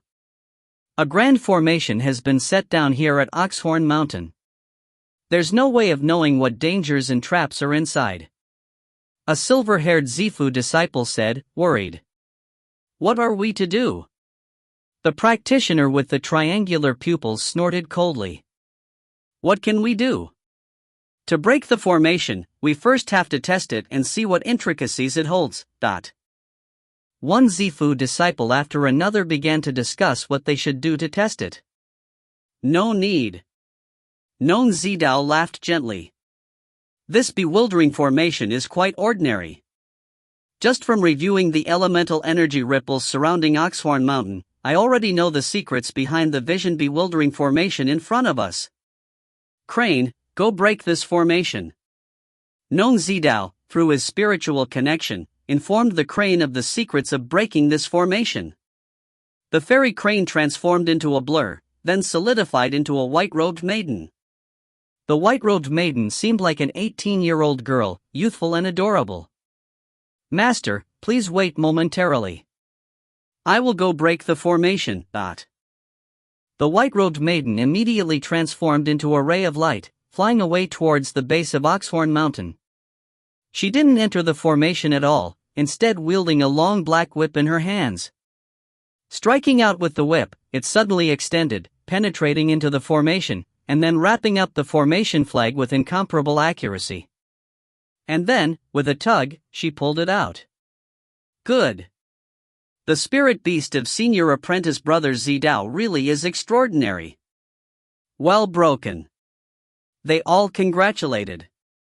From their side, all they saw was a long whip enter the formation, with that part of the whip disappearing. By the time the whip returned, it returned wrapped around a formation flag. With one of the formation flags pulled out, instantly, the bewildering formation was broken, and the entire Oxhorn Mountain seemed to change slightly, revealing several figures at the peak of the mountain. The G-Clan. Muse immediately saw the 6 of them, with that youth amongst them. That genius of the G-Clan, Ning, is here as well. Activate. Far away at the peak of Oxhorn Mountain, Ninefire suddenly let out a loud shout, and instantly, a large amount of fog arose, surrounding the entire Oxhorn Mountain. There was black fog everywhere, and for a time, nothing could be seen within. Master. The white-robed maiden flew back like a streak of light.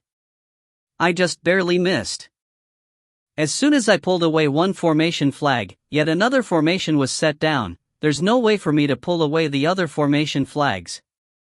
It's enough for you to be able to pull one out. That bewildering formation has already been broken. Non Zidao laughed calmly. It seems this G-Clan has prepared quite a few formations. Unfortunately, it seems as though none of them are particularly high-class formations. The nearby J-Child said, "How can the G-Clan possibly compare with you, junior apprentice brother Zidao, when it comes to meticulously analyzing formations? If they were capable of setting up a formation that even you, junior apprentice brother Zidao, felt was high class, then that would be quite baffling. The situation before us is quite normal, but how should we break this next formation, junior apprentice brother Zidao? It's hard to see anything within this fog formation." The Zifu disciples all looked at Non Zidao. Non Zidao shook his head as well. The previous vision bewildering formation was easy to break. The one in front of us, however, is a bit harder. In addition, I imagine that the G-Clan has set up layers of formations within formations. How can we break this fog formation just by looking at it from the outside? Most likely, only someone at the primordial Taoist level would be able to see through the illusions of this formation at a glance. Then we. J-Child looked at Non Zidao.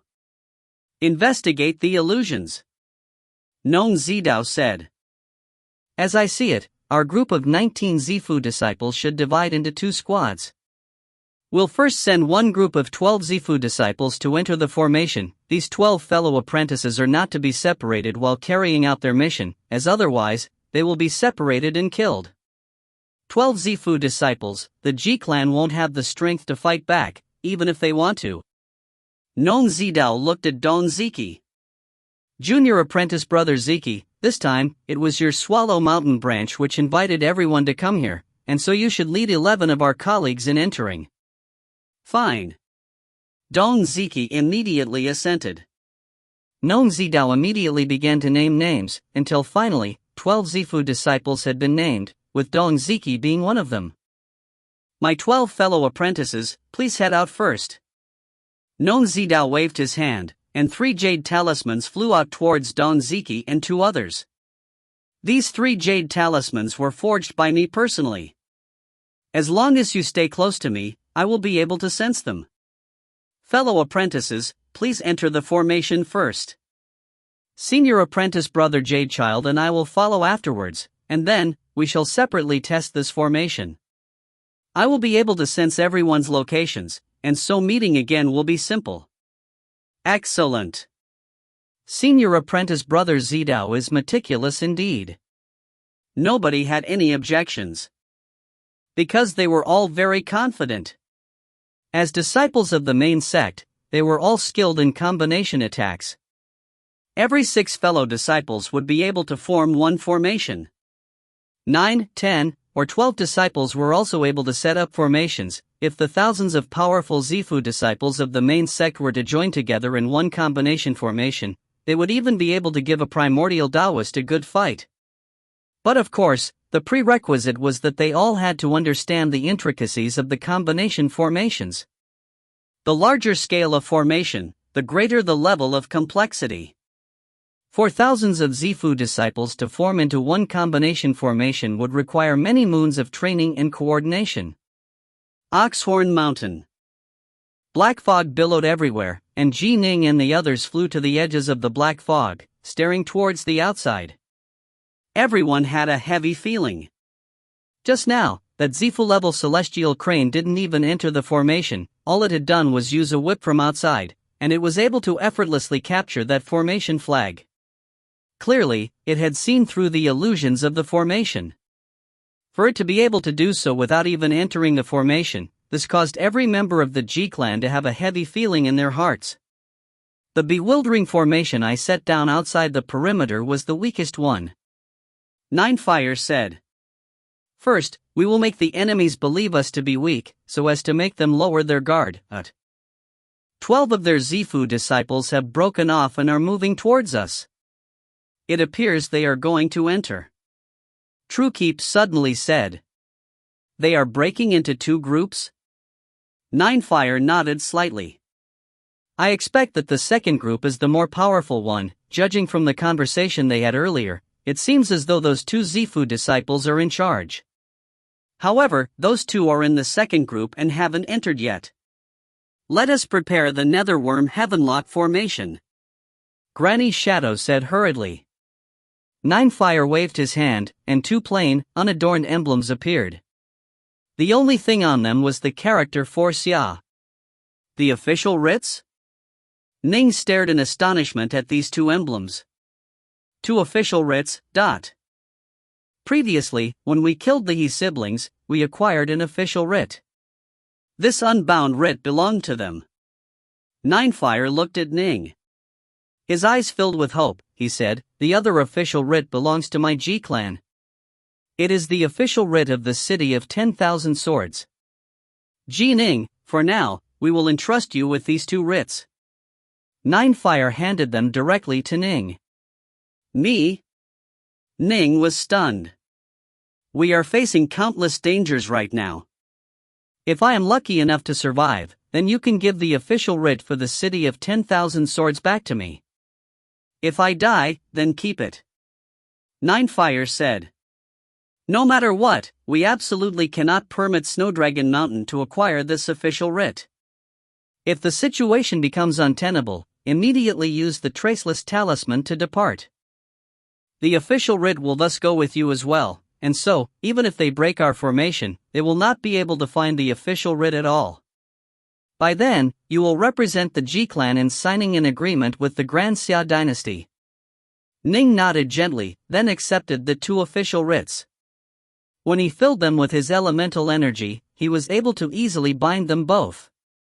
At the same time, he could vaguely sense 2 places calling to him. It was the call of those 2 cities. Excellent. Ninefire, Granny Shadow, and the others all laughed. Now that they had already arranged everything, they would be able to battle without any other concerns. Truekeep. Ninefire said. You shall be the core for the Dragonhead formation of the Netherworm Heavenlock formation. I will fill you with the power of the formation. Yes. Truekeep immediately nodded. G Shadow. Ninefire, for once, called out his little sister by her full name. You shall be the core of the dragon body formation. All right. Granny Shadow's eyes were filled with anticipation. Lu Xing. Ninefire called out the full name of the old servant, Xing, as well. You shall be the core of the Dragonclaw formation. The old servant nodded gently. Ji Ning. Ninefire looked towards Ji Ning. You are the strongest person amongst us. Your elemental energy is somewhat weak, but once you join with the formation, our elemental energy will combine with yours. Your strength will thus rise the most out of all of us. Given this, your power will vastly surpass the power of the rest of us. The dragon tail formation of the netherworm heavenlock formation is the most mysterious and most nimble part. It can support everyone else. You will thus serve as the core for this formation, and you will also be our killing blade. Ning nodded. Once the netherworm heavenlock formation was set down, of the 5 formations, the dragonhead formation, the dragonclaw formation, the dragon body formation, and the dragon pearl formation would not be very nimble. The dragon tail formation, however, was the nimblest formation, and could easily sweep across to many areas. I will stand guard at the core, controlling the formation to support you all. Ninefire looked at the nearby each one. Each one will be my backup. Once I die, each one will replace me, but everyone knew that each one would only be able to unleash sufficient energy from his Zifu after using a forbidden technique. Everyone. Ninefire looked at them all. Everything we do for the G-Clan. For the G-Clan. Granny Shadow, the old servant Xing, Truekeep, each one, and Ning all nodded solemnly. Go, then. Prepare each of your formations. Ninefire gave the order. Immediately, Truekeep, Granny Shadow, Xing, and Ning moved at high speed in 4 different directions. At the same time, Dong Ziki and the other 11 Zifu disciples of Snowdragon Mountain were carefully entering the black fog-shrouded Oxhorn Mountain. As the person who had invited them here, Dong Ziki naturally set up his 8 trigrams blood dragon formation to protect them. The enormous 8 trigrams blood dragon formation swirled around the 11 Zifu disciples, providing an outer layer of protection. This also guaranteed that the 12 Zifu disciples wouldn't be easily separated from each other. A black fog bewildering formation? The 12 people who entered the black fog region quickly grew cautious. Everyone, beware the ambushes of the G-Clan.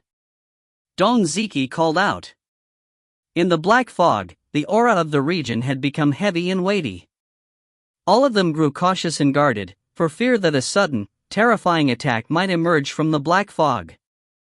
As immortal practitioners, they all understood that even if they looked down upon their enemies, in a true life and death battle, they couldn't underestimate any enemy immortal practitioners. If you find any errors, ads pop up, ads redirect, broken links, non-standard content, etc., please let us know. Report chapter so we can fix it as soon as possible. Book 6, Chapter 11, The Netherworm in the Dark Fog. Chapter 11, The Netherworm in the Dark Fog. The thick black fog surrounding Dong Ziki's group made it so that they couldn't see too far away at all. If the black fog was to disappear, they would discover, to their amazement, that a completely black, enormous dragon that was more than 10 kilometers long was currently coiled around the entire Oxhorn Mountain. At the same time, the head of the netherworm was staring directly at them. Unfortunately, they weren't able to see it. This was the reason why G9Fire had set up this black fog bewildering formation. Come. Come. G Truekeep stared at them from far away. 12 distant, faint figures could be seen far away in the black fog. These were created through Ninefire's control over the fog. They were used to tell Truekeep and the others where everyone's approximate locations were. Truekeep himself was within the enormous black draconic head. After being transformed by the netherworm heavenlock formation, the elemental energy of the 5 had given birth to a powerful draconic energy.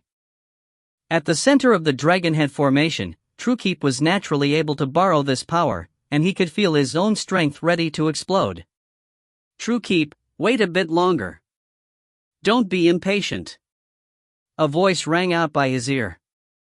Truekeep nodded. All the major formations, including the Netherworm Heavenlock formation, was controlled by the Patriarch. Only the Patriarch could effortlessly speak mentally to them. The others, including Ning, weren't able to see too far through their eyes. They all needed the Patriarch to assist in guiding them. Ninefire was halfway up the mountain, within the body of the enormous Netherworm. He could see everything within the grand formation clearly, and the black fog served as his eyes. They are all quite cautious.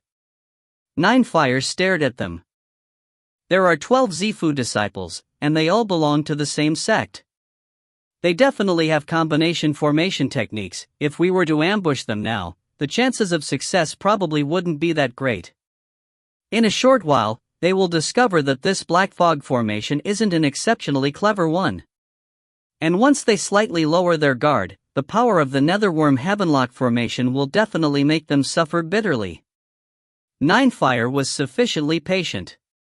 He was able to wait for the best opportunity. Only then would he reveal his teeth and fangs.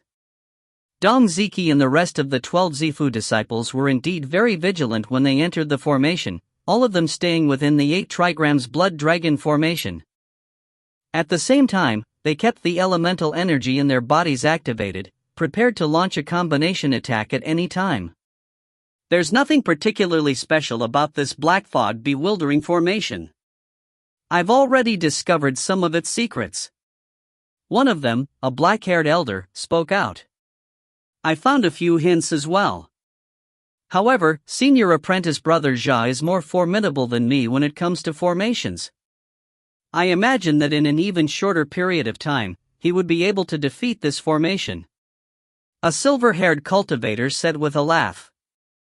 As immortal practitioners, especially ones at the Zifu disciple level, given that they were trapped at the Zifu disciple level, the most fundamental level, and were unable to make a breakthrough, they naturally would spend their time researching other methods. Formations? Poisons? Golem arts? They would research anything that was useful to them in enhancing their power. Generally speaking, these old fellows who had been alive for 3 or 4 centuries would be specialized in several areas.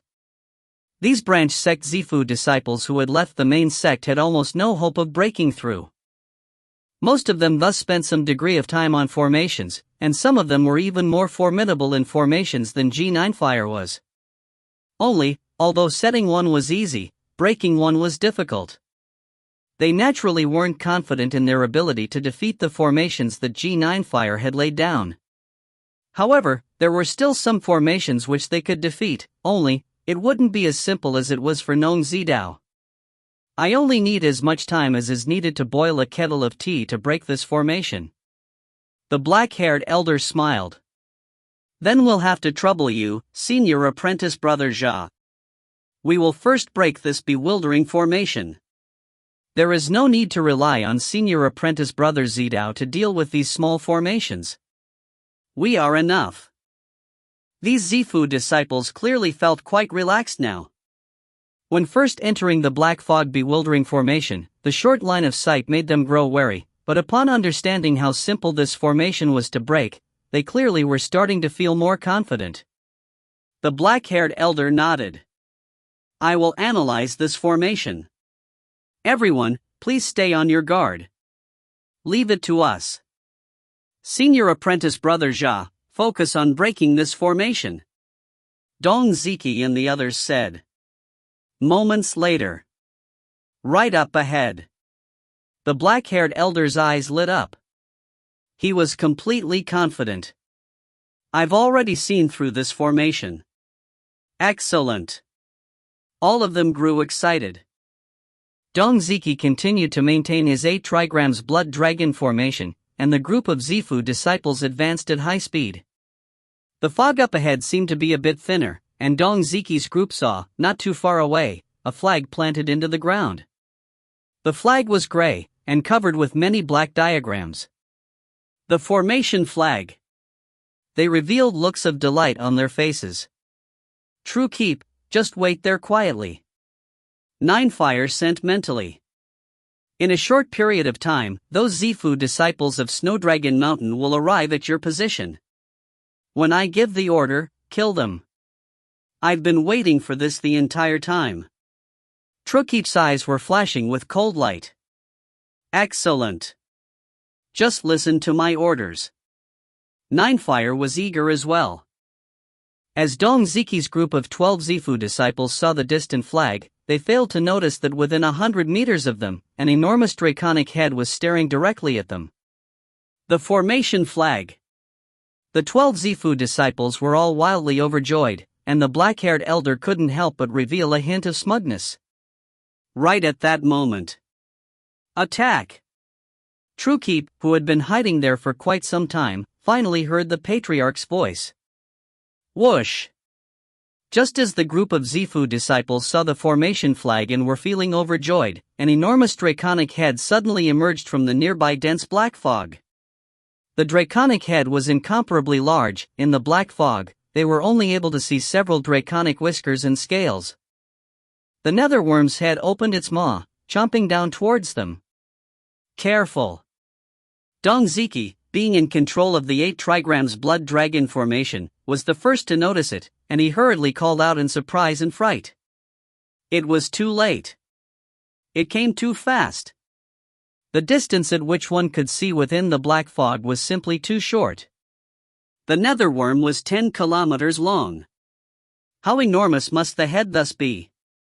As the draconic head charged towards them, it moved at a speed that was probably more than 10 times faster than that of the Zifu disciples. The draconic head, with a rumble, blasted into and broke through the 8 trigrams blood dragon formation. With a crunch, rumble, boom, and terrifying roar, the netherworm's head came howling towards the enemies. In that howling instant, Truekeep was right in the center of the head. As the netherworm's head bit down, Truekeep seemed to have gone berserk as the 9 sharp awls hovering around his body were filled by the draconic energy generated by the formation. Those sharp awls moved at an astonishing speed, attacking at 3 of the Zifu disciples were closest to and caught off guard by the netherworm's frontal attack. Supported by the formation, Truekeep's current level of power was even more powerful than that of most peak Zifu disciples. Bang! Bang! Bang! Simply too fast. 2 of the Zifu disciples had giant holes blasted through their chests and their corpses fell into the netherworm's devouring mouth. As for the other Zifu disciple who had been attacked, he kicked backwards, his body flashing like azure light and instantly moving tens of meters away. A single sudden ambush had killed 2 Zifu disciples. The primary reason was that the netherworm heavenlock formation itself was simply too powerful. In addition, all 5 of its formations had a Zifu disciple standing guard at the center, making it so that this netherworm seemed to have sentience, making it all the more incomparably, astonishingly powerful. While they are ill, go for the kill. Truekeep then moved towards and attacked 2 other Zifu disciples who had somewhat pulled away from their comrades. Kill! The sharp awls howled. The black draconic head was like a nightmare. Assemble the formation. Assemble the formation. As the howls rang out, Dong Ziki and the others had already begun to prepare their formation. These Zifu disciples were no fools, they knew that they couldn't move too far away from their comrades. This was because once they moved too far away from each other within this bewildering formation, they would be separately defeated by the G-clan. But the problem wasn't that they moved too far away, it was that the strike of the draconic head had knocked some of them flying. The power of the netherworm's attack was simply too great. Formation, link. Formation, link. A white light suddenly sprang up, instantly circulating around the bodies of each of the Zifu disciples. Soon, 8 enormous trigrams made of white light had appeared out of nowhere, with the 8 Zifu disciples separated in each part. Actually, this technique of Snowdragon Mountains only required 6 Zifu disciples to be completely linked up. Where is senior apprentice brother Jia? Where is senior apprentice brother Feng? Dong Ziki and the rest of the 8, after setting up the formation, discovered to their amazement that although they had previously numbered 12 Zifu disciples, only 8 now remained. The other 4 could not be found. Senior apprentice brother Jia. They all called out loudly, and their voices echoed within the formation. If the other 4 were still alive, they would be able to reply verbally. Dead. The 4 of them are all dead. Dong Ziki gritted his teeth. Too terrifying. Too powerful. The silver-haired cultivator had a look of disbelief on his face. Prior to this, I vaguely saw some draconic scales. It was the head of an incomparably large dragon. How could the G-clan have access to something so powerful? Could that have been a true dragon? There's no way it could have been a true dragon. If it was a true dragon, we would have discovered it long ago. In addition, how could a true dragon be so enormous? It must be a formation. But how could the dragon produced by a formation be so powerful? This group of Zifu disciples were still in a state of shock. That earlier attack had simply been too powerful. Although they had all been overjoyed upon seeing the flag and had relaxed slightly, they were still within the 8 trigrams blood dragon formation, after all. In their hearts, they also remained vigilant. Who would have imagined that this sudden ambush would have blasted through them, forcing them all to retreat and knocking some of them flying? This ambush had killed 4 of them.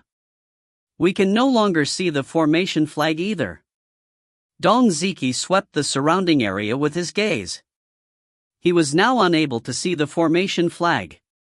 When we were struck by that enormous black dragon, we were all knocked backwards and driven farther away from the formation flag. The illusion isn't that important. That enormous black dragon is the true disaster, but we must have seen your apprentice brothers Jadechild or Nong Zidao come. The silver-haired expert flipped his hand and retrieved a jade seal. This was the seal Nong Zidao had given him. He clenched it. Crunch! The jade seal disintegrated. On the outside, Jadechild and Nong Zidao, along with the other 5 Zifu disciples, were waiting. They were in no rush to enter the formation. What sort of techniques could this sort of small clan have? Jadechild laughed. Our 12 Zifu disciples of Snowdragon Mountain have entered, and they have access to a combination formation technique that is more than enough to utterly sweep and dominate the enemies. Right. The formations of a small clan like this can't possibly be very powerful. Our fellow apprentices also have studied formations. They, too, are capable of breaking formations. Nong Zidao felt relaxed as well. As he saw it, the combined power of those 12 fellow apprentices should indeed be more than enough to easily dominate this sort of small clan. Suddenly, Nong Zidao's face changed. What happened? Jadechild immediately asked. The jade talisman I gave him, Nong Zidao said in a soft voice. One of them was just crushed. It seems they encountered some sort of danger. Otherwise, they wouldn't ask us to save them. This puny little G-clan was able to force them to beg us to save them? Jadechild couldn't believe it. Prior to this, Nong Zidao had given them a jade talisman, primarily because this was a habit of the disciples of the sect. None of them actually thought it would be used. Come, let's enter the formation, Nong Zidao said. The other 5 nearby Zifu disciples had heard their conversation. They, too, were surprised. The 12 comrades who had entered had actually been forced to shatter a jade talisman? Still, upon seeing Jadechild and Nong Zidao by their side, they felt completely confident. You wait here. If any comrades of our Snowdragon Mountain comes here, tell them that we have already entered the formation. Nong Zidao waved his hand, then produced a wooden golem. The wooden golem had a green light within its eyes, and it just listened, then nodded obediently. Yes, master. Let's go, Nong Zidao said. Immediately, Jadechild, under known Zidao's guidance, led the group of 7 Zifu disciples and 2 Zifu-level spirit beasts into the black fog that surrounded Oxhorn Mountain. If you find any errors, ads pop-up, ads redirect, broken links, non-standard content, etc., please let us know. Report chapter so we can fix it as soon as possible. Book 6, Chapter 12, The Secret Killer Weapon, Ning. Chapter 12, The Secret Killer Weapon, Ning. The enormous scales atop the draconic tail were all incomparably clear. Ning sat within the draconic tail, surrounded by those enormous scales. HRM? Ning suddenly heard the sound of explosions and angered shouts. Assemble the formation. Formation, linked. Cries of surprise and terror rang out from afar. Ning's ears twitched, and he laughed. It has begun. Per their original strategy, Ning was in the strongest position of all, out of the various experts of the G-clan. He would only be unleashed at the critical moment. There was no need for him to engage yet. Moments later. Whoosh! A figure flew over. It was Ichwan, dressed in a white fur robe. Father! Ning rose. Take it! Ichwan produced 6 flying swords out of nowhere, which hovered there above his palm. These were acquired by your uncle Trukap after executing 4 Zifu disciples. One of them was a Zifu disciple who controlled multiple flying swords. We acquired 5 from him alone. Thus, the 4 of them had a total of 6 flying swords. Ning didn't hesitate, immediately accepting them. Perfect timing. Ning was incomparably excited. Prior to this, everyone had already traded for some magic treasures. Some of them were useless to him, but were very important to others. At such a crucial, life and death juncture, nobody would be shy. Everyone acted quite forthrightly. For example, Ning gave the venomous bugs he had acquired from Bei Zishan to G9-Fire, while 9-Fire, upon learning that Ning desperately needed ranked flying swords, had managed to scrape together 5 of them. Bei Zishan had left behind 2, combined with those 5, Ning had 7. That wasn't even enough for a single formation base of the Lesser Thousand Swords formation. But now that he had 6 more, he had enough. These 6 flying swords are all ranked magic treasures. Ichwan said. Right. Nin nodded. With these 6 ranked flying swords, my power is going to rise significantly. Later, I'll have to have a nice little battle against these Zifu disciples of Snowdragon Mountain. Ichwan had a rare look of delight on his face as well. This has truly been wonderful. And it is all thanks to the Netherworm Heavenlock formation you brought out. In a single ambush, we killed 4 enemy Zifu disciples. Without the aid of this formation, we would probably lose someone on every attack. Right. Nin nodded. The Netherworm Heavenlock formation had been acquired by Ning from the aquatic estate. Naturally, it was quite powerful. Make your preparations. Once you are needed, the Patriarch will immediately notify you mentally. Each one instructed, then transformed into a ray of light and left. Ning immediately filled his elemental energy into the flying swords, seizing every moment of time and hurriedly binding them. Although it was true that, as the spirit of the aquatic estate had said, it would be best if the flying swords which served as the core of the Lesser Thousand Swords formation all came from the same source, the current Ning, unfortunately, had no right to be choosy. It was already quite good for him to even be able to have enough ranked flying swords. The black fog hung everywhere. Nong Zidao, Jadechild, and the others were advancing carefully through the black fog. The fairy crane and the landworm were all in human form now, accompanying Nong Zidao and Jadechild. This black fog bewildering formation isn't even worth discussing. Nong Zidao finally spoke. I've already completely seen through its mysteries. I can sense the direction in which Dong Ziki's group lies as well. Now, act according to my instructions, and we will soon reunite with them. We will listen to you, Senior Apprentice Brother Zidao.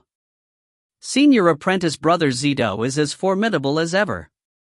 The other Zifu disciples previously had ugly looks on their faces, but now they finally looked pleased. Prior to this, upon entering the formation, they had immediately shouted, and the distant voices of Dong Ziki and the rest of the 8 Zifu disciples had naturally responded to them, and through the discussion, Jadechild and Nong Zidao learned that 4 of their comrades had actually died. This caused Jadechild and Nong Zidao to become incomparably enraged and cautious. Nong Zidao said in a clear voice, "Junior apprentice brother Ziki, we are coming over right now. We will soon arrive. Boom! Kill! Kill that old bastard of the G clan!" A series of angry roars rang out from afar, causing Jadechild and Nong Zidao to be startled. But then, the war cries and sounds of battle came to a halt. Jadechild shouted with a frown. "Dong Ziki, are you all right?" "We are fine." The voice came from far away. "The 8 of us stayed in formation the entire time, not relaxing at all. Just now, an enormous draconic claw attacked us. It was even more powerful than the first attack. We were at a slight disadvantage, but by joining forces, the 8 of us were able to defend well enough that none of us perished." "All right. We will immediately come over," Jadechild said. "Let's hurry over." Jadechild looked towards Nong Zidao by his side. Prior to this, it was the dragon's head. This time, it was the dragon's claw. This puny little G-clan actually has access to such a technique. Nong Zidao said solemnly, "Most likely, in the past few thousand years, the G-clan must have acquired this formation through a stroke of great fortune. It seems to be quite powerful. Let's quickly reunite with them. Right at this moment." Whoosh! The surrounding black fog suddenly grew denser, and a bone-piercing, insidious cold seemed to fill it. "Go forward. Stop. Turn left, stop." Nong Zidao guided them easily, but then his face suddenly changed. "Eh?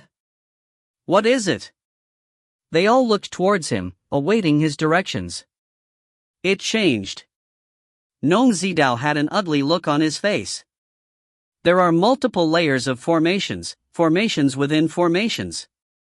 I've become baffled by an even more powerful formation. Can it be that even you can't break it?" Jadechild looked at him. "It will be very difficult." Nong Zidao looked at the surrounding area.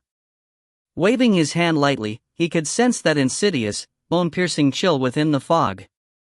"How long will you need to break it?" Jadechild asked. "I don't know." Nong Zidao shook his head. "If I'm fast, an hour. If it takes a long time, 1 or 2 days." The faces of the surrounding Zifu disciples all changed. Jadechild said, shocked, "That long?" Ning sat in the lotus position within the enormous tail of the netherworm. Around him, more than 700 sword-type magic treasures were floating about, 9 of which were particularly dazzling to behold. The white light covering those 9 was much stronger. The hazy white light continuously thrummed through the swords, quickly coalescing into a sword light in front of Ning. Right.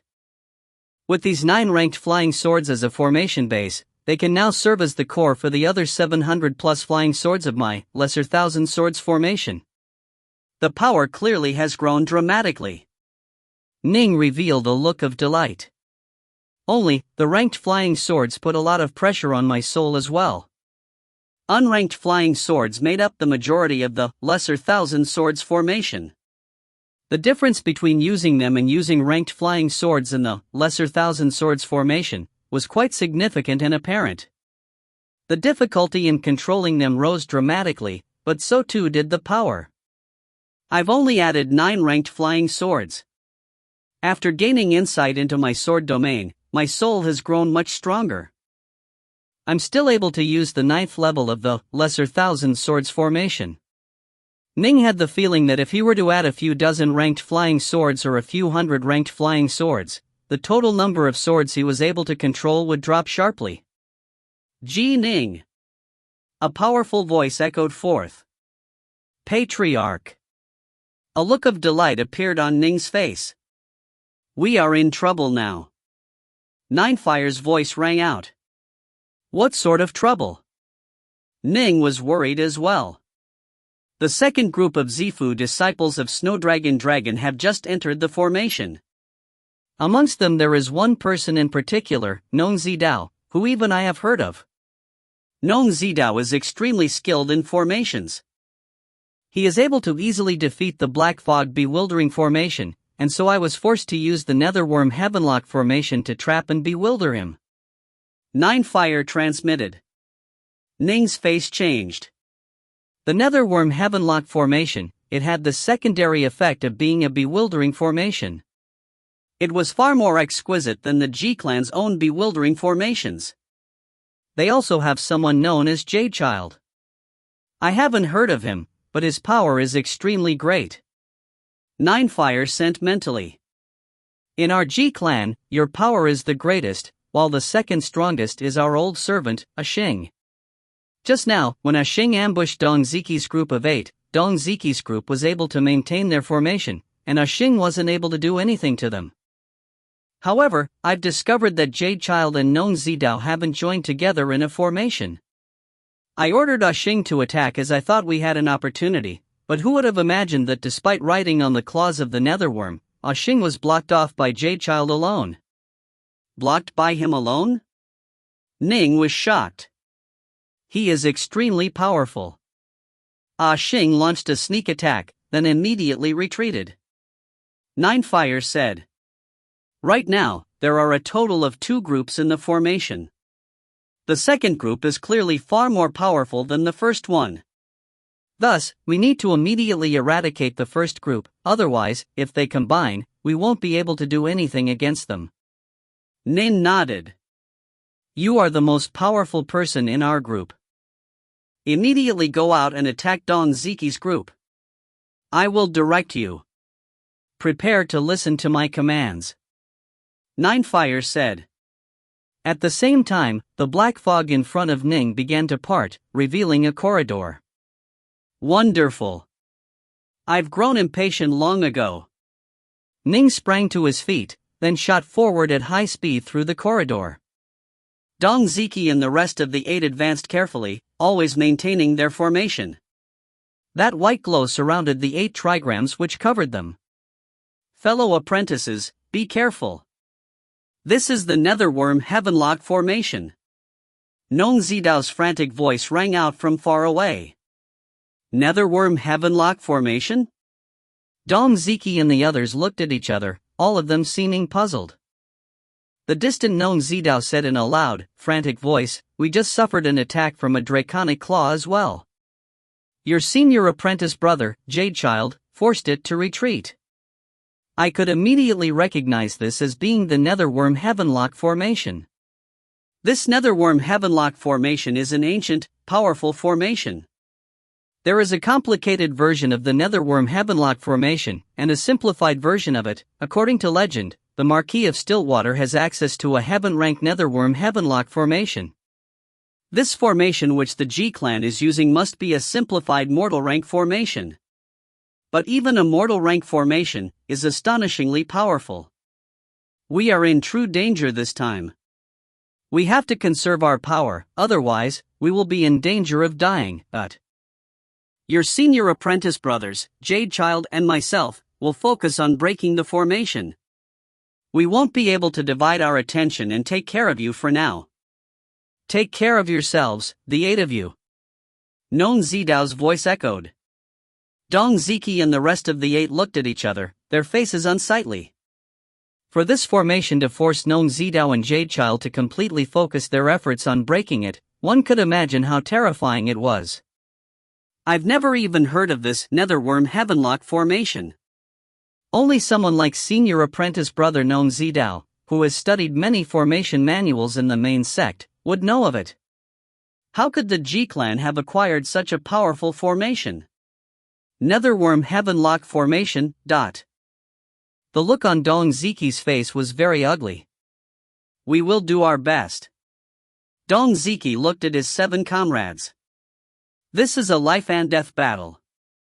Either the G-Clan dies or we die. Everyone, if you have any life-protecting measures, use them. Don't save them. Their attitudes had all changed. At first, all of them were simply toying around. The sudden deaths of 4 comrades had shocked them, but they trusted that once Jade Child and Gnome Zidao joined them, all the danger would dissipate like smoke, like the clouds. But now, Gnome Zidao had said that this game had just turned deadly. If I knew that I'd risk my life, I wouldn't have entered Swallow Mountain. They all felt misery in their hearts, but with death staring at them, all of them prepared to fight to the death. 300 meters or so away from them, an enormous draconic tail was coiling there. Ning was in the center of the draconic tail, and the 700 flying swords were all hovering around him, prepared to begin the slaughter. Ning, attack! Patriarch Ninefire's voice rang out within his mind.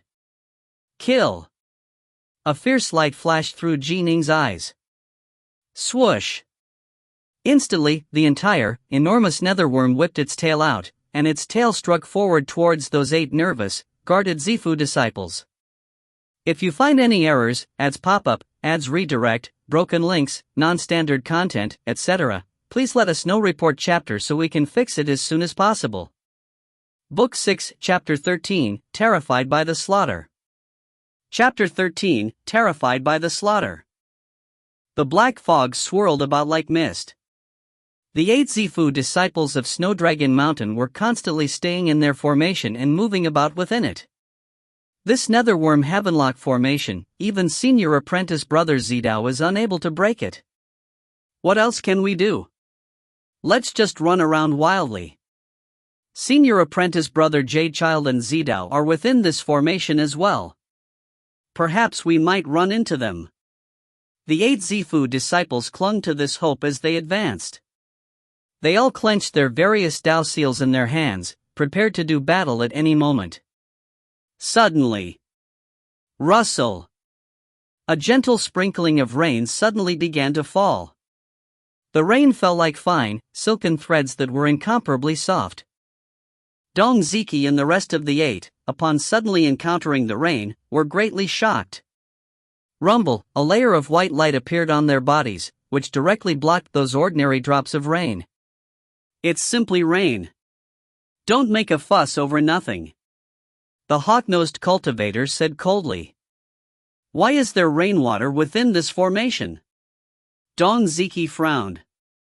Perhaps it is currently raining outside. This bewildering formation only has the power to bewilder, it isn't able to block out the rainwater from the outside world. A silver-haired cultivator spoke out. Dong Ziki and the others all nodded. They were cultivators. They could clearly sense that this rain was falling naturally, it wasn't poisonous liquid generated by the formation. For the moment, they didn't think of the possibility of it being a Dao domain. Generally speaking, someone who had reached the Dao domain realm could, with a thought, convert the surrounding area into their own domain. Different Daos would naturally result in different domains. Some could, with a thought, transform the surrounding area into boundless flames. Others could transform the surrounding area into a field of lightning. As for Ning, what he generated was the descent of rainfall. Let's be careful nonetheless. Don't let this rainwater soak us, a gray-robed elder said. Junior apprentice brother An's words are reasonable. We are trapped in the netherworm heavenlock formation, we should be careful. These Zifu disciples would rather do too much than to be careless. Whoosh! An enormous black draconic tail swept towards them as fast as lightning. In the midst of the draconic tail, there was a fur-clad Ning, who stood there silently. The area around him was filled with more than 700 flying swords, 9 of which were ranked. The 9 ranked flying swords served as the nucleus, and the converted energy of the lesser thousand swords formation was incomparably shocking. The rainwater sword domain had already been set up, but an elemental energy that was greater than any peak Zifu disciples, activated through the 9th level of the lesser thousand swords formation. Although only 9 of these 700 plus flying swords were ranked, this was still the 9th level of the lesser thousand swords formation. Sometimes, quantity was a form of quality. Die. Ning's eyes flashed with a killing light. Swish! The sword light in front of him suddenly pierced through the skies, instantly transforming into a line of rainwater. At this moment, Ning was using all his might. The 9th level of the Lesser Thousand Swords formation, supported by the formation and the rainwater sword domain, all of these things made it so that the power of this sword of Ning's was at an incredibly high level. Let's keep moving. Dong Ziki and the others were continuing to advance while blocking off the descending rain. Just as they were walking forward calmly, suddenly, the face of the hawk-nosed black-robed cultivator changed. In that instant, he vaguely felt a tremendous danger descending. This was something that he gained only after becoming an immortal practitioner. He could sense when a dire threat was descending. Unfortunately, this danger sense always came quite late. It would only appear when the threat had already drawn very close. Despite that, it had still saved his life a few times. Fog swirl umbrella. An umbrella suddenly appeared around the hawk-nosed black-robed cultivator. The umbrella spread open, completely protecting the hawk-nosed man's body. A seemingly ordinary line of rainwater gently swirled and flew over, lashing out towards the triangle-pupiled cultivator. The triangle-pupiled cultivator was staring in astonishment at his comrade, who had suddenly used his protective magic treasure. A sense of danger suddenly descended. Not good. As a line of rain drew close to him, the triangle-pupiled cultivator suddenly felt a sharp ripple come towards him. He hurriedly waved the long sword in his hand, wanting to block, but it was too late. That line of rainwater had come too close. And his sword techniques were too ordinary. How marvelous were Ning's sword techniques! With a gentle twist, the rainwater moved past the longsword, then scraped past his head. Rumble, the formerly hazy white light of the 8 trigrams formation suddenly grew blindingly bright. We are under attack. Dong Ziki and the others were all shocked. After suffering an attack, the formation would naturally explode with power. Bang! The head of the triangle-pupiled cultivator, his eyes still filled with shock, went flying into the air. One of the 8 Zifu disciples had died. What? Dong Ziki and the others were all terrified and shocked. One of their comrades had been killed while they had been maintaining the formation. How sharp did the enemy's attack have to be? Assemble the formation. Assemble the formation. The remaining Zifu disciples called out in terror. With one of the 8 dead, the earlier formation had already disappeared. For one of them to have been killed after setting up the formation, if they didn't set it up again, wouldn't they all be dead for sure? Bang! That line of rainwater, after killing the triangle-pupiled cultivator, had used up most of its power, but the other 7 cultivators currently weren't being protected by the grand formation. Naturally, the line of rainwater flew forward agilely. It swirled past, cutting apart the protection of a set of magic armor, sending yet another head flying, this one of the silver-haired cultivator. Only then did the line of rainwater vanish. Rumble, the white light appeared once more as the 6 surviving Zifu disciples reformed the formation. Rumble! The enormous draconic tail came sweeping over again. Kill! Kill him! Kill! The 6 Zifu disciples, upon seeing the draconic tail, seemed utterly enraged and berserk. Green vines, bolts of lightning, blasts of flame, phoenixes, they threw everything forward towards the draconic tail that was sweeping towards them. They really have gone berserk. Ning was shocked. I'm going. The black wings behind Ning trembled, then sent him flying in a solitary arc, far into the distance. Only the lightning bolt and the fiery phoenix were able to strike him. The strikes from the lightning bolt and the fiery phoenix allowed Dong Ziki and the others to see Ning's true appearance. Dong Ziki was shocked and amazed. He immediately recognized that this was the genius of the Ji clan, Ji Ning. Rumble, the powerful attack sent even Ning hurtling backwards, disappearing into the distant black fog. Dong Ziki and the rest of the 6 Zifu disciples felt dread in their heart. Quick! Assemble the formation. Let's go all out. An enormous 8 trigrams blood dragon formation suddenly appeared around Dongziki, and the 8 blood dragons began to swim about. That hawk-nosed cultivator, standing outside the formation, hurriedly threw out 3 flags. The formation flags fluttered, then quickly formed into an enormous hazy aura of light. This white aura of light seemed like a pyramid that enclosed the 6. Grow. Many vines suddenly emerged, wildly sprouting about in the surrounding areas. These vines crisscrossed each other, completely filling the surrounding area. Children, go. A dense cluster of venomous pests began to fly about in the surrounding area, filling the skies and blocking out the sun, completely filling the nearby region. Come. The gray-robed elder produced an enormous banner that fluttered with a bloody light. One enormous after another phantom flew out from the banner. Some were 4-legged beasts, while others were flying creatures. 9 enormous phantoms emerged into the surrounding area. These 6 Zifu disciples were all sweating. They brought out all of their best techniques, completely and tightly sealing off the surrounding area. They looked at each other, their eyes filled with amazement and dread. We won't be able to leave. We have to wait here. We can't keep walking. We'll guard here. These techniques of theirs were virtually all used for defending a particular location. The long, growing vines, the grand formation, and the other techniques weren't able to be maintained while moving. Who is that person? Who attacked us just now? By his appearance, he should be young. The gray-robed elder clutched at his bloody banner as he looked at Dongziki. Right. Who was that? How could he be so powerful?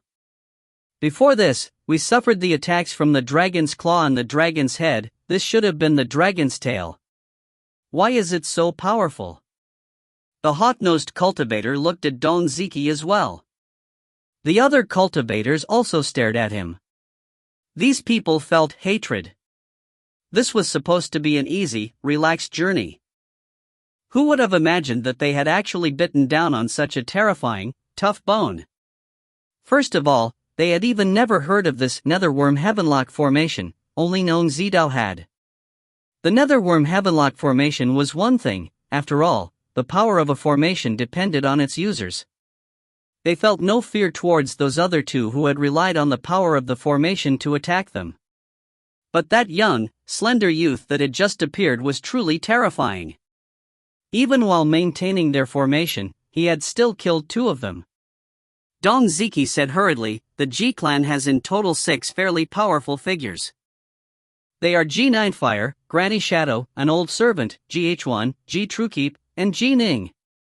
G Ning is the genius of the G-clan. When he was 11 or 12 years old, he killed junior apprentice brother Bei Zishan. He killed Bei Zishan when he was 12? These people all revealed looks of amazement. This year, he should be 16. Dongziki said. Just now, the person who launched that attack was Ji Ning. However, prior to this, Ji Ning and I exchanged blows. He wasn't able to do anything to my 8 trigrams blood dragon formation. His strength is only slightly superior to G9 Fire and the others, which is why I didn't hold him in any regard. I didn't imagine that with the support of the netherworm heavenlock formation, his strength would reach such a terrifying level, but if he is only 1 level higher than G9 Fire in strength, how could he explode with such power? A monster who was able to kill junior apprentice brother Bei Zishan at the age of 11 or 12, how can we use common reasoning to explain him? Most likely, this Ji Ning made some sort of a breakthrough. The gray robes said in a hoarse voice. This sort of monster, he was able to kill 2 of our comrades, even when we were in formation. Now, all we can do is stay here and wait. Ning was knocked flying backwards a great distance, and he smashed into a region of loose rocks and grass. Good heavens! Ning crawled painfully to his feet. The wounds on his body rapidly healed, leaving behind not even a scar. Those Zifu disciples seemed to have gone berserk. They applied all of those extremely powerful Dao seals and threw them at me. That fiery phoenix in particular, it even chased after me, and it was also very powerful. It blew a large hole into my chest. I wonder what sort of a Dao seal that was. Ning cracked a smile, feeling very confident. Still, I killed 2 of them. For me to be able to kill 2 out of 8 of them, only 6 are left. I'll keep killing. Ning. A voice suddenly rang out. Patriarch. Ning was startled. Well done, my good fellow. Ning, ha, you truly are formidable. You killed 2 of them at one go. Now only 6 are remaining. However, don't be too impatient. Wait for me to finish talking, then attack. 9 Fire sent hurriedly. Dong Ziki and the others are terrified by the way you killed them, and so they have set up layers of techniques and are staying on guard. Let me describe these techniques to you. After listening, you can make your decision. If you find any errors, ads pop up, ads redirect, broken links, non-standard content, etc., please let us know. Report chapter so we can fix it as soon as possible. Book 6, Chapter 14, Crushed. Chapter 14, Crushed. G9 Fire sent, we are already familiar with Dong Ziki and Muse. Out of those 6. Those 2 have already set up the 8 trigrams blood dragon formation and those growing green vines. The hawk-nosed cultivator used a formation to protect the surrounding area. The black-clothed female cultivator released a large amount of venomous bugs. The gray-robed cultivator is holding a large banner which has released a large amount of monster wraiths. 8 trigrams blood dragon formation? Green vines? Formation? Venomous pests? Banner? That's only 5, the 6th cultivator? Ning asked softly. The 6th cultivator hasn't done anything for now. 9 Fire sent. I've told you everything now. You should consider how you will attack. Remember, don't let yourself fall into any danger. Don't worry, Patriarch. Ning laughed. And then, Ning began to ponder. Prior to this, although he killed 2 Zifu disciples in his surprise attack, he hadn't acquired any magic treasures, because as soon as he had charged over, he had been blasted backwards. The items of those 2 Zifu disciples were still in the hands of Dong Ziki's group. 5 types of techniques? Humph. Ning's eyes had a cold light flash through them. No matter how they struggle, they will die. Suddenly. Senior apprentice brother Jade Child, senior apprentice brother Zidao. A voice suddenly called out. We just suffered the attack from the dragon's tail of the netherworm Heavenlock formation. The genius of the G-clan, Ning, is in command of the dragon's tail. The power of it is tremendous. He killed 2 of our fellow apprentices. All we can do for now is stay on guard. Senior apprentice brothers Jade Child and Zidao, remember, beware the rain, beware the rain. The 6 of you need to be careful as well. Delay as long as you can. A voice rang out from the other side. Hearing the distant shouts, Ning frowned slightly. I have to eliminate those 6 as soon as possible. Nong Zidao was very formidable. He was even able to recognize at one glance that this was the netherworm Heavenlock formation. Although Ning was very confident in the netherworm Heavenlock formation, he still worried that if they were permitted to slowly analyze it, they might truly be able to break through the netherworm Heavenlock formation. If the netherworm Heavenlock formation was destroyed, then the G-clan's members would, one by one, have their formations broken, and Snowdragon Mountain would easily annihilate the G-clan side. Kill! Ning, riding on that enormous draconic tail, once more charged towards those 6. Venomous pests were flying around the outer perimeter. A hazy pyramid of light stood on guard, and atop it was coiled a large number of green vines. The pyramid of light had 8 blood dragons swimming about within it. It also had various enormous phantasmal birds and beasts moving about, each one of them filled with murderous auras. If we just defend, no matter how powerful they are, they will find it hard to break through. the black-clothed female cultivator said in her cold voice. Right. Dong Ziki nodded. These defensive measures were different in nature, they each compensated for the weaknesses of the others. They could be described as an impenetrable wall. Even though he is a fiend god body refiner, and even though his swordplay might be formidable, he can forget about entering. The gray-robed elder clutched that large banner and spoke in an icy voice. Rustle. Thin, sparse droplets of rain began to fall. The rain was as fine as silk, gentle and breezing.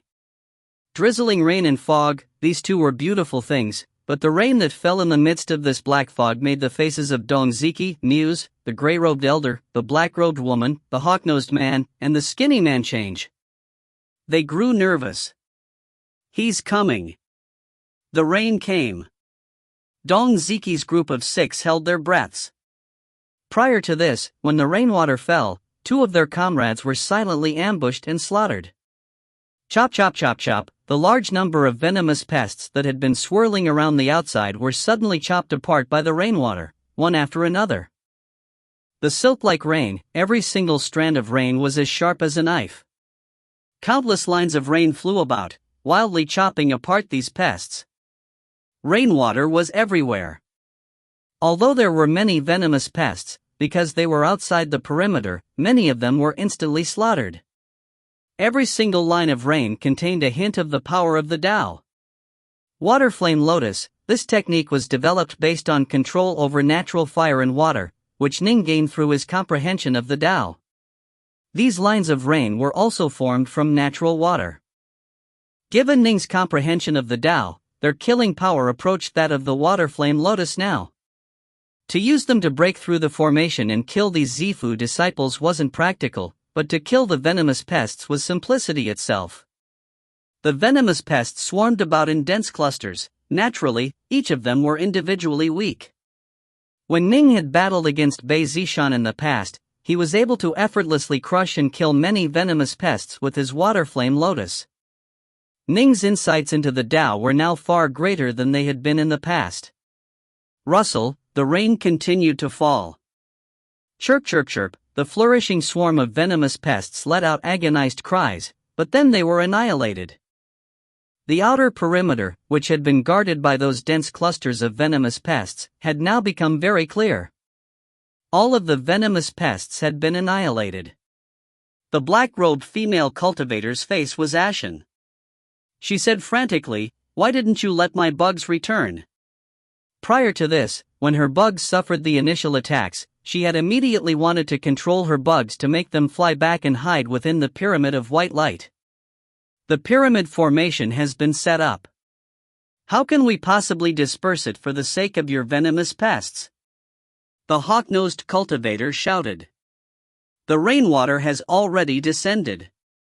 Ji Ning can appear at any moment. How can I disperse the pyramid? And even if I did disperse it, only a small portion of your venomous bugs would be saved. Since that was the case, it was best not to disperse it. The black-robed female gritted her teeth in rage. Junior apprentice Sister Lu, don't be angry. It is true that the pyramid cannot be dispersed. The power of this rain is too formidable. Every single line of rain actually has the power to attack. Can it be that this is some sort of rainwater technique? Generally speaking, water-based techniques are used for defense. This sort of rain which descends from the heavens, rain which is completely formed from nature, how can it be used in a technique? They were stunned at the power of the rainwater. Those venomous pests were able to bite through a Zifu disciple's protective armor, after all. Although they were individually weak, to kill them wasn't that easy either.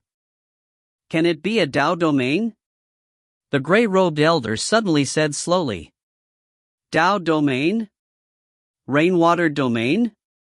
The other cultivators all called out in shock. How can that be possible? Impossible. Ji Ning is only 16. He's merely a Zifu disciple. How can he have developed a Tao domain? Many Wanxiang adepts are unable to do this. Impossible. These Zifu disciples didn't dare believe it. Right at this moment, the black fog in the distance began to grow sparse. An enormous draconic tail slowly began to move, and right in the middle of it was a fur-clad youth. The fur-clad youth was surrounded by more than 700 flying swords. Smiling slightly, he walked forward, step by step, towards them. Ning. It is Ning. Dong Ziki and the rest of the six stared at the fur-clad youth. At the same time, they felt astonished that Ning dared come walk over openly. Dong Ziki shouted, Ning, ambushing us is one thing, but you come openly, you are seeking death. Ning slowly strolled forward. Suddenly, beneath his feet, a lotus flower appeared. A beautiful, enormous water-flame lotus suddenly bloomed, making Ning appear to be the seed within the lotus. The water-flame lotus petals swiveled around him, and around the petals were the 700-plus flying swords. Beyond even them was the enormous shadow of a draconic tail. And beyond the tail was the boundless rainwater. In this moment, Ning seemed to have become the center of the universe. Even Dong Ziki and the others felt as though their souls had been stirred. Junior apprentice brother Muse, stop him. Dong Ziki shouted. Leave it to me. Muse's normally cold face was filled with a murderous aura. Instantly, many of the thick, sturdy vines began to wildly coil about and fly towards Ning. These vines weren't the vines that Ning had encountered when he had fought against Muse the first time. Those vines had been suddenly grown, but the vines that Muse was now using against him had been growing for quite some time. They had already reached an astonishing degree of toughness. Ning continued to smile.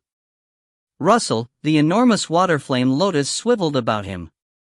After gaining insight into the Dao domain level, the power of Ning's water-flame lotus had risen yet again. Swish! Swish! Swish! Swish! Swish! Swish! Countless lines of rain seemed to chop down like countless blades, wildly chopping at the vines. Countless thin vines were shattered and minced into pieces, leaving behind only the thick main vines, which had many wounds atop them. But upon touching the water-flame lotus, they were instantly ground apart. Rustle! One lotus flower after another bloomed, with Ning at the center. The lotus flowers continuously bloomed freely, and even the leaves of the lotus flowers continuously expanded. The swiveling, crushing power continued unabated. Those vines weren't able to draw close to Ning at all. Break! Ning looked at the white pyramid of light, then spoke in a soft voice. Roar! A faint draconic roar rang out. The enormous draconic tail suddenly swept forward, smashing viciously against the white pyramid of light. The draconic scales on the draconic tail were all clearly visible, and the power of the tail was astonishing. With an exploding sound, it smashed against the white pyramid of light, crushing it and shattering it. As soon as it did, the rainwater instantly fell down upon and uprooted the three formation flags. Ning had already effortlessly broken through the third layer of the 5 layers of defenses they had set up. Go! Devour his soul. The gray-robed elder waved the banner in his hands. This banner wasn't like Bei Zishan's, which had been created through refining countless mortal souls into dread wraiths. He used the souls of powerful monstrous beasts, and so comparatively speaking, the amount of sin he had accumulated was much smaller. The power of this banner, although inferior to a dread myriad wraith's banner, was still much more powerful than Bei Zishan's half-complete banner. These monster wraiths emitted soundless shrieks as they charged towards Ning, completely ignoring the rainwater and the blocking water-flame lotus flowers, instantly invading Ning's body. Ning continued to smile. Within his consciousness, an image of Lady Nuwa emitted boundless light. When the light touched those monster wraiths, smiling looks of relief appeared on the faces of the formerly incomparably savage wraiths. They all bowed towards Ning and towards the divine image of Lady Nuwa, expressing their gratitude, and then disappeared, returning to the cycle of reincarnation. What? The gray-robed elder watched as the colors of his banner began to grow dim and dull. His face instantly changed. The monster wraiths were all killed? The others, including Don Ziki, had been eagerly looking at the gray-robed elder. Hearing this, though, their hearts turned cold. Ning strolled forward. The water flame lotus continued to swivel, the rainwater continued to fall. You can die now. In front of Ning, a sword light suddenly formed. When it flew out, it merged into the rainwater and vanished. And then, yet another sword light appeared. Ning was releasing one blast of sword light after another, without stopping. Bang! How powerful was Ning's sword light now?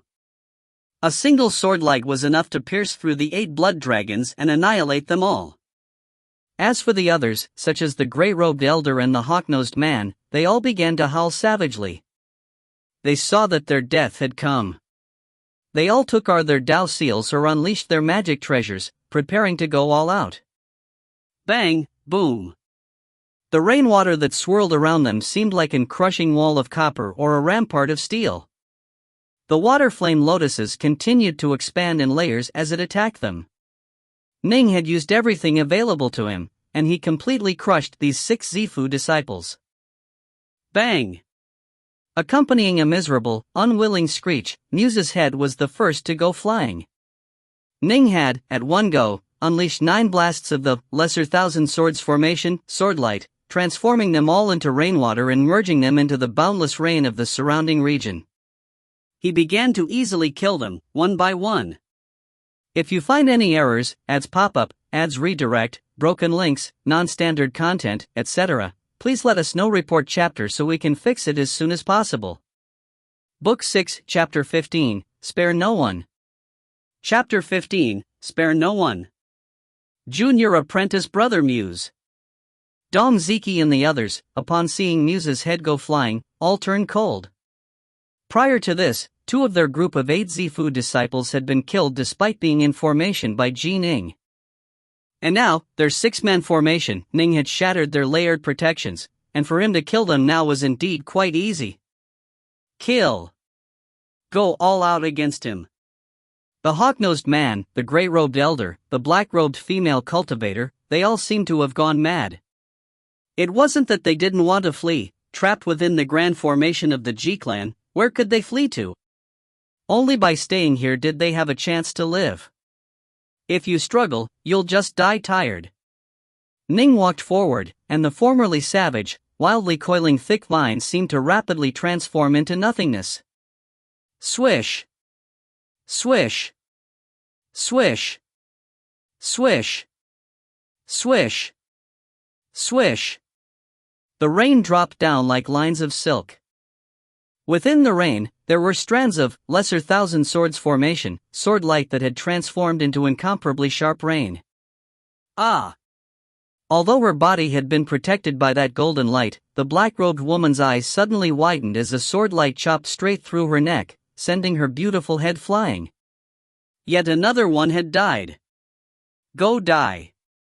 The Dao seal in the hands of the gray-robed elder suddenly transformed into an enormous fiery phoenix which once more spread its wings and flew towards Ning.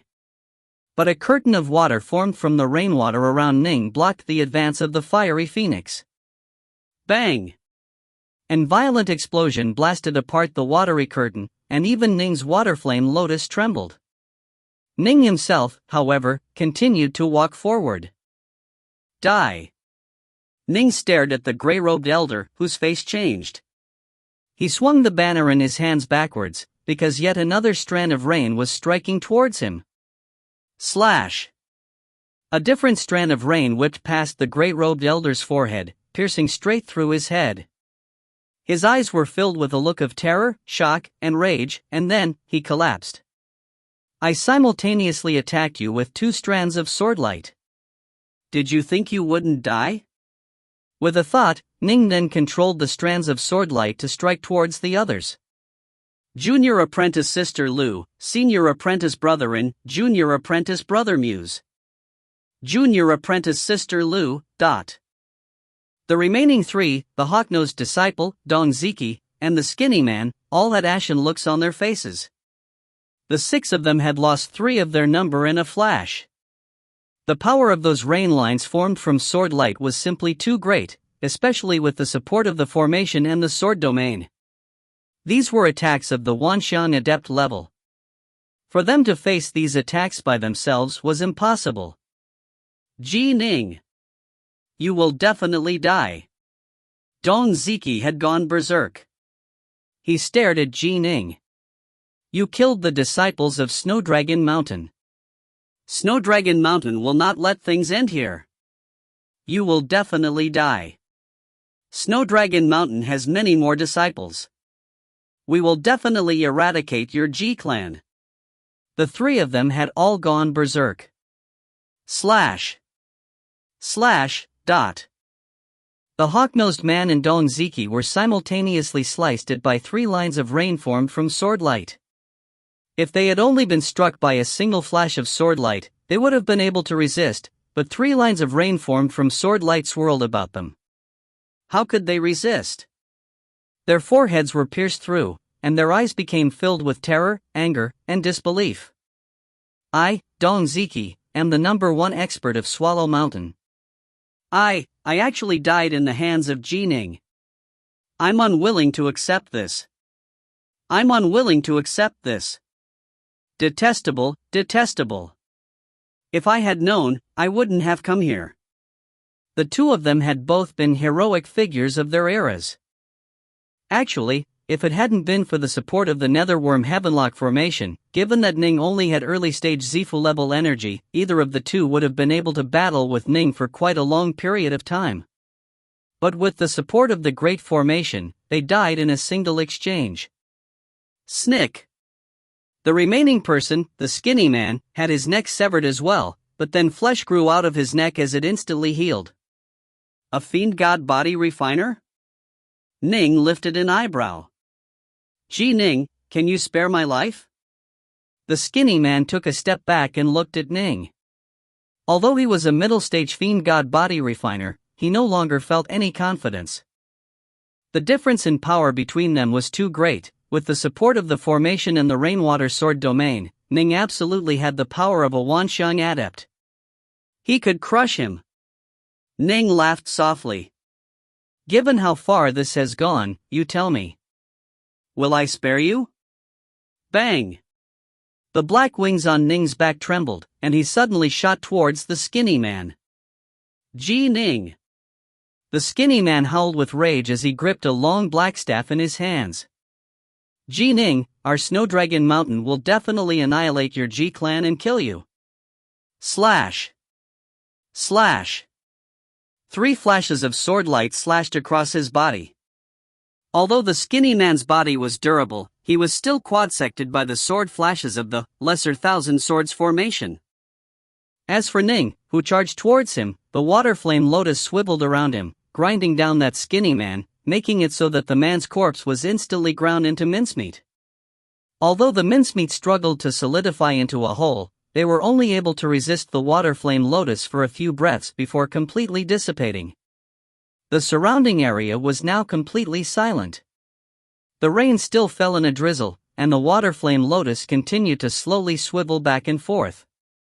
Ning, standing in the middle of the lotus, swept the surrounding area with his gaze.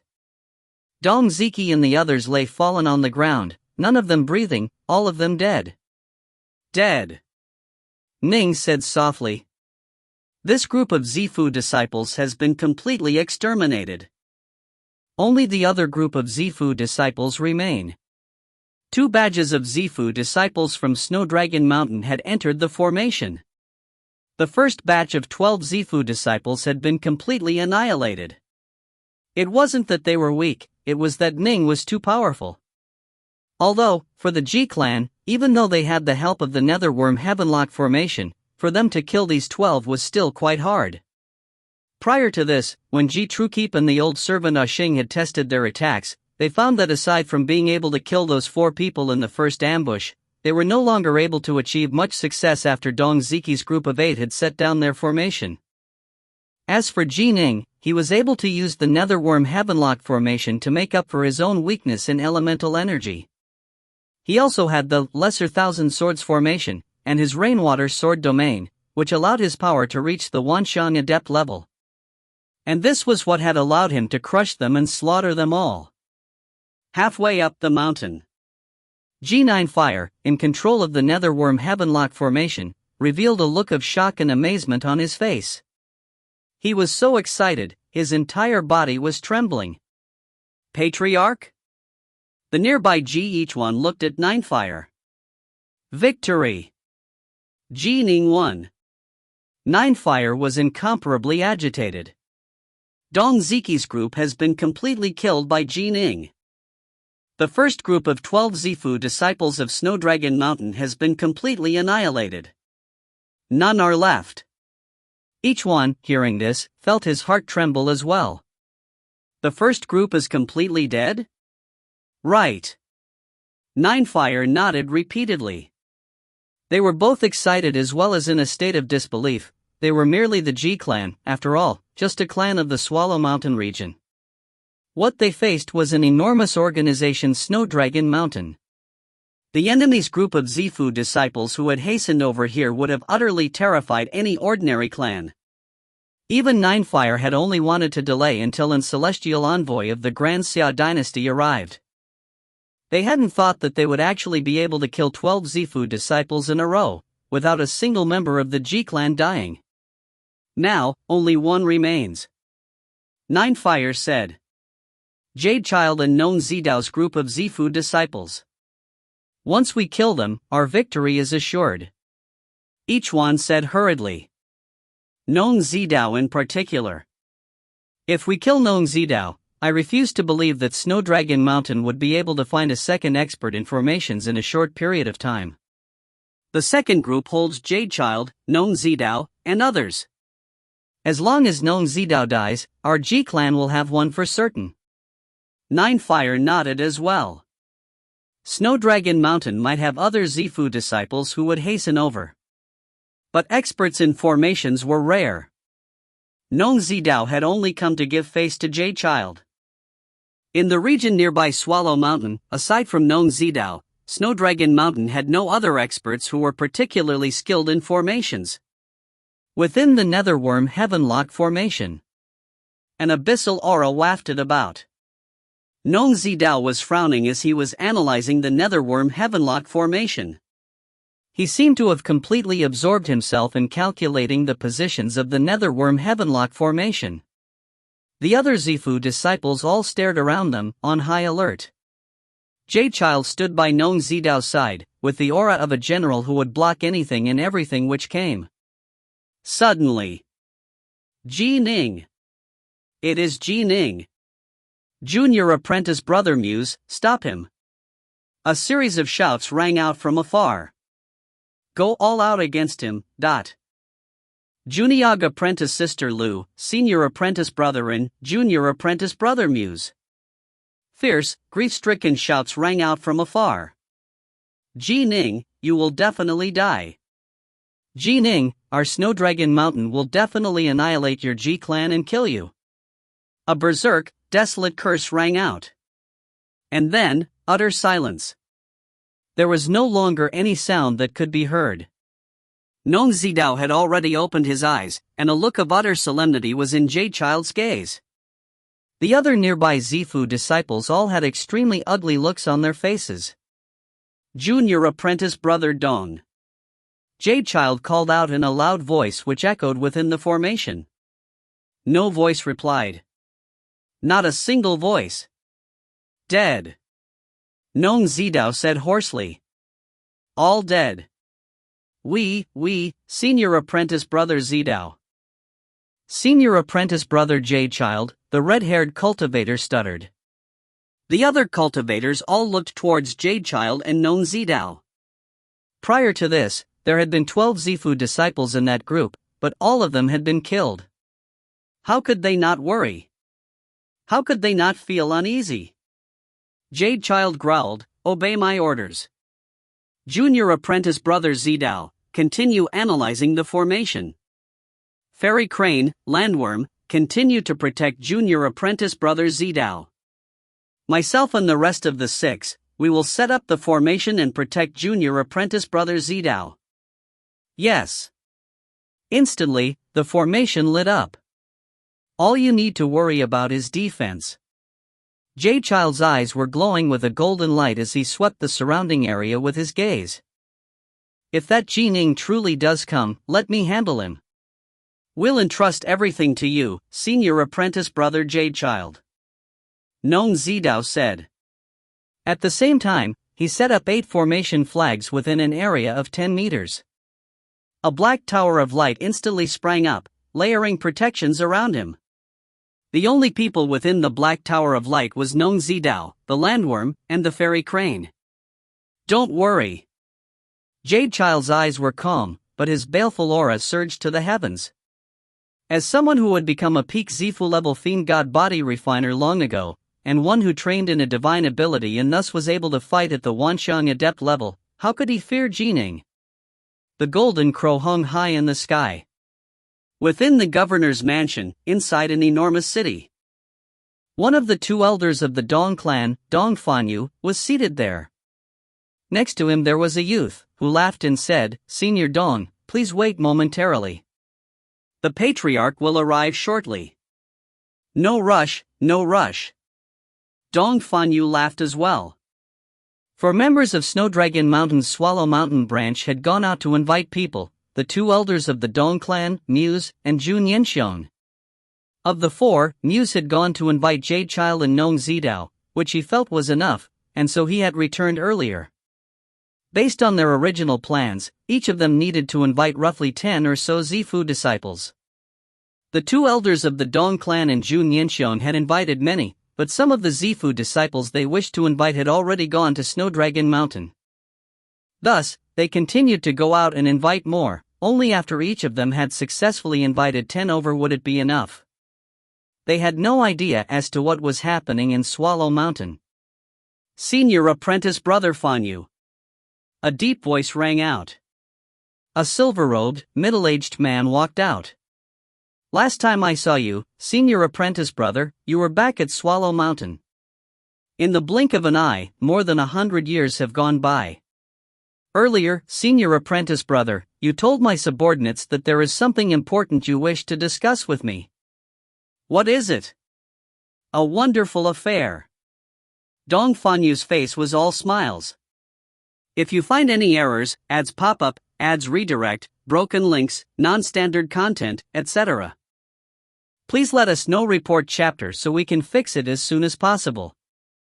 Book 6, Chapter 16, Wanxiang Adept. Chapter 16, Wanxiang Adept. A wonderful affair? The silver-robed man had a puzzled look on his face. Dong Fanyu said, his face all smiles, "I'm not going to hide this from you, junior apprentice brother Wu. This time, we've come to deliver you a chance to render some major merits. At my Swallow Mountain region, we've just discovered an enormous elemental or mine. This elemental or mine has a circumference of 4,000 or so kilometers." Dong Fanyu spent quite a period of time praising the elemental or mine. Elemental or mine? A clear, cold voice rang out, and a young man dressed in a long, beautiful black robe emerged from a side door of the hall. This young man had long, narrow eyes and a tall nose. He looked like a viper, and his gaze alone made Dong Fanyu tremble. Dong Fanyu hurriedly rose to his feet, then asked in a low voice, "Junior apprentice brother Wu, this is?" The silver-haired man had already risen to his feet early on, bowing towards the young man with incomparable respect. "Master." "Master?" Dong Fanyu was very shocked. "This is my master, Adept Su," the silver-robed man said. Dong Fanyu, upon hearing his junior apprentice brother Wu address this person as master, immediately knew who this young man was. Immortal practitioners couldn't be judged from their outward appearances. The more powerful a person was, the more often they tended to look young. If you were to run into a young immortal practitioner who looked like a child, one would have to be very careful. Dong Fanyu was a disciple of Snowdragon Mountain. After all, he knew that his junior apprentice brother Wu was a student of a core disciple of the main sect, Suli. They were both students of the main sect, but the difference in their status was very different. Snowdragon Mountain would divide up students based on their innate talent and potential. Some people who had the potential to break through to become Wanxiang adepts or even had the chance to become primal Taoists. Naturally, they would be heavily invested in. Suli was a core disciple, and had in fact reached the Wanxiang level more than 60 years ago.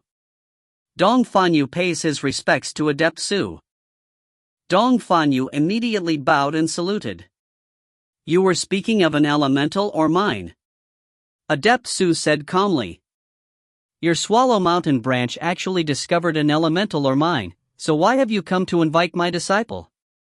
Dong Fanyu said hurriedly, I don't dare to hide anything from you, Adept. He described what had happened in detail. Adept Su nodded lightly, a hint of a smile at the corner of his lips.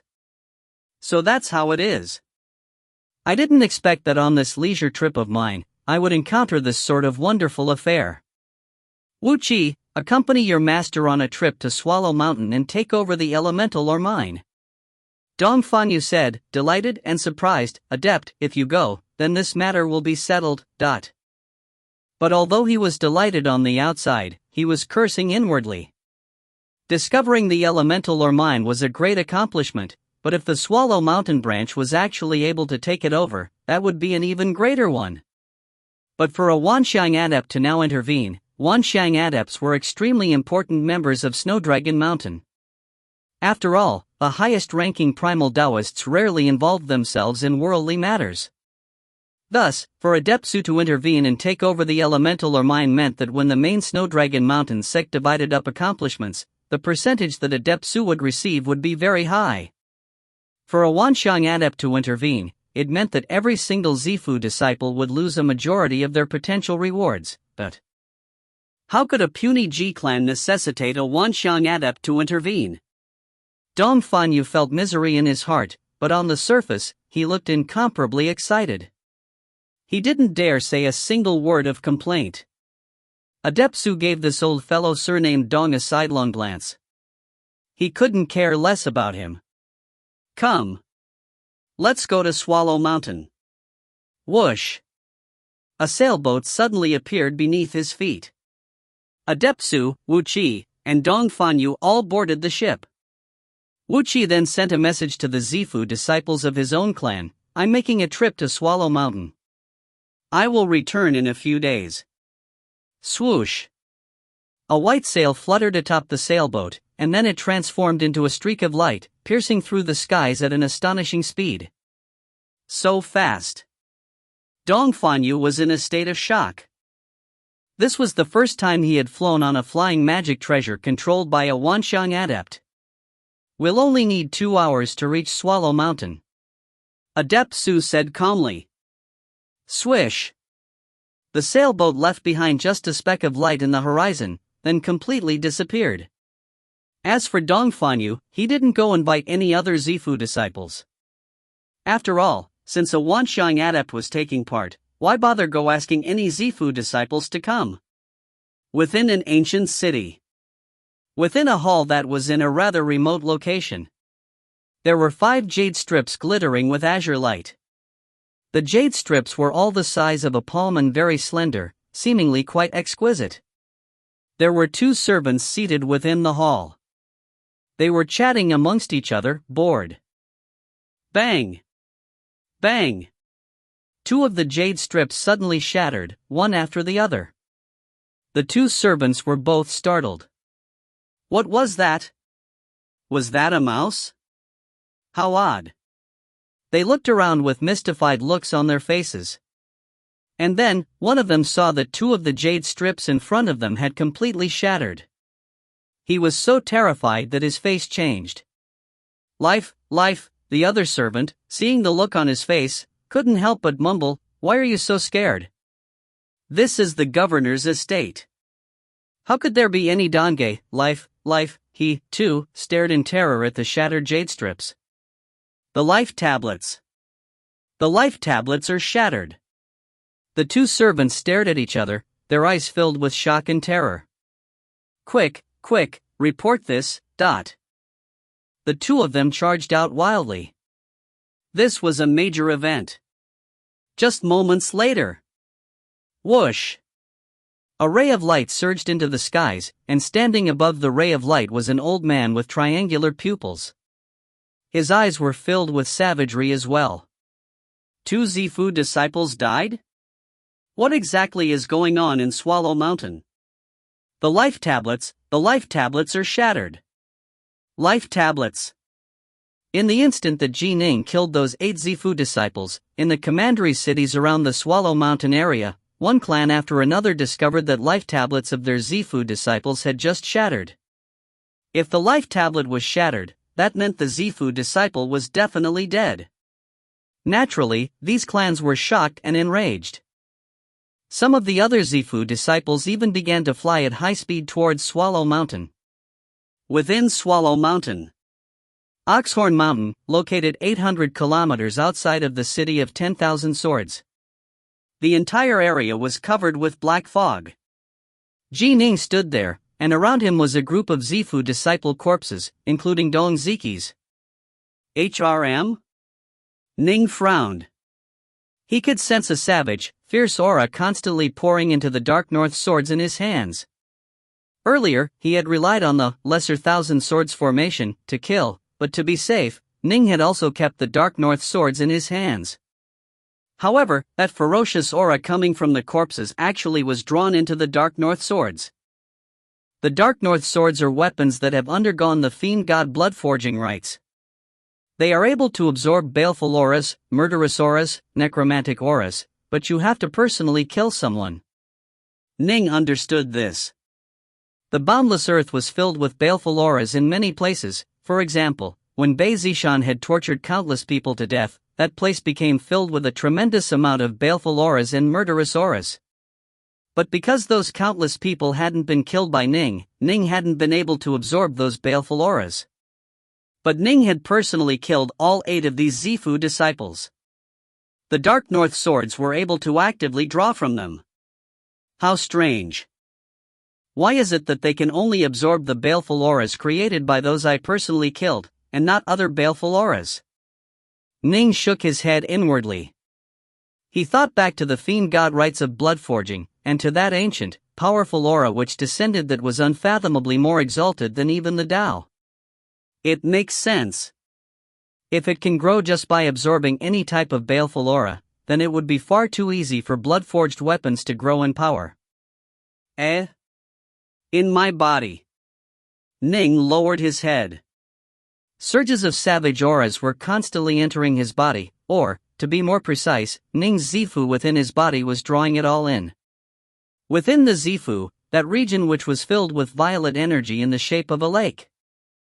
That lake was formed from elemental energy, and above that lake of elemental energy there were various magical treasures, such as a flying boat, flying swords, and other items that temporarily didn't need to be used.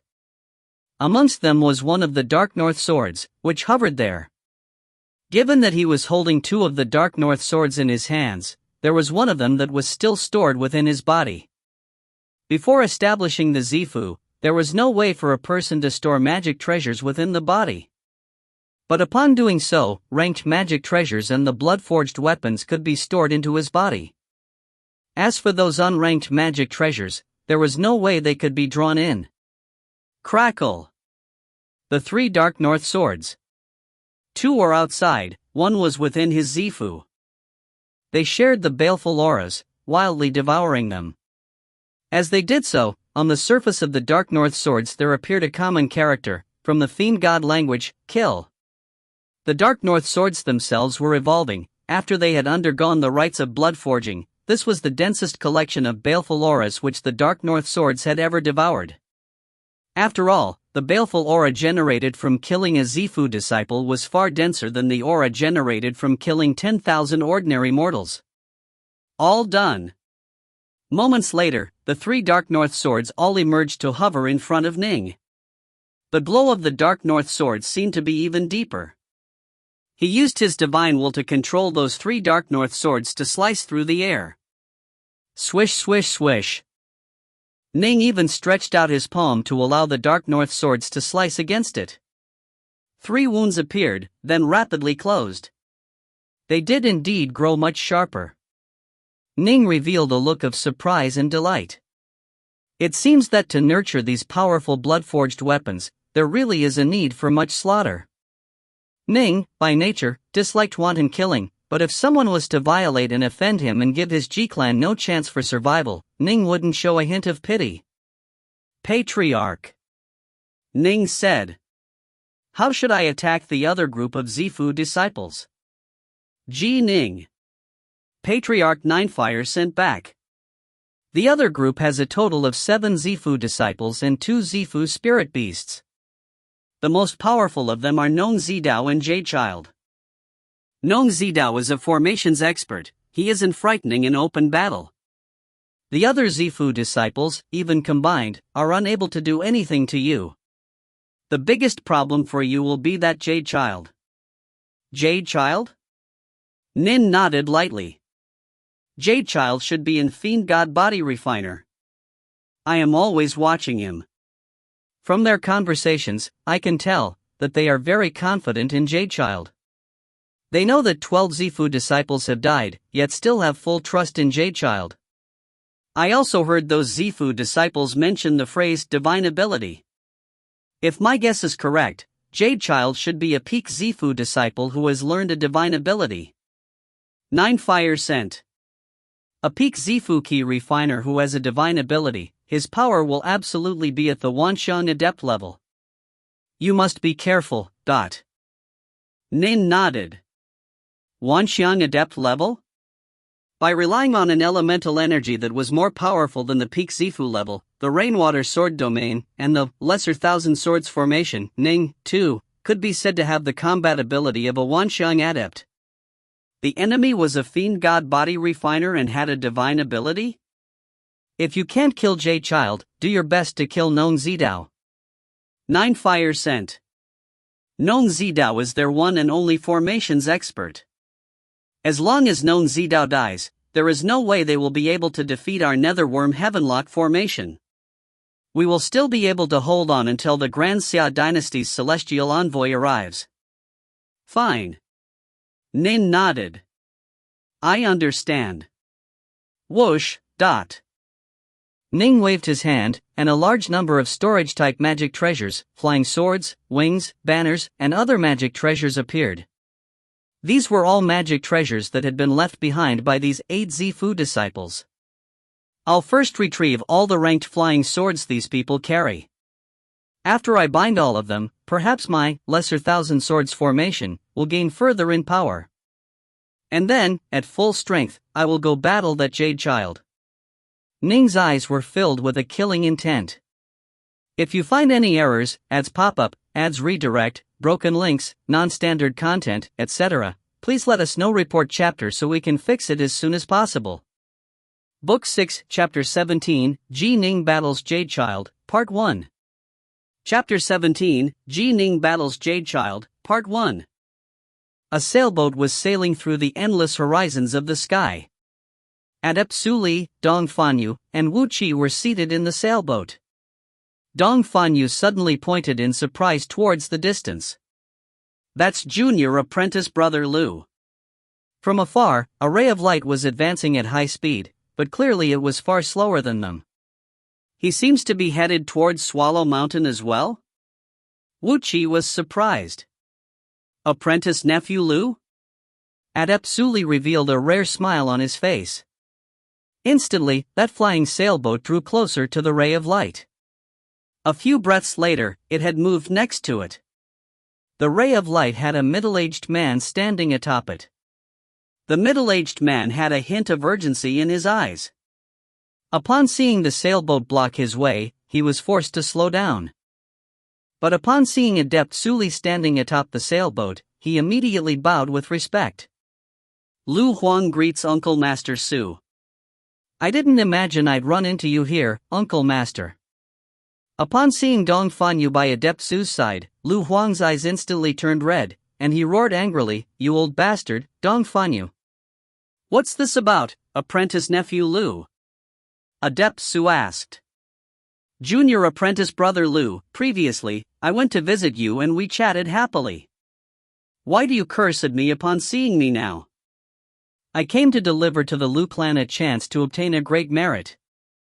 Dong Fanyu felt completely puzzled. Lu Huang was enraged. Pointing at Dong Fanyu, he said furiously, "Uncle Master Su, this Dong Fanyu previously came to my place to tell me about the elemental or mine. Thus, our Copper Water branch sent 2 Zifu disciples, one from my Lu clan and one from the Yin clan. But just a short time ago, the life tablets of both the member of the Lu clan and the nearby Yin clan were both suddenly shattered. My own little sister died." Dong Fanyu claims that this is a chance to render great merits, and claims that the puny Ji clan isn't worth worrying about. But in reality, 2 of the Zifu disciples of our Copper Water branch are dead. I'm heading straight for Snowdragon City to investigate this clearly and get some answers. What, all dead? Dong Fanyu was shocked. What's going on? Adept Su frowned as well, and the nearby Wu Qi was growing angry as well. If this matter grew nettlesome, it would no longer be a chance to render a merit, it would be a calamity. Dong Fanyu said frantically, "I didn't lie. It really is just the Ji clan. There are no other enemies. In addition, our Swallow Mountain branch invited quite a few Zifu disciple comrades of our organization. How can? But it is a fact that the 2 Zifu disciples which our Copper Water branch sent both died." Lu Huang roared. "I, Dong Fanyu, swear that if I lied to you, junior apprentice brother Lu, then let my soul be shattered and never return to the cycle of reincarnation." Dong Fanyu said frantically. Only after hearing this oath did Lu Huang's face become less ugly. Immortal practitioners wouldn't easily swear oaths. Humph, Lu Huang let out a cold snort. It seems Dong Fanyu didn't lie. Adept Su said calmly.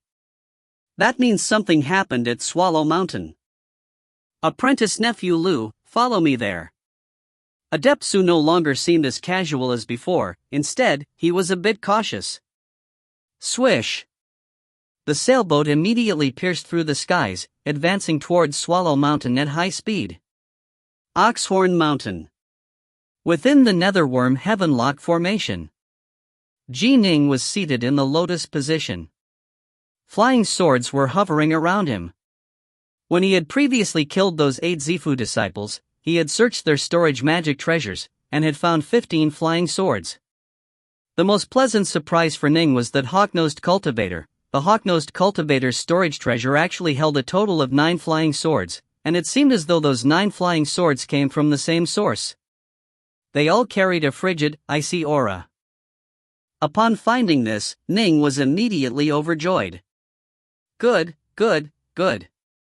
They come from the same source. The formation base they can create will be much stronger. This hawk-nosed man was the hardest to kill of the 8. I didn't expect he would have so much treasure. Although Ning didn't know the hawk-nosed cultivator's name, he knew that when he had first launched the assassination attempt against them, the hawk-nosed man seemed to have sensed the oncoming danger and had suddenly used a giant umbrella to protect himself. Ning had planned to make him the first target, but was forced to instead switch to a different one. Afterwards, when they fought head-on with their most powerful attacks, Ning had to release 3 sword lights to kill him. Prior to this, I had 13 ranked flying swords. Now I acquired 15 more ranked flying swords, and have a total of 28, that's enough to create 3 formation bases. Ning naturally immediately began to bind these flying swords, wasting no time. Without question, his Lesser Thousand Swords formation would now have those 9 frigid flying swords that came from the same origin as the core. Phew! Ning opened his eyes. Done. The 15 new flying swords had all been bound. Let me test them. Ning willed it. Whoosh! 700 plus flying swords appeared in the air, with 27 of them being ranked that formed 3 formation bases. The 9 frigid flying swords formed the core, controlling and guiding the entire Lesser Thousand Swords formation. Ning's face changed, his head hurt as though it were about to split apart. To divide one's mind sufficiently in order to control so many flying swords and to set up the 9th level of the Lesser Thousand Swords formation simply required too much out of the soul, especially with ranked flying swords involved. to control a single ranked flying sword was more difficult than controlling 10 unranked flying swords. There's no way I can activate the 9th level of the Lesser Thousand Swords formation? Ning's first attempt resulted in failure. He was unable to activate it fully. I simply added 18 more ranked flying swords, but I'm unable to use the 9th level of the Lesser Thousand Swords formation? That's not right. Ning continued to test it. The flying swords around him began to move about, changing their locations. Yin and Yang transform, endlessly engendering each other. Ning suddenly thought of the critical barrier needed to break through the 7th stage of the Crimson Bright diagram of the 9 heavens. The book discussed Yin and Yang transforming, endlessly engendering each other. Now, while analyzing this formation, he suddenly began to understand this principle. If he were to focus on gaining insights at this moment, in perhaps just an hour or just a few days, he would break through to the 7th stage of the Crimson Bright diagram of the 9 heavens. But Ning didn't choose to meditate, because even if he rose in strength as a fiend god body refiner, it wouldn't increase his power much.